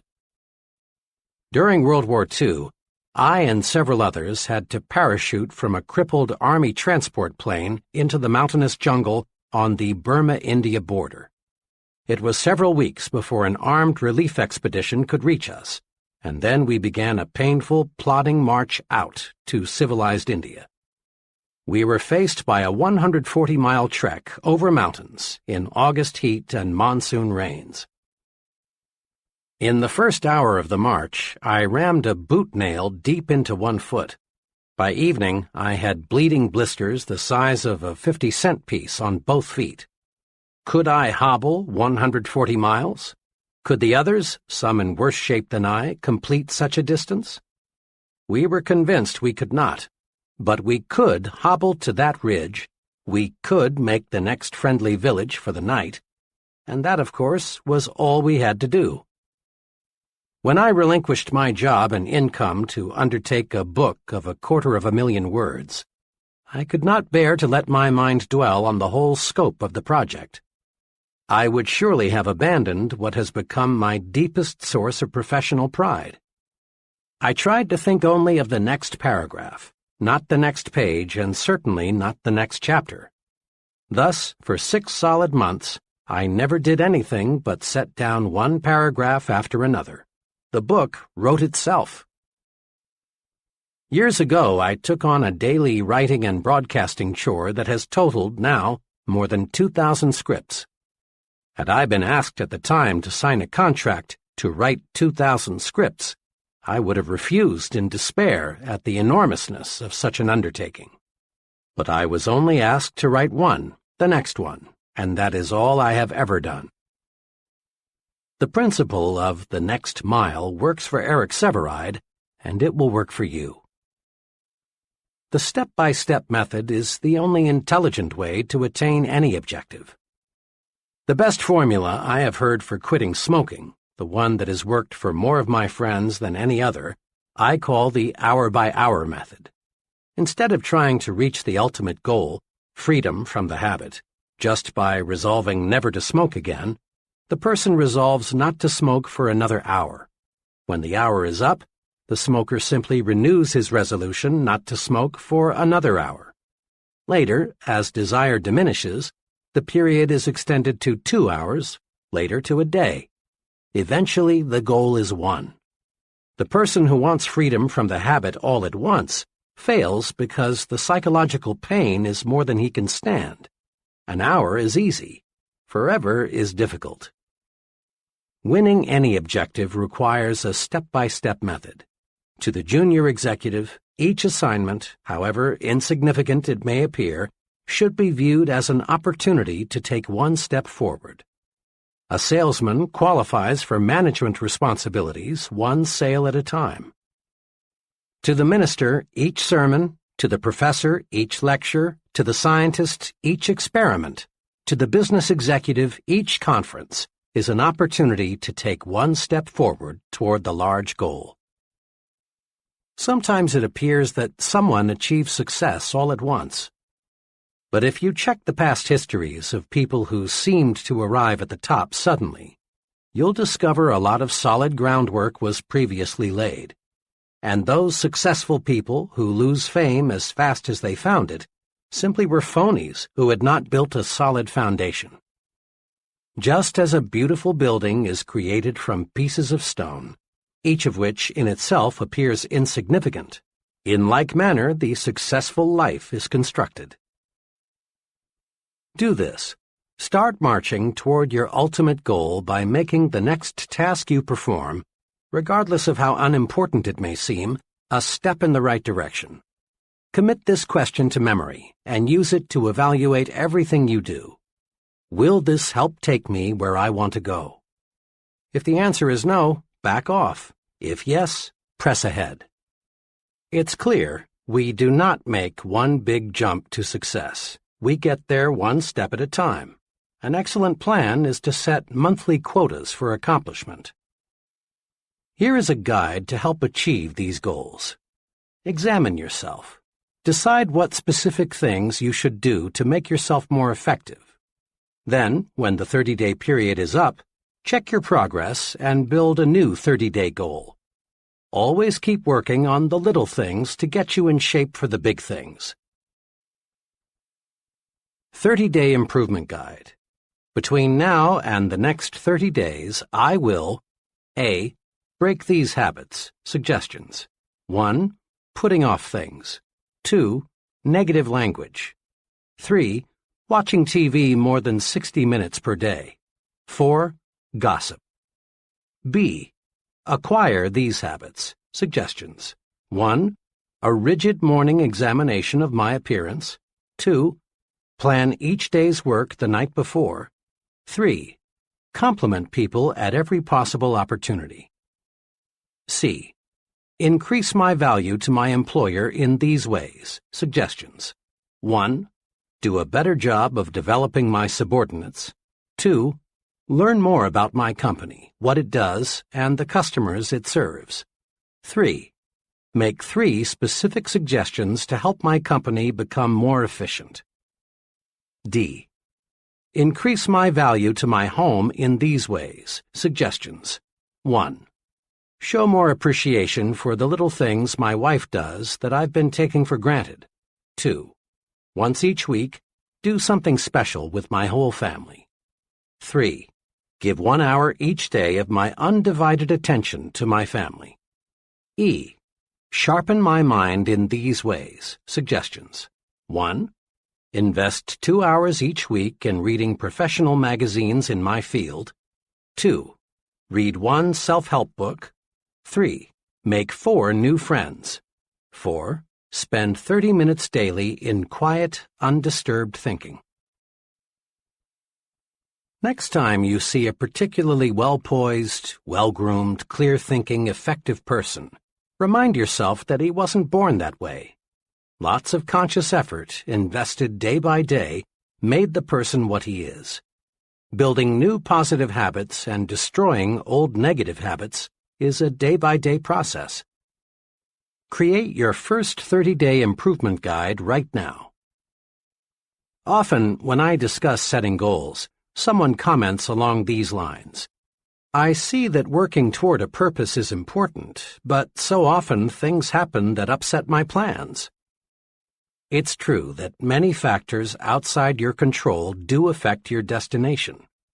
There may be serious illness or death in your family, the job you're gunning for may be dissolved, you may meet with an accident. So here is a point we must fix firmly in mind. Prepare to take detours in stride. If you are driving down a road and you come to a road closed situation, you wouldn't camp there, nor would you go back home. The road closed simply means you can't go where you want to go on this road. You'd simply find another road to take you where you want to go.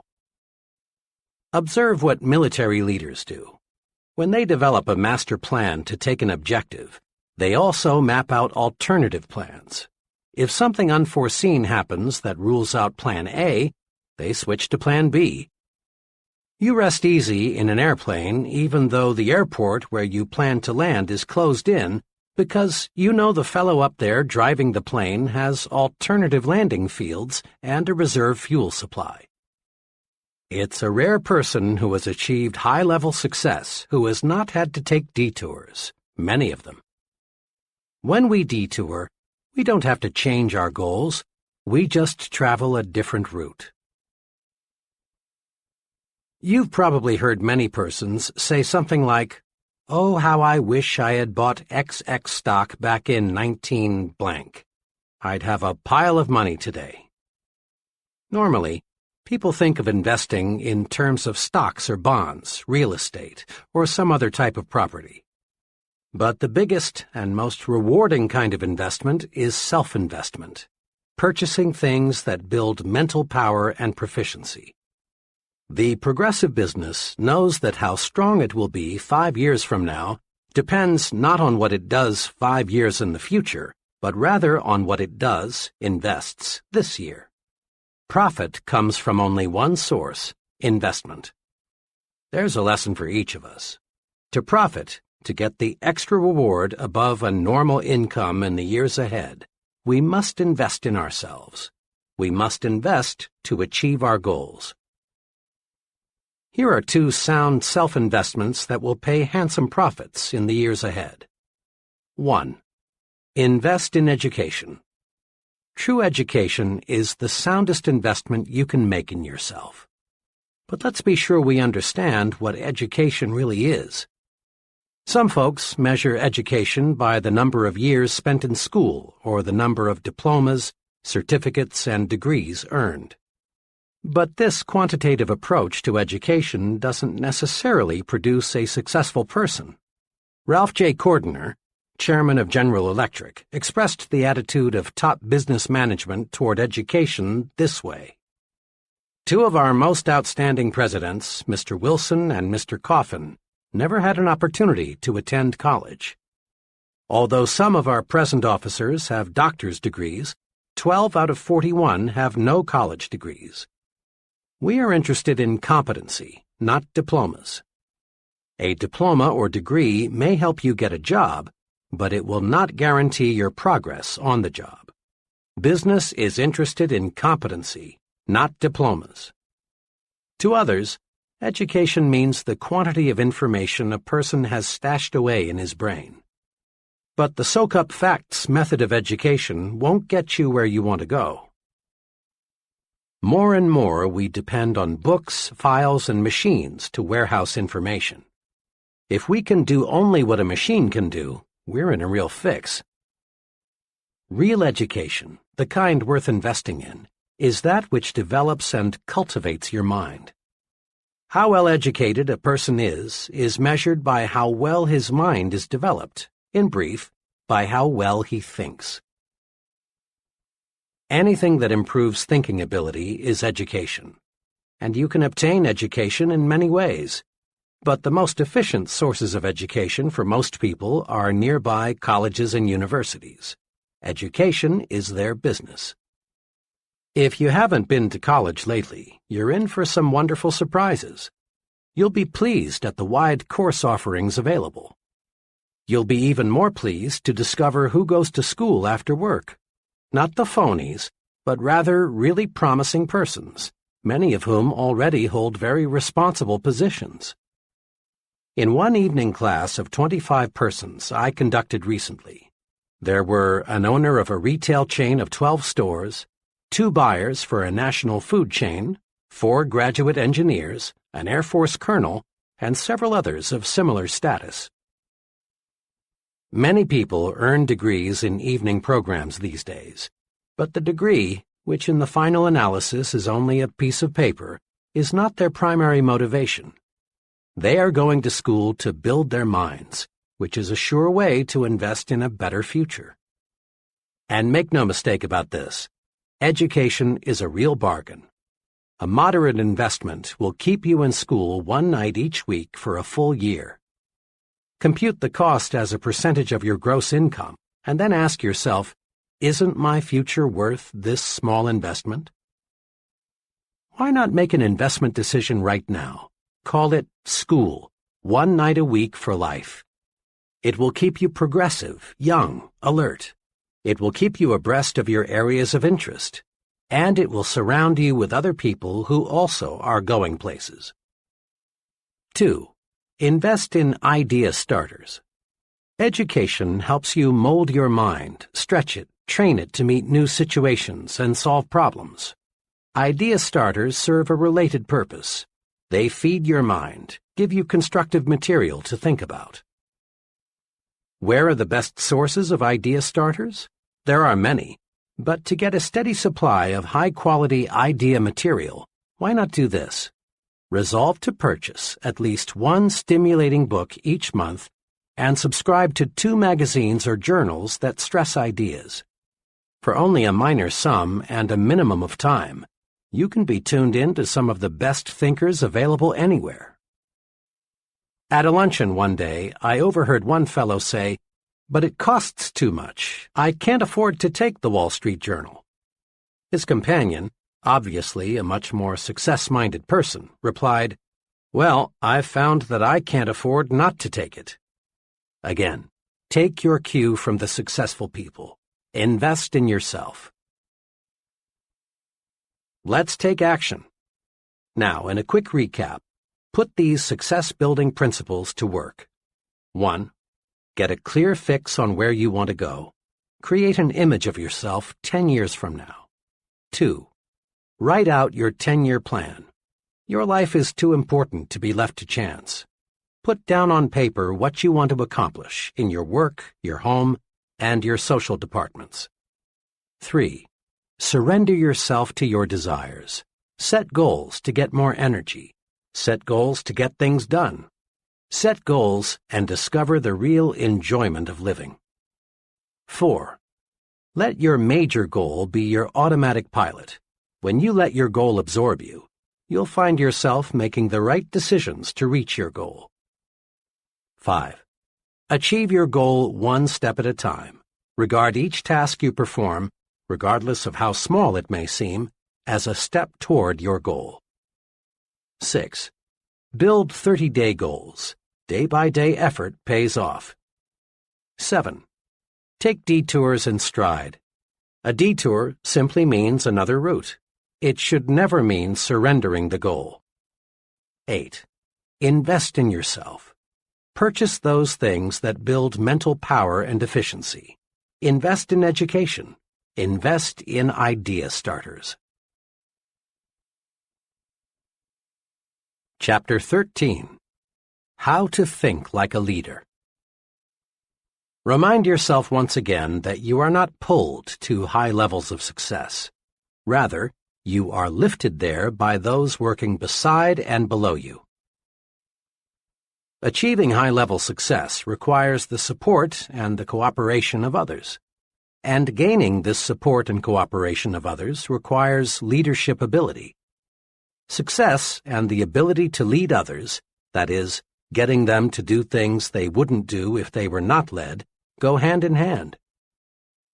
The success-producing principles explained in the previous chapters are valuable equipment in helping you develop your leadership capacity. At this point, we want to master 4 special leadership rules or principles that can cause others to do things for us in the executive suite, in business, in social clubs, in the home, anywhere we find people. These 4 leadership rules or principles are: 1. Trade minds with the people you want to influence. 2. Think. What is the human way to handle this? 3. Think progress, believe in progress, push for progress. 4. Take time out to confer with yourself and develop your supreme thinking power. Practicing these rules produces results. Putting them to use in everyday situations takes the mystery out of that gold-plated word, leadership. Let's see how. Leadership rule number 1. Trade minds with the people you want to influence. Trading minds with the people you want to influence is a magic way to get others, friends, associates, customers, employees, to act the way you want them to act. Study these 2 case histories and see why. Ted B. worked as a television copywriter and director for a large advertising agency. When the agency obtained a new account, a children's shoe manufacturer, Ted was assigned responsibility for developing several TV commercials. A month or so after the campaign had been launched, it became clear that the advertising was doing little or nothing to increase product movement in retail outlets. Attention was focused on the TV commercials because in most cities only television advertising was used. Through research of television viewers, they found that about 4% of the people thought it was simply a great commercial, one of the best, these 4% said.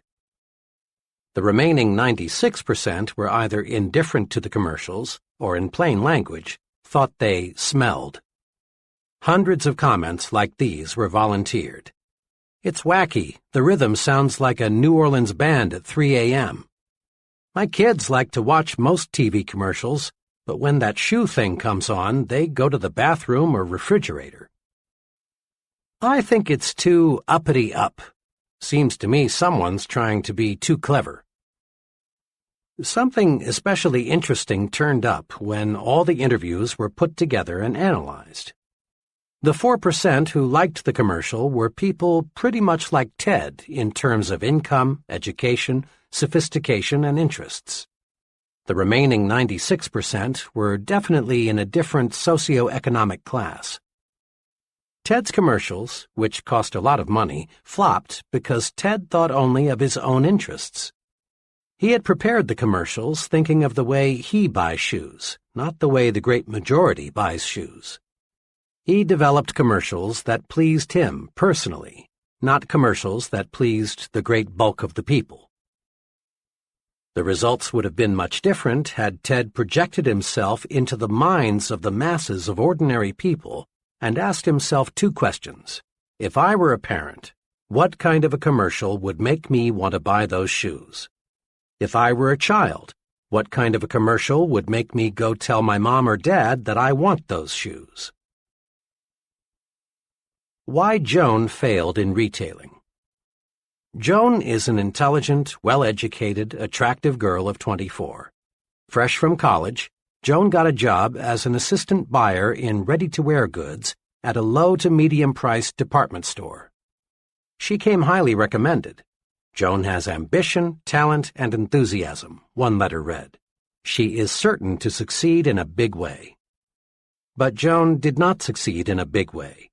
Joan lasted only 8 months and then quit retailing for other work.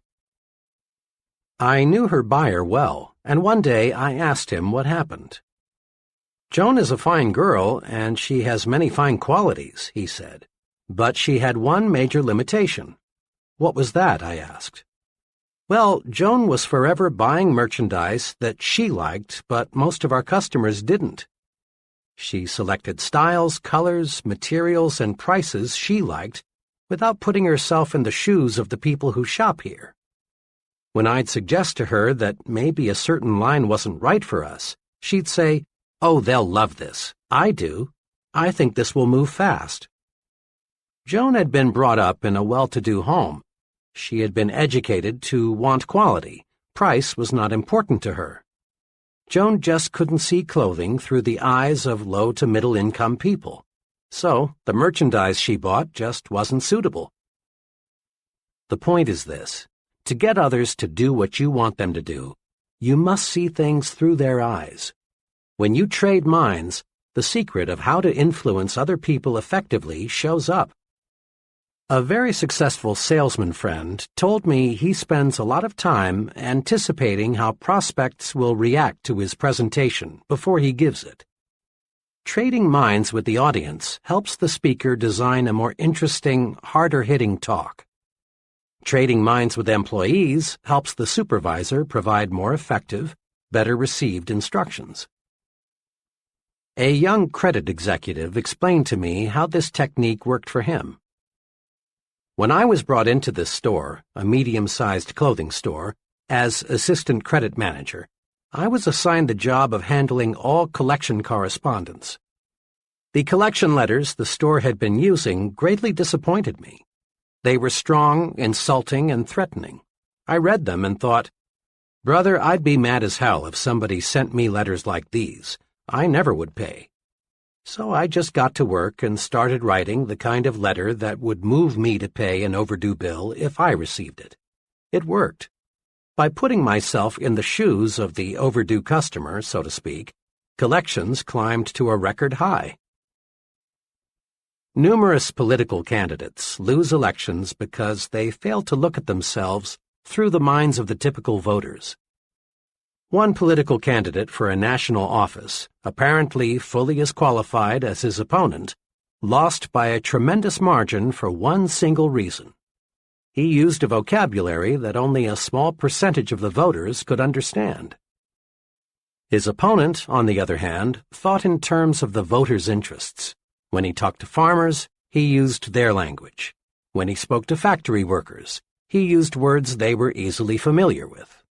When he spoke on TV, he addressed himself to Mr. Typical Voter, not to Dr. College Professor.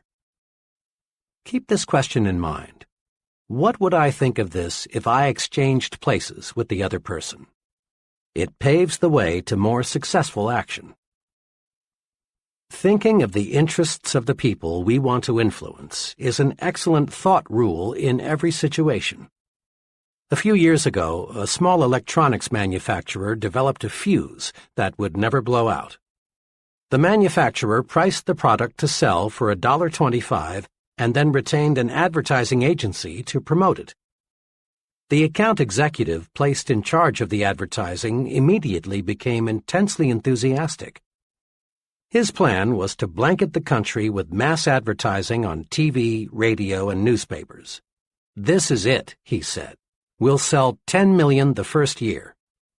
His advisors tried to caution him, explaining that fuses are not a popular item, they have no romantic appeal, and people want to get by as cheaply as possible when they buy fuses. Why not, the advisors said, use selected magazines and sell it to the high income levels? They were overruled, and the mass campaign was underway, only to be called off in 6 weeks because of disappointing results. The trouble was this. The advertising executive looked at the high-priced fuses with his eyes, the eyes of a high-income person. He failed to see the product through the eyes of the mass market income levels. Had he put himself in their position, he would have seen the wisdom of directing the promotion toward the upper income groups, and the account would have been saved. Develop your power to trade minds with the people you want to influence. The following exercises will help. Practice trading minds exercises. Situation: giving someone work instructions. For best results, ask yourself, looking at this from the viewpoint of someone who is new to this, have I made myself clear? Situation: writing an advertisement. For best results, ask yourself, if I were a typical prospective buyer, how would I react to this ad? Situation: telephone manners. For best results, ask yourself, if I were the other person, what would I think of my telephone voice and manners? Situation: gift. For best results, ask yourself, is this gift something I would like, or is it something he will like? Often there is an enormous difference. Situation: the way I give orders. For best results, ask yourself, would I like to carry out orders if they were given to me the way I give them to others? Situation: child discipline. For best results, ask yourself, if I were the child, considering his age, experience, and emotions, how would I react to this discipline? Situation: my appearance. For best results, ask yourself, what would I think of my superior if he were dressed like me? Situation: preparing a speech. For best results, ask yourself, considering the background and interests of the audience, what would I think of this remark? Situation: entertainment.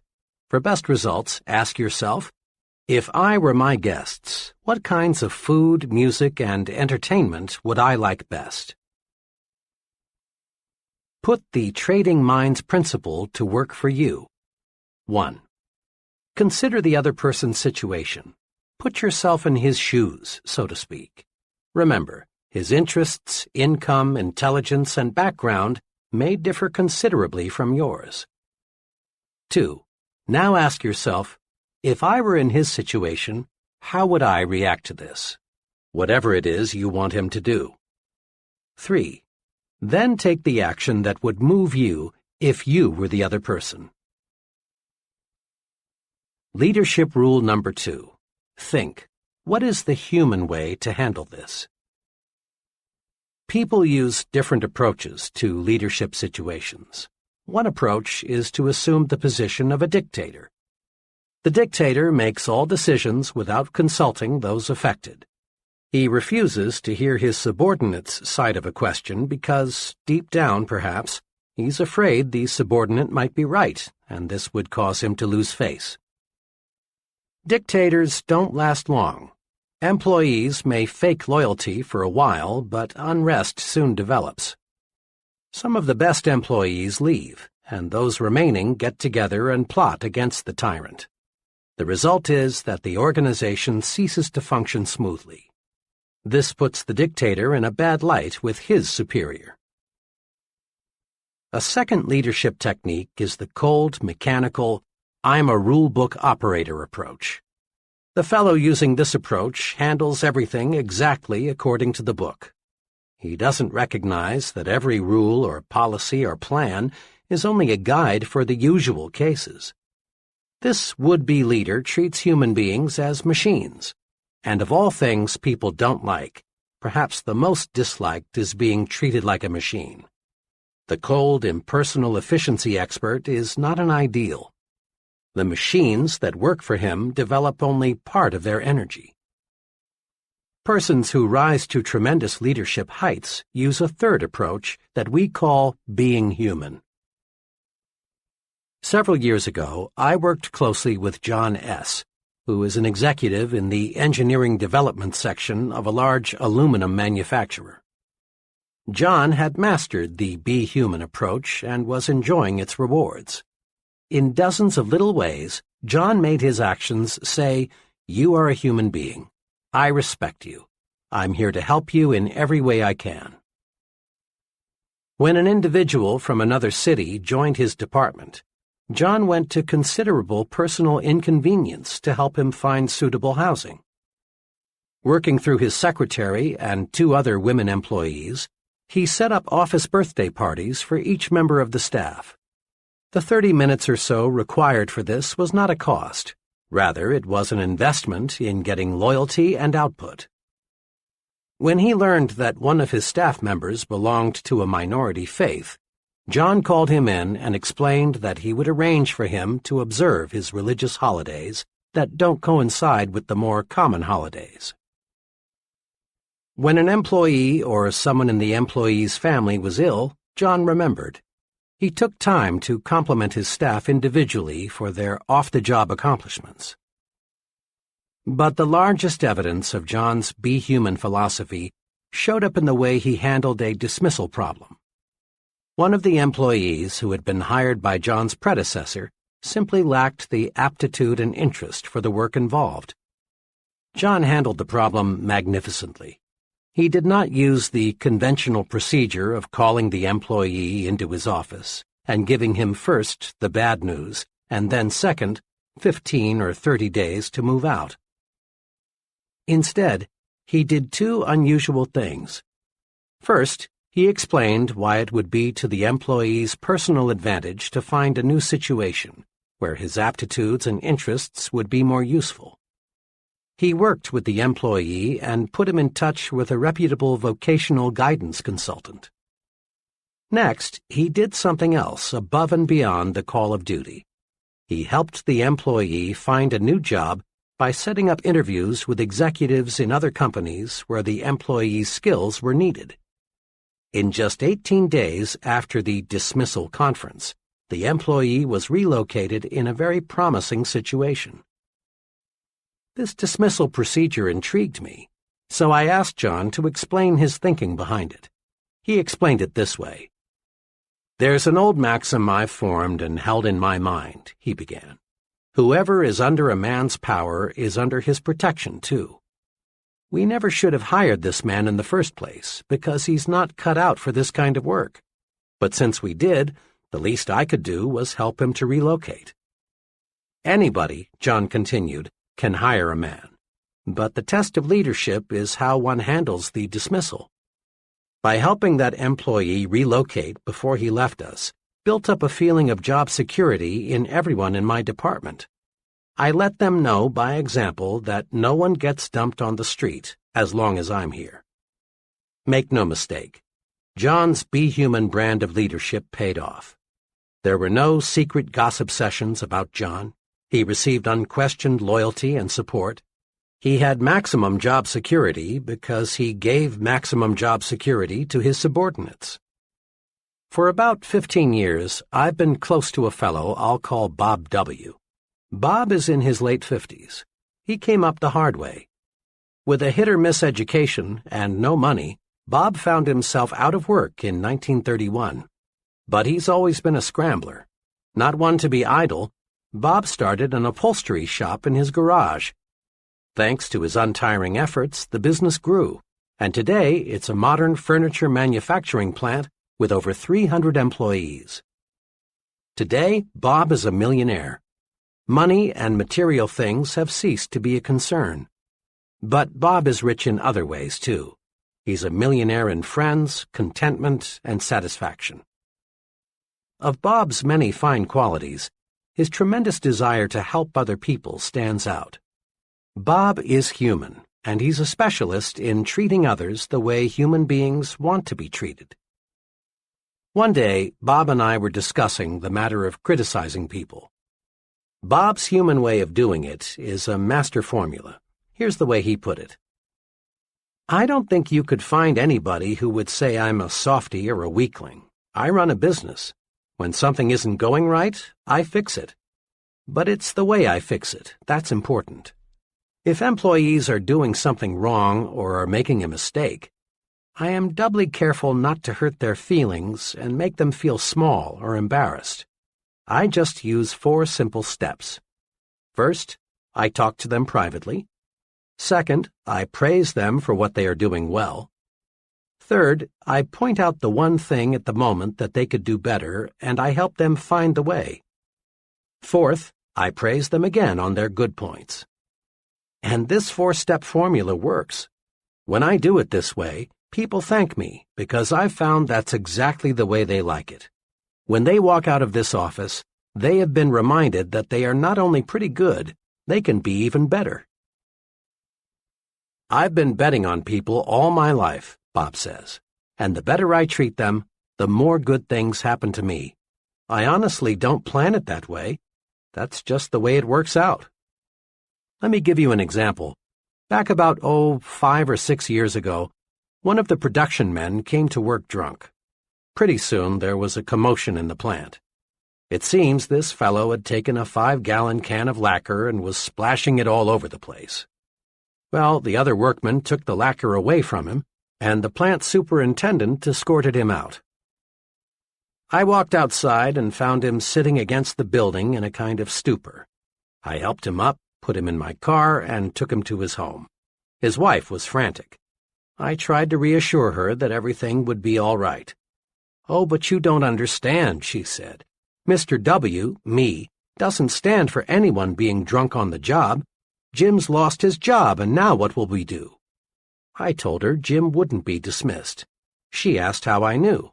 The reason, I explained, is because I'm Mr. W. She almost fainted. I told her I'd do all I could to help Jim at the plant, and I hoped she'd do all she could at home, and just have him on the job in the morning.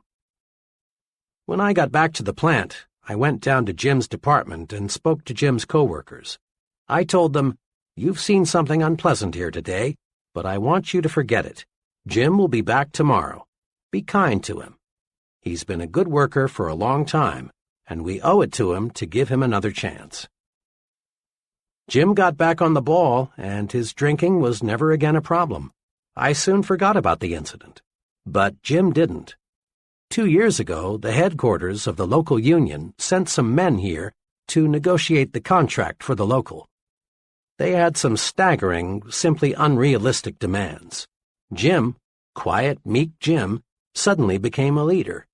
He got busy and reminded the fellows in the plant that they'd always gotten a fair deal from Mr. W, and we didn't need outsiders coming to tell us how to run our affairs.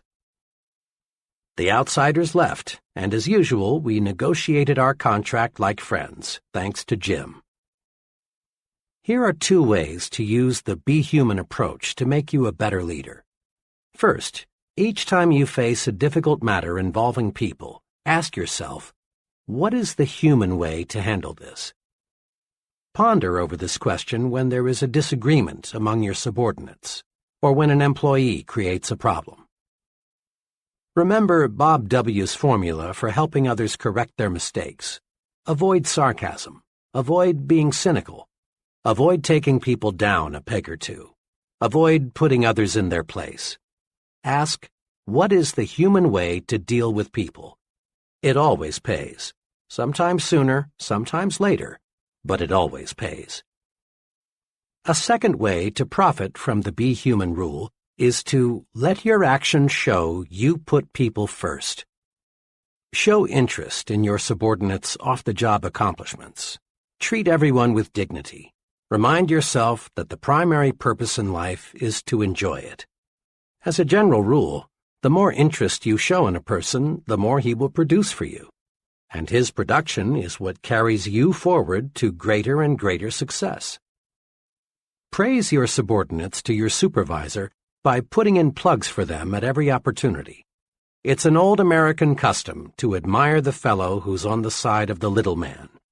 Your subordinates will appreciate your plugs, and their loyalty to you will grow. And do not fear that this will lower your own importance in the eyes of your supervisor. Rather, a man big enough to be humble appears more confident than the insecure man who feels compelled to call attention to his accomplishments. A little modesty goes a long way. Praise your subordinates personally at every opportunity. Praise them for their cooperation.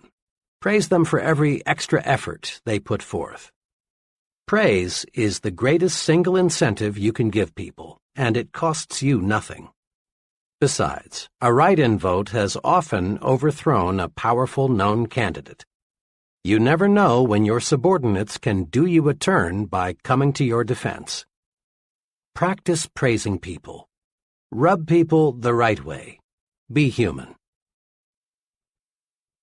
Leadership rule number 3. Think progress, believe in progress, push for progress. One of the most complimentary things anyone can say about you is, he stands for progress. He's the man for the job. Promotions in all fields go to individuals who believe in and push for progress. Leaders, real leaders, are in short supply. Status quoers, the everything's all right, let's don't upset the apple cart folks, far outnumber the progressives, the there's lots of room for improvement, let's get to work and do it better people. Join the leadership elite. Develop a forward look. There are 2 special things you can do to develop your progressive outlook. 1. Think improvement in everything you do. 2. Think high standards in everything you do. Several months ago, the president of a medium-sized company asked me to help him make an important decision. This executive had built the business by himself and had been functioning as sales manager. Now, with 7 salesmen employed, he decided his next step was to promote one of his salesmen to the job of sales manager. He narrowed the choice down to 3, all of whom were about equal in experience and sales performance. My assignment was to spend 1 day in the field with each man and then report my views on which fellow seemed to be best qualified to lead the group. Each man was told that a consultant would visit him to discuss the overall marketing program. For obvious reasons, they were not told the specific purpose of my visit. 2 of the men reacted pretty much the same way. Both were uncomfortable with me. They seemed to sense that I was there to change things. Each of these men was a real defender of the status quo. Both approved of the way everything was being done. I raised questions about how the territories were laid out, the compensation program, the sales promotional material, every facet of the marketing effort. But on all points, the response was always, everything is okay. On specific points, these 2 men explained why the present way couldn't and shouldn't be changed. Summed up, both men wanted the status quo to remain the status quo. One of them said to me as he dropped me by my hotel, I don't know exactly why you spent the day with me, but tell Mr. M for me that everything is okay as is. Don't go refiguring anything. The 3rd man was wonderfully different. He was pleased with the company and proud of its growth, but he was not wholly content. He wanted improvements. All day, this 3rd salesman gave me his ideas for getting new business, providing better service to customers, reducing wasted time, revising the compensation plan to give more incentive, all so that he and the company would make more. He had mapped out a new advertising campaign he had been thinking about. When I left him, his parting remark was, I sure appreciate the chance to tell someone about some of my ideas. We've got a good outfit, but I believe we can make it better. My recommendation, of course, was for the 3rd man. It was a recommendation that coincided perfectly with the feelings of the company president. Believe in expansion, efficiency, new products, new processes, better schools, increased prosperity. Believe in and push for progress, and you'll be a leader. As a youngster, I had an opportunity to see how the different thinking of 2 leaders can make an amazing difference in the performance of followers. I attended a country elementary school, 8 grades, 1 teacher, and 40 children all jammed together inside 4 brick walls. A new teacher was always a big deal. Led by the big boys, the 7th and 8th graders, the pupils set out to see how much they could get away with. One year there was little more than chaos. Every day there were dozens of the usual school pranks, wars of spitballs and paper airplanes. Then there were the major incidents, such as locking the teacher outside the school for half a day at a time, or on another occasion, the opposite, barricading her within the building for hours. Another day, each boy in the upper grades brought his dog into the schoolroom. Let me add that these children were not delinquents. Stealing, physical violence, and deliberate harm were not their objectives. They were healthy kids conditioned by vigorous rural living and needing an outlet for their tremendous pent-up energies and ingenuities. Well, the teacher somehow managed to stay with the school until the end of that year. To no one's surprise, there was a new teacher the following September. The new teacher extracted strikingly different performance from the children. She appealed to their personal pride and sense of respect. She encouraged them to develop judgment. Each child was assigned a specific responsibility, like washing blackboards or cleaning erasers, or practicing paper grading for the younger grades. The new teacher found creative ways to use the energy that had been so misdirected a few months before. Her educational program was centered on building character. Why did the children act like young devils one year and like young angels the next? The difference was the leader, their teacher. In all honesty, we cannot blame the kids for playing pranks an entire school year. In each instance, the teacher set the pace. The first teacher, deep down, didn't care whether the children made progress. She set no goals for the children. She didn't encourage them. She couldn't control her temper. She didn't like teaching, so the pupils didn't like learning. But the second teacher had high, positive standards. She sincerely liked the children and wanted them to accomplish much. She considered each one as an individual. She obtained discipline easily because, in everything she did, she was well disciplined. And in each case, the pupils adjusted their conduct to fit the examples set by the teachers. We find this same form of adjustment taking place every day in adult groups. During World War II, military chiefs continually observed that the highest morale was not found in units where commanders were easy, relaxed, and lackadaisical.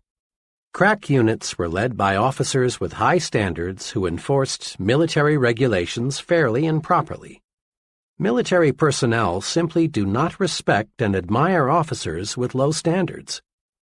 College students, too, take their cue from the examples set by the professors.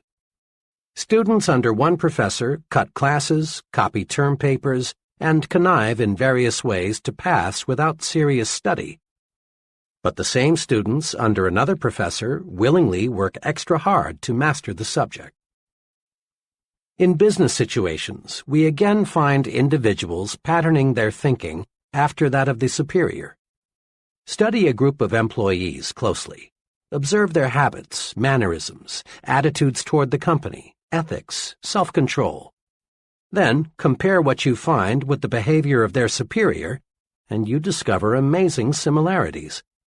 Every year, many corporations that have grown sluggish and are headed downward are rebuilt. And how? By changing a handful of executives at the top. Companies, and colleges, and churches, and clubs, and unions, and all other types of organizations are successfully rebuilt from the top down, not from the bottom up. Change the thinking at the top, and you automatically change the thinking at the bottom. Remember this. When you take over the leadership of a group, the persons in that group immediately begin to adjust themselves to the standards you set. This is most noticeable during the first few weeks.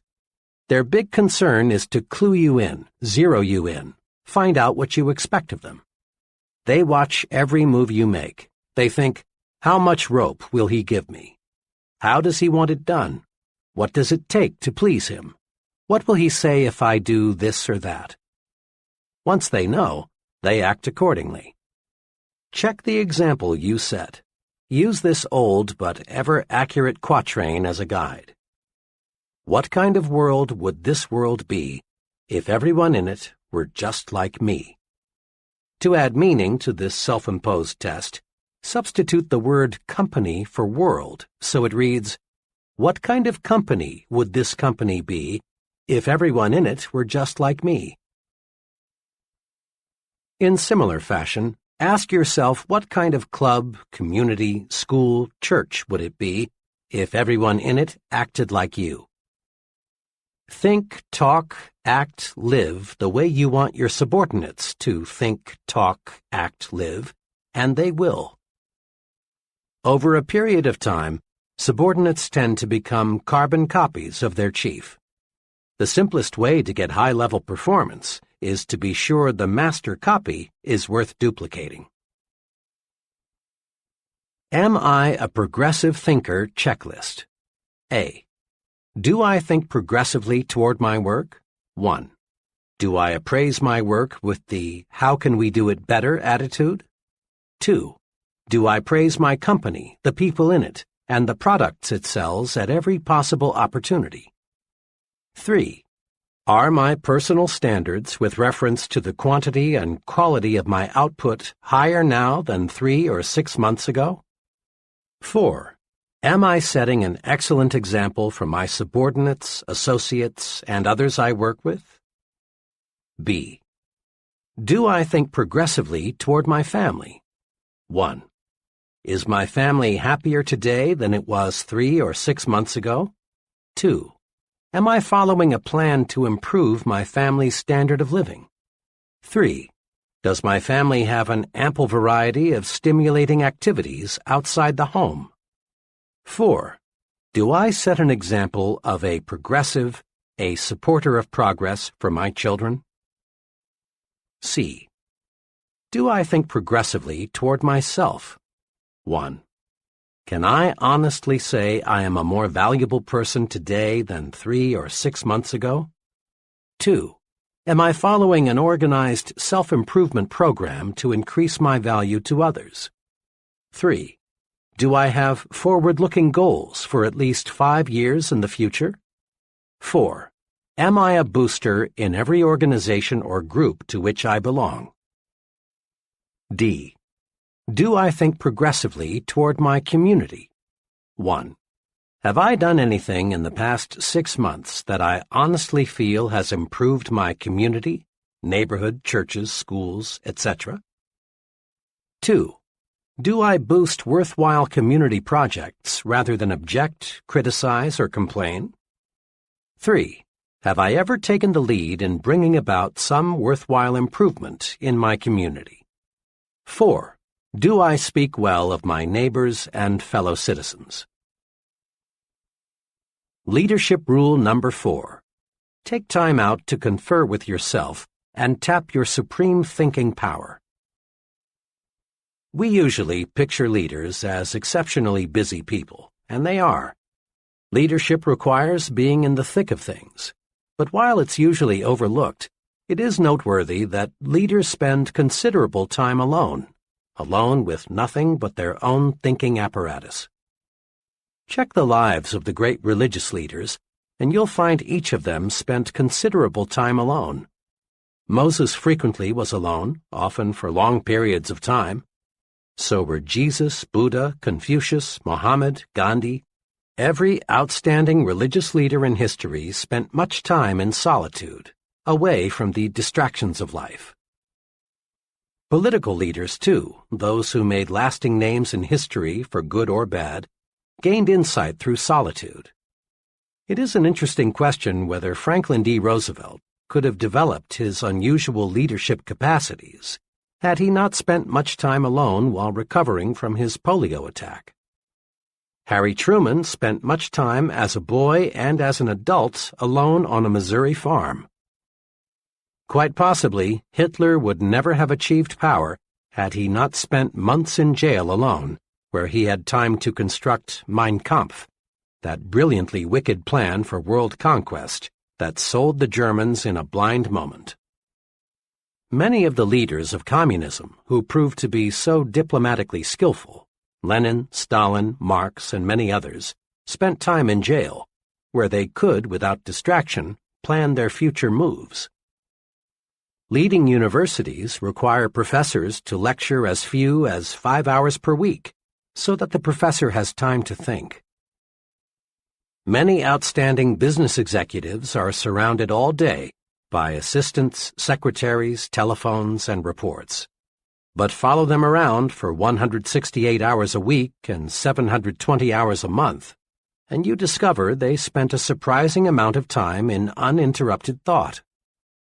The point is this: the successful person in any field takes time out to confer with himself or herself.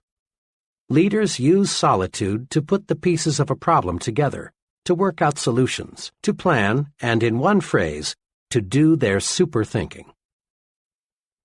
Many people fail to tap their creative leadership power because they confer with everybody and everything else but themselves. You know this kind of person well. He's the fellow who goes to great lengths not to be alone.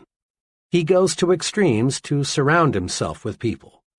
He can't stand being alone in his office, so he goes prowling to see other people.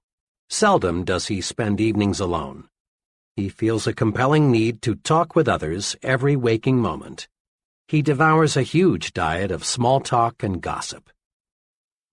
When this person is forced by circumstances to be physically alone, he finds ways to keep from being mentally alone. At times like these, he resorts to television, newspapers, radio, telephone, anything that will take over his thinking process for him. In effect, he says, "Here, Mr. TV, Mr. Newspaper, occupy my mind for me. I'm afraid to occupy it with my own thoughts." Mr. I Can't Stand to Be Alone shuns independent thought. He keeps his own mind blacked out. He is psychologically scared of his own thoughts. As time goes by, Mr. I Can't Stand to Be Alone grows increasingly shallow. He makes many ill-considered moves. He fails to develop firmness of purpose, personal stability.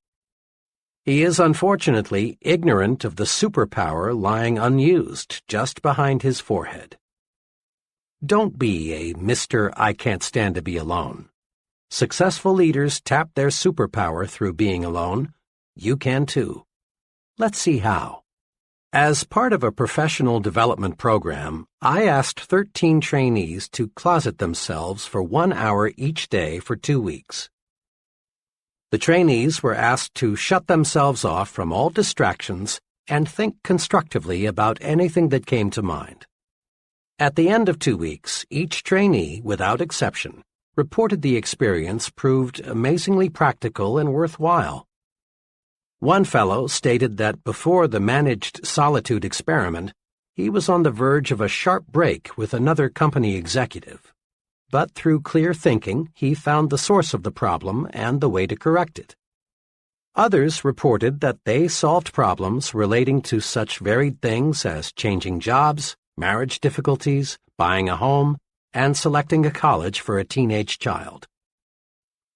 Each trainee enthusiastically reported that he had gained a much better understanding of himself, his strengths and weaknesses, than he had ever had before. The trainees also discovered something else that is tremendously significant. They discovered that decisions and observations made alone in managed solitude have an uncanny way of being 100% right. The trainees discovered that when the fog is lifted, the right choice becomes crystal clear. Managed solitude pays off. One day recently, an associate of mine reversed her stand completely on a troublesome issue. I was curious to know why she had switched her thinking, since the problem was very basic. Her answer went like this: "Well, I haven't been at all clear in my mind as to what we should do. So I got up at 3:30 this morning, fixed a cup of coffee, and just sat on the sofa and thought until 7 a.m. I see the whole matter a lot clearer now, so the only thing for me to do is reverse my stand." And her new stand proved completely correct. Resolve now to set aside some time each day, at least 30 minutes, to be completely by yourself. Perhaps early in the morning, before anyone else is stirring about, would be best for you. Or perhaps late in the evening would be a better time. The important thing is to select a time when your mind is fresh and when you can be free from distractions. You can use this time to do 2 types of thinking, directed and undirected. To do directed thinking, Review the major problem facing you. In solitude, your mind will study the problem objectively and lead you to the right answer. To do undirected thinking, just let your mind select what it wishes to think about. In moments like these, your subconscious mind taps your memory bank, which in turn feeds your conscious mind. Undirected thinking is very helpful in doing self-evaluation. It helps you get down to the very basic matters, like, how can I do better? What should be my next move? Remember, the main job of the leader is thinking, and the best preparation for leadership is thinking. Spend some time in managed solitude every day and think yourself to success. Summary. To be a more effective leader, put these 4 leadership principles to work. 1. Trade minds with the people you want to influence. It's easy to get others to do what you want them to do if you'll see things through their eyes. Ask yourself this question before you act. What would I think of this if I exchanged places with the other person? 2. Apply the Be Human rule in your dealings with others. Ask, what is the human way to handle this? In everything you do, show that you put other people first. Just give other people the kind of treatment you like to receive. You'll be rewarded. 3. Think progress, believe in progress, push for progress. Think improvement in everything you do. Think high standards in everything you do. Over a period of time, subordinates tend to become carbon copies of their chief. Be sure the master copy is worth duplicating. Make this a personal resolution. At home, at work, in community life, if it's progress, I'm for it. 4. Take time out to confer with yourself and tap your supreme thinking power. Managed solitude pays off. Use it to release your creative power. Use it to find solutions to personal and business problems. So spend some time alone every day just for thinking. Use the thinking technique all great leaders use. Confer with yourself. How to use the magic of thinking big in life's most crucial situations. There is magic in thinking big, but it is so easy to forget. When you hit some rough spots, there is danger that your thinking will shrink in size, and when it does, you lose. Here are some brief guides for staying big when you're tempted to use the small approach. Perhaps you'll want to put these guides on small cards for even handier reference. A. When little people try to drive you down, think big. To be sure, there are some people who want you to lose, to experience misfortune, to be reprimanded. But these people can't hurt you if you'll remember 3 things. 1. You win when you refuse to fight petty people. Fighting little people reduces you to their size. Stay big. 2. Expect to be sniped at. It's proof you're growing. 3. Remind yourself that snipers are psychologically sick. Be big. Feel sorry for them. Think big enough to be immune to the attacks of petty people. B. When that I haven't got what it takes feeling creeps up on you, think big. Remember, if you think you are weak, you are. If you think you're inadequate, you are. If you think you're second class, you are. Whip that natural tendency to sell yourself short with these tools. 1. Look important. It helps you think important. How you look on the outside has a lot to do with how you feel on the inside. 2. Concentrate on your assets. Build a sell yourself to yourself commercial and use it. Learn to supercharge yourself. Know your positive self. 3. Put other people in proper perspective. The other person is just another human being, so why be afraid of him? Think big enough to see how good you really are. C. When an argument or quarrel seems inevitable, think big. Successfully resist the temptation to argue and quarrel by 1.